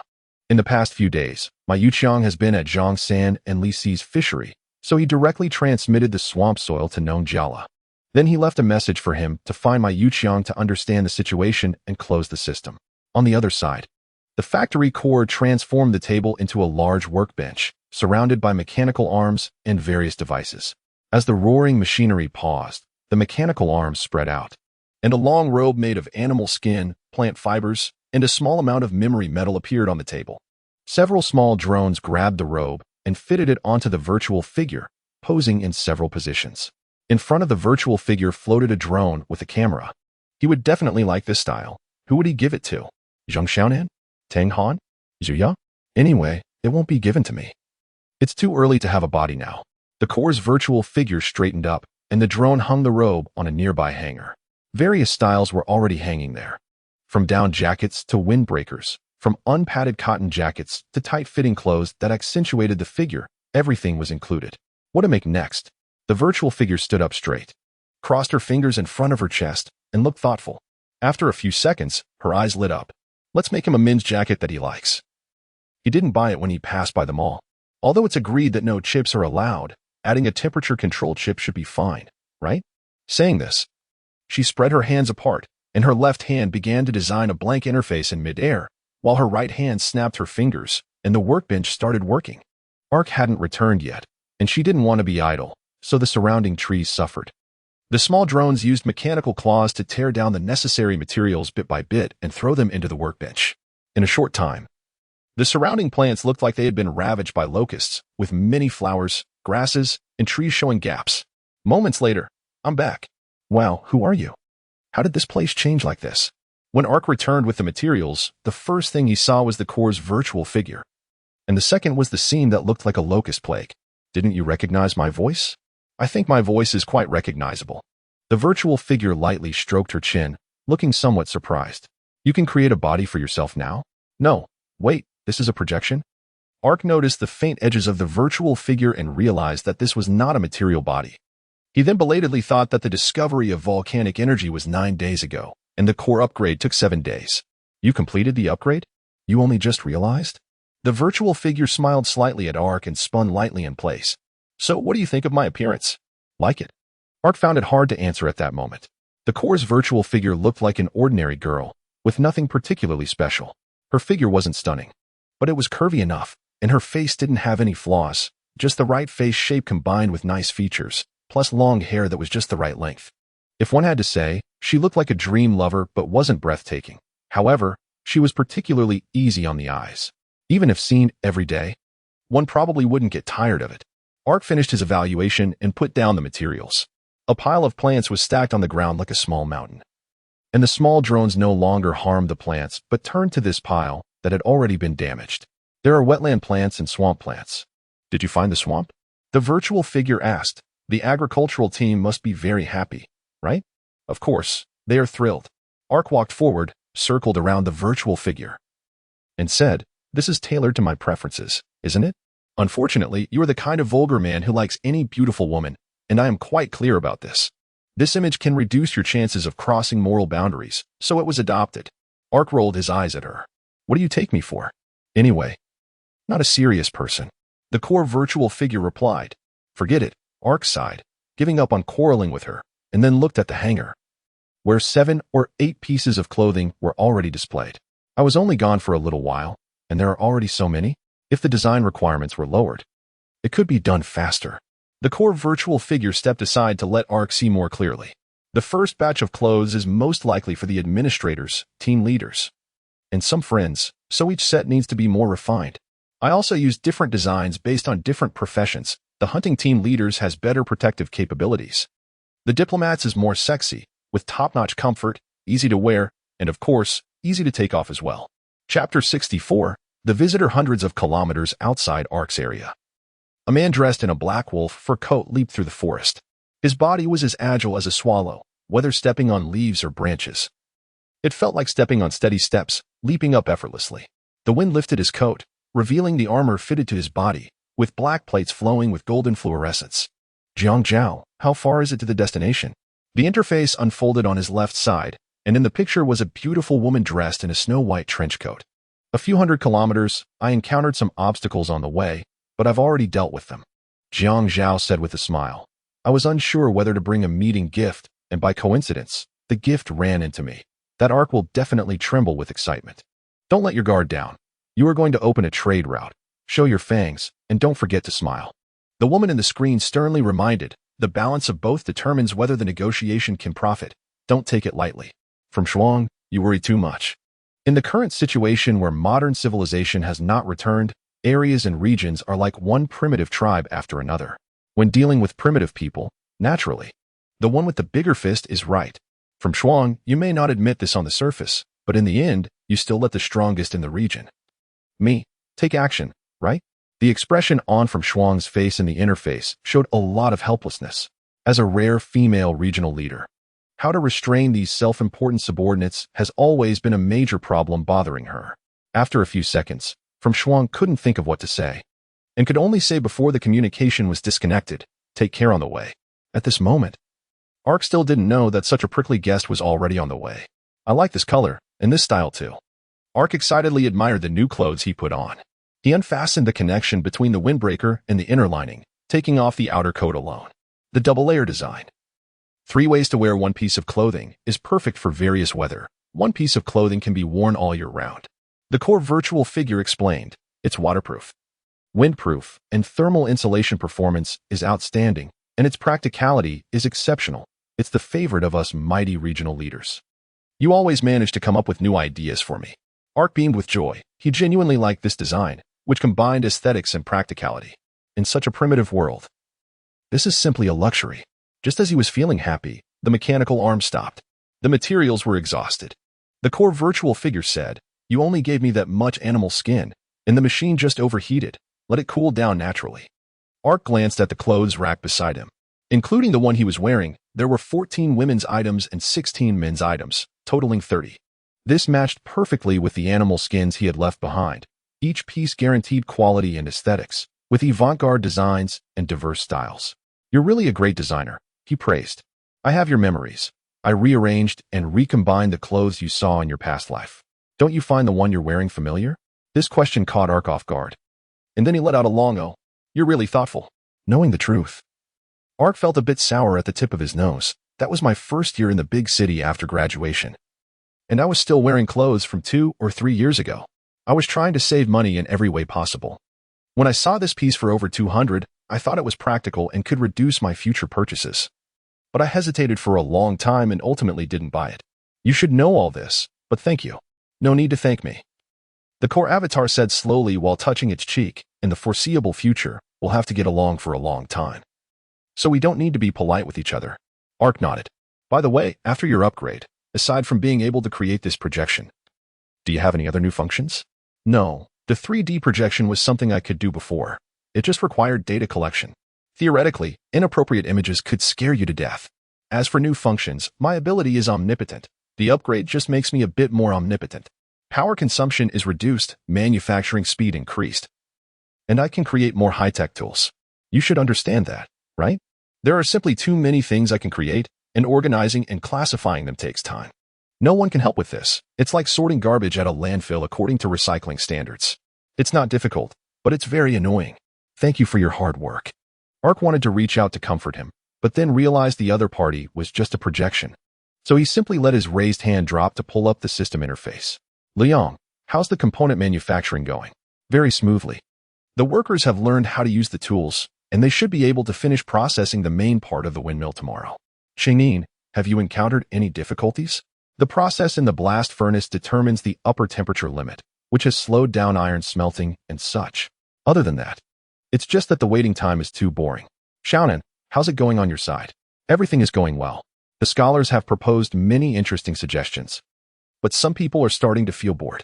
It would be nice to have some entertainment activities during break time. After ending the communication, Ark raised his head. Reviving civilization isn't just about improving technology and material levels. He said to the core, the spiritual lives of our compatriots must be enriched. Oh my God. This is something I've always overlooked. This is why Liu Yang ensured the crew is well fed, yet the ship still feels unstable. Seeing Ark suddenly enlightened, the core avatar fiddled with its hairpin and asked, so? Table tennis, soccer, badminton, tic-tac-toe, chess, playing cards. Games. People need games. Ark gestured with his hands.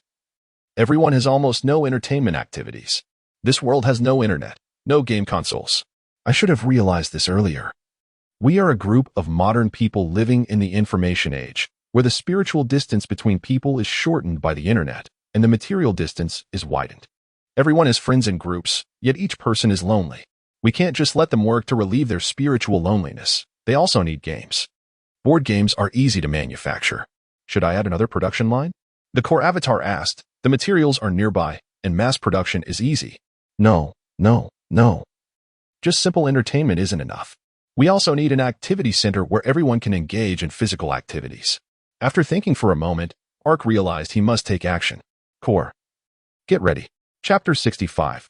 Activity Center. Ark put on his coat, stored the animal skins, workbench, and clothes into the regional trading warehouse, and placed them in a corner away from other goods to avoid getting dirty. I can set off at any time. The projection dissipated, and the core's fragments gathered back into their original block shape, floating beside Arkansas. Where are we going? To the future activity center.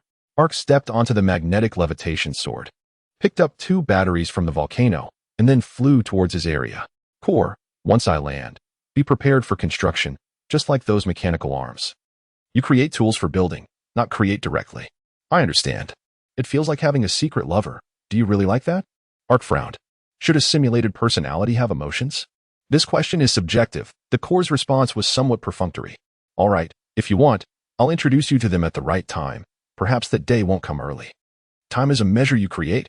I don't mind, even if you make me wait until the end of eternity. Thank you for your insensitivity.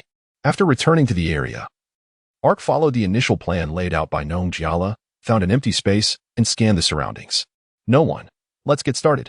Always ready. With a call and response, Ark and the core began construction. As the core sank underground, 2 rows of enormous mechanical arms rose up. Ark threw a pile of wood and stones, and the mechanical arms began processing them. With clanking sounds of cutting and reassembling, a room the size of a warehouse was pieced together. Is the shape a bit shabby? Looking at the wooden house in front of him, Ark felt it was somewhat lacking in elegance. The mechanical arms dissipated, and the core flew out from the warehouse. Speed is the priority. As long as the quality is barely acceptable, it's fine. With that little wood, this is about all we can do. Those stones were made into flooring, but only a small piece. I don't know what you plan to do with a few tons of stones. It's not even enough for flooring. Actually, I wanted to use them for the foundation. Ark scratched his head. This little stone for a foundation? Are you really a graduate of architecture? Did you return all your knowledge to the teacher after 2 years of administrative work post-graduation? I didn't want this to happen either. Ark shrugged. Fate plays tricks. Besides, studying architecture was never my intention. A sigh came from within the core. Ark then walked into the warehouse, preparing to set it up as a sports room. Badminton, table tennis, let's arrange them all. Ding dong. Who is it this time? Ark opened the system interface and found a message from Gong Quan, which was a voice message. Regional leader, we've detected an intruder, and the other side refuses to communicate. Combat has already begun. Ark rubbed his forehead. Which blind person is this? He opened Guoming's message and sent him a video call. Guoming. Gong Quan has encountered an intruder. Please go help.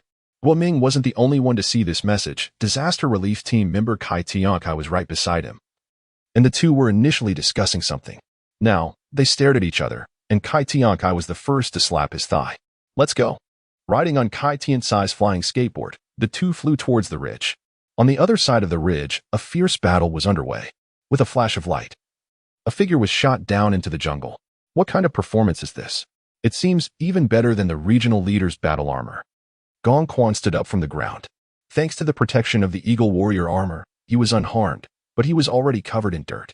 In the sky, a man wearing a wolf fur coat slowly descended, with the armor beneath the coat glowing with vibrant colors, creating an appearance reminiscent of a man wearing underwear outside. Are you the one guarding the entrance to the region? Jiang Zhao raised his hand and brushed off the dust from his clothes. Not impressive at all. Who are you? What brings you to our area? Gong Quan was on high alert. After the recent confrontation, he understood that he was unlikely to be a match for the opponent. The only way out was to stall. Our area leader does not like intruders. The last one was Song Qiao, right? Jiang Zhao smiled slightly. Do you think I'm as weak as he is? I've done my homework on your intelligence. The rewards used by the Ark that day belonged to someone else. Moreover, they won through a despicable ambush, so their real combat capability is probably negligible. After saying this, Jiang Zhao raised his hand, and light in his hand formed the shape of a long spear.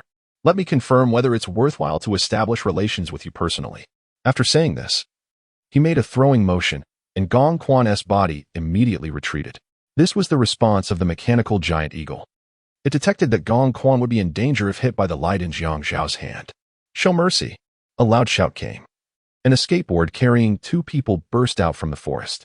Guoming, standing on the skateboard, lost his balance and fell directly to the ground in front of Jiang Zhao. Seeing the newcomer, Gong Quan's face lit up with joy. Deputy Leader, Mr. Kai. Did the area leader send you? Are you all right? Guoming asked while getting up from the ground, having gotten quite muddy from the fall. I'm fine. I'm fine, Gong Quan said, shielding Kai Tiankai behind him. Mr. Kai, stay back. You're not suited for combat. Don't worry about me. The leader has something to attend to and can't come for a while. It's all right. The area leader can't be at our beck and call all the time. With the deputy leader here, I'm not afraid anymore. Gong Quan's face was full of confidence. Jiang Zhao couldn't understand where his confidence came from. He was sure that among the 3 present, Gong Quan was not his opponent, and the man on the skateboard wasn't suited for combat either. Could his confidence come from this man he referred to as the deputy leader? Jiang Zhao looked at the man slowly getting up in front of him and immediately dismissed that thought. Hello? Guoming stood up, brushed off the dirt on his clothes, and then put on a smile. I'm the deputy leader of the reconnaissance team. If my team members have not received you well, I hope you can forgive us. My name is Guoming. You can call me Xiaobo. Jiang Zhao looked at Guoming with interest. To him, this was a man whose honesty and humility were written all over his face. Since you're the deputy leader, you should be a bit stronger than your team members, right?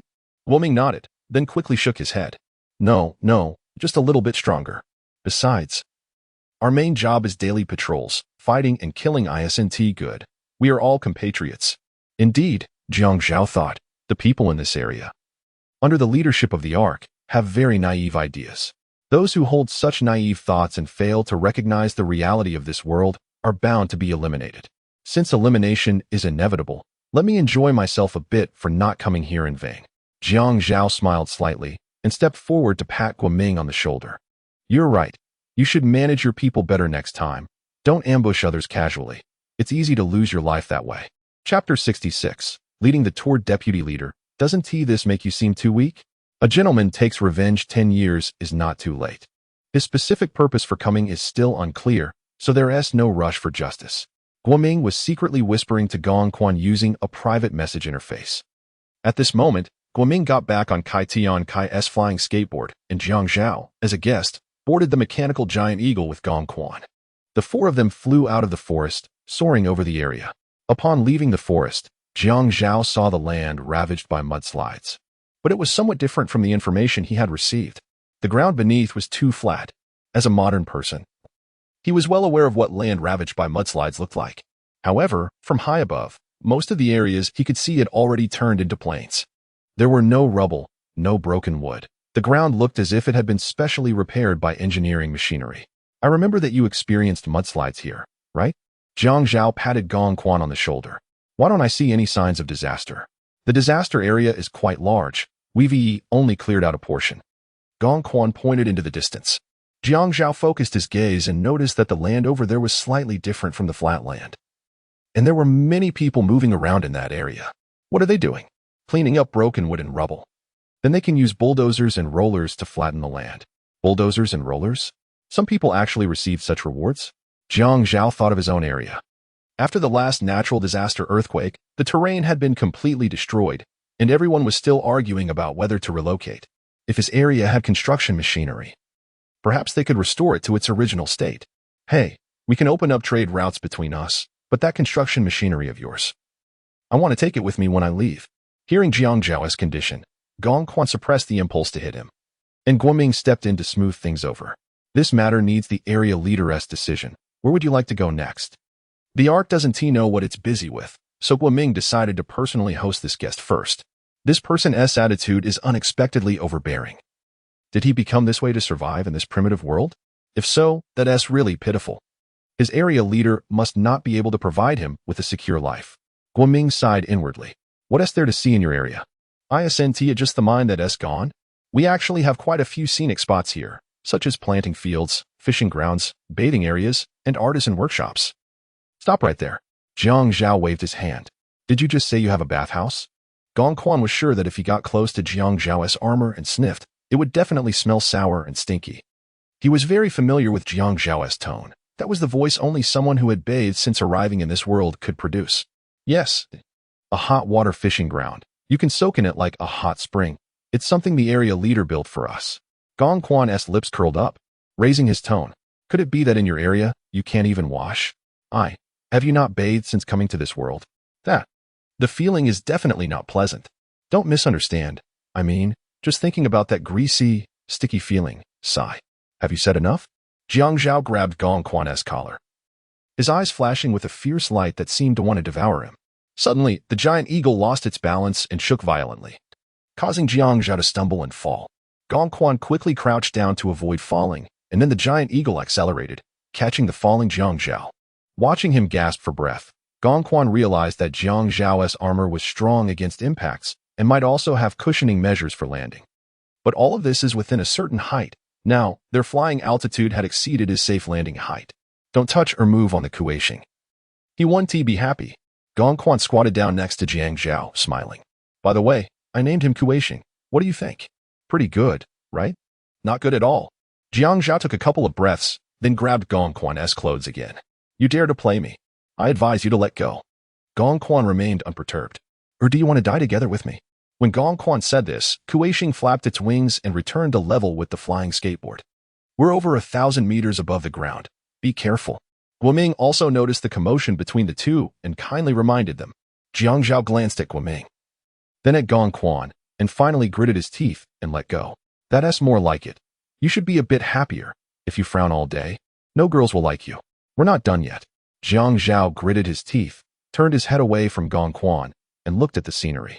After a moment, Jiang Zhao noticed a wooden warehouse on the ground. What is that? I'm not sure. It wasn't there yesterday. It should be something the regional leader is working on. Do you want to go down and take a look? Jiang Zhao thought for a moment, given his current height and the characteristics of near big and far small. The actual size of that warehouse could accommodate nearly 100 people. Is this the power of that construction machinery reward? He murmured softly and then looked at Guoming. I want to go down and see.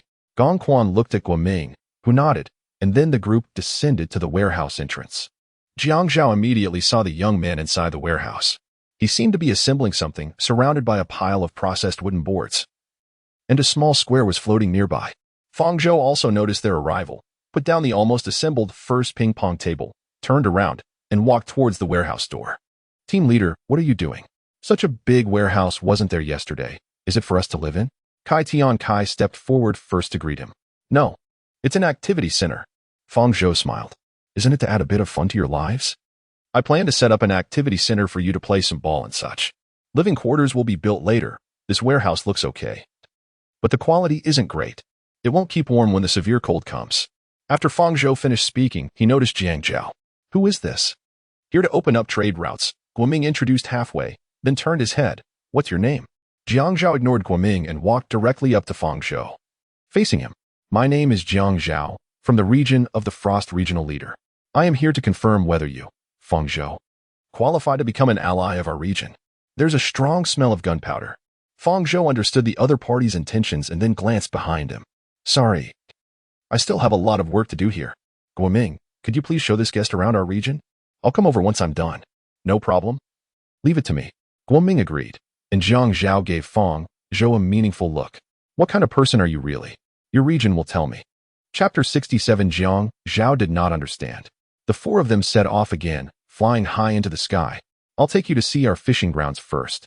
Except for some private catches, all our fish come from there. In the air, Guoming selected the first viewpoint for Jiang Zhao, close to the ocean. It's no wonder you don't have to worry about food, and it's no wonder your regional leader is like that. Jiang Zhao's words made the other three frown. They realized this wasn't a good remark. What do you mean? Can you be clearer? Guoming faced Jiang Zhao. What impression did our regional leader leave you? Jiang Zhao shrugged. Disaster will strike in a few days, yet you're still building entertainment facilities. What do you say? Relying on the sea, you don't worry about food at all. You don't develop technology, only know how to rely on rewards. Sooner or later, you'll eat through what you have. Playing ball? When humanity is at a life and death juncture, your regional leader is still messing with entertainment facilities. I'd say it's hopeless. Guoming, Gong Quan, and Kai Tian Kai were all stunned. They initially thought it was slander, but as they listened, they felt something was different. A bold guess formed in the minds of the three. They exchanged glances and decided to verify it immediately. Moments later, the group stopped in the air above the coastline, and Gong Quan pointed below. This is our fishing ground. Do you want to go down and take a look? Jiang Zhao followed his direction and saw a large enclosed area of ocean. From above, he could only see a black oval shape, with several young men running around in this area, holding fish baskets woven from plants, with something jumping inside. Jiang Zhao looked at those fish, feeling an urge to take some back. His region's food could not satisfy everyone's needs, leading to a strict class system. The method of division was simple. Those with fist-sized portions were full, while those with smaller fists were hungry, although he couldn't see clearly from a distance. He knew those fish baskets must be filled to the brim with fish. If only his region were closer to the ocean. Let's go down and take a look, Jiang Zhao requested. I want to see closely. The four slowly descended, and a man dressed in a shirt, holding a spear, greeted them. Let me introduce you. This is Li Si, the head of the fishing ground. Guoming introduced this man to Jiang Zhao and then said to Li Si, this is a guest from another region. The regional leader asked me to show him around first. Li Si nodded. Follow me. Li Si led Jiang Zhao onto a small boat. And Jiang Zhao couldn't help but feel doubtful looking at the small wooden boat. Is this your reward? Reward? This was made by the craftsman group when they built vehicles. You still have craftsmen in your region? No, we're all figuring it out slowly. Some do auto repair, some have furniture stores. And we brainstormed together and came up with this. Li Si thought for a moment and added, the electric motor should be ready soon. I originally thought about taming large animals to pull carts, but now it seems we'll go directly past that. Jiang Zhao fell silent. Whether it's the vehicle or the craftsman group, these are things that do not exist in his region. During this time, Jiang Zhao's small boat brushed past two other boats, which had several baskets full of fish, and the people on the boats looked very happy. So many fish, how much do you give to Fang Zhou? Basically all of it. Occasionally we'll eat a little ourselves or sell some to exchange for other things. What price does Fang Zhou give you? Price? Why would the regional leader trade with me for fish? Li Si looked puzzled. Now it was Jiang Zhao's turn to be confused. Are you misunderstanding something? Or do you not know what collective honor means? Collective honor? Are you all out of your minds? Have you eaten too much? Jiang Zhao completely couldn't understand how anyone would willingly give so many fish to their regional leader. Before leaving, Li Si brought over a basket of fish with some shellfish inside. You're a guest of the regional leader. Consider this a parting gift. Looking at the fish basket handed to him, Jiang Zhao said nothing more. Quickly accepted it and nodded. After flying high into the sky again, Jiang Zhao's expression became much more complicated. Your region seems a bit off. What's wrong? I can't explain it clearly. Gong Quan saw Jiang Zhao's expression and gave Guoming a knowing glance, indicating he guessed right. Next, let us go to the experimental field. Experimental field? Hearing Gong Quan's words, Jiang Zhao was a bit puzzled. You still farm? Of course. Are these people mentally challenged? The severe cold is almost here, and they still remember to farm. Moments later, Jiang Zhao saw the experimental field from above. A canal ran through the entire agricultural area, with many small branches flowing from both sides of the canal, dividing the land into several plots. After landing, a cute little girl greeted the group. Minbai. Where are Jialu and the others? The team leader went to the valley. Deputy team leader Gua. Who is this? Hello, my name is Jiang Zhao, and I'm an envoy from another region. Jiang Zhao didn't wait for Guoming to introduce him. He self-introduced and stepped forward to take Minbai's hand, but she instinctively pulled away. This made Jiang Zhao's prepared opening line get stuck in his throat. He wanted to visit the experimental field. You go ahead and be busy. I'll be the tour guide. Guoming blocked between Minbai and Jiang Zhao, and Minbai understood quickly and hurriedly walked away. She's really cute. Watching Minbai's back, Jiang Zhao complimented. She lives with the regional leader. Guoming added, causing Jiang Zhao's facial muscles to twist directly. While Gong Quan and Kai Tian Kai behind him immediately covered their mouths, fearing they would laugh out loud. In the experimental field, some plots had sprouted seedlings, and some areas already had fresh vegetables, which was simply incredible for Jiang Zhao. How do your vegetables grow so fast? It's a secret. The severe cold is coming soon. Aren't you afraid of wasting your efforts? Most of the plants being grown are cold resistant, but there's still a possibility of failure. Just because there's a possibility doesn't mean we shouldn't try. Jiang Zhao couldn't understand why this group of people spent their energy on something that could completely fail. He turned to Guoming, looked him in the eyes, and asked, what exactly did Fang Zhou do that made you all willing to engage in such activities? What did he do? Guoming thought for a moment and replied, he united us. There were others in Jiang Zhao's area who wanted to farm, but no one supported them, and that voice quickly got drowned out in the regional channel. Various other ideas had been proposed, but throughout, those voices also faded away without support. Who exactly is this Fang Zhou that can make the region operate so smoothly and unite the people there? This question lingered in Jiang Zhao's mind. The Artisan Square originally wanted to take you there, but they are building a generator, and the mine is working on artificial magnets. I need to check if both sides can allow visits. Generator? Artificial magnets? Jiang Zhao doubted he had misheard. Had this region's technology tree already advanced to the electrical era? Chapter 68. No words to say I'm sorry. We received a reply. For some reasons, the Artisan Square and the mine are not open for visits. Guoming asked Lu Qingyin and Lu Yang separately. The former directly refused, while the latter initially agreed but then firmly declined. Guoming wanted to negotiate further, but Lu Qingyin frankly told him, the situation in the region cannot be fully understood by outsiders.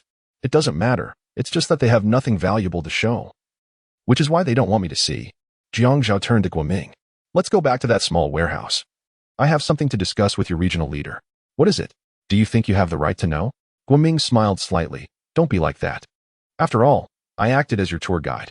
Our regional leader has a peculiar personality. If you have something to discuss with him, I can help you strategize. Seeing Guoming's honest demeanor, Jiang Zhao decided to speak up. Anyway, if he couldn't borrow it, he would just take it. Telling them wouldn't hurt. Borrow something. Borrow something? A reward item. Jiang Zhao waved his hand. Our region needs a powerful reward item, and you have just what we need in your region. Guoming and the other two exchanged glances, and finally, they decided he should speak. Our regional leader is a good person, so he might lend it to you. However, in principle, our reward items are not lent out, and if the regional leader doesn't intend to lend it to you, don't press too hard. No offense meant. Just a reminder. Jiang Zhao nodded. Don't worry, I'm not as unreasonable as you think. The four of them flew up into the sky again, heading towards the wooden warehouse where Fang Zhou was located. Along the way, Jiang Zhao asked a question he had always wanted to know. How many people have starved to death in your region? Starved to death? Upon hearing this question, the three of them exchanged glances and finally shook their heads in unison. There were quite a few who died due to natural disasters or various accidents, but they really didn't know about anyone starving to death. Guoming was the first to respond. I'm a member of the disaster relief team, and I can guarantee that since the first natural disaster, no one in our region has starved to death. Kai Tiankai responded in an even firmer tone. Disaster relief team? Jiang Zhao showed a puzzled expression upon hearing this name. It was an organization established by the current regional leader before the first natural disaster. Gong Quan, standing next to him, explained. The main purpose is to manage resources centrally. So after a disaster, we can specifically assist those lacking resources. Are the people in your region all brain dead? In such a primitive world, giving resources to others is no problem, right? Jiang Zhao, without thinking, blurted out his inner thoughts after hearing Gong Quan's explanation. Seeing the expressions of the three people beside him darken, Jiang Zhao felt no sense of wrongness. Isn't that right? It's a primitive world, where the only law is the survival of the fittest. Whoever is stronger has a higher status. Helping others is simply insane. The other three fell silent for a moment. Gong Quan wanted to argue but was stopped by Guoming's gaze. Jiang Zhao, we have 300 people in our entire region. Those people, regardless of how well they eat, at least don't have to worry about basic needs. Guoming sighed and continued, honestly, I don't know much about your region's situation, but from your tone just now, it seems many people must have starved to death. They might be someone's children, someone's parents, someone's husbands or wives. Their families will also come to this world soon. But they will never be reunited. In our region, aside from those who died due to irresistible forces, the regional leader has truly managed to lead the rest to survive together. Now, our region has enough food, enough water, and even many entertainment facilities. Everyone can find something within their capacity to do, and through everyone's collective efforts, the entire region is getting better and better. We may have made some mistakes and taken some detours, but I believe, even if our region is discounted. Guoming paused and said solemnly, it's still better than your place where people might starve to death. You, faced with Guoming's sudden seriousness. Jiang Zhao's golden patterns on his armor glowed. What's wrong? Did I hit a sore spot, and you're panicking? Jiang Zhao's expression turned grim. Compared to Guoming, who was merely serious, it was hard to say who was the one truly panicking. People like you are nothing but lucky to be in this resource-rich place. When luck runs out one day, you will realize that only those like me, forged through suffering, can survive in this world. Clap, clap, clap. Guoming applauded. I have nothing to say. He looked ahead. The four had begun to descend and would soon land at the wooden warehouse entrance. We absolutely must not let the regional leader lend rewards to this kind of person. They don't seem like the type that would return what they borrowed. Guoming made up his mind, calculating the distance. Do you know a saying? Suddenly, Jiang Zhao asked, but this time no one paid him any attention. However, he didn't care about that and continued speaking. The neighbor stores grain while I store guns. The neighbor is my granary. Hi, almost there. As soon as he said those two sentences, the three of them realized what he was about to do, but it was too late to stop him. Jiang Zhao jumped directly off the mechanical giant eagle, opened his coat, and the armor on his body emitted dazzling light. At that moment, he was less than 100 meters from the ground, and his body erupted with energy to launch a charge, smashing through the wooden warehouse like a meteor. Kai Tiankai. Gong Quan, accelerate. No wonder this guy speaks with no manners. He had long planned to rob directly. Guoming calculated the distance. Thinking that summoning a reward might injure the regional leader, gritted his teeth and held back, urging the other two to hurry up. Then, there was a series of loud crashes, and a brilliant golden light shot out from the gaps and entrances at the top of the warehouse, causing the entire warehouse to collapse. Regional leader, group leader, regional leader. After landing, the two immediately went to find Fang Zhou, but after walking a few steps, they saw Fang Zhou crawling out from the rubble. It's fine. It's fine. The walls of this warehouse are very thin, and falling down won't hurt anyone. Fang Zhou waved at the others, signaling that he was okay. Then he lifted a nearby wooden plank, beneath which was a person who had been smashed into the ground. You all come help. Weren't you supposed to take good care of the guests? How did you end up with an accident? The four pulled Jiang Zhao out from the ground, and Guoming took a cup from his backpack and splashed water on his face. Guoming, what happened? Seeing Guoming's interrogation-like behavior towards the prisoner, Fang Zhou knew something must have happened. Chapter 69, The Sky Ruler. So it turns out, I just want to lend it to you now, but the owner of the reward won't agree. You should go back early so your regional leader won't worry. After hearing Guoming explain the ins and outs, Fang Zhou nodded and sent Jiang Zhao away. You really want to give it? Jiang Zhao had already regained his composure. Unable to remember how he had fainted, and his tone lacked confidence. In his region, this set of battle armor was supreme. The power brought by the armor was the foundation of his existence, his entire reliance. Therefore, he felt it was too strange that he had fainted after a failed sneak attack. No, Fang Zhou shook his head, saying he wouldn't pursue the matter between Jiang Zhao and Gong Quan. Go back and report to your regional leader. Our region welcomes you to come again next time. But only if you behave like a proper trader. You didn't even bring a map. Jiang Zhao wanted to lash out again. But thinking about the possible issues with his battle armor and the fact that there were many opponents, he had no choice but to stand up and leave without a word. Guoming, go see him off. Looking at Jiang Zhao's back, Fang Zhou said, don't leave him with any bad impressions. Guoming was taken aback, but quickly understood Fang Zhou's meaning and nodded with a smile. Don't worry. I'm a deputy group leader, so it's definitely enough courtesy to see him off. Moments later, Jiang Zhao crossed the mountains and left Fang Zhou's area. He did not continue forward, but opened the social panel to report to Shuang. Fang Zhou was self-important, his subordinates naive and foolish. There was no value in forming alliances in this area. However, it was rich in resources. The value of plunder was not just present, but significant. Who?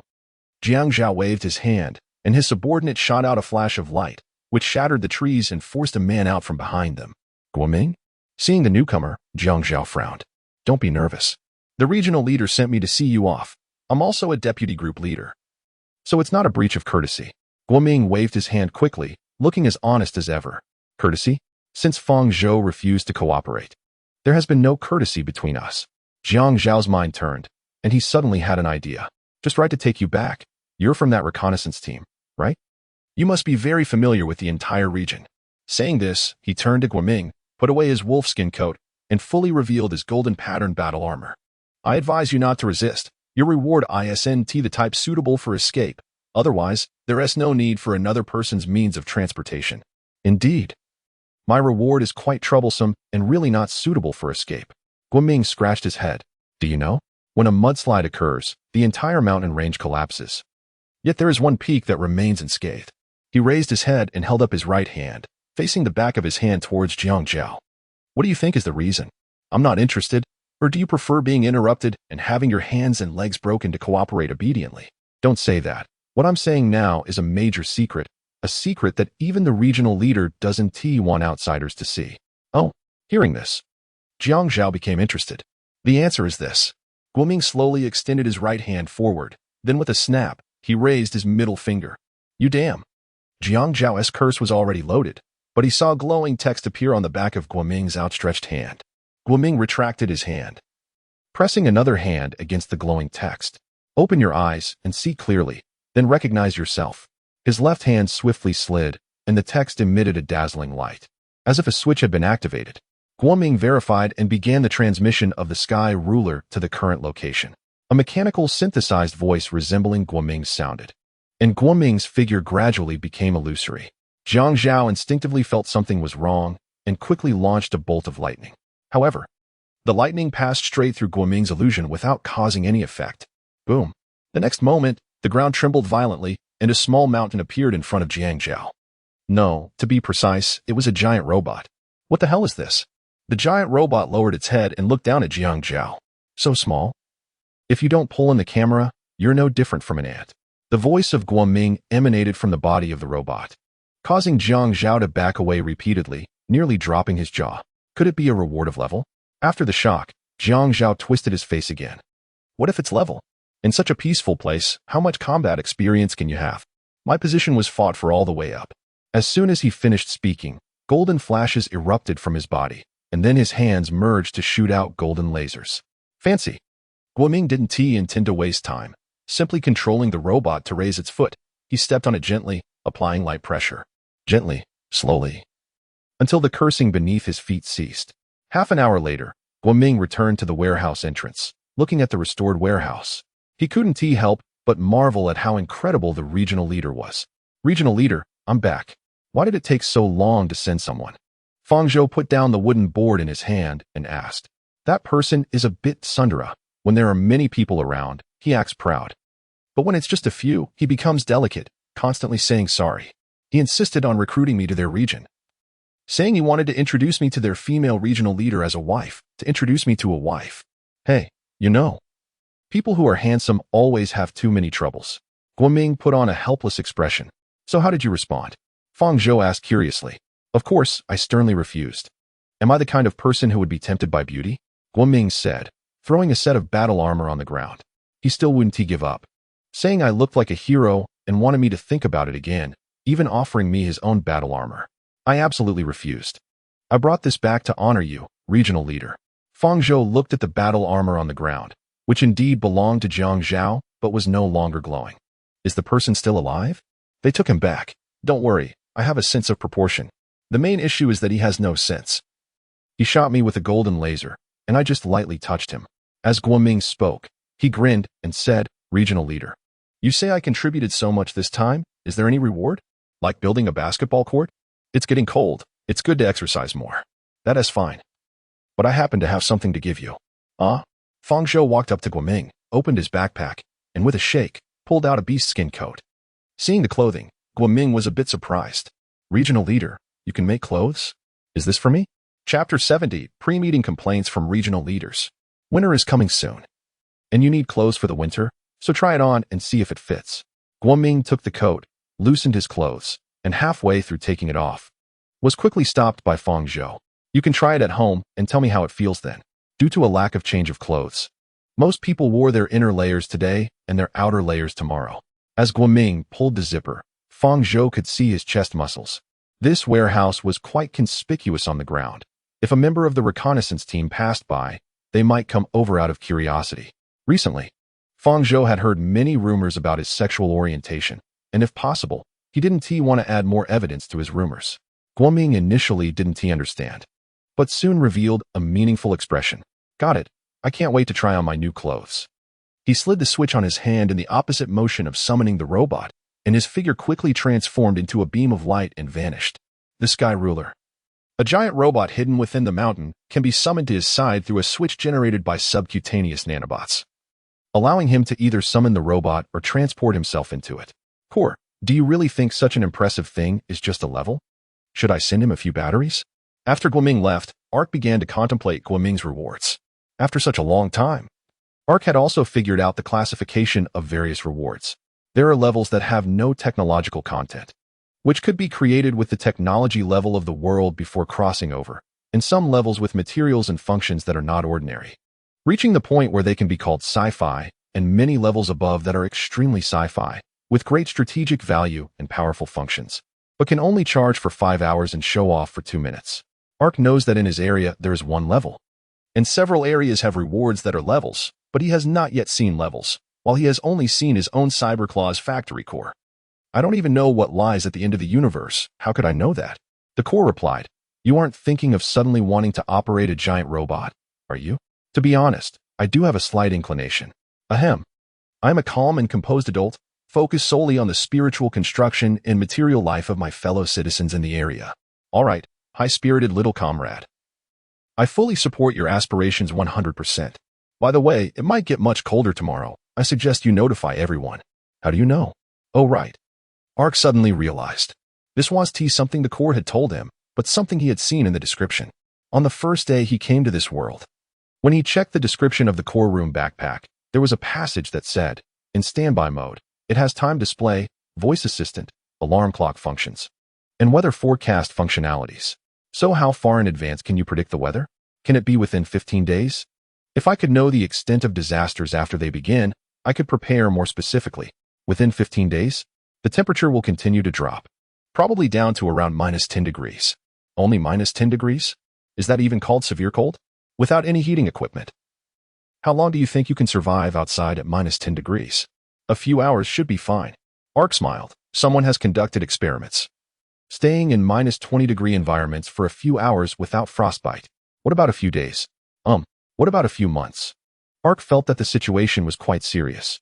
Moreover, it was still unclear whether the temperature would stop at -10 degrees or continue to drop further. He would check the food supply later. As long as there was food and drink, everyone's anxiety would be greatly reduced. If there were more recreational activities, it would basically eliminate the possibility of someone doing something foolish out of despair. Thinking about all the things he needed to do, Ark continued to fiddle with the wood. That night, the table tennis area of the sports center was completed.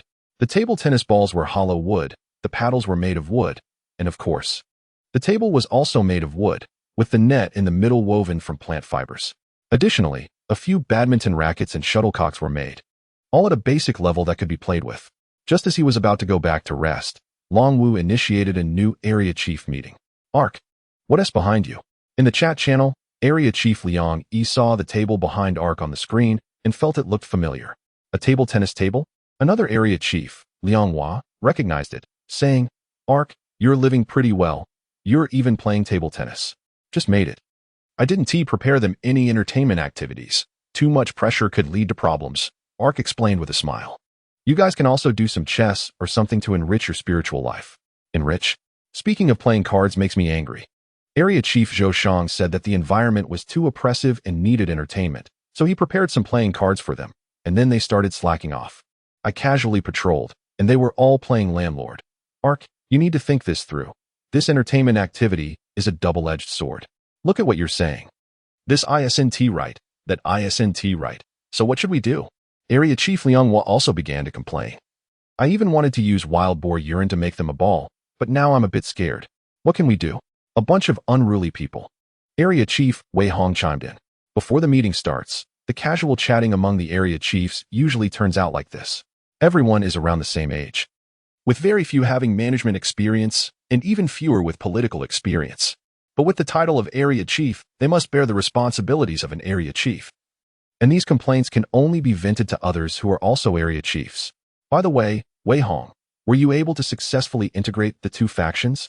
Wei Hong's area was merged, so the other former area boss in the area was acting independently, creating chaos. Ark suddenly remembered and casually mentioned it.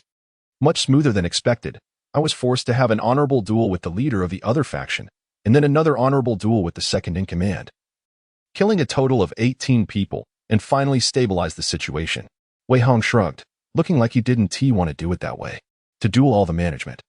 It really has a primitive social characteristic. It's lucky they were willing to duel you. No, I fought 18 of them. Then you're quite brave. While they were casually chatting, Long Wu maximized his screen, signaling that the meeting was about to begin. Long Wu, before the meeting starts, I'd like to take a little time. A female area chief spoke at this moment. Long Wu nodded. He remembered the female area chief's name clearly since there were few female area chiefs. Song Shuang. Chapter 71. Seeking Justice and Disaster Response Strategies. The screen illuminated the cave with flames, showing a man curled up in the center, covered with grass, trembling under the light of the fire, as if frightened. This is Jiang Zhao, the envoy I sent to the Ark area, who went to discuss trade matters with the attitude of mutual benefit and cooperation. As a result, he was stripped of his rewards and subjected to inhumane torture. Song Shuang turned off the screen and returned to herself, looking serious. Area Chief Ark. I hope you can explain why you treated a member of my area this way, expanding trade routes between areas. Yet the strong envoy was tortured like a little rabbit, trembling in fear. This made the area chiefs curious about what kind of torture he had suffered. Ark, isn't your area known for its friendliness? Great benevolence. Say a few words? Ark, please explain, what is going on here? For a moment, people were questioning, but before Ark could respond, Area Chief Wei Hong, who had just chatted with him, stood up. Everyone, don't you think something is off? There is something fishy about this. What is fishy? Wei Hong, you actually used your brain? How rare and strange. Why don't you tell us where the fishiness is? Very simple. Wei Hong shrugged, sincerely saying, you heartless people. Ask yourselves, if it were you, would you let him go back alive? As soon as this was said, it immediately sparked a wave of discussion. Wei Hong, have you gone mad with killing? Do you want to silence him? Ark is just a pervert. Can't he just torture him and let him go? Of course not. I would pretend to let him go, but then ambush him halfway. Each area is at least 100 kilometers apart, making it too easy to handle. For a moment, many area chiefs on the screen shifted their gaze. Even through 2 layers of screens, Area Chief Song Guang realized they were all looking at him. I was just making a reasonable speculation. You all know that my reward is a large reactor, which can directly throw him in to react without so much trouble. Song Chao cautiously explained, but everyone still felt something was off. Fortunately, at this moment, Ark coughed twice. Ahem, let me explain this. Jiang Zhao was not here for friendly negotiations at all. He attacked my patrol officer upon entry, and then my compatriots expressed their goodwill towards him. He even had a basket of seafood in his backpack, which was a gift from our region. Later, he wanted a reward item, but due to his terrible attitude, ambushing me and destroying my newly built warehouse, I politely declined. After leaving, I sent my subordinate to escort him, and as soon as he left the region, he contacted Ms. Shuang, expressing his intention to plunder our area. Naturally, my subordinate couldn't stand such behavior and gave him a beating. Afterward, as an expression of his apology, he voluntarily gave one of his reward items to my subordinate, and he was picked up by people sent from his own region. What a disgrace. Regional Chief Wakuin slammed his thigh. They bullied you, wanted your lifeline, and you let him go?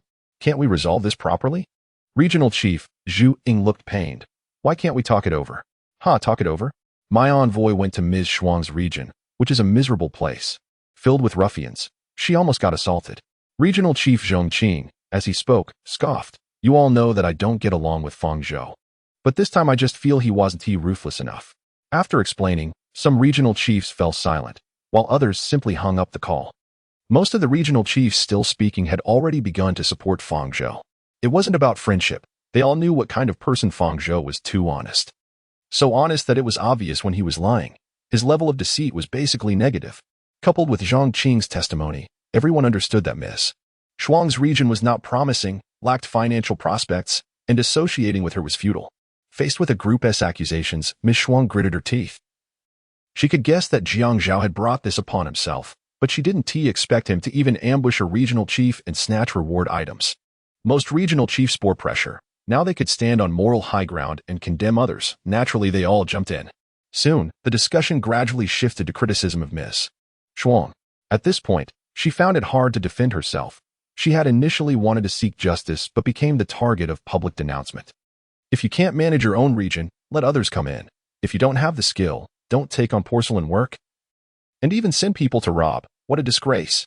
Everyone, calm down. Ms. Shuang might just have wanted to seek justice for her subordinates. Perhaps she didn't realize. Bringing this issue to the surface. Is ignorance the same as not being clear? By the way, didn't Ms. Shuang's region seem to have a strict hierarchical system? Truly. They are not good at anything, ranking first in feudalism. Finally, the meeting host, Long Wu, stepped in to put an end to the criticism session. Enough. Long Wu adjusted his microphone volume to 300, making his voice deep and resonant, instantly silencing everyone. The regional chief meeting is not meant for discussing such trivial matters. Everyone's time is precious, and your petty issues have already wasted a lot of time. Seeing Ms. Shuang nod, Long Wu returned the volume to normal. The main agenda today is about protection against the severe cold ahead. Regarding the severe cold, I have some information to provide. After Long Wu finished speaking, Fang Zhou interjected. Please go ahead. Long Wu nodded. I obtained some information through a reward item that can predict the weather. In 15 days, the temperature will drop to -10 degrees. And it is highly likely that the cold will continue. -10 degrees? Relying solely on campfires for warmth is a bit challenging, someone remarked. I have already dug a large underground cave, enough for everyone to seek shelter, but hunting outside is a hassle. The temperature will continue to drop. And the vegetables I planted will likely freeze to death. It's frustrating. We can't have everyone surviving the cold only to die of malnutrition and constipation. After Fang Zhou provided the information, everyone naturally began to discuss. Our environments differ. Some places might be warmer while others colder. I suggest everyone help each other as much as possible to get through this tough time. During the discussion, Fang Zhou offered his insights. Once this severe cold passes, there will definitely be a period of warmth like spring. As long as we can hold on, we will likely have time to plant vegetables and grains, develop technology, and build homes. However, what about the reward items for disaster relief at that time? Regional Chief Huokuan raised a point of concern. This natural disaster will be phased, with rewards distributed according to rankings. If you divert your attention to help others, your ranking will drop, and your rewards will naturally be worse. Fang Zhou, are you willing to give up disaster rewards for the sake of others? Chapter 72 Cooperation, Competition. After the natural disaster strikes, there will be comprehensive assessments of each region's disaster response capabilities at regular intervals, ranking them and distributing rewards accordingly. This is stated in the disaster forecast letter, which indicates that the second natural disaster will last a long time and also suggests that cooperation between regions is discouraged. If I help you, your ranking will rise, even surpassing mine. How do I explain to the elders and folks in my region when your rewards exceed mine? Taking a step back, we are all just starting out. And in this harsh environment, if I use resources for my own development, I might secure a higher ranking and obtain disaster rewards that can improve my region's development. Helping others might mean I lose the ranking I could have fought for and miss out on rewards. How do I explain that to the elders and folks in my region? As educated individuals living in peaceful times, most regional chiefs have undergone moral education. The saying only by uniting can we overcome difficulties is something no one would oppose. However, the reward mechanism for the second natural disaster determines that we can only unite with people in our own regions. Regional chiefs are in competition with one another. Previously, this was a topic everyone avoided, but as the natural disaster approaches, Huokuen brought it to the forefront. The disaster rewards are significant, affecting future regional development and, on a smaller scale, determining whether people in the region can survive and how many can survive. Fang Zhou calmly gave his answer. Of course, I cannot give up disaster rewards, but I am willing to help our compatriots in other regions as much as I can. The hidden hand wants to make us consume ourselves, exhaust ourselves, and turn against each other. Do you really want to be manipulated by it? Of course not. But the reality is what it is. We rely on the rewards provided by that unknown hidden hand to barely survive in this world. Regional Chief Zhengran said, it's like following a game guide, if you don't want to play by the rules. Seeking high freedom will only lead to a bad ending. That statement is incorrect. Regional Chief Liang Yi waved his hand. We cannot limit our thinking to one perspective. Zhengran, you used a game example, so let me use one too. Due to the competitive mechanism of the next natural disaster, many will treat it like a competitive game. But don't forget, we are playing an unprecedented high-freedom sandbox game. And that competitive mechanism is just a little event created by a poor planner. What does the poor planner want to see? He wants to see us cursing, to see us fighting among ourselves, to see the masses turning against each other, to see us abandon our noble values for his rewards, gradually becoming selfish and indifferent, all starting to fall apart. If we follow his lead, we end up begging on our knees? We are risking our lives playing this game. And he wants us to beg on our knees? Is that reasonable? Can we endure that? Isn't this outrageous? Who, Long Wu? Don't you want to be the emperor? The opportunity is right in front of you. If you keep playing dumb, your vassals are going to start fighting among themselves. Liang Yi said, making a gesture across his neck. If you want to be a crooked neck tree, just open your mouth, and I'll dig it up and send it to you overnight. Long Wu rolled his eyes at Liang Yi. The people in his own region believed in him because he gave them hope. I will become the leader of all the regional leaders in this area. When the country is formed, I will reign supreme, and each of you will be crowned as kings and lords. This was the hope that Long Wu offered. He took the lead in organizing a conference of regional leaders, proposed to open trade and break down barriers between regions, and chose a unified regional name, Yan Nation. These actions were practical and effective. His region had an excellent location, and as long as he operated properly, he could drain the entire area of resources once trade routes were established. In the end, relying on his seniority, contributions, and the overall strength of his region, he could easily ascend to the throne. However, the competition mechanism introduced by the second natural disaster became a huge problem. Competition would lead to hostility among regional leaders and invasions and plundering between regions, and there would be even more in the future. Moreover, Long Wu boldly asserted that other regions had encountered similar situations. It was just that the arc had been put on the table. At that time, chaos would ensue in the regions, and he would be nothing more than a useless emperor, disappointing his supporters and quickly finding himself hanging from the crooked neck tree. Competition comes in many forms. Long Wu raised his voice to 200. Although no one wanted to be loud, a strong voice was indeed useful in a noisy meeting. This statement immediately captured everyone's attention and stopped the disputes. Seeing that his goal was achieved, Long Wu returned his volume to normal and continued. The hidden hand wants us to be hostile for the sake of rankings, which will turn competition into vicious competition, and that is unacceptable.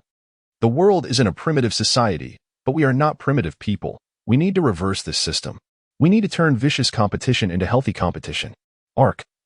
What do you think constitutes healthy competition? Long Wu knew he couldn't provide any solutions. He just needed to express his stance and leave the rest to others. After all, Arc was the one who initially opposed competition, so it was fitting to pass the problem to him. Everyone took a step back. Arc presented his thoughts. We all want to be number one on the leaderboard and want our regions to develop the best. This is not wrong, and it is certainly not selfish. But the problem is that we are blinded by the current natural disaster. Does anyone here truly believe that after the second natural disaster, the survivors will live happily ever after? On the contrary, after the second natural disaster, there will be a third, fourth, and so on, until humanity is extinct. It sounds harsh, but it is more like reality. Ark paused and then quoted a saying, "Many hands make light work." This old saying is very useful in the current context. Most of us are educated, each with our own expertise, and when we come together, we can illuminate the technology tree. But what happens if everyone only cares about their own region and engages in vicious competition? Other regions won't survive, and the talent will be wiped out. Without them and the assistance of scientific knowledge, how long will it take you to create a generator? Decades? Centuries? Human history has taken thousands of years. But with scientific knowledge, Ark chuckled as he spoke. To be honest, I only took less than a week. I'm currently assembling it. Reviving civilization requires talent, and the more, the better. So you insist that we must not let regional leaders fall into vicious competition, right? Liang Yi listened and summarized. Developing technology requires knowledgeable people, and the best way to obtain talent from other regions is through cooperation. Chapter 73. When water runs dry and roads are blocked, it's not just intellectuals. Labor is equally in short supply in most regions. At the conference of regional leaders, Ark took the initiative, and people began discussing how to compete healthily. Our region has many research talents, but we lack strong labor. If you can send labor to us, we will provide 3 meals a day. Ark remembered that this regional leader was one of those who wanted to ally with him at the first conference. He recalled the leader's words back then. Biochemical materials will create the future. Perhaps due to the impending natural disaster, the regional leaders discussed for an entire night. Ark returned to the volcano, took a nap, and when he opened his social interface, he found they were still discussing exporting food, lifting restrictions on the export of animal skins, sharing herbs and ancient medical formulas, utilizing wind and water energy, establishing trade caravans. Through the discussion, a prosperous future was envisioned, and many openly supported healthy competition. After the meeting, Ark held a morning meeting for the region. As soon as the meeting began, Lu Qingyin appeared very excited. Today, the air is filled with sunshine and hope. Comrades, do you know what a good day today is? In the video, Lu Qingyin stood on a mountain, looking energetic. What is going on? Did Zisong confess to you? As soon as Tang Han said this, Rong Lai's expression darkened. Although the issue of embezzling animal skins hadn't spread, those in management were aware of it. Zisong was Rong Lai's former assistant and a member of the reconnaissance team, currently patrolling near the mine. No way. Rong Lai would definitely fight me over this. Although no one used harsh words to criticize, occasional sarcastic remarks still came up. Xiongmin, stop keeping us in suspense. What good news is it? Ark asked. I don't recall seeing you this happy before. Lu Qingyi nodded, turned the camera toward the cave, where there was a rotating tower. Has the wind turbine been completed? Upon seeing the tower, Ark immediately thought of the wind turbine. He had forgotten to ask about the progress during yesterday's long meeting. But now, seeing the upright, rotating blades around the main body, it was entirely consistent with the new wind turbine described to him by Zhong Xiaonan. It's operating normally. I tested it with steamed bamboo fibers, and it can successfully generate electricity. However, Lu Qingyin shrugged. In a non-vacuum environment, bamboo fibers oxidize quickly. It will take more effort to make light bulbs. No problem. This is already a huge advancement. Ark nodded happily. Without electrical appliances, and not even batteries could be made. But this wind turbine could bring hope to the people in the region. In this primitive world, nothing is more important than hope. Regional leader, should we continue making generators? Lu Qingyin asked. The research team on electrical appliances is already brainstorming solutions. Although there are still many problems to solve, at least there is a good sign. Let the research team continue their work. Lu Qingyin, you can take a break on your end. After Ark finished speaking, he shared the information he had about the natural disaster with others. -10 degrees. Lu Qingyin looked back at the mine. The mine is warm enough here, so I don't have to worry too much. As for the water source, everything is fine at several extraction points. Regarding food, the fishery and ranch are operating normally. And there are enough animals on the ranch, but we need to increase manpower to take care of them. Jiala said. Lian Song also wants a few more people. After the cold wave arrives, hunting will become more difficult. As for the vegetables and grains, they were growing well. But when it came to the crops being planted, Jiala suddenly choked up. If the temperature really dropped to -10 degrees, not a single crop in the experimental field would survive. He had been holding back his emotions, as he had been putting all his energy into cultivating the crops. Still harboring a bit of hope, but the information brought by Ark made him realize that all his efforts were in vain. Jiala, none of us wanted this to happen. Ark didn't know how to comfort him at that moment, and he also understood that what Jiala needed was not consolation. As an administrator, The leader of the agriculture team and the reconnaissance team, Jiala, had not made any mistakes and had been diligent. Ark genuinely felt that he should find a way to help him. Jiala, when you first proposed farming, it was I who approved it and helped you form the agricultural team, so the responsibility lies with me. Fang Zhou said.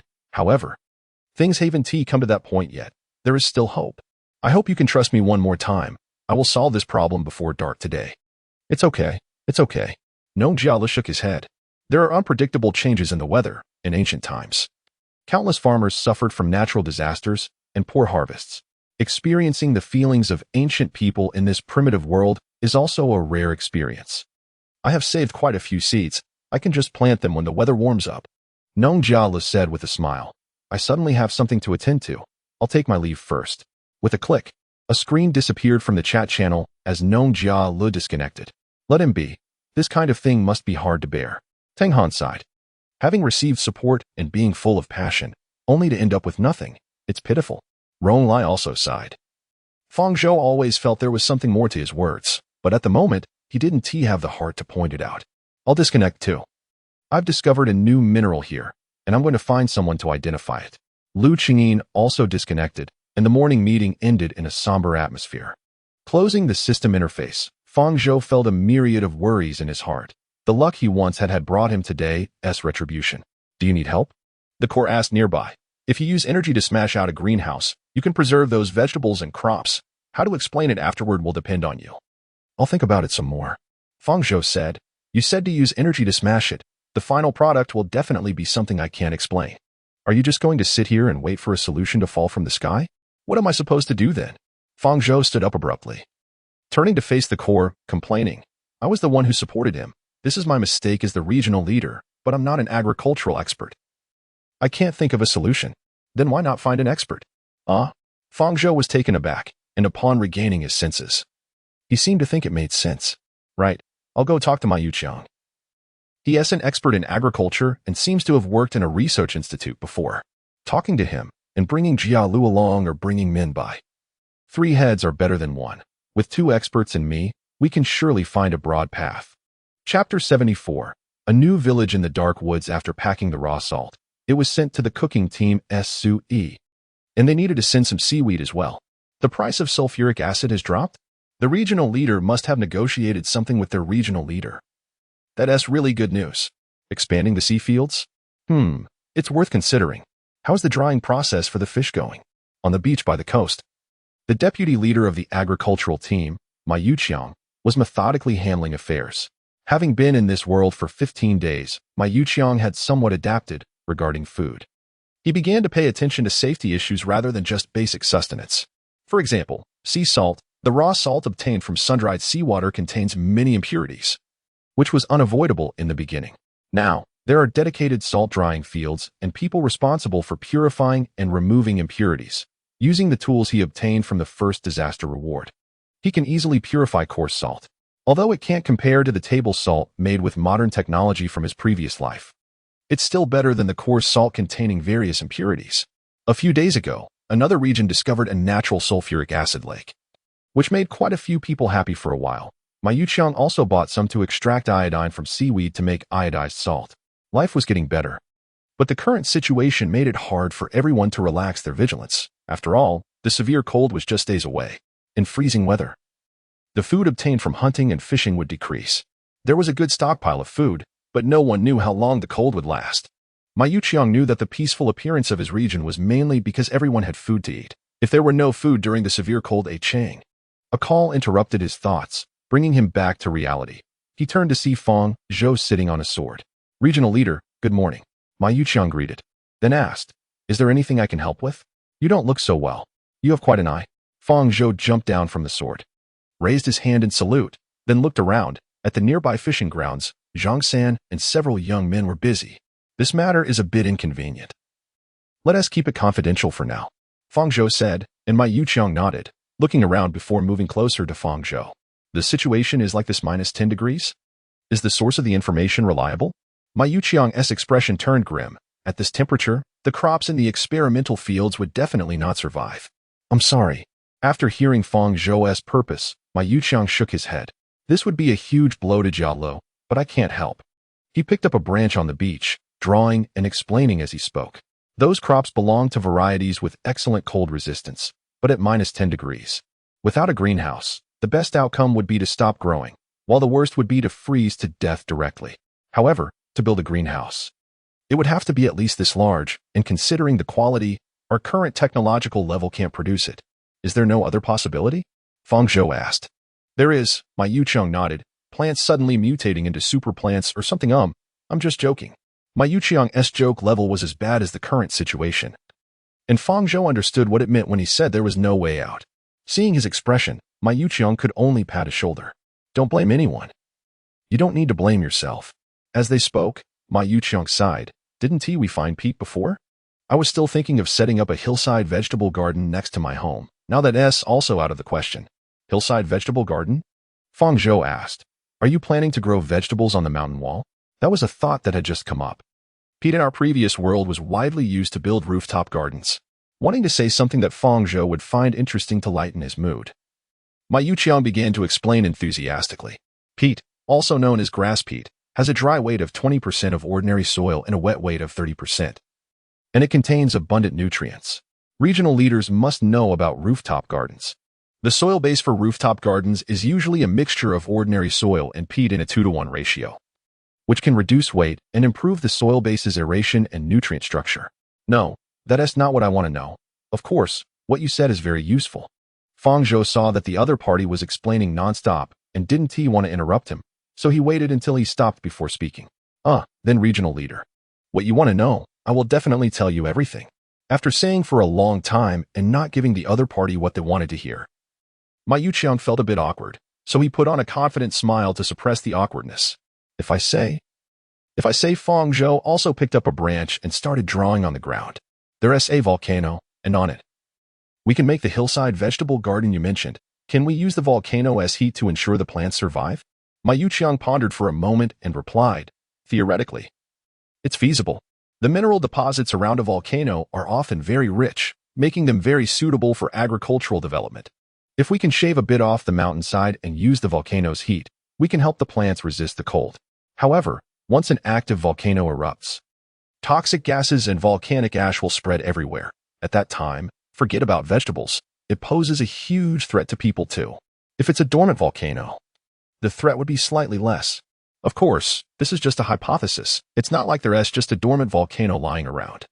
I don't know if it's a dormant volcano, but there is indeed one. There is? That's great, right? My Yucheng didn't react for a moment. And Fang Zhou patted his shoulder to bring him back to reality. Right where I discovered the peat, there's a volcanic island. Ark said, from the volcano's crater. You can see the lava, but the surrounding vegetation is thriving, so there shouldn't have been an eruption recently. Our experimental field is saved. My Yucheng's stiff expression was forcibly twisted into one of impatience. He opened the social interface for a glance and smoothly cursed out a word. Damn, regional chief. I can't accompany you. Let Minbai go with you. There's too much going on. Seeing the dejected my Yucheng, Ark nodded and comforted him. Don't worry. There will be plenty of opportunities in the future. After saying that, Ark stepped off his sword and left. On the way, he asked the core about the volcano.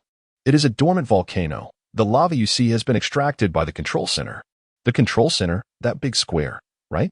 When the core mentioned it, Ark recalled the big square that extracts lava energy from the crater. Yes, tracing back to when you first jumped down. Sleeping in the crater without being steamed by the high temperatures and toxic gases, it was all thanks to it protecting you. So think it. Is there any danger of that volcano erupting? The control core absorbs the overflowed energy, so there's no need to worry about that. The core's answer was a pleasant surprise for Ark. The hazards of an eruption meant the hillside vegetable garden was completely feasible. Chapter 75. It snowed. The magnetic levitation sword pierced through the air and soon arrived at the experimental field, where there were only 2 people at the moment. Minbai and Nongjiala. The 2 were harvesting vegetables, but in a way that included the soil, neatly placing the vegetables with chunks of earth into a box. Those vegetables were not yet ripe. Ark guessed Nongjiala wanted to store them in the backpack system so that when the weather warmed up, they could be taken out for further planting. Jiala, Minbai. Ark jumped down from the sword and landed behind the 2, just as they turned around and got startled. Regional Chief? Why are you in such a hurry? Minbai regained her composure first and complained. You suddenly dropping from the sky is not good for the heart. I'll be careful next time. Ark said as he walked forward and directly pressed down on Nong Jala's shoulder. Are you guys loading up? Just in time. I found a way to save the experimental field. Save? Nong Jala's eyes brightened at the mention of those words. How to save it? He hurriedly asked. Come with me, and you'll find out. Ark opened the private message interface to notify Yeshua to come over, and moments later, the four landed by the crater of the volcano on the volcanic island. This must be the island Song Luin mentioned. I wanted to see it before. Yeshua put away the rewards and looked around. It's a good place, but unfortunately it's too far from the mainland. Ark, the method you mentioned to save the experimental field isn't here, is it? Nong Jala looked around, feeling a bit disappointed. The land at the foot of the volcano is very suitable for planting. But the residual heat from the volcano spreading to the land at the foot is still not enough to withstand the severe cold.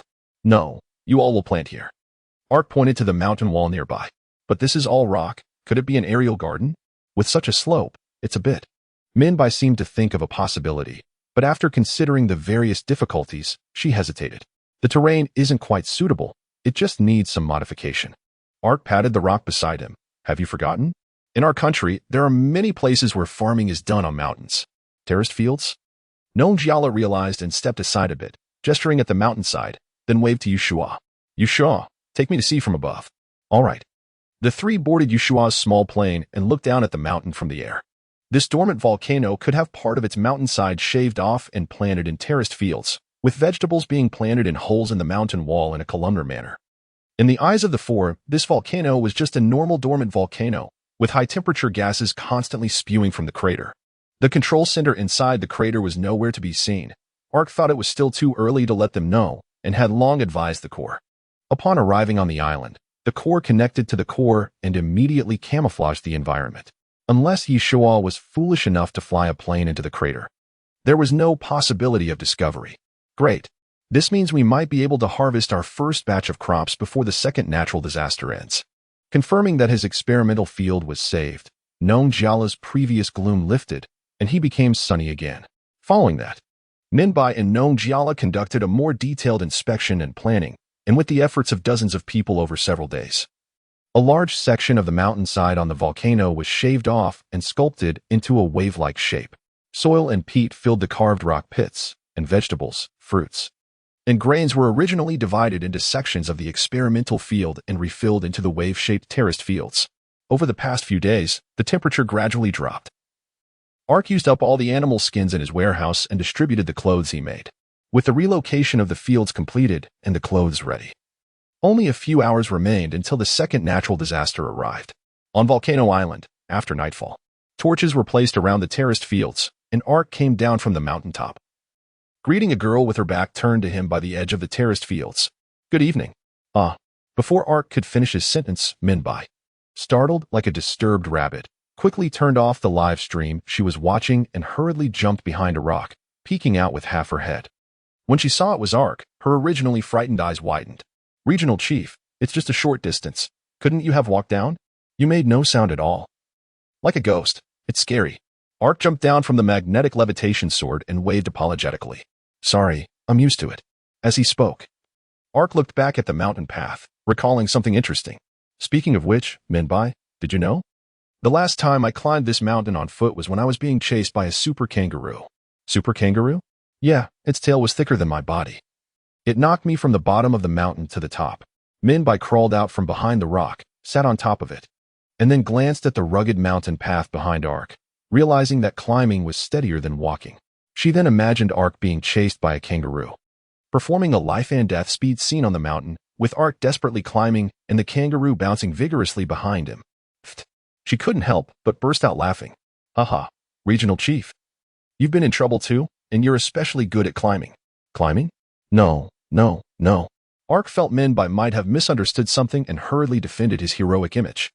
At that time, I was retreating while fighting, maneuvering and circling, taking every step cautiously, using all my wisdom and strategy. So how did you use wisdom and courage to win in the end?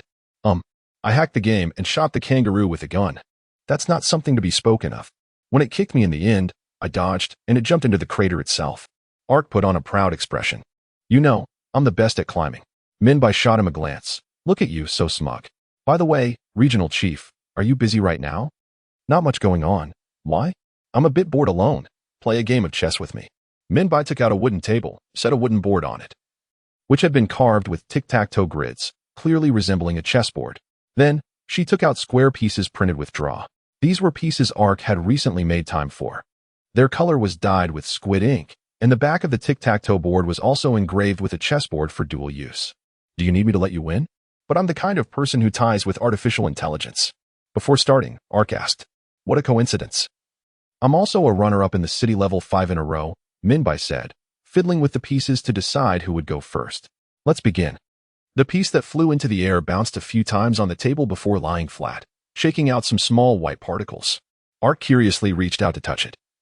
But the white particles immediately turned into water. It was snow. After feeling a hint of coolness, both of them looked up at the sky.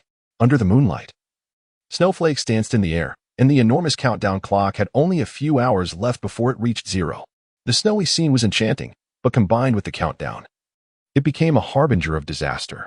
The first natural disaster was a landslide brought on by a storm, and the second disaster would stem from this calamity. Ark stood up and took the initiative to pack away the chessboard and table.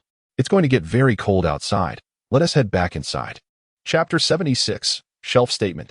From the beginning of the book until now, it has been 38 days of bumps and bruises, and the free period has come to an end.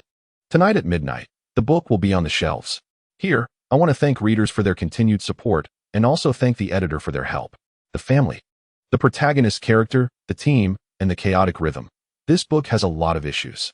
If this book title is worth 500, then the content written by the author is truly a negative number, haha. These problems are all due to the author's lack of experience and skill. And I will continue to correct, practice, and improve. I aim to design better plots, create more charismatic characters, and tell a better story. To the readers who have tolerated many flaws and supported me until now, I express my heartfelt gratitude. At the same time, I shamelessly ask for subscriptions. I will update twice as a base. As a newcomer, I am unclear about how to set additional update conditions, so I will do my best with the additional updates. Finally, I recommend 2 books of the same genre. Global Wasteland, Infinite Upgrades of the Shelter, highly recommended. Global Arrival, Survival on a Deserted Island, written superbly. Chapter 77, Achievement System. On the 19th day of crossing into the otherworld, snow began to fall under the night sky. People returned to their respective homes, kindled bonfires, and prepared to face the arrival of the second natural disaster. The fine snow turned into heavy snowfall within half an hour. In the cave on the mountainside of the volcano, Ark and Minbai sat around the bonfire, each busy with their own tasks.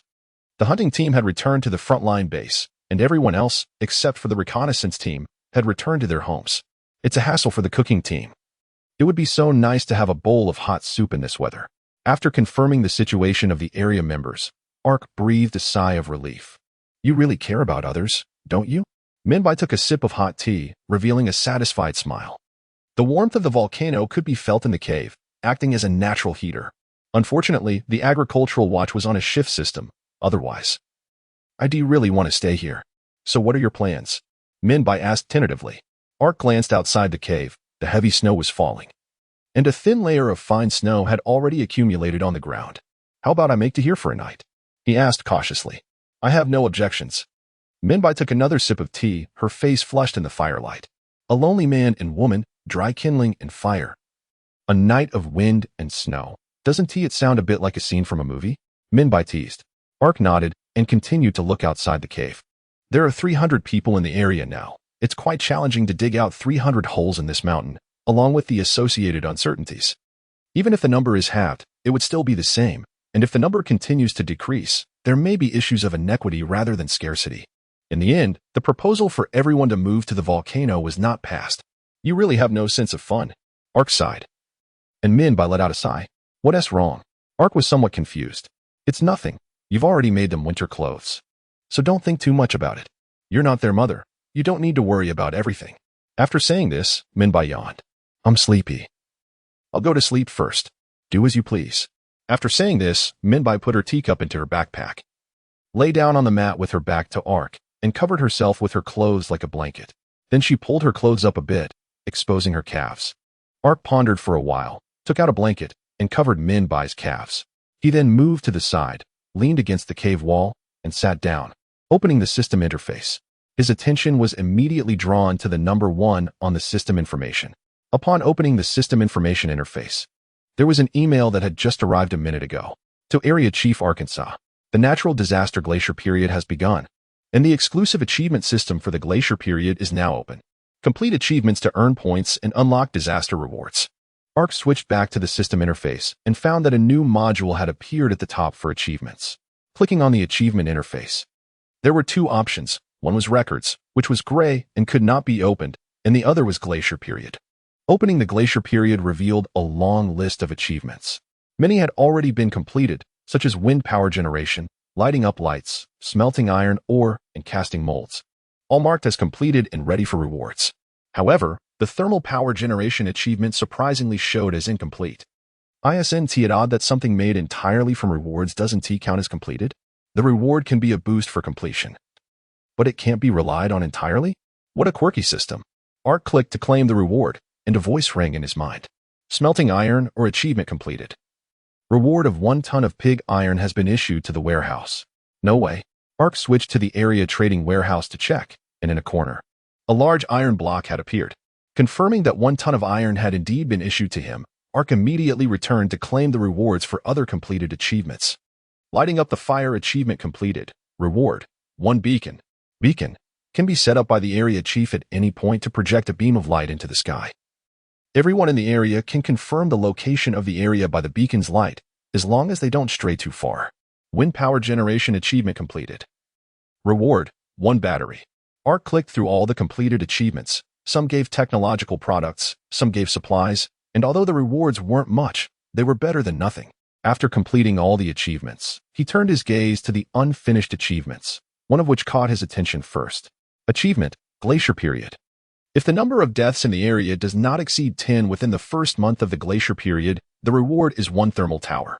Energy tower produces heat radiation around using coal as raw material. If you want to build a warm home for everyone in the freezing cold, it will be your support. Sounds good. Ark noted down this achievement and continued scrolling down. Achievement: Wind speed. Travel 1,000 miles at a speed of no less than 120 kilometers per hour. Reward: Flying motorcycle. There is such an achievement? Achievement: King of the Snow Domain. Kill the King of the Snow Domain. Reward: Ultra-low temperature hibernation pod. What is the King of the Snow Domain? Ark recalled the rock puppet. Since its body was shattered, the core of the rock puppet had not reacted at all. The research team had been studying it but had not made any progress. Having been busy recently, now that he had time, Ark planned to retrieve it and let the core analyze it. Ding dong. Just as Ark was pondering, the system's prompt sound interrupted his thoughts. It was a video call from Wei Zhao, the deputy leader of the research team. Once the screen connected, a man with stubble, messy hair, and a gloomy demeanor appeared on the screen. Area Chief, the block you gave me last time has changed since the natural disaster began. Wei Zhao got straight to the point without further ado. He moved aside a bit so Ark could see the block behind him. The originally yellow glowing area on the block had now turned crystal blue. After it was activated, the internal temperature increased, and when I put it back in my backpack, the backpack interface was able to display its information. Wei Zhao patted the terminal and said, "This is a terminal responsible for receiving information from the central hub and controlling something. It must have just received new information and activated. But what specific information it received, what it ran after activation, and what consequences it may cause are still unknown. Could it be controlling natural disasters? The possibility is low. The climate cooling is a gradual process. If it were the culprit behind natural disasters, it shouldn't have activated only after the disasters began." Ding dong. As Ark was contemplating Wei Zhao's words, another private message appeared. It was a text message from Yushua. District Leader, there are moving snowmen. Chapter 78. Ice and Snow Constructs. Under Yeshua's guidance, Ark saw the moving snowmen. Unfortunately, by this time, the snowmen were no longer moving. They had been smashed to pieces. While I was patrolling, I saw a small blue dot light up on the ground, and the surrounding snow was attracted to it, turning into a snowman. The snowman threw snowballs at me. Although I was cruising at low altitude, my height was about 100 meters, and the snowballs it threw actually hit my plane. This thing isn't human, so I had no reservations and directly aimed my laser cannon at it, giving it a barrage. Yeshua mimicked holding a submachine gun while saying this, complete with sound effects. Da-da-da-da-da. Bang, bang, bang, bang, bang. It was smashed to pieces by me. When I checked, I found this in its body. Yi Shua took out a cube with a side length of less than 3 centimeters, a silver-white frame encasing a glowing crystal blue part, resembling a miniature version of the core inside a rock golem. Ark stroked his chin and said, "Previously, when I was clearing the small path between the valleys, I encountered a rock golem, which also had this, but it was much larger." Yi Shua's eyes lit up, excitedly asking, "Alien technology?" Ark shrugged. "Who knows? But I need to inform Wei Jia about this." He connected to Wei Jia and relayed Yi Shua's experience to him, while also cautioning him about the larger core possibly becoming a giant snowman. After ending the communication with Wei Jia, the vice captain of the reconnaissance team, Guoming, sent a communication. On the screen, Guoming looked excited as he said, "District leader, guess what has appeared across the region?" Ark took the crystal blue cube from Yi Shua and placed it in front of the camera. "Is it the snowman?" Seeing the cube in Ark's hand, Guoming looked a bit disappointed, then said seriously, "Currently, members of the reconnaissance team patrolling various routes have discovered traces of snowmen. And we have found 2 different types of snowmen." 2 images were sent to Arkansas. The first snowman looked like a large pillar combined with 3 smaller pillars. The large pillar was the body, and the 3 small pillars were the legs. At the joint between the legs and the body, joints could be seen. The entire body appeared to be made entirely of snow. Yi Shua leaned in and pointed at the first image, saying, "That's it. That's the snowman I found. Its muscles and skin are made of snow, and the moving joints connecting the body are made of ice." Guoming nodded and sent over a few cross-sectional images. This was taken by Gong Quan after he smashed the snowman. Its body indeed had ice as a support structure.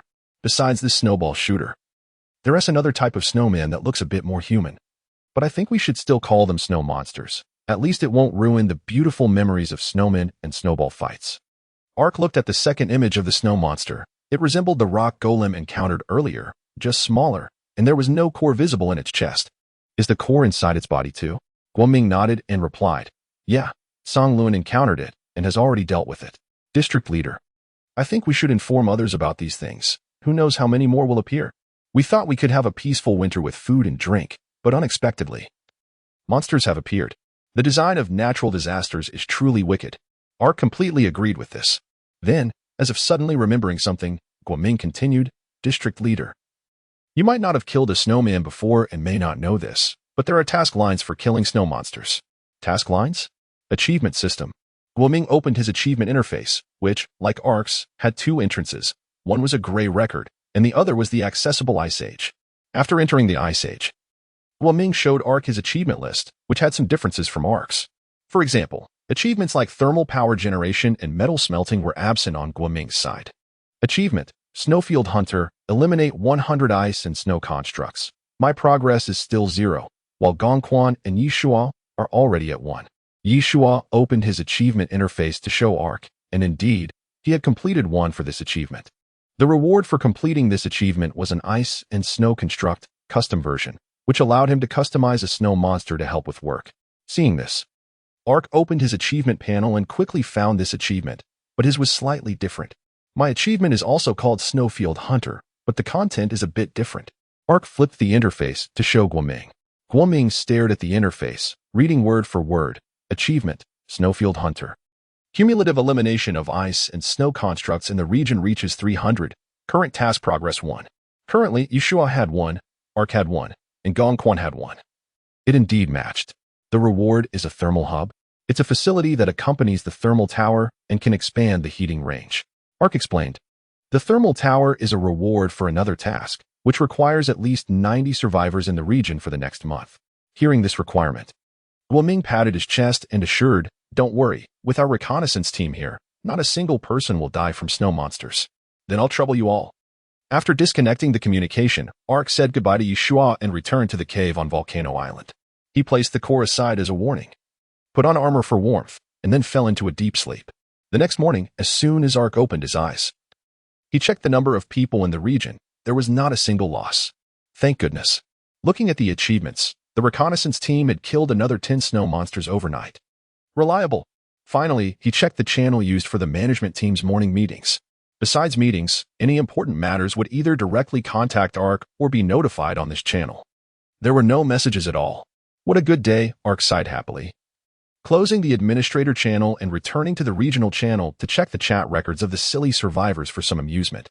As the administrator channel faded away and the regional channel appeared, ARC's attention was drawn to the number at the top of the regional channel, 299,500.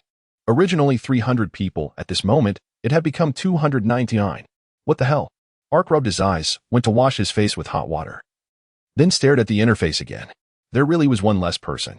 Someone had died, just as he had checked the management channel. An hour later, under the leadership of reconnaissance team member Song Luan, ARC arrived at the bottom of a cliff. There was a pile of snow here, and beneath the snow lay a person, someone who had already lost their vitality. According to the person who lived with him, he had excitedly rushed out last night, saying he was going to complete achievements, and he hadn't returned by dawn. By the time I found him, it was already too late. Chapter 79, doubts the snow was still falling.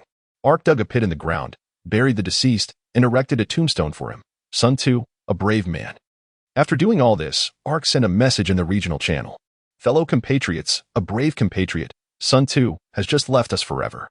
Please do not be tempted by achievements and reduce your outings. Song Luan silently watched from the side, waiting for ARC to finish sending the message before he spoke up.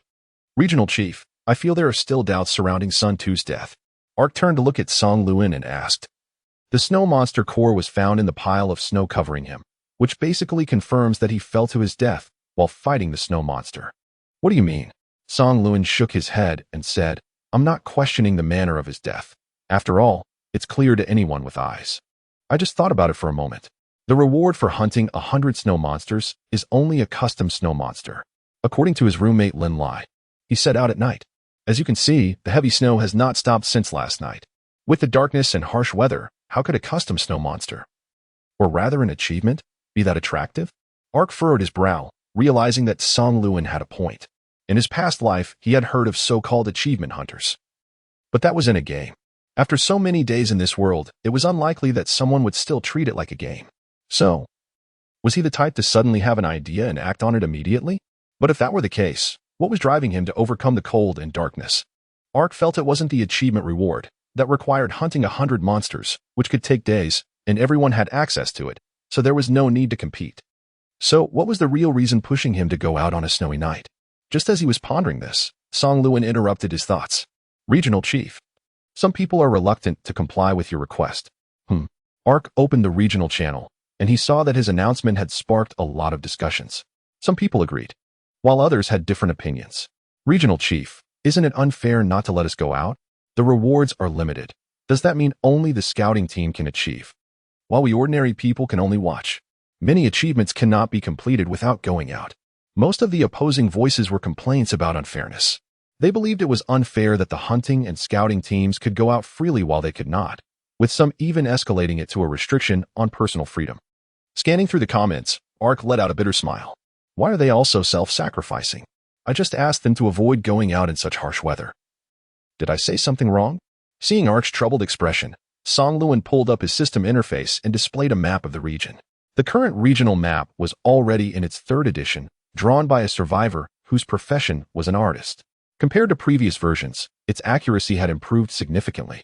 With clear terrain markings, Song Luan pointed to a location on the map and said, Regional Chief, I think it's better to be proactive than reactive. If we don't clarify the situation and find out why these people insist on going out, tragedies like Sun Tzu's will continue to happen. This is where Sun Tzu lived. And he shared it with a survivor named Lin Lai. I think asking him might yield some insights. ARC nodded, agreeing with Song Luan's reasoning. Song Luan indicated a general direction and continued, it's roughly this way. Please be careful on your way there. I need to continue patrolling and can't accompany you. ARC nodded and waved goodbye to him. It's okay. You two be safe. After they parted ways, ARC headed in the direction Song Luan indicated, using the map to make his way to Lin Lai's residence. Along the way, he opened the regional trading warehouse and saw some extra items.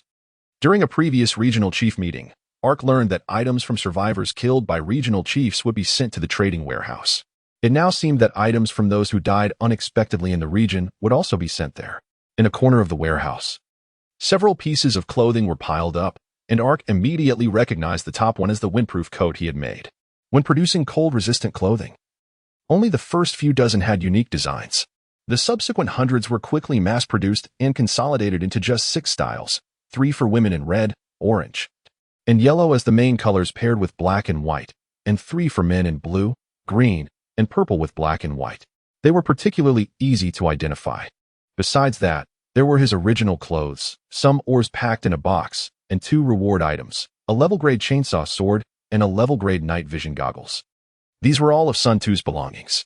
Moments later, Ark arrived outside a cave and confirmed from the map that this was indeed Sun Tzu and Lin Lai's residence. He then turned up the external speaker of his tiger-shaped armor and called out, "Hello, I am Arkansas. Is it convenient to talk now?" Shortly after, a tall, thin young man emerged, his face full of surprise. "Regional Chief, what brings you here?" He glanced behind Ark, as if searching for something. And after confirming no one was there, he asked with some concern, "What about Sun Tzu?" Ark shook his head.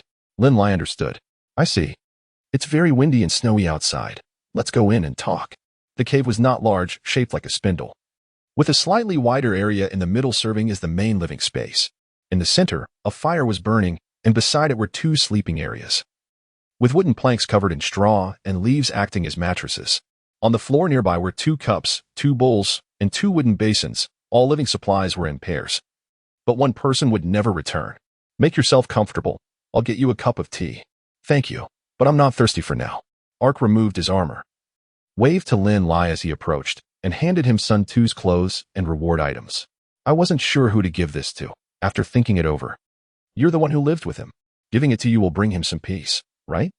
Lin Lai took the belongings from Ark's hands and quickly turned around to place them on one of the beds. After rubbing his eyes for a moment, he turned back.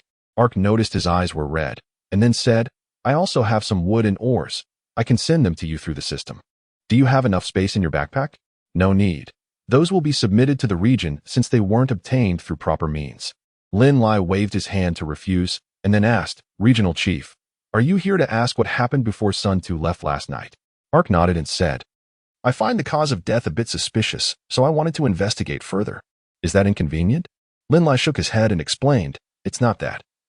I just feel that since you came personally, it must be more than just delivering items. I regret that before he left, we had an argument." Chapter 80. The night before 1 hour before the disaster struck, at Lin Lai and Sun Tzu's residence. "I'm back. We gained 10 more miners today, not including those who weren't selected. Now the whole region knows the mine is a lucrative job, and the regional chief doesn't seem to be managing it."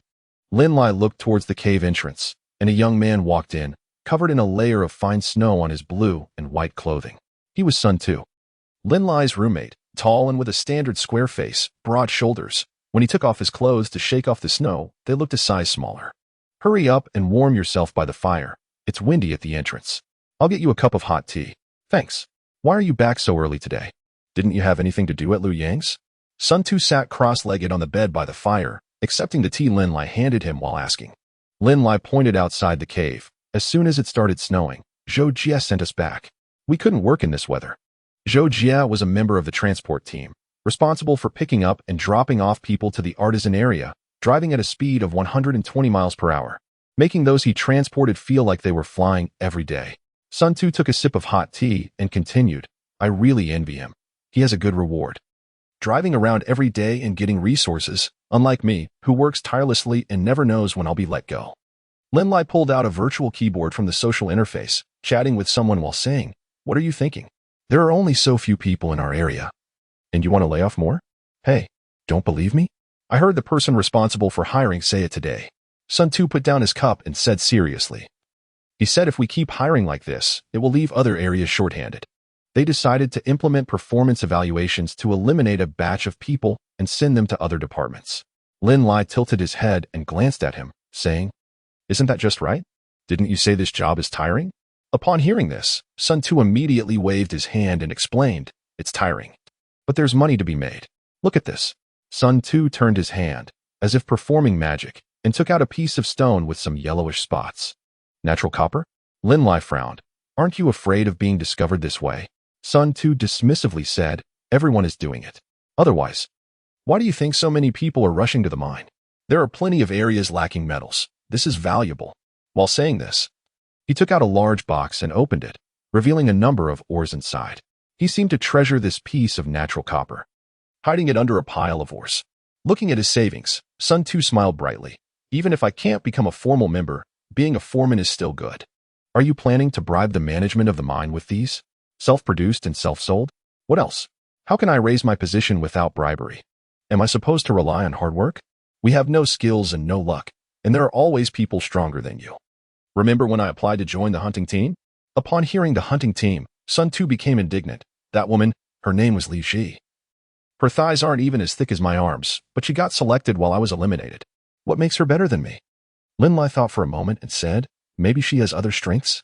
Sun Tu, hearing this, became even more displeased. Strengths? Even if she had a composite bow, she would just be a character in a cute animation. What about me? I have a chainsaw sword, I have night vision goggles, and my rewards tell me, hey brother, you're the natural king of hunting, but the reality is I can only chisel stones day after day in a stuffy mine.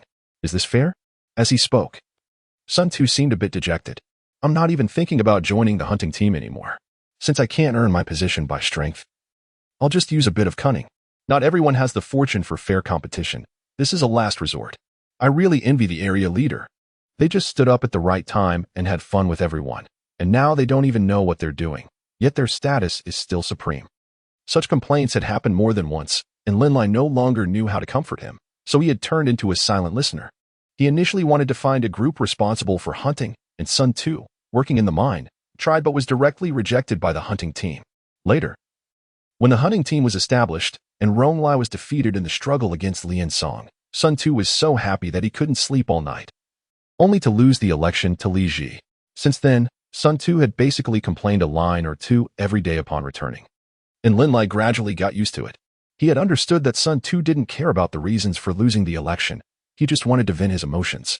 As usual, after a while of complaining, Sun Tu stopped, and the two went about their own business while having dinner. When the countdown in the sky reached 0, both received a system message and saw the achievement system was activated. Like most people, they were excited for a while. But when they saw Guo Mingfa's information about the snow monsters in the area channel, Lin Lai calmed down, while Sun Tu became even more excited. Lin Lai. Monsters have spawned in our area. Our opportunity has come. Sun Tu looked at Guo Mingfa's information about the snowman in the area channel, his eyes betraying his excitement. Lin Lai, however, didn't understand his excitement. Those snowmen will be cleared out by the scouting team, and besides, the achievement requires killing 100 of them. What are you so excited about?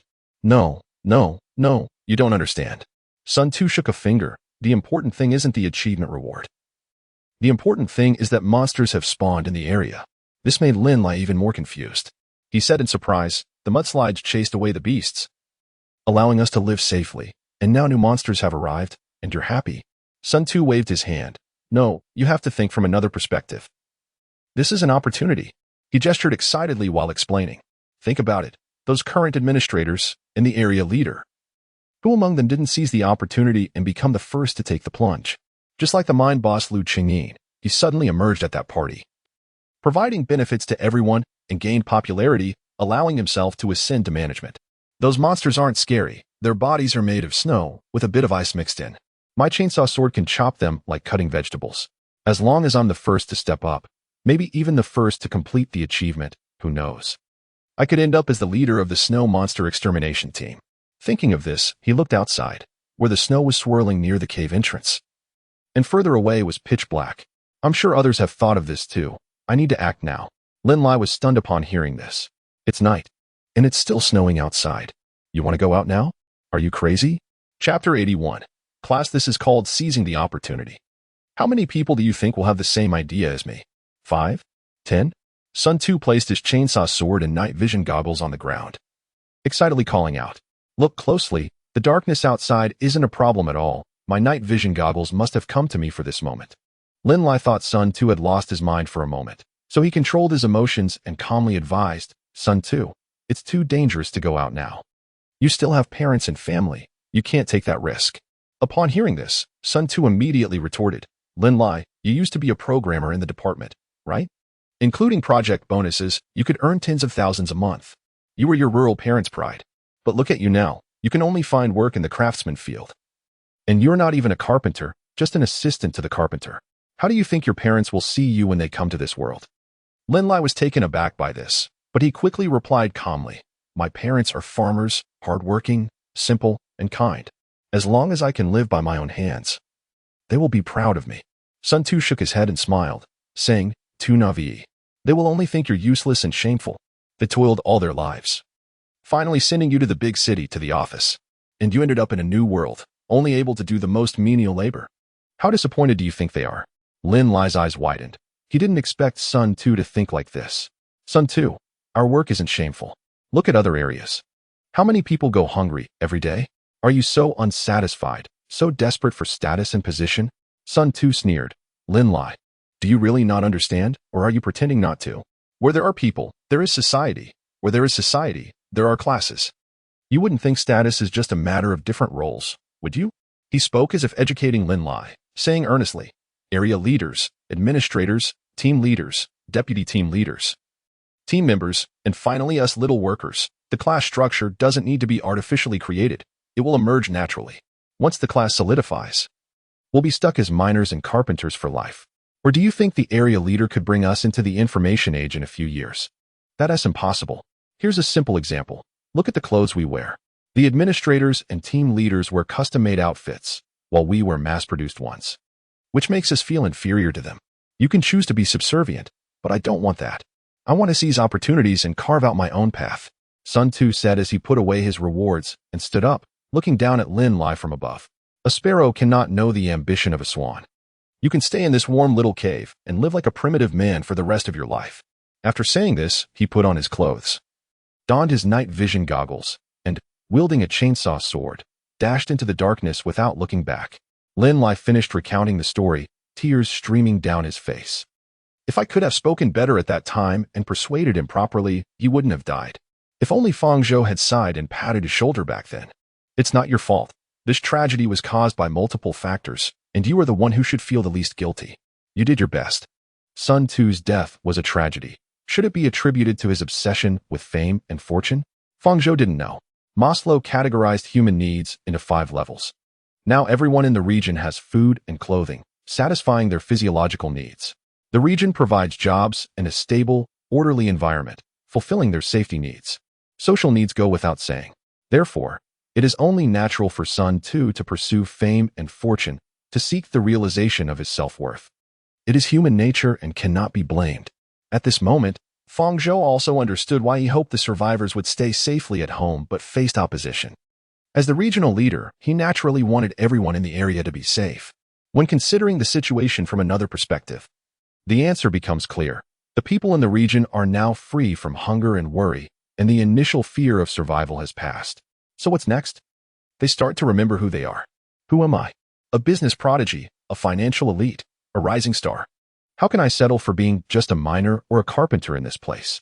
Naturally, there will be discontent. But climbing up the ranks is not as easy as it sounds, nor is it as difficult as it seems. Key positions and core technologies are not something everyone possesses. Fields like biochemistry and materials science that are hard to find jobs and have now become in demand. Knowing how to code, handle technology, or being a full-stack developer doesn't seem to help much temporarily.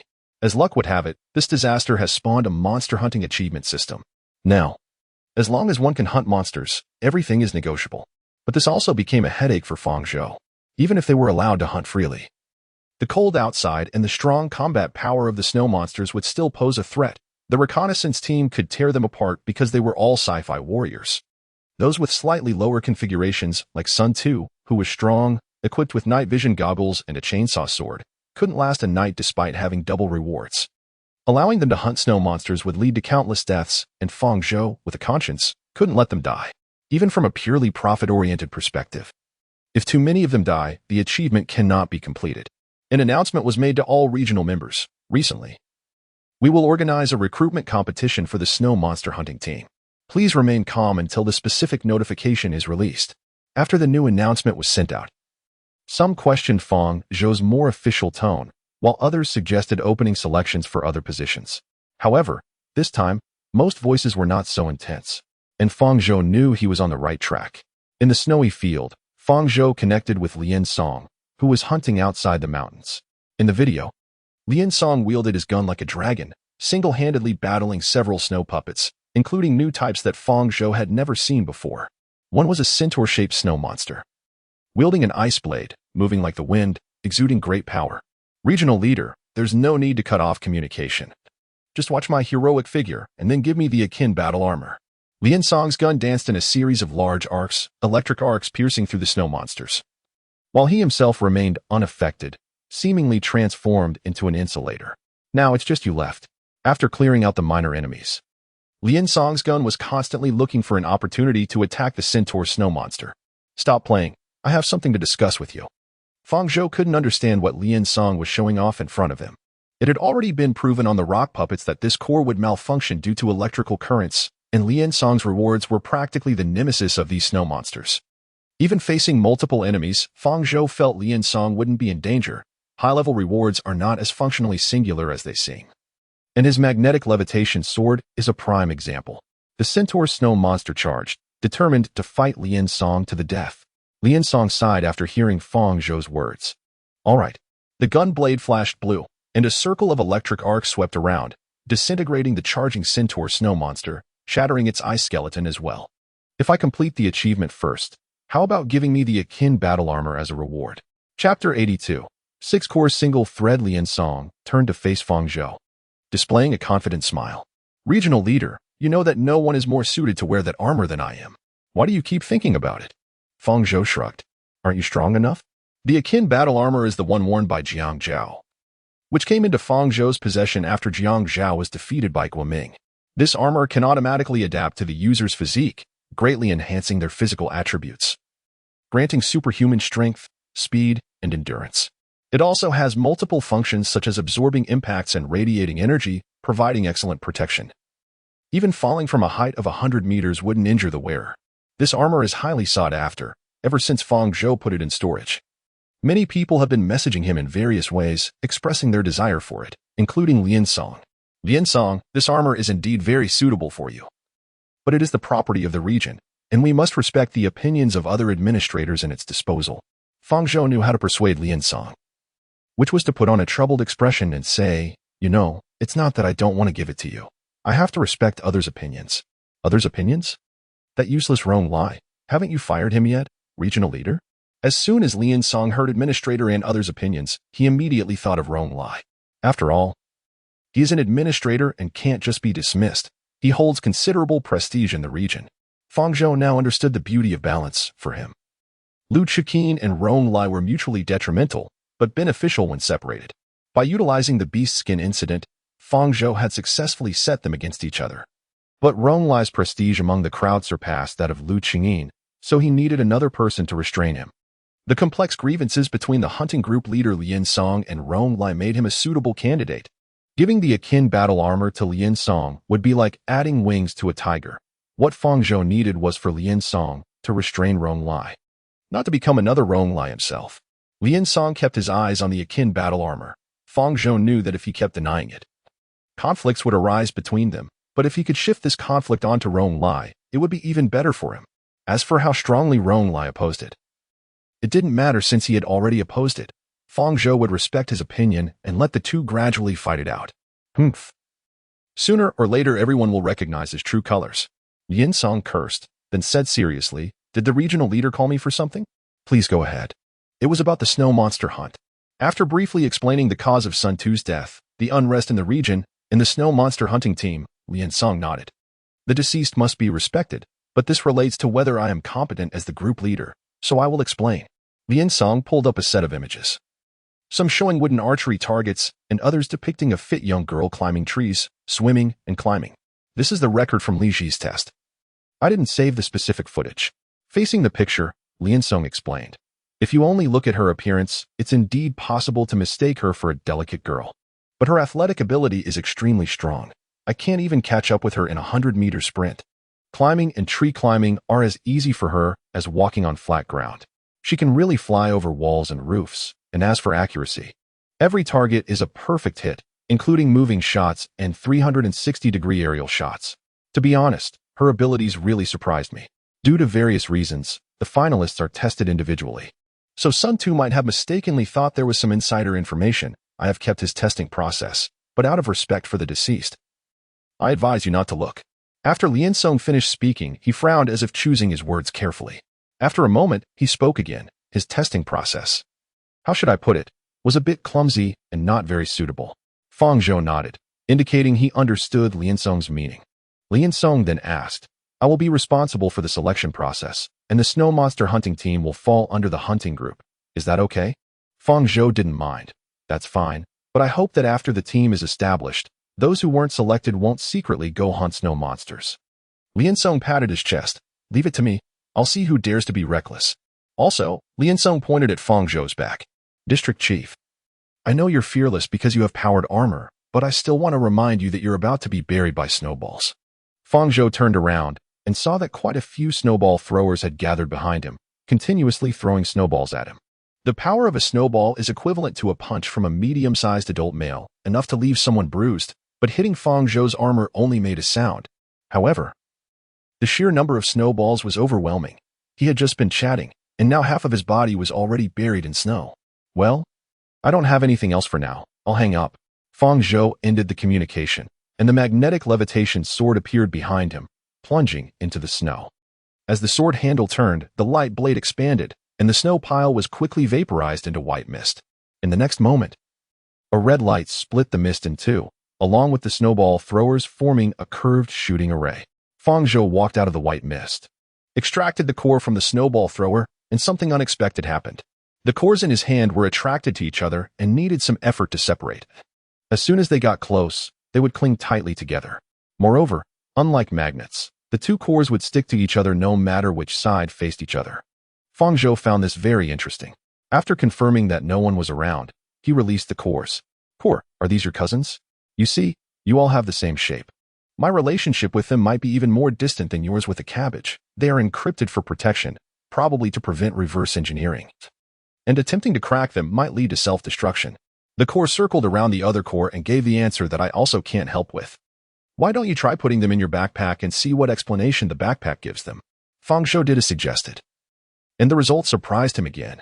After merging 6 cores together, the backpack treated them as a single unit, occupying only one slot.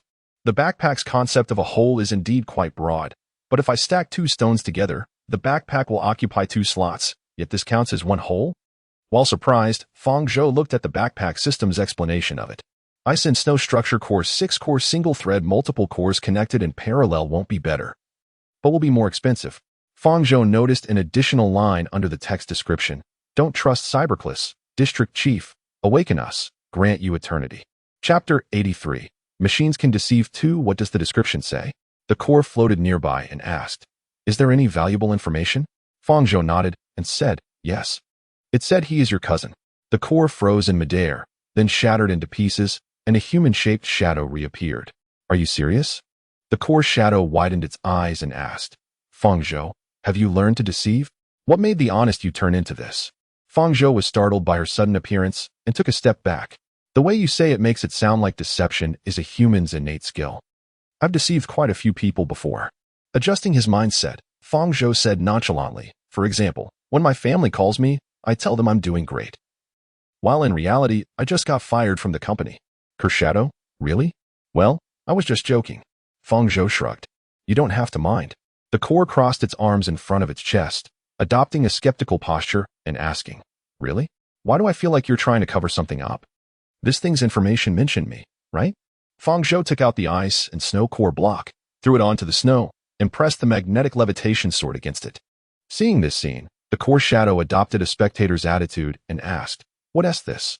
Are you going for a no-witness kill? This is to let you confront each other directly. Turning the sword handle, the light blade did not spring out. Fang Zhou was not trying to destroy the ice and snow core, but to inject a bit of energy. He wanted to see if this would awaken the core. As energy flowed into the ice and snow core block through the sword tip, blue light shone on it again.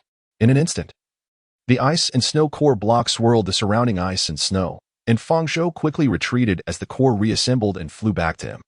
A snowstorm generated in place but did not spread. Instead, it gradually shrank and dissipated. As the storm cleared, the figure of an ice armor knight emerged. The snow monster with 6 cores stood 3 meters tall, clad in a layer of ice armor, resembling a medieval knight. Holding a large axe in his left hand and a large shield in his right, he exuded an aura of one man holding the pass against 1,000. The ice armor knight's eyes also glowed with a ghostly blue light, like that of the undead. Good, you made the right choice. An ethereal and eerie voice emanated from the knight's body. This voice was not in any language Fang Zhou knew, yet he could understand it. Fang Zhou took a step back and shrugged. You two can have your talk. I'll keep watch for you. The core floated in front of the ice armor knight. And after a few seconds of silence, the knight swung his axe down with a fierce blow. Clang! The sound of metal clashing echoed. The core remained unmoved. And the ice axe broke apart. Not much strength. Did you skip meals? The core's indifferent reaction made the ice armor knight directly throw away the battle axe, which shattered as it fell. I can't beat you, but I have something to say. The ice armor knight raised a hand and pointed at Fang Zhou. Talk to him. The core projected a shadow and made a gesture of invitation. You can say whatever you want. This person is very suspicious. As long as he believes you, a single command can make me shut down, so good luck. In the snow, Fang Zhou planted the magnetic levitation sword into the ground, leaned against it, and appeared quite relaxed as the ice armor knight stepped toward him, stopping 3 paces away. He removed his ice armor, discarded his shield, and with an unguarded posture, said to Fang Zhou, Cybercliss has destroyed countless civilizations. In my records, they are synonymous with extinction. The power you rely on is more or less related to Cybercliss. You have made them your minions to conquer the Earth. No, you are their minions. They are conquering the Earth. The ice armor knight took a step forward. My records are extremely incomplete and cannot tell you more.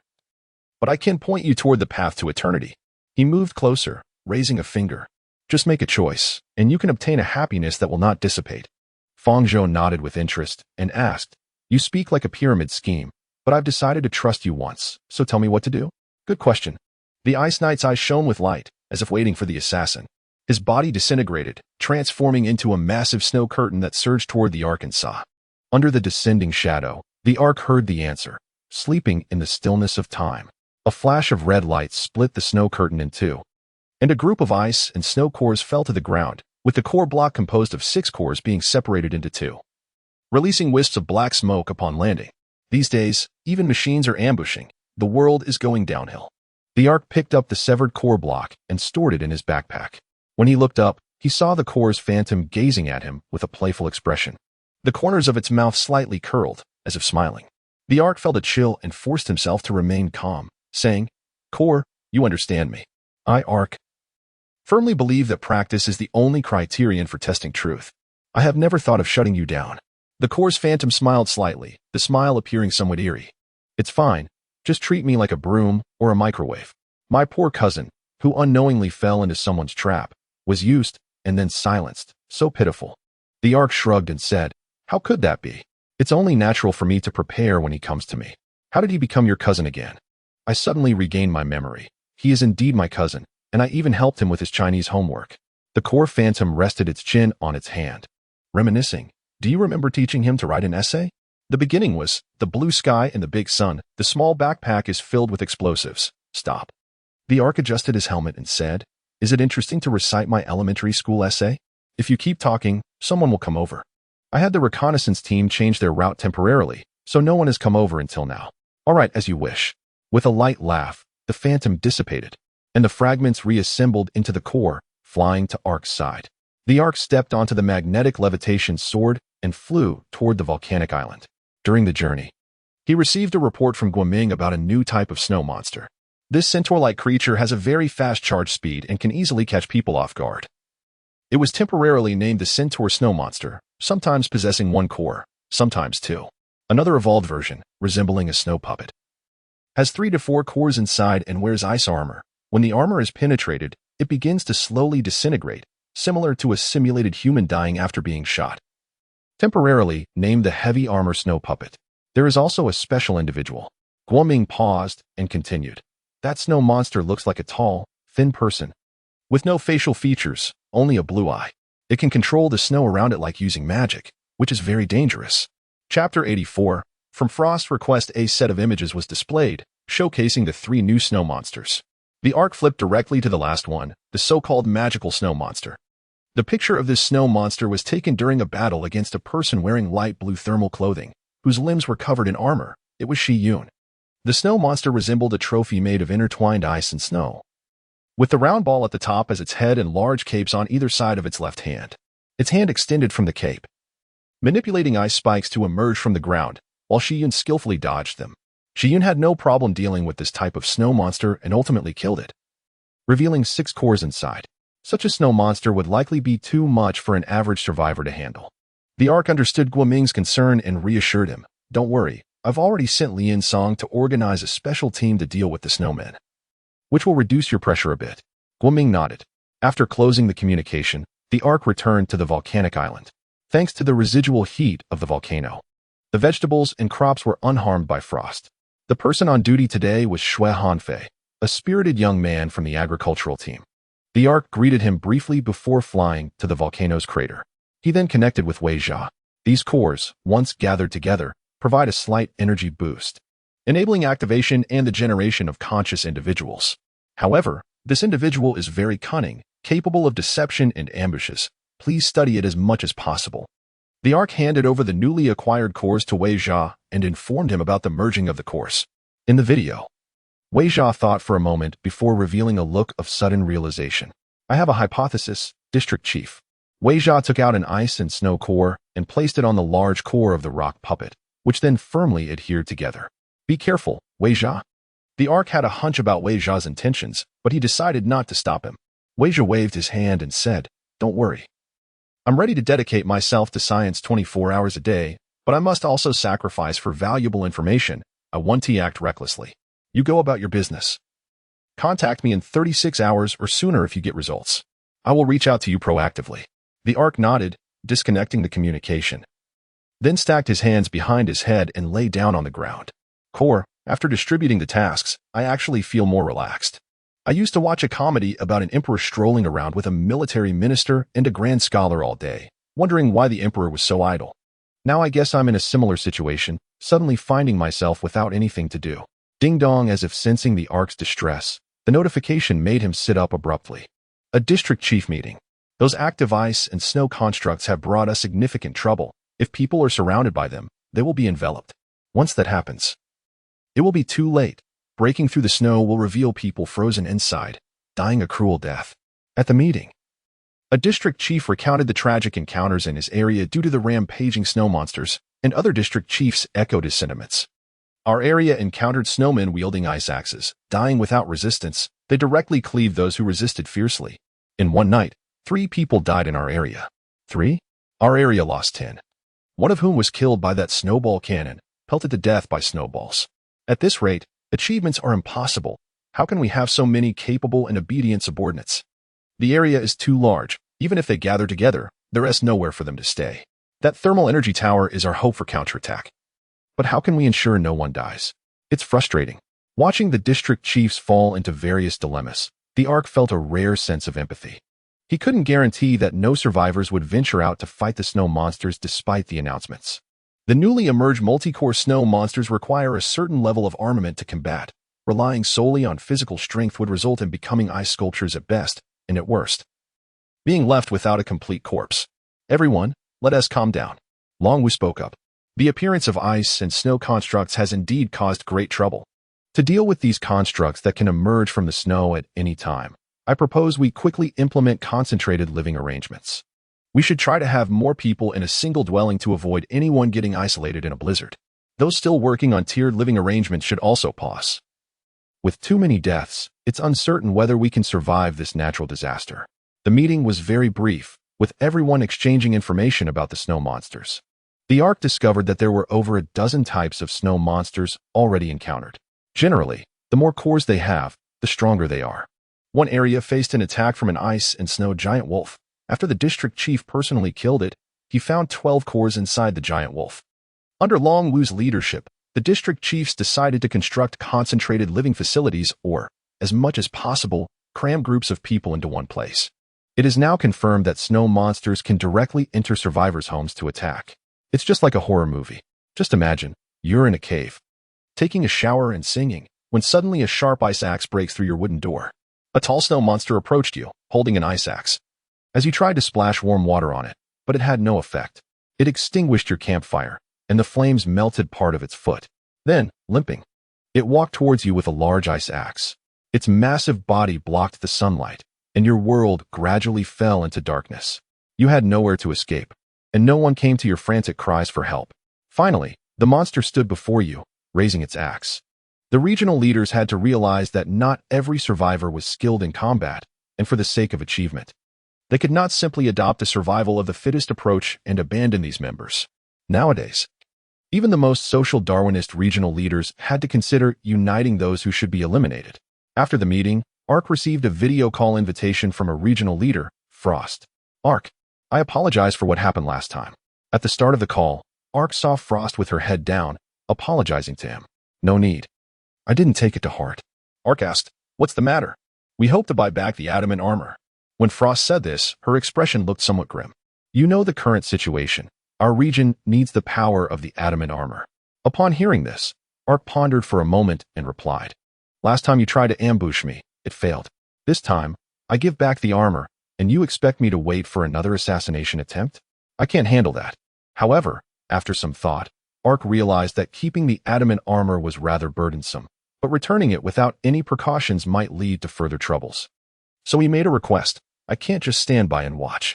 I can lend you the adamant armor, but to prevent any unexpected incidents. You will come to our region as a hostage. You all clean up the snow monsters, and you will be well taken care of here. If you want to attempt another assassination, I won't distrust you, but before you leave, please take a photo of the region as a memento for the rest of your life. Chapter 85. Voluntarily offering oneself as a hostage, not a subatomic particle, is a concept that has existed since the spring and autumn period. Sending people from one's own country to another, usually nobles and royals. A hostage can promote peace between two nations, and at certain times, being a hostage was a gilded way to do so. In this primitive world, Ark also planned to adopt this ancient method. Of course, according to the system's description of the Ordovician period. The strategies of the spring and autumn period were millions of years ahead, so it wasn't considered backward. Upon hearing this proposal, Frost hesitated for a moment, seemingly contemplating something. While Ark proposed another condition. There asked one more condition. Frost exclaimed, another condition? It's not a difficult one, Ark said. The user of the adamant armor cannot be Jiang Zhao. Jiang Zhao was a good person before, Frost argued. He was educated and understood right from wrong. If it weren't for the harsh environment, he wouldn't have turned out like that. Are you asking me to sympathize with someone who nearly knocked my head off?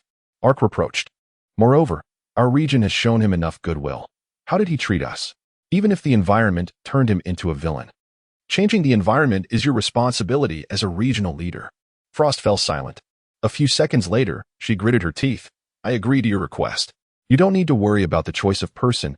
Jiang Zhao is already dead. He fought against the ice and snow constructs to prove he was still useful to the region, and when he was found, he was already bloodied and mangled. For his fierce resistance, those ice and snow constructs dealt him a lethal blow. Is that so? Please accept my condolences, Ark said lightly, then added. I will send someone to pick you up, or will you bring the person over? I'll come myself. Thus, the first day of the calamity passed. And on the second day, Lian Song connected with Ark bright and early. Regional leader, did you trade the adamant armor for a woman?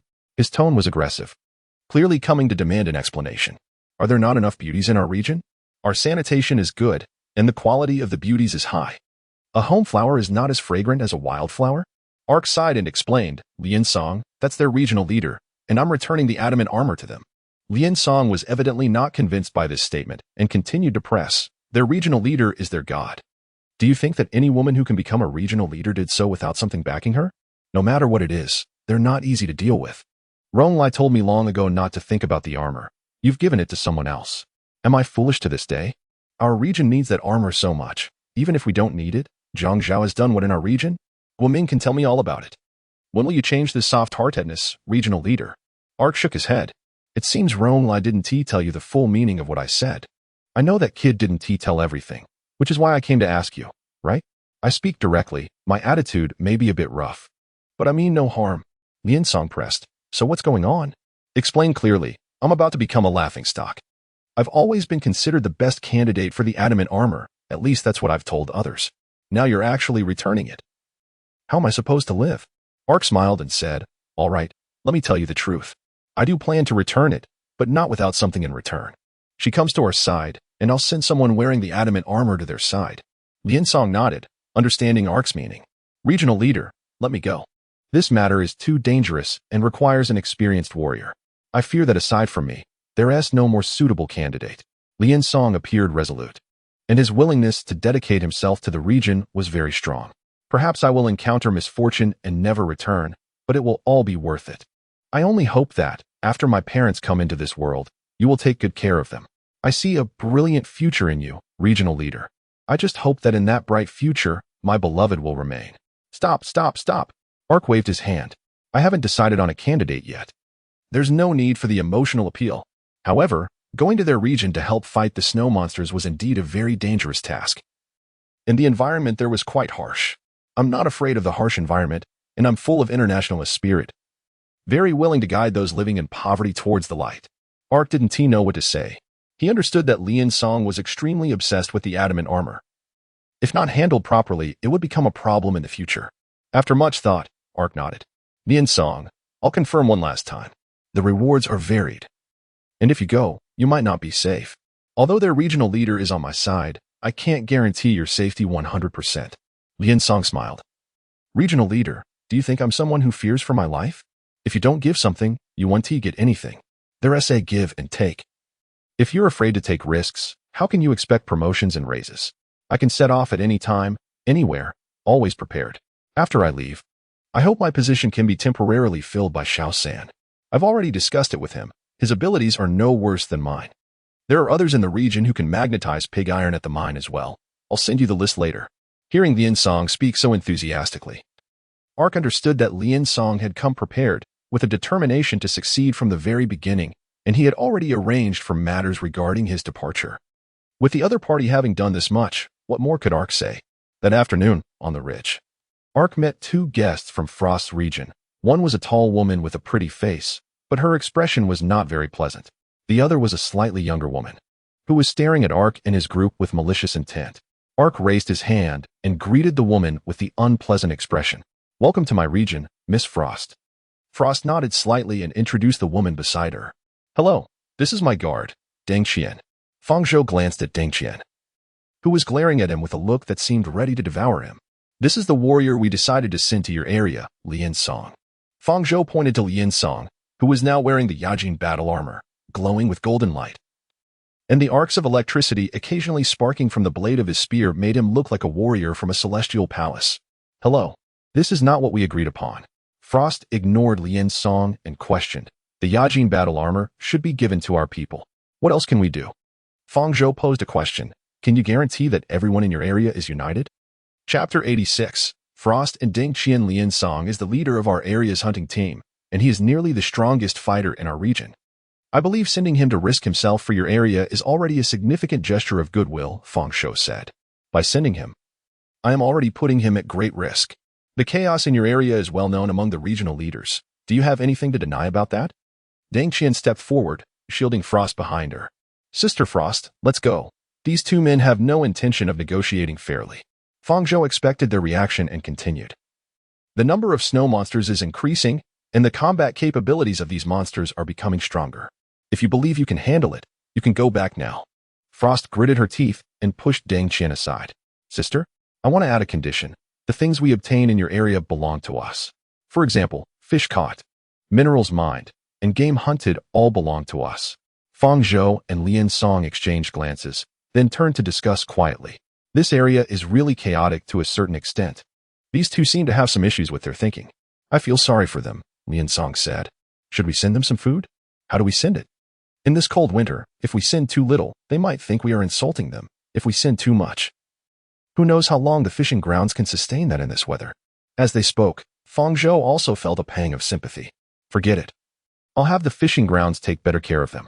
After their discussion, the two turned back, both showing friendly smiles. No problem. Of course, no problem. Our area is hospitable and will definitely not treat you poorly, rest assured. Deng Qian said, Sister, I find this strange. Frost replied, There's no helping it. We've already reached this point. The Yajin battle armor not falling directly into their hands might be a good thing. After a brief discussion, Frost extended a hand towards Fang Zhou. He removed his armor and shook her hand. The agreement between the two regions officially took effect. And Lian Song then received the map and headed towards Frost's area. Meanwhile, Frost and Deng Qian sat on Fang Zhou's magnetic levitation sword as they descended the mountain. Is this the sword you snatched from Song Chao in the Zhongqing area? Along the way, Deng Qian asked. It can fly and seems to be able to unfold energy blades. No wonder you were unwilling to return it to him. Fang Zhou smiled. Song Chao wants to chop me up. Just stealing his sword is already pretty good, right? Just like in your area, the dead are to be honored. Hearing this, Deng Qian argued, If you knew what our area was like, you would understand Jiang Zhao. Fang Zhou shook his head. That's a pity. I never intended to understand him. The Yajin battle armor can give people power, but he didn't use that power to benefit the area. Instead, he used it to rob. He thought you wouldn't lend it. He thought I wouldn't lend it. So he ambushed me from the sky, smashing my just-built mobile warehouse. Fang Zhou continued. Do you want to live separately or together? Of course together. Do you want to send me away and take Sister Frost to your home? That really won't work. I have someone living there, and I generally don't go back.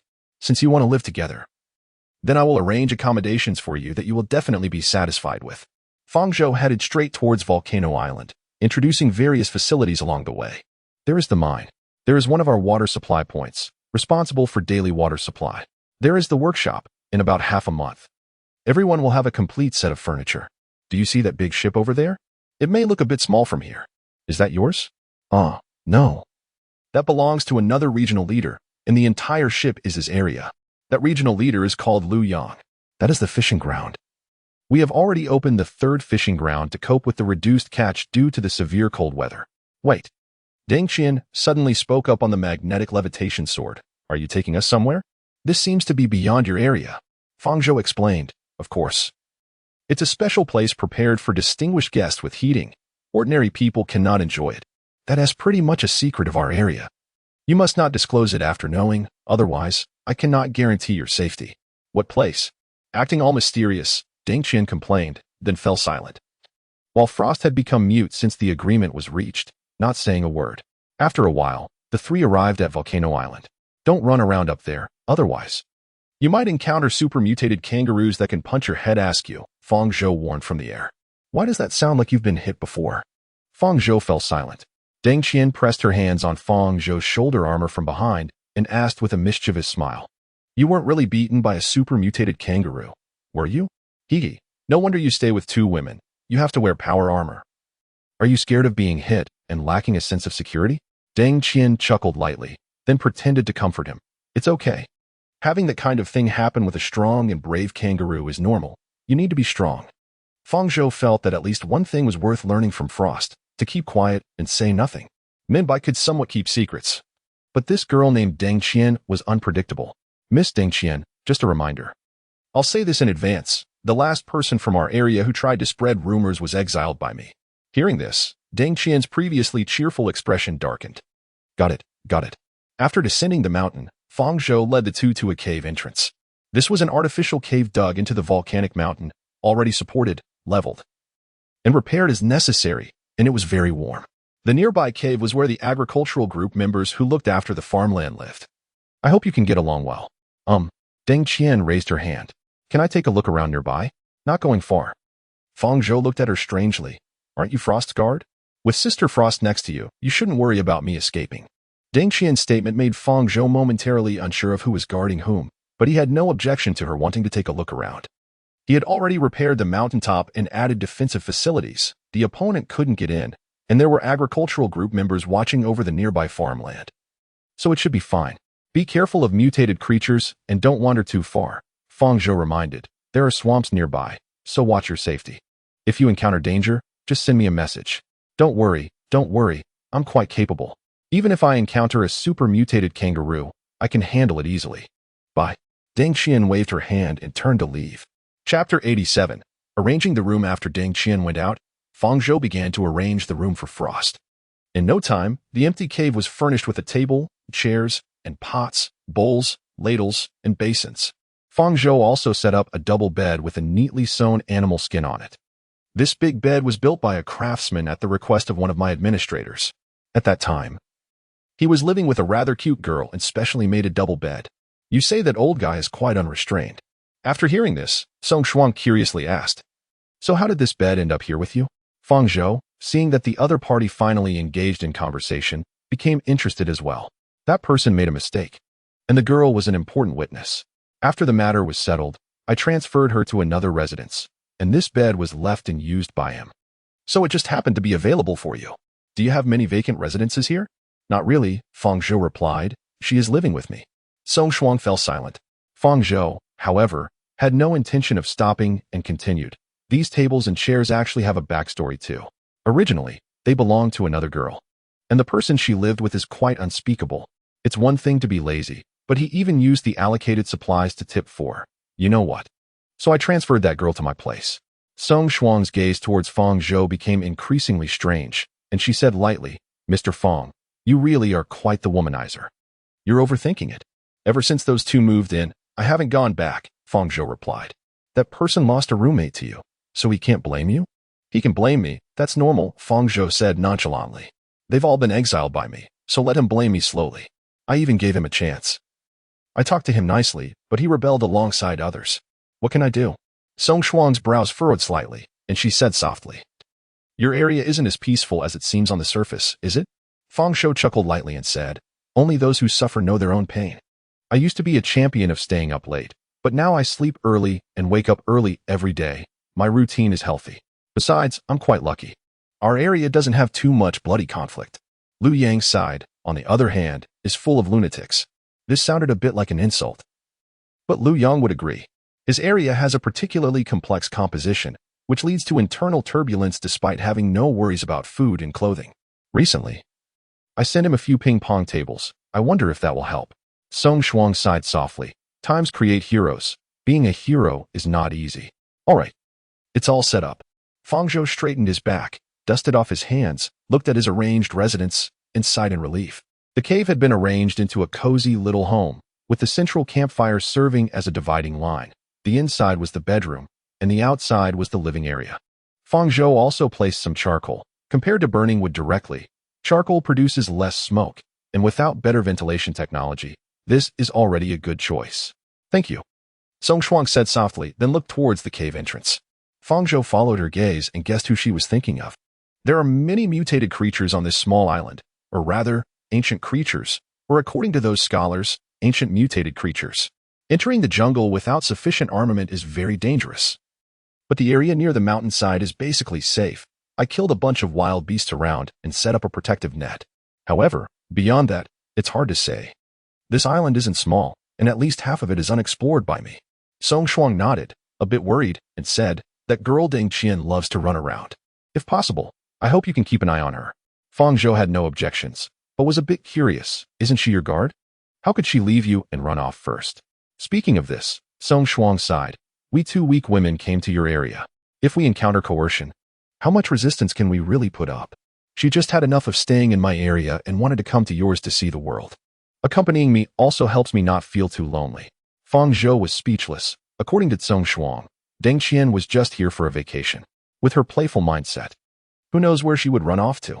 If she got hurt or even lost her life in her own area. No problem, I'll go look for her. Song Shuang nodded. Thank you. No need to worry about me. I still have the awareness of a hostage.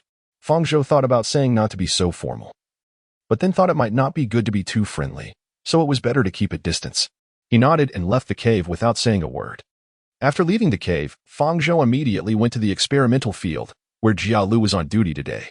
You mean a girl about 6 meters tall, looking very lively and cheerful? Jia Lu pointed down the mountain. She went down the mountain. And one more thing, Xiao Sen asked me to ask.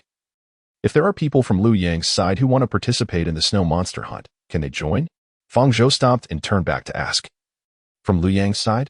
If there are many people, then form a separate team, negotiate the rewards first, and also define the hunting area to try to allocate the hunting resources to our side. I don't want to be criticized again tomorrow morning for letting my elbows stick out. After Lin Song left, Xiao Sen became the organizer of the snow monster hunting team. Unlike Lin Song, who would directly approach Fang Zhou, Xiao Sen followed the rule of not bypassing levels and first sought out his superior, the administrator Nong Jialu. Understood. Nong Jialu was silent for a moment, and then said, Actually, some not-so-good rumors have already circulated. Some people saw you flying over the area with those two. The hostage is the area chief, which isn't an issue, but the area chief is young and beautiful, and with a girl who has a style reminiscent of a maid. It inevitably raises gossip. Many also believe that trading with them is inappropriate, that the area chief is risking the hunting group leader for personal gain. Fang Zhou shrugged. What can I do? It's hard to silence everyone. As long as they don't gather to cause trouble, everything is fine. They can eat and drink. As long as they stay alive and don't seek death, a few idle words about me don't matter. Oh right, did you see which direction she went specifically? Nong Jialu walked to the edge of the terraced fields, looked down the mountain and thought for a while, then pointed in a direction. Fang Zhou looked in that direction, seeing a sea of trees, with the most eye-catching feature likely being a smaller mountain peak in the distance. In that direction, he hadn't explored it himself yet. Goodness, she chose a direction I haven't even been to. I hope she doesn't encounter a super-mutated kangaroo and get knocked out. Fang Zhou put on his armor, took out the magnetic levitation sword, and suddenly, Nong Jialu curiously asked, "Super-mutated kangaroo? It's nothing, Jialu. You don't need to worry about that." Fang Zhou waved his hand, and then jumped directly down the cliff. Chapter 88. Searching for clues in the forest sea. As he fell halfway, Fang Zhou stepped onto the magnetic levitation sword, slowly descending to the foot of the mountain. Although it was still snowing heavily in the sky, the accumulated snow near the volcanic island was relatively less, and there were no snow monsters formed. Not even an ice core in sight. Core, scan the island. What? Don't you want to enjoy the fun of exploration? It's more important to find someone. If she goes in another direction and encounters danger while I'm busy exploring a new map, that would be quite annoying. All right. The core fell silent for a moment and added, "No." Fang Zhou was confused. Is it possible or not? Those things, while not near the volcano, are plenty in the forest, and they interfered with my search. You didn't lie to me? Fang Zhou was a bit skeptical. They had camouflaged themselves, and during the scan, there was the same response everywhere. However, the core landed on the ground and rolled in one direction. We can basically confirm it's in that direction. Fang Zhou hesitated for a moment but chose to believe it. Pick me up. Fang Zhou? Pick me up. The core's voice was very soft, making Fang Zhou wonder if something was wrong with it, but he still complied. I won't speak anymore. Just put me in your backpack. Unless it's an emergency. Don't ask for my help. And I'm fine, don't worry. All right. Ark didn't quite understand what the core was up to, but now he had battle armor, magnetic suspension sword, and a few pieces of external energy for the armor, so he was completely confident in exploring alone. After putting the core into his backpack, he followed the direction indicated by the core and entered the jungle. The sea of trees looked very dense from above, seeming as if not even sunlight could penetrate. But once inside, Ark found it wasn't the case. The shadows of the trees were mottled, and the light danced beautifully. After walking for a while, Ark encountered a pile of snow. Due to the dense foliage, there wasn't much snow on the ground, just a thin layer accumulated, suggesting that this pile had either fallen from the trees, or Ark reached out to clear the snow and discovered ice that hadn't melted yet. This was the remains of a snow monster. Confirming this, Ark made a bigger discovery. There was a hint of red within the snow pile. Blood? Is it hers? No. The bloodstain was inside the snow pile. What was going on? Moreover, this size didn't match any known snow monster. Could it be a new species? A mystery accompanied by 3 or 4 more mysteries left Ark puzzled. He decided to send her a message. He pulled up the social channel and took a while to remember that Deng Qian wasn't from his area and he didn't have her contact information. So he had to send a message to Shuang, asking her to contact Deng Qian. Continuing forward, Ark discovered several defeated snow monsters, each with traces of blood inside. Some even on the outside, scattered on the snow. Had she been injured in the battle with the snow monsters? If she was injured, why didn't she turn back? Was she lost? Ark's heart grew increasingly uneasy and his pace quickened. Deng Qian! Deng Qian! As Ark shouted and ran. Many wild beasts were attracted by his cries and the blood on the ground, blocking his path. Now's not the time to deal with you. Holding the magnetic suspension sword, Ark stepped forward, swinging the sword in a wide arc midway through the swing. The blade expanded, and the sharp light spread out, cutting through trees and tearing apart beasts. Ark didn't collect the beast corpses in his warehouse. He leaped over them and continued searching for Deng Qian. Soon, Ark saw what was supposed to be the new type of snow monster. It was a bear, completely covered in ice and snow armor. So that's how it is. Without enough snow to form a body, it attached itself to an animal. No wonder the bloodstains were inside the snow pile. Seeing them, Ark let out a sigh of relief. He had just been worried about Deng Qian getting hurt. After all, snow monsters don't bleed. But this one was different. The snow monster-like exoskeleton covered the beast, and killing the snow monster would inevitably leave bloodstains on the bear's corpse. Looking on the bright side, if Deng Qian was injured and lost, at least she could follow the bloodstains back. But since he hadn't found her yet, she should be okay. With this thought, Ark felt much less worried. He didn't want to become a character who laments that a guest was eaten by beasts and then sighs, "I was really foolish." The ice and snow-armored bear looked at the armored creature in front of it with some wariness. Seeing that it didn't approach, Ark waved his hand. "You solved the big mystery for me, so I'll let you go." Ark didn't care whether the bear understood him or not. He just said a few words and walked past the bear. However, things didn't go as planned. Ark heard a roar behind him, a flash of sword light, and a large gash opened on the bear's body, killing it instantly. Before the bear died, Ark saw the blue light flickering in its eyes, which hadn't been there moments before. Controlled? Ark remembered that blue light was also present in the previous ice night. As the ice-armored bear attacked him, the blue light appeared in its eyes, likely manipulated by the ice core. How pitiful. While Ark was feeling sympathetic, a message came from Shuang. She hadn't been able to contact Deng Qian either. How far has this girl gone? Looking at the seemingly endless forest ahead, Ark instinctively scratched his head, then retracted his hand because he was wearing a helmet. After walking a bit further, Ark found the blood trail had stopped. He looked around. Just ahead was another mountain. The blood trail stopped here. She probably didn't go up the mountain. Where could she have gone? Just as he was pondering, he heard a bouncy sound coming from the ground. Ark felt that this sound was somewhat familiar. Turning around toward the source of the sound, he was stunned. A kangaroo. A super mutated kangaroo. No. It's a super enhanced ice-armored kangaroo. This kangaroo was covered in a layer of ice armor, but its jumping movements remained agile. And its tail was covered with many barbs, even having a flail at the end.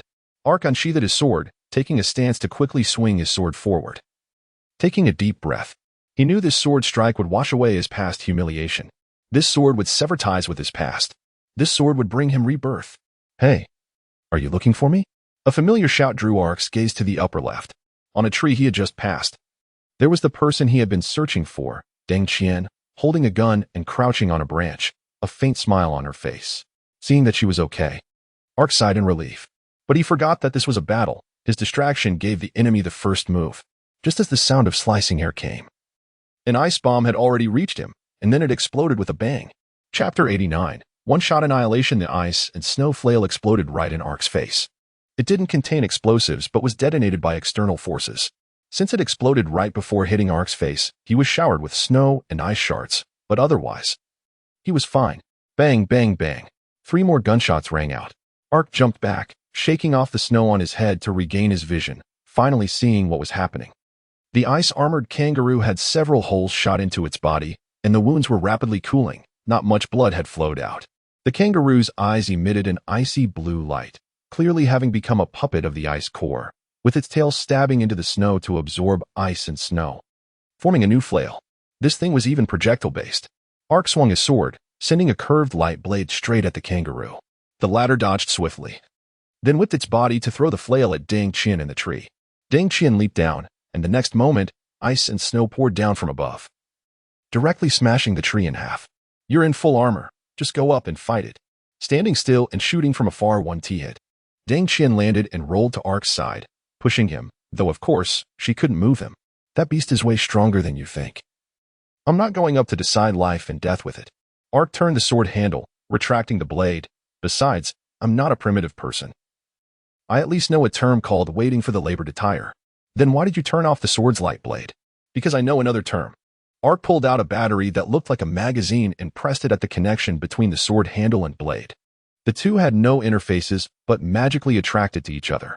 Then, the sword handle elongated, and the front half of the blade split to the sides, revealing a cannon hidden in the sword body. The giant sword transformed into a cannon, gathering immense energy, heating the surrounding air. Deng Qian stared in shock at this scene. And even the kangaroo across from them was stunned. Aren't you afraid this looks a bit childish? Nowadays, little thugs care about street ethics. I'm the child of a respectable family. With a thunderous boom, the cannon fired. The ice-armored kangaroo was reduced to ashes. After firing the cannon, Ark exited shooting mode, removed the battery, and put the magnetic suspension sword back on his back. The shot consumed half of the battery's power, and the force justified the expenditure. The kangaroo was obliterated, leaving a massive crater where it had stood. Got it done, Deng Qian. I've been looking for you for a long time. Where have you been? Ark looked around and found a person hanging on a tree a little way behind him. It was Deng Qian. Couldn't you wait until I hid a bit further away before firing? After wearing armor for a long time, I forgot how big the shockwave was. Sorry about that. After getting Deng Qian down from the tree, Ark curiously asked, where exactly did you come from? I was paying attention to my surroundings the whole way. Yet you appeared on a tree behind me. Want to know? Deng Qian put on a mysterious expression and said, you can't blame me if I tell you? Ark nodded. I won't blame you. Go ahead. Deng Qian nodded and pointed to the path Ark had come from. I came from that direction, thanks to you. I gained a lot along the way. Ark looked at the path he had taken and then at Deng Qian's mischievous smile, suddenly understanding. You had already come back when I was going down the mountain? Deng Qian nodded. Did you pick up all the beasts and snow monsters I cut down? Deng Qian nodded and emphasized, you promised, what we get is ours. Ark hesitated. It wasn't that he was tracking her. She had been following him all along. Deliberately not replying, or perhaps she was working with Song Shuang to put on a show, making him anxious and unable to collect his prey. Then he followed the path she had taken earlier, and the beasts were attracted by the blood, while the snow monsters were drawn by the noise. He took care of them all, and Deng Qian reaped the benefits. He suddenly understood why the core's reaction was abnormal. Deng Qian was nearby at that time.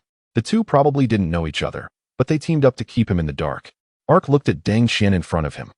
A pile of words stuck in his throat, and finally took a deep breath, exhaling slowly, letting the past go. Forget it. Let's go back. Song Shuang can't contact you and is worried. Deng Qian shook her head vigorously. Director Fang, you know I'm a guest. Is it too much to satisfy a small request from a guest? Ark crossed his arms skeptically. That depends on what the condition is. After hearing this, Deng Qian put on a pitiful expression and pleaded, Director Fang, you know that we girls don't bathe often, so we feel uncomfortable all over. It's quite difficult to take a hot bath in this world. You have a big wooden tub at your place, and you can boil hot water yourself. Boiling hot water is both labor-intensive and time-consuming, and we are two people.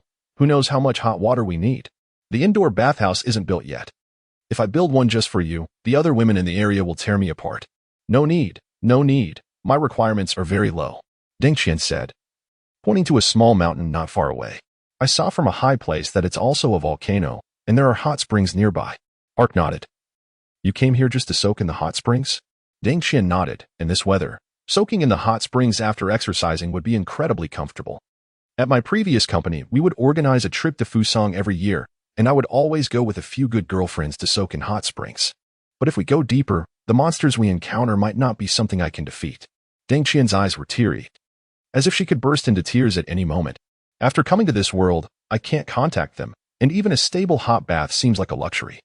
Brother Fang, it feels like I'm trying to grasp the light of the past, to experience the warmth once again. Hey, Brother Fang, how could you? Stop. No need to get sentimental. Ark waved his hand. I haven't explored this area either, so I'll accompany you.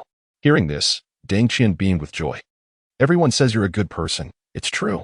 Then I'll trouble Director Fang to lead the way, and I'll protect your back. Ark nodded helplessly and took the lead down the small path at the foot of the mountain. However, he also had his own considerations about agreeing to be Deng Qian's bodyguard. Winter had arrived, and bathing was indeed a problem. The outdoor bathhouse was unusable, and if the temperature dropped further, it would be a risk to catch a cold after bathing. Since they had discovered the traces of hot springs, they naturally had to make use of them. Perhaps it could even be developed into a tourist attraction, making some extra money from the neighboring Luoyang area. The Dawn ship in Luoyang has automatic fishing devices, and there are also areas for growing fruits and vegetables inside, so they don't have to worry about food. However, due to the oppressive internal environment, the members of that area tend to have some psychological issues. Chapter 90, Hot Springs, Arkansas felt that the current pathological state of Luoyang's area was due to the lack of entertainment activities on the ship, along with the complex power dynamics that made everyone feel insecure. Even the name of that ship had 3 different factions. The faction led by Luoyang identified with the Dawn ship, mostly comprised of Yanhua people, united under Luoyang due to their shared nationality. The faction led by Shang Wujian identified with the Wangchuan ship, mostly comprised of Fusang people. And according to Liu Yang's assessment, they spend all day on trivial matters, knowing small etiquette but lacking great righteousness. The faction is mostly made up of Fusang people. Lastly, the faction led by James Lawrence identified with the Najurfa ship, which mostly maintained neutrality, publicly obeying Liu Yang's instructions while keeping a close watch on everything happening on board. Although Ark thought he was from the Lighthouse, he had just lived on the east coast of the Lighthouse Federation for a long time. His ancestors were Vikings. Coupled with the indecisive behavior of other administrators, the power dynamics on the ship became increasingly complex. Ark couldn't even imagine how Liu Yang, with his personality, managed to control others. Liu Yang told Ark that there was a subtle balance on the ship. Many people wanted the captain's position, but those who could obtain the captain's position were not interested in it. James preferred to stay behind the scenes, while Shang Wujian was obsessed with seeking glory. He wanted a worthy monarch to serve rather than become famous himself. This situation led to a daily atmosphere of tension on the ship, almost maddening. Like the night before a storm, time seemed to be frozen in that night, with everyone knowing a storm was coming, but no one knew when it would arrive. The storm never came, yet no one doubted it eventually would. Perhaps tonight, perhaps in the next second. To vent this pressure, many people on the ship would do unimaginable things, while some gave up thinking and became James puppets. Liu Yang's landing was also to provide the people on the ship with a change of environment, but on this snowy day, not many could disembark to get some fresh air. Finally, Ark suggested that since they were idle, they might as well replace bloody struggles with sports, which would also help relieve stress. As for the outcome, Ark was unsure, so he planned to wait until the hot springs were developed and transportation was arranged. Then invite the people on the ship to come for a visit. They had plenty of food, so they could make a profit, as Ark calculated. He followed the contour of the mountain's foot, and along the way, the two encountered quite a few mutated creatures and snow monsters, all of which were easily dealt with. This was to be expected, as both of them were among the top combat powers in their respective areas. Deng Qian not only had a shotgun, but was also particularly agile, and the wrist guards she wore were a shield generator, allowing her to be immune to most damage. Of course, she could still be blown away by shockwaves. Additionally, the shield generator could work in conjunction with the shotgun. The energy absorbed by the shield would not only maintain its operation but would also be released through the shotgun. In theory, if enough energy was absorbed, it could produce an output equivalent to Ark emptying half a battery, which was incredibly powerful. At that time, I climbed halfway up the mountain and saw a big guy lying there, surrounded by many high-temperature steam vents. I was thinking of finding Sister Song Shuang to come together. But then you came to find me. I was waiting for you to go deeper before coming out. If you had walked with me, there would have been extra gains. Going back directly was like being played by me, and you ended up with nothing. Due to sunk costs, you are likely to choose to come with me. Of course, all of this is based on the premise that you are a good-hearted person. If you were a villain, I might even get beaten up. As Deng Xian walked, she explained her little scheme to Fang Zhou, who listened with a frown. So good people are supposed to be schemed against by you bad women, right? If one day a good man like me turns bad, you bad women will be responsible. Deng Xian smiled gently. It's okay. The bad Fang district chief must have a unique charm as well. I'm not falling for that. Thanks. Fang Zhou secretly thought it was not good. Fortunately, he was wearing armor, so others couldn't see his expression. Otherwise, it would be embarrassing if Deng Xian noticed he was blushing. As they walked, the road ahead suddenly opened up, and the surrounding snow gradually disappeared, with the temperature rising. In front of them were raised rocky grounds, covered with many cracks, occasionally spewing visible steam. These surfaces, uplifted due to tectonic movements, hid magma beneath, and the intermittently ejected high-temperature steam was a form of internal pressure release. In such an environment, most water-bearing rock layers with gaps would heat up and release high-temperature steam. A small portion would heat up into hot water, forming sulfate hot springs. Look over there. Fang Zhou followed Deng Xian's and saw many large and small water storage areas behind the high-temperature steam zone, clearly the hot springs they were looking for. Then, in front of the hot springs, Fang Zhou saw the big creature Deng Xian had mentioned earlier. It was 5 to 6 meters long. Its body covered in rocky armor, made entirely of rock, with sharp fangs and loose scales on its tail that looked like missiles ready to be launched. Fang Zhou realized that this was a core structure like the rock puppet they had encountered before. At that moment, the rock giant lizard was lying on the warm rocks, sleeping. Fang Zhou guessed its core must be underneath its body, which was why it was not visible. While it's sleeping, let's hit it with a shot. An idea came to Fang Zhou, and he immediately took action, but Deng Xian stopped him before he could switch the mode of his magnetic sword. Don't destroy the terrain. That shot of yours might kill that big guy, but it would also destroy the hot spring pool behind it. Besides, I've seen things like this in our area. If we don't separate its core, it will regenerate repeatedly and become more troublesome. Fang Zhou halted his mode switch, realizing Deng Xian was right. Their goal was the hot spring pool, and whether or not to attack the big lizard was irrelevant. However, if they damaged the hot spring pool while attacking the big lizard, it would be counterproductive. Fang Zhou had to abandon the idea of a direct attack and began considering a more cautious strategy. There was high-temperature steam everywhere.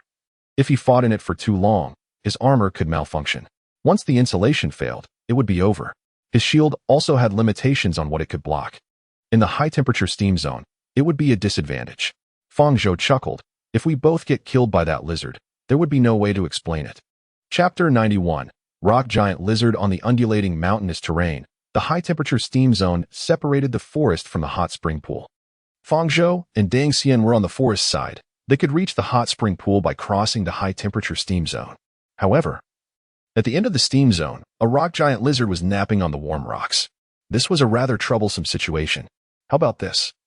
Fang Zhou gestured as he laid out his plan. I'll attract its attention and lead it into the forest. Then we can let loose and hit it. Dang Xian waved her hand in disagreement. I'll do the baiting. Your sword is too big and clumsy. It's not as effective for long-range attacks as my gun. Plus, your aim isn't that great. The hot spring pool is right behind the giant lizard. If you swing your sword and miss, and the lizard isn't harmed, but the hot spring pool gets wrecked, it would be a disaster. Fang Zhou furrowed his brow. Is my aim that bad? Dang Xian puffed up her chest and bragged. Definitely not as good as mine. After hesitating for a moment, Fang Zhou nodded. Be careful. I'll set up a trap in the forest over there. If you can successfully lure it over, and I trap it, we can take it down easily. Anything valuable on it goes to you, but the core is mine. Fang Zhou noticed that the rock giant lizard's body was not made of ordinary rock. It contained various colorful minerals that could be beneficial for technological development. However, even with those benefits, they couldn't compare to the high-tech core. He would take the core, and giving Dang Xian the rest wouldn't be unfair to her. Dang Xian nodded, feeling that Fang Zhou's proposed division was reasonable. That core might be of the same type as the ice and snow constructs, but with our current technology, utilizing it is simply a pipe dream. If you want it, take it. Honestly, I'm not that keen on those rock minerals, but if you insist on giving them to me, I'll thank you. In reality, our area doesn't even have the most basic steel-making furnace. When she said this, Dang Xian looked quite helpless and sighed deeply. After that sigh, the two headed in different directions to engage in battle. Hey, big guy, look over here. Dang Xian carefully moved through the cracks spewing high-temperature steam. Her reconfigured shield converting the thermal energy from the steam into power for her gun. However, both the shield and the gun had a storage limit. Exceeding that limit could lead to various malfunctions, like becoming unstable or even temporarily shutting down. Dang Xian didn't want to risk becoming familiar with the afterlife just for a hot spring. Her shout didn't elicit any response from the rock giant lizard. So she simply fired a shot. Bang! The shot hit the lizard's head, waking it abruptly. The crack on top of its head didn't close, but some black liquid seeped out, filling the gap and forming a protective layer over its head. The more damage inflicted, the more it would strengthen itself, which was the most troublesome aspect of such constructs. Honestly, I really don't want to hit you again, but such is life. We can't always get what we want. Dang Xian grumbled as she retreated, increasing the power of her shotgun and activating the assisted aiming mode. In this mode, the targeting system would automatically lock onto the nearest living target, allowing the crosshair to stick to it. In the game, this would be called cheating. In the primitive world, it was technology conquering nature. Bang, bang, bang. Dang Xian fired shot after shot, not giving the rock giant lizard a chance to catch its breath. But each time it was hit, a new protective layer would cover the injured area. Just like that, one shot after another, layer upon layer. By the time Dang Xian exited the high-temperature steam zone, the lizard's entire body had turned black, shimmering in the sunlight as if covered in iron armor. What does it even mean to be covered in iron armor when you're already made of rock? I really don't understand you monsters. Before Dang Xian could finish her complaint, she saw the rock giant lizard open its mouth, and she immediately realized it was about to counterattack. She quickly dodged to the side and climbed up a tree. The next second, a bright light flashed from the lizard's mouth, and a circle of black points appeared where Dang Xian had been standing. This was just the beginning of the rock giant lizard's counterattack. A scorching beam shot out from its mouth, sweeping along the path Dang Xian had dodged, incinerating flowers and trees in its wake. Sure enough, you big guy not only is tough, but also has quite a good shot. Dang Xian leaped and jumped to another tree, and before she could turn around, she felt a wave of heat coming from behind.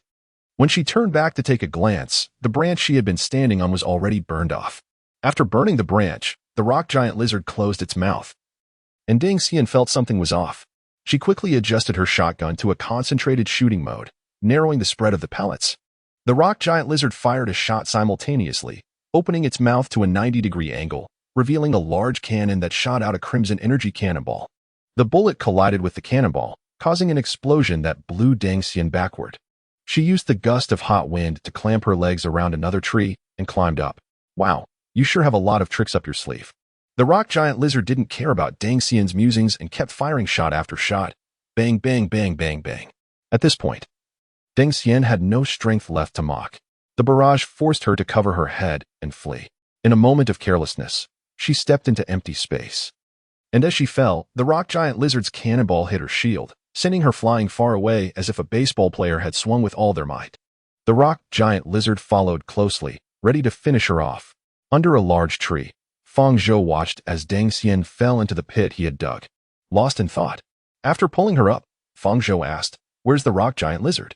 Deng Xian pointed to a gradually enlarging black dot not far behind her, and then asked, "Is the pit ready?"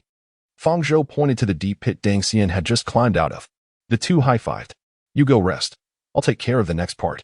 Fang Zhou redisguised the ground, then leaned against the tree, waiting for the giant lizard to come. Before long, the rock giant lizard tracked them down and, seeing Fang Zhou guarding the spot, opened fire immediately. Fang Zhou dodged the first shot and then sprinted backward. The rock giant lizard quickly caught up, gathering energy in its mouth to give Fang Zhou a good blast. Then with a crash, it stepped into empty space, its heavy body falling straight into the pit. Fang Zhou quickly ran back, standing at the edge of the pit, with the sword blade pointed down. Shooting mode. Insert the battery. Automatic mode. Shoot until no target movement is detected. Chapter 92. Home at dusk. The next moment came a series of roars. And only when there was nothing left moving at the bottom of the pit did the sword blade automatically revert back. Fang Zhou then looked down with relief. The rock giant lizard was gone, leaving only a pile of rubble and a core. This time, he had deliberately controlled the power. Otherwise, a barrage might have shattered even the core. "Come out. Let's see what else is worth picking up." Fang Zhou jumped into the deep pit, stored the core in his backpack, and checked the description. Rock construct core, quad-core dual thread, a creation from beyond. Infusing energy can awaken it. Upon awakening, it gathers surrounding materials to form a shell and indiscriminately attacks native humans. Everything in the world ultimately comes to an end. Humanity's era has already ended, and lingering on is meaningless. Just like the previous ice core, this core also had a layer of descriptive text. Fang Zhou suddenly remembered the rock puppet core he had found in the cave and realized he had forgotten to check its description. "What are you daydreaming about?" Deng Xian tapped Fang Zhou from the side, bringing him back to his senses. "It's nothing. Let's go to the hot springs." Sure. They passed through the jungle again, crossed the high-temperature steam area, and stopped beside nearly 100 hot spring pools. The scenery before them might not be considered beautiful, but it was indeed impressive. Nearly 100 hot spring pools were scattered across the ground, each surrounded by differently colored rocks. In a previous life, this place might have become a popular tourist spot. Phew. After all the hardships, we've finally arrived. Deng Xian stretched lazily and stepped onto the water's surface. "Hey, wait a minute. We still don't know if these hot springs are safe." Fang Zhou reached out to stop her, but Deng Xian quickened her pace and dodged, standing directly on the water's surface. "Don't worry, my shield generator can filter out harmful elements, so I can directly test whether the water quality is harmful to me," Deng Xian said as she began to unbutton her clothes, then glanced at Fang Zhou with a light laugh. "What are your plans next?" "Area leader." Fang Zhou opened the social interface, flipping through it to find the area leader conference channel. "You soak slowly. Call me if something comes up. I have a meeting." "TCH. Did you just say something?" No. You go to your meeting, and hopefully, you can say some good words for our area." In the evening, as the sun set, the afterglow reflected off the white snow, making the light and shadows even more enchanting. After finishing his meeting, Fang Zhou found Deng Xian comfortably soaking in the bath. The two sat on a magnetic levitation sword, parting ways halfway up the volcano. "Fang Zhou, can you take me to see your fishing grounds tomorrow?" "We'll see how it goes tomorrow. I might not have time. If not, I'll have the reconnaissance team accompany you. Don't forget to tell them that what I catch is mine. Just don't directly snatch the fish that just got caught. Otherwise, others might think I'm mistreating you and not feeding you." Don't worry. You even gave me a new outfit. How could I speak ill of you?" "Well then, bye." "Bye." Upon entering the cave, Deng Xian waved at Song Xuan, who was sitting on the bed. "Sister, I'm back." Song Xuan shifted her gaze from the system interface, looking at Deng Xian with a somewhat resentful expression. "You still know to come back? You said you were here to protect me, but you ran off without a trace." "I was wrong. Besides, you're fine, right?" Fang Zhou turned out to be quite a nice person. "How did your relationship become so good? Did you do something unspeakable?" "How could that be? We just went to soak in a hot spring," Deng Xian said, pulling up her system interface and then switching to her backpack interface, chuckling. "Besides, I had quite a harvest today." As the sun set and night fell, the people in the area finished their day's work and returned to their respective homes. In the evening, Most people's entertainment activities still revolved around browsing the area channel. Naturally, everyone was eager to gossip, discussing whether Fang Zhou preferred women from other areas over those from his own. Not only discussions, but since the second disaster began, the social system underwent further upgrades, allowing everyone to post their daily records on their personal pages, which would appear in a separate channel. Originally, the personal status page had 2 data points, followers and fans. Now, a new feature for posting articles was added, and if the content was not set, anyone could view it. That night, Tang Han, out of curiosity, opened Song Shuang and Deng Xian's personal interfaces. Song Shuang had little content, but Deng Xian's content immediately caught her attention. Hot springs? Kiki, area leader. You truly have a taste. You promised us an indoor bath that still isn't built, and on the first day a woman from another area arrives. You take her to soak in a hot spring. She quickly forwarded this record to her friend channel, stirring up a wave of discussion. Hot springs? We actually have hot springs to soak in? Why is the area leader so nice to this woman? She doesn't even have anything particularly outstanding in looks? A home flower is always better than a wild flower. That's just how men are. The area leader is just human, after all, and can't avoid the mundane. Do you think the area leader has taken her down? Or has she captivated the area leader? The area leader looks like someone who would be deceived by a bad woman. Isn't that beside the point? The point is we still have to bathe in big wooden tubs, and an outsider woman has already soaked in hot springs. Yeah, the area leader is too much. While we are still struggling with bathing, he actually takes another area's woman to soak in hot springs. This is too much. We must protest. Zhuya, I appoint you as our vanguard to scold him. Yes, Zhuya, go scold him. Zhuya looked at the content in the channel and typed a series of question marks. My radio station has more listeners than just the district chief, and why should I scold someone for no reason? It's not for no reason. You are fighting for the legitimate rights of women in our district. Yes, fighting for legitimate rights. That night, by the volcano's edge, Ark leaned against a rock, listening to Zhuya's goodnight radio. Zhuya collects survival stories from around the world every day and selects some to narrate between 9 and 11 every evening, for which she has specially established a radio channel. Because of her sweet voice and vivid expression, this channel has gained quite a bit of popularity. Ark is also one of the listeners of the channel. To him, Zhuya's voice seems to have a kind of magic that can calm one's mood. Besides him, the deputy leader of the reconnaissance team in the district, Guoming, is also a diehard fan of the channel. On this night's goodnight radio, after finishing a story, Zhuya, as usual, began to read fan letters. Chapter 93, Seeking Justice. Sister Zhuya, I am a loyal fan of your program. If it weren't for your radio, I probably wouldn't be able to sleep well every night. I hope you stay healthy, and I will definitely come to see you in the future. Thank you to this fan, and I believe we will meet in the not-so-distant future. Keep it up. Zhuya, you are the light of my life, my desire, my sin, my soul. I can really feel the enthusiasm of this fan from their words, but I must remind you, I am already an adult. Zhuya, scold the district chief for me. Is he floating, or am I not enough? Skip this. Ark? Sister Zhuya, I have always been curious about what you look like. I hope the radio can be changed to a live broadcast. Well, there are so many beautiful women. I want to show my face as an average-looking person, haha. Zhuya's radio faces the entire world, and thanks to the system's built-in translation function, communication between different districts no longer has language barriers, which has brought her many fans from miles away. About 15 minutes later, Zhuya finished reading the selected letters and bid farewell to the listeners. Today's radio ends here. Everyone, good night, sweet dreams. After the radio ended, Ark exited the channel and received a private message from Zhuya every minute. District Chief, I want to talk to you about something. Do you mind if I bring Guoming? It might be related to him. This made Ark a bit curious. It's rare for Zhuya to privately message him. And this time it's related to Guoming. Did that little brat do something out of line and scare her? Soon, Ark, Zhuya, and Guoming gathered in a temporary channel. Zhuya, the moonlight is really beautiful tonight, right? District Chief, you are here too. Guoming spoke as soon as he entered the channel, but when he saw Ark was also there, his voice immediately weakened. I was the one who called you here. What are you thinking? Ark said, but this matter is indeed related to you. Did you harass someone? No. I swear to heaven if I did. Let me be surrounded and beaten to death by snow monsters tomorrow. All right. Ark continued. Zhuya, what is the matter? Have you encountered any trouble? Actually, this matter. If you call it trouble, it's not really trouble for me. If you call it trouble, it is troublesome, at least for the district chief in Guoming. It will be quite troublesome. Ark was intrigued by this statement. It was rare for something to be troublesome for both him and Guoming, so he had to listen.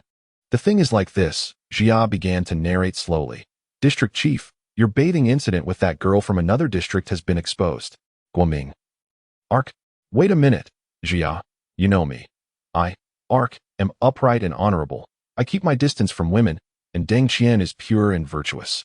How could we bathe together? Ark hurriedly explained, and Guoming also came to support him. Yeah, the district chief is always in armor. How could he bathe with a woman from another district? District chief, quickly tell him your alibi. Guoming's reminder made Ark realize.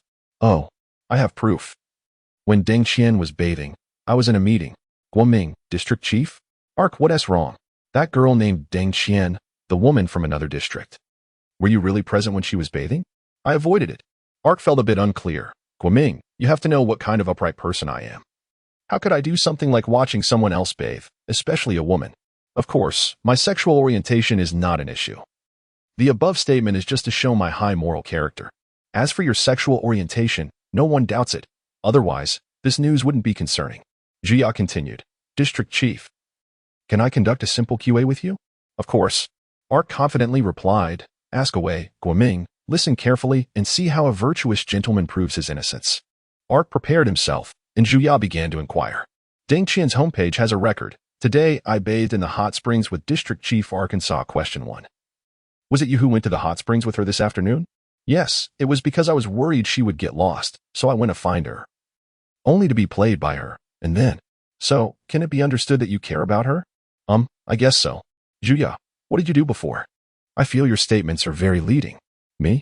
I used to be an artist, doing some freelance work to make a living. Also singing and working part-time as a model to earn some extra income. I'm just a small waste of space, ranking first in mixing food and waiting for death. But these questions were asked by someone else. Tang Han? And some other people. Ark took a deep breath. Is this just to conspire against me for this matter? I'm just a cute little microphone. Don't hold a grudge against me. How could I? Just these 2 questions? Of course not. The next question is, District Chief, did you bathe in the hot springs this afternoon? I did. After the meeting, I went to soak for a while. When you were soaking in the hot springs, had that woman finished bathing? No, but we were not in the same hot spring pool. Last question. Jia paused and sweetly asked, Brother Ark, when you and a girl were in the same place at the same time bathing in the hot springs, or you brought her there, how do you expect us girls to understand your behavior? Ark explained vigorously.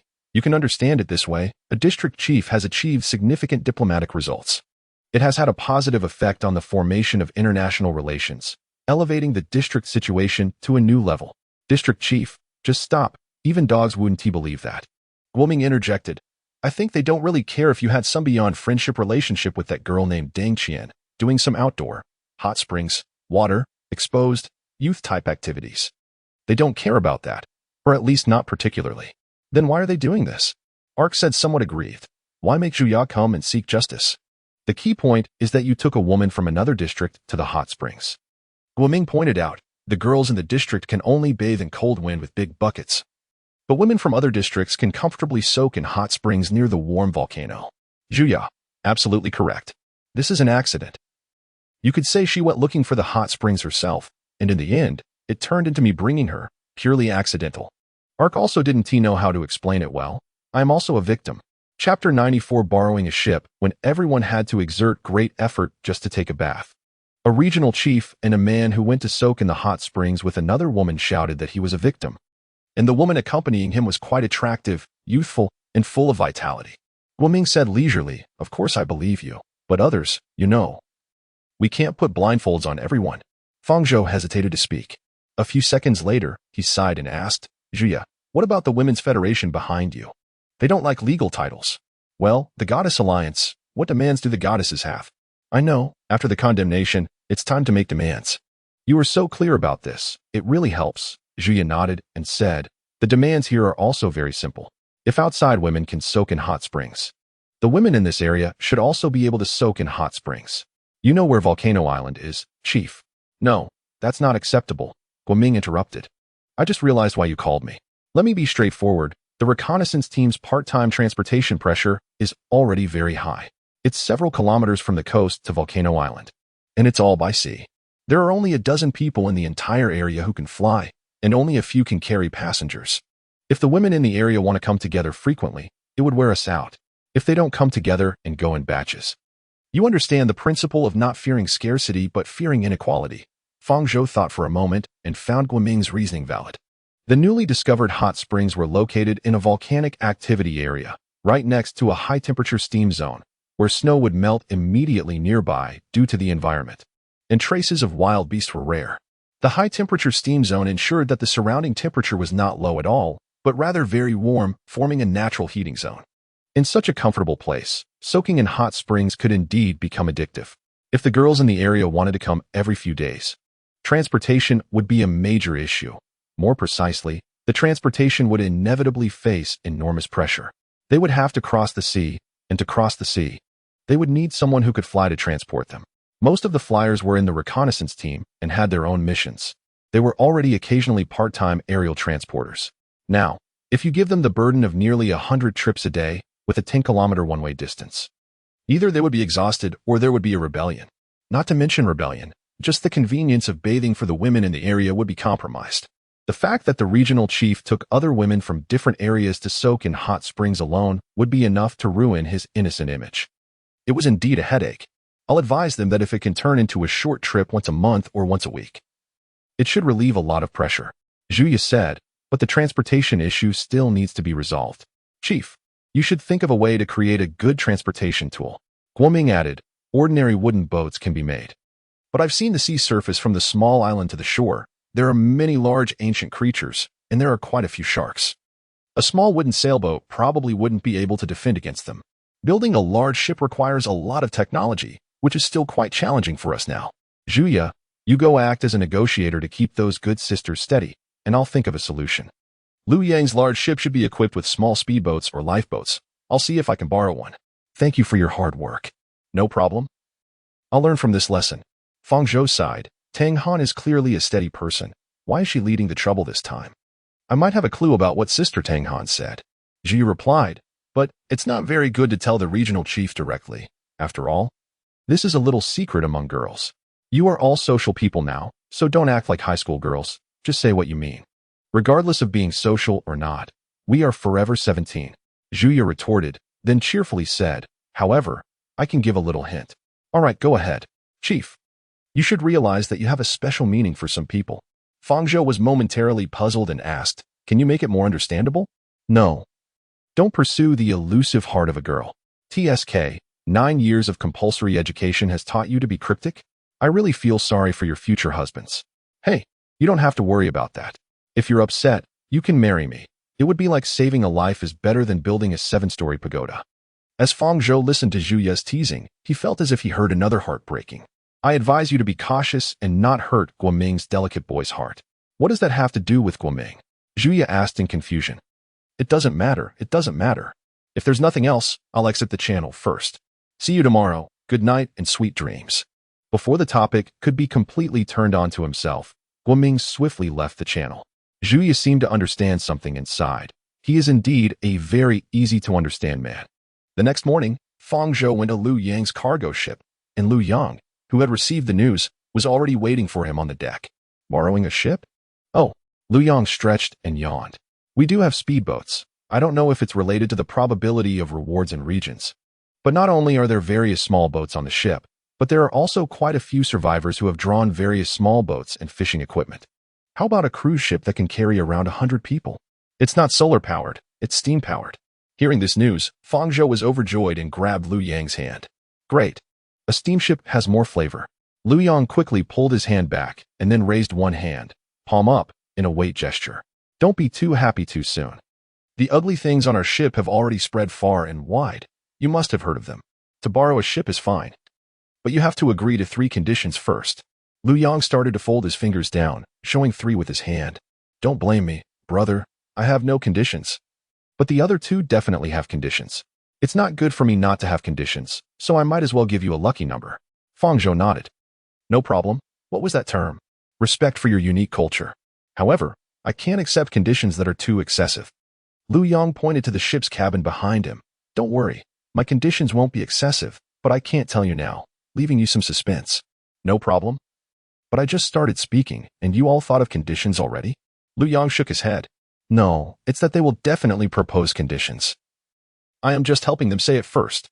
I understand them too well. If they don't propose, then Lu Yang trusts you. Follow me. Jianren is a social person and should be waiting for you. Chapter 95 Meeting Wu Jianren. Again, the 13th floor of the ship is different from other floors. This is the headquarters of the Wangchuan faction on the ship, managed by Wu Jianren. Without his permission, no one can enter the 13th floor through the elevator. Except for the captain. If you take the safety passage, i.e., the stairs, you must be prepared to be taken out by the hidden sentries set by Wu Jianren. Whether rewards are related to regions lacks sufficient supporting data. But Wu Jianren has many subordinates with suitable rewards for narrow-range combat. Even if you dress like Iron Man, if you walk up the stairs to the 13th floor, at most you will only reach the door, then you'll turn into a pile of scrap metal. Lu Yang was not joking about this and seemed somewhat helpless. Aren't you the captain? Can't you give others permission to enter the 13th floor directly? Fang Zhou asked. If I can't enter, how can I give others permission? Lu Yang shrugged and said, if I come to the 13th floor without notifying Wu Jianren in advance and getting his permission, it would be regarded as a declaration of war between the Dan faction and the Wangchuan faction. Fang Zhou sighed upon hearing this. That really isn't easy for you. By the way, hide the armor like before. Lu Yang suggested. Shang Wu Jianren is a despicable person. If you need something from him, he will definitely make all sorts of unreasonable demands. It's better to be prepared in advance. Fang Zhou nodded, retracted the external components of the battle armor, and then activated optical camouflage. From the outside, he looked like he was wearing ordinary clothes, with no trace of armor. But if someone touched him, they would feel a layer of thick armor. What if we have to shake hands later? Don't worry, he is very proud and won't easily shake hands with you. As the elevator stopped on the 13th floor, Fang Zhou followed Lu Yang out. After turning through several corridors, they stopped in front of a large metal door. This was the headquarters of the Wangchuan sect. Lu Yang said, be careful in a moment. Should I beat everyone here up so you can unify the world? Hearing this, Lu Yang's expression changed instantly. This was something that could not be said. He warned, be careful, the walls have ears. Fang Zhou thought that since they were already at the other party's doorstep, considering the walls having ears was a bit unrealistic. In reality, their every word and action had likely been closely monitored by Shang Wu Jianren since they exited the elevator. Upon entering the door, they were greeted by the fragrance of grass, followed by the chirping of birds, the sound of flowing water, and the tinkling of wind chimes. Looking around, Fang Zhou found that the place was arranged like a courtyard. There was a small bridge over a flowing stream, and a large house with a distinct Japanese style had been built. This was originally a large activity area, now arranged in a scattered yet orderly manner, resembling the courtyard of an elegant person. The stream was clear, and the bamboo forest was lush. The Wangchuan sect had transformed this small piece of land into a replica of the leader's hometown. The sky was blue with white clouds, or more accurately, a ceiling that displayed images of blue skies and white clouds. It was so realistic that it felt as if they were truly outdoors. In the residence of a refined gentleman. Today, welcoming an old friend, 3 cups and 2 bowls are useless, meant for comparing heights. I will surely win. A nonsensical phrase came from somewhere, leaving Fang Zhou a bit confused. Lu Yang explained, this is Shang Wu Jianren's hobby. He often composes such nonsense verses, and of course, you can tell his literary skills from it. Fang Zhou hesitated to speak. Also, don't expose him directly. He is extremely sensitive about his pride. Lu Yang reminded once more, and Fang Zhou nodded. Continuing forward, crossing the wooden bridge over the stream, they saw Shang Wu Jianren. At this time, he had a neat hairstyle, dressed in a samurai outfit, sitting on the ground with his knees crossed. Fang Zhou thought he was about to commit seppuku. Behind him, men and women in black clothing were arranged in a formation, all kneeling on the ground, as if waiting for some important figure. District Chief, welcome to my humble abode. How do you feel? Shang Wu Jianren spoke first upon seeing them. Fang Zhou nodded and replied, it's well arranged. Is this also a function of your ship? No. These are all custom-made. My trade network spans the globe, and it includes many extraordinary individuals. As for the sky, it is a technology possessed by this ship. Shang Wu Jianren stood up and said seriously, District Chief, you have come this time with a request, right? Fang Zhou nodded and briefly stated his request. What happened next was just as Lu Yang had predicted. District Chief, you are a dignified superior. If you were to directly demand something from the captain without my consent, I would have to regard you as an enemy. But now, you have the opportunity to gain my friendship. Shangwu Jianren extended 3 fingers. 3 rounds. You will compete with me in 3 rounds, and if you win, you will be a friend of the Wangchuan sect. Faced with Shangwu Jianren's proposal for a competition, Fang Zhou breathed a sigh of relief. When he saw Shangwu Jianren raise his fingers, he was worried that he would make 3 demands like Lu Yang. Fortunately, it was just 3 competitions, and Fang Zhou felt much more confident now. Is your knife from last time fixed? He asked. I accept your challenge. Shangwu Jianren retracted 2 fingers, leaving 1 to shake. No. Winning or losing does not necessarily mean a confrontation of force. A competition is not limited to a fight. The definition of combat is not restricted to a life-and-death struggle between 2 people, whether armed or unarmed. What I mean is not a bloody contest, but a confrontation of wisdom, courage, and strength. Fang Zhou shook his head. Can you be a bit clearer? Shangwu Jianren nodded and threw his sword behind him. Today, we will not draw our swords against each other. In your country, there is a divination method called Meiwaishu, which can be used to predict the laws of the universe at any time and place, utilizing everything around us. You believe that everything in the dark is predetermined by heaven, since it is already destined. Then there must be traces to follow in what you are experiencing now and what you are about to experience. A falling leaf can predict the outcome of a war. The lament of a bird can signify the downfall of a dynasty. Therefore, whether you are worthy of my friendship. The answer has long been predetermined by the way of heaven. Whether it is a competition of knives and swords or music and dance, it merely follows the path called fate to reach a conclusion. Since this is the case, why not make this process a little simpler? Clap, clap. Shangwu Jianren raised his hand and clapped twice, and a few people brought over a table, a cup, and several dice.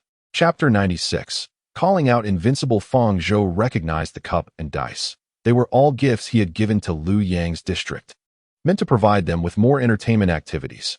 Aren't these what I gave you? How did they end up here? Fang Zhou whispered. After I distributed the things you sent. Ownership was quickly divided. What was meant to be played by everyone turned into. If you are not from their faction, you cannot play. Or only the high-ranking members can play, Lu Yang said somewhat embarrassedly. This is a problem with the system of our ship. It's quite troublesome. Fang Zhou sighed, not expecting that the entertainment tools he had kindly sent would also be monopolized by the higher-ups. In this first round, we will compare sizes, Shangwu Jianren said. 1 round will determine the outcome.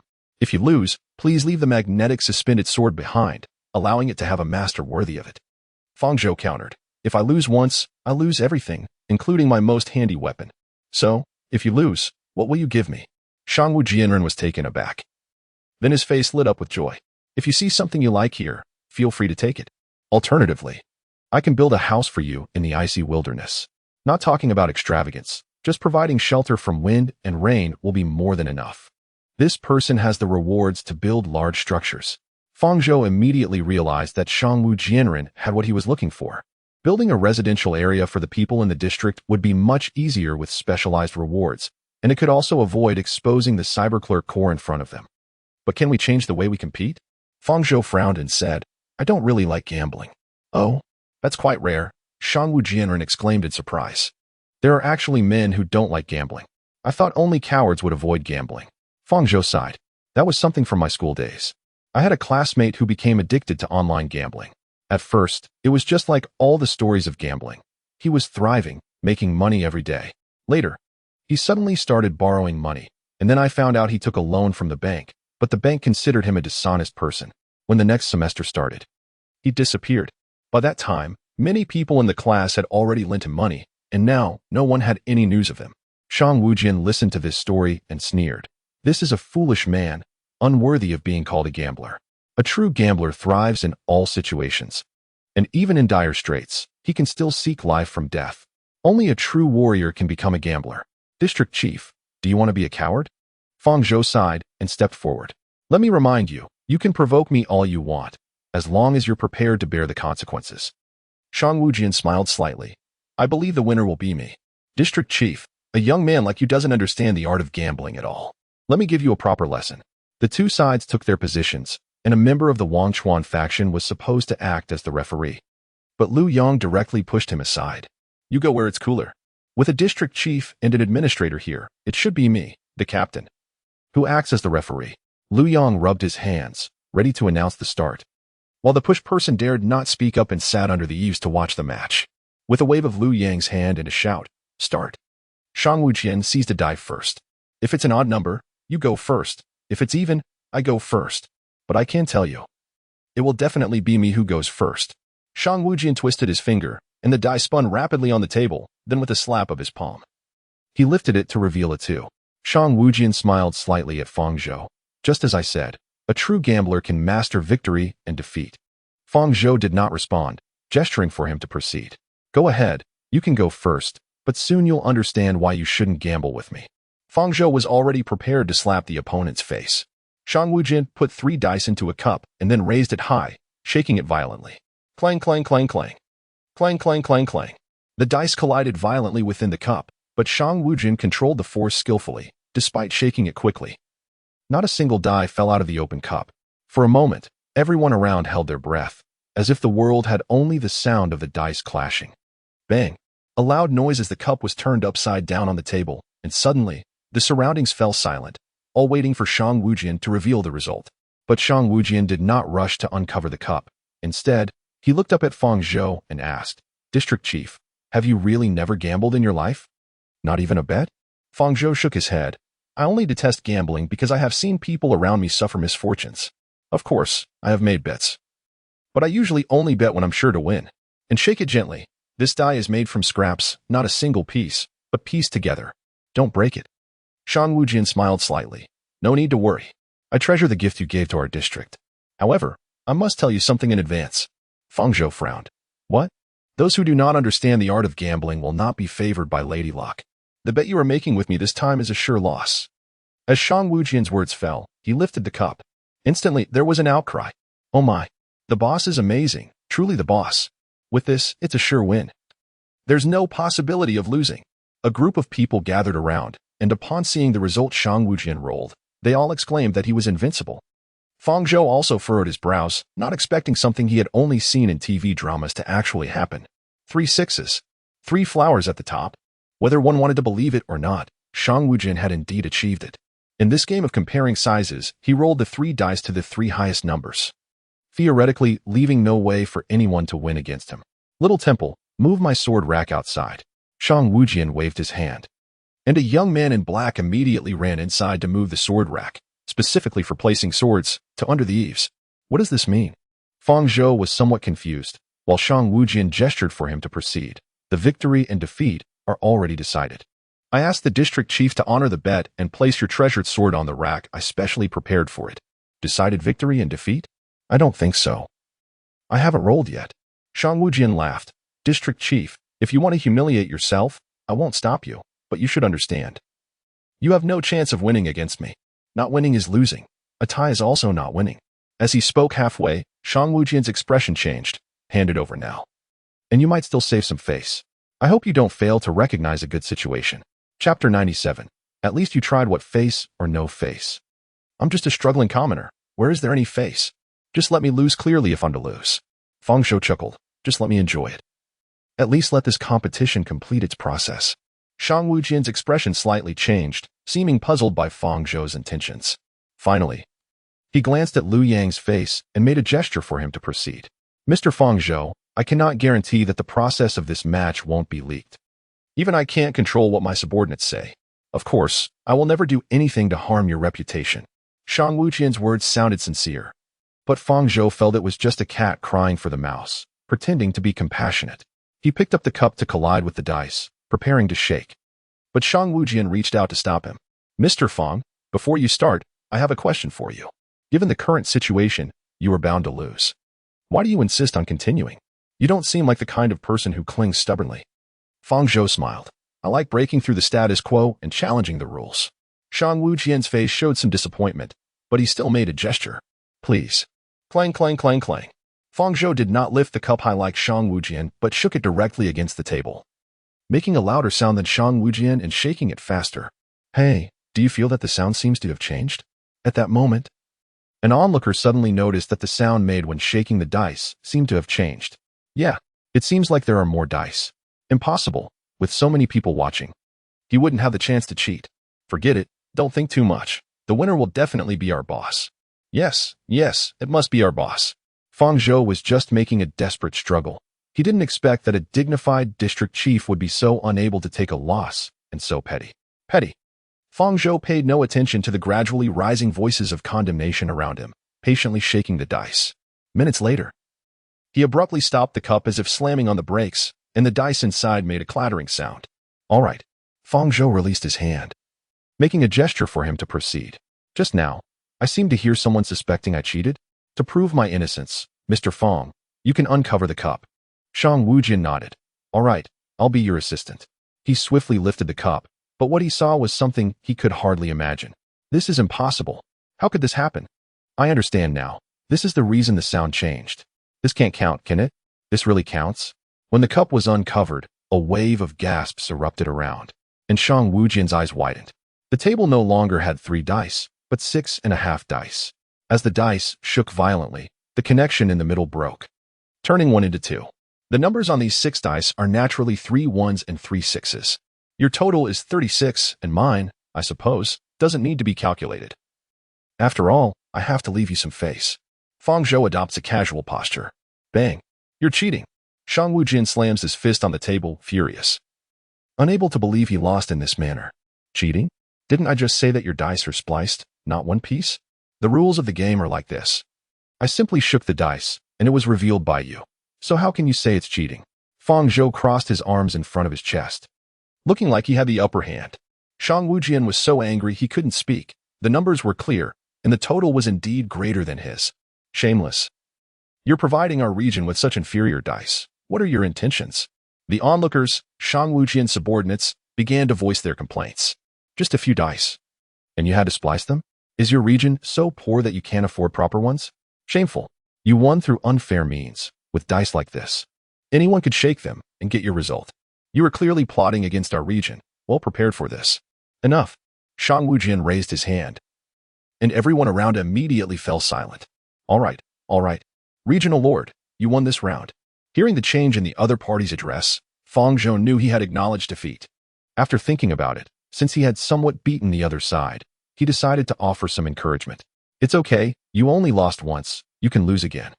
Fang Zhou's words were only heard by Shang Wujian, whose expression changed. Fang Zhou didn't pay attention to this and continued speaking. Moreover, at least you tried. I acknowledge that. Regional Lord, please don't get too carried away. Let's start the second round. Shang Wujian gritted his teeth as he said this, his forehead veins bulging with anger. He originally thought victory was assured, but with this unexpected turn of events and being mocked, he felt like he was about to explode. Shang Wujian waved his hand, signaling for the dice and cup to be taken away, then continued. Regional Lord, in this second round, you are not allowed to open the system interface. Whether for rewards or anything else, it's all forbidden. Your hands must be in a position I can see. Fang Zhou shrugged. With so many restrictions, what exactly are we going to compete in? Shang Wujian smiled slightly, loosened his clothes, and removed all the clothing from his upper body, revealing a strong physique. However, what caught Fang Zhou's attention was not his physique, but the exoskeleton he wore. It fitted tightly, suggesting it was highly connected to his body, much like a mechanical prosthesis. It clung closely to the surface of his body, and if he wore clothes, it would be nearly undetectable. Seeing Fang Zhou's astonished expression, Shang Wujian smiled. He knew that everyone who saw his reward for the first time would display this kind of reaction. This is my reward, a level lightweight combat assistance exoskeleton. Our second round of competition is very simple. He pointed a finger at Fang Zhou. Let's arm wrestle. Arm wrestling is a very ancient competition. Both parties place one arm on a table and clash their strength. The two clasped hands, elbows on the table, and at the referee's signal, they exert force simultaneously. The one who pins the other down wins. It can be considered a pure test of strength. You're wearing an exoskeleton for arm wrestling? And you won't even let me use my reward? Aren't you just bullying honest people? Fang Zhou asked 3 questions in a row, making the other party smile slightly. That smile showed no hint of shame, particularly bright. Regional Lord, since you can turn the rotten into the miraculous and turn defeat into victory in a seemingly certain win. Can't you do it again? Shang Wujian tapped the table with his finger. Mocking. Or is it that you put so much effort into this table that you forgot to leave a back door? Chapter 98. Can't afford to lose. Fang Zhou felt like swearing. Of course, if you're afraid, just forfeit directly, put your magnetic levitation sword on my sword rack. And I guarantee no one will spread the word that you lost the match. In fact, if you tell others you gave me the magnetic levitation sword, I can go along with that lie. After all, you are the regional lord. Face is still very important, haha. Fang Zhou took a deep breath and calmly said, Shang Wujian, do you really have to do this? Your exoskeleton covers from fingertips to spine. Every bit of strength you exert will be amplified by this device. This is simply not a fair game. Shang Wujian shook his hand. This is very fair. You won the last round because the dice were yours, and you utilized the structure of the dice, so this time I didn't change the table. You can still use the table to win. You have the table. I only use one reward. Isn't that very fair? He looked around, and everyone agreed. Yes, very fair. Everyone only has one piece of equipment, and besides, Regional Lord, the table is yours. This is still your home field. Fighting on home turf and still talking so much. If you're scared, just admit defeat and crawl away. Haha. Watching Shang Wujian's cheerleading squad, Fang Zhou could only sigh. Shang Wujian, you've set the difficulty too high. If I win, I want to change the reward I want. Shang Wujian raised an eyebrow, asking, Oh, what do you want? The reward you used to build your house. Lend it to me for 3 days. Hearing this curiosity, Shang Wujian was momentarily taken aback, then asked seriously, Are you sure? Fang Zhou nodded. No changes? No changes. Shang Wujian nodded, looking somewhat disappointed. Bang, is that so? All right. It's a pity, I forgot to tell you, that reward consumes a lot of energy.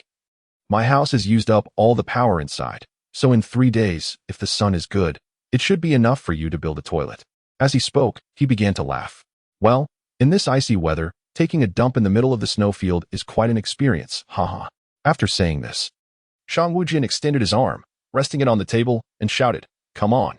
Fang Zhou also extended his arm, while the people around smoothly started a betting pool. How long do you think Fang Zhou can hold out against our boss? I bet 30 seconds. 30 seconds? You think too highly of him. I bet 10 seconds. I think at most 5 seconds. He just made our boss lose face, and our boss will definitely retaliate cruelly. While they were talking happily, Shang Wujian gripped Fang Zhou's hand, and then, in a flash, the smile on his face froze. My hand is a worker's hand, not some delicate girl's hand, Jianren. Don't get addicted to this grip. Fang Zhou smiled at the expressionless Shang Wujian, not forgetting to tease him. Seeing his expression, he must have realized it. Regional Lord. Since you entered, you have been. Shang Wujian lowered his voice, his eyes becoming as sharp as an eagle's, as if interrogating Fang Zhou. Fang Zhou cheerfully nodded. Of course, it can camouflage locally, and it can also disappear entirely. Since I came to your rat's nest, I have to wear protective gear. And did you forget what I said? I have bad luck, so I only make bets that are guaranteed to win. Since I bet with you, you should know. You have no chance of winning at all. Fang Zhou's figure suddenly changed, the armor that had been hidden fully revealed, startling those around him. Transfer the energy-maintaining optical camouflage and 3-dimensional projection to the power system. Activate high-performance mode. Hearing Ark's words, Shang Wujian quickly regained his composure. Activating the exoskeleton with all his strength. Don't think your little tricks will work. I won't let this round slip away. Shang Wujian roared, his exoskeleton lighting up in segments, channeling energy to his arms. Then bang. The outcome was decided. So slow. How could I wait for your exoskeleton to fully warm up? Ark pressed Shang Wujian's hand down onto the table. The exoskeleton hadn't even fully exerted its strength before the result was revealed. The scene fell silent. Everyone was in disbelief, staring at what was happening. Ark's hand had been resting on his back. They had witnessed it with their own eyes. Ark had no chance to retrieve the powered armor from his backpack. The only explanation was that Ark had been wearing it all along, just hidden in some way. And Ark's earlier command revealed this method. By using optical camouflage on the entire armor and projecting a 3-dimensional image that matched Ark's appearance. As long as others didn't have direct physical contact with Ark, they wouldn't see any flaws. Don't be discouraged, you still have one last chance. Ark released Shang Wujian's hand, his control so precise that he had managed to pin Shang Wujian down without damaging the wooden table. Otherwise, the force just now would have shattered it. Shang Wujian understood he had lost thoroughly. He stood up and threw a punch at the wooden table. Bang. The table shattered. District Chief, you have mocked me twice in a row, giving us inferior dice, coming to see me fully armed, and even hiding your own weapons. What are you plotting? Ark shook his finger. I'm here to ask for your help. How could I have any ill intentions? Kneel. Shang Wujian shouted, drawing the dagger held by a subordinate nearby. When asking for help, one must have the attitude of asking for help. I showed you mercy, yet you mocked me twice. Asking for help? Kneel down and repent. Otherwise, don't expect to leave alive. Swish. All around, it seemed everyone had been waiting for this command for a long time. And everyone drew their weapons. In an instant, They transformed from onlookers and cheerleaders into armed thugs, ready to launch an attack on Arkansas. Kneel and present your sword. Otherwise, I'll take it myself. Ark stood up from his chair and leaned over to Liu Yang, whispering, "What's wrong with this guy?" Liu Yang sighed. His pride was already strong. "And after being crushed by you twice, don't think he's just talking nonsense now. The fact that he can still speak logically is a good sign. At least he's not gone mad. If he has such pride, why not commit seppuku? He's afraid of death. Strong pride, but also afraid of dying. You know how eccentric the people on my ship are, right?" Liu Yang sighed again and stepped forward. "Let me handle this. It's time for the captain to step in."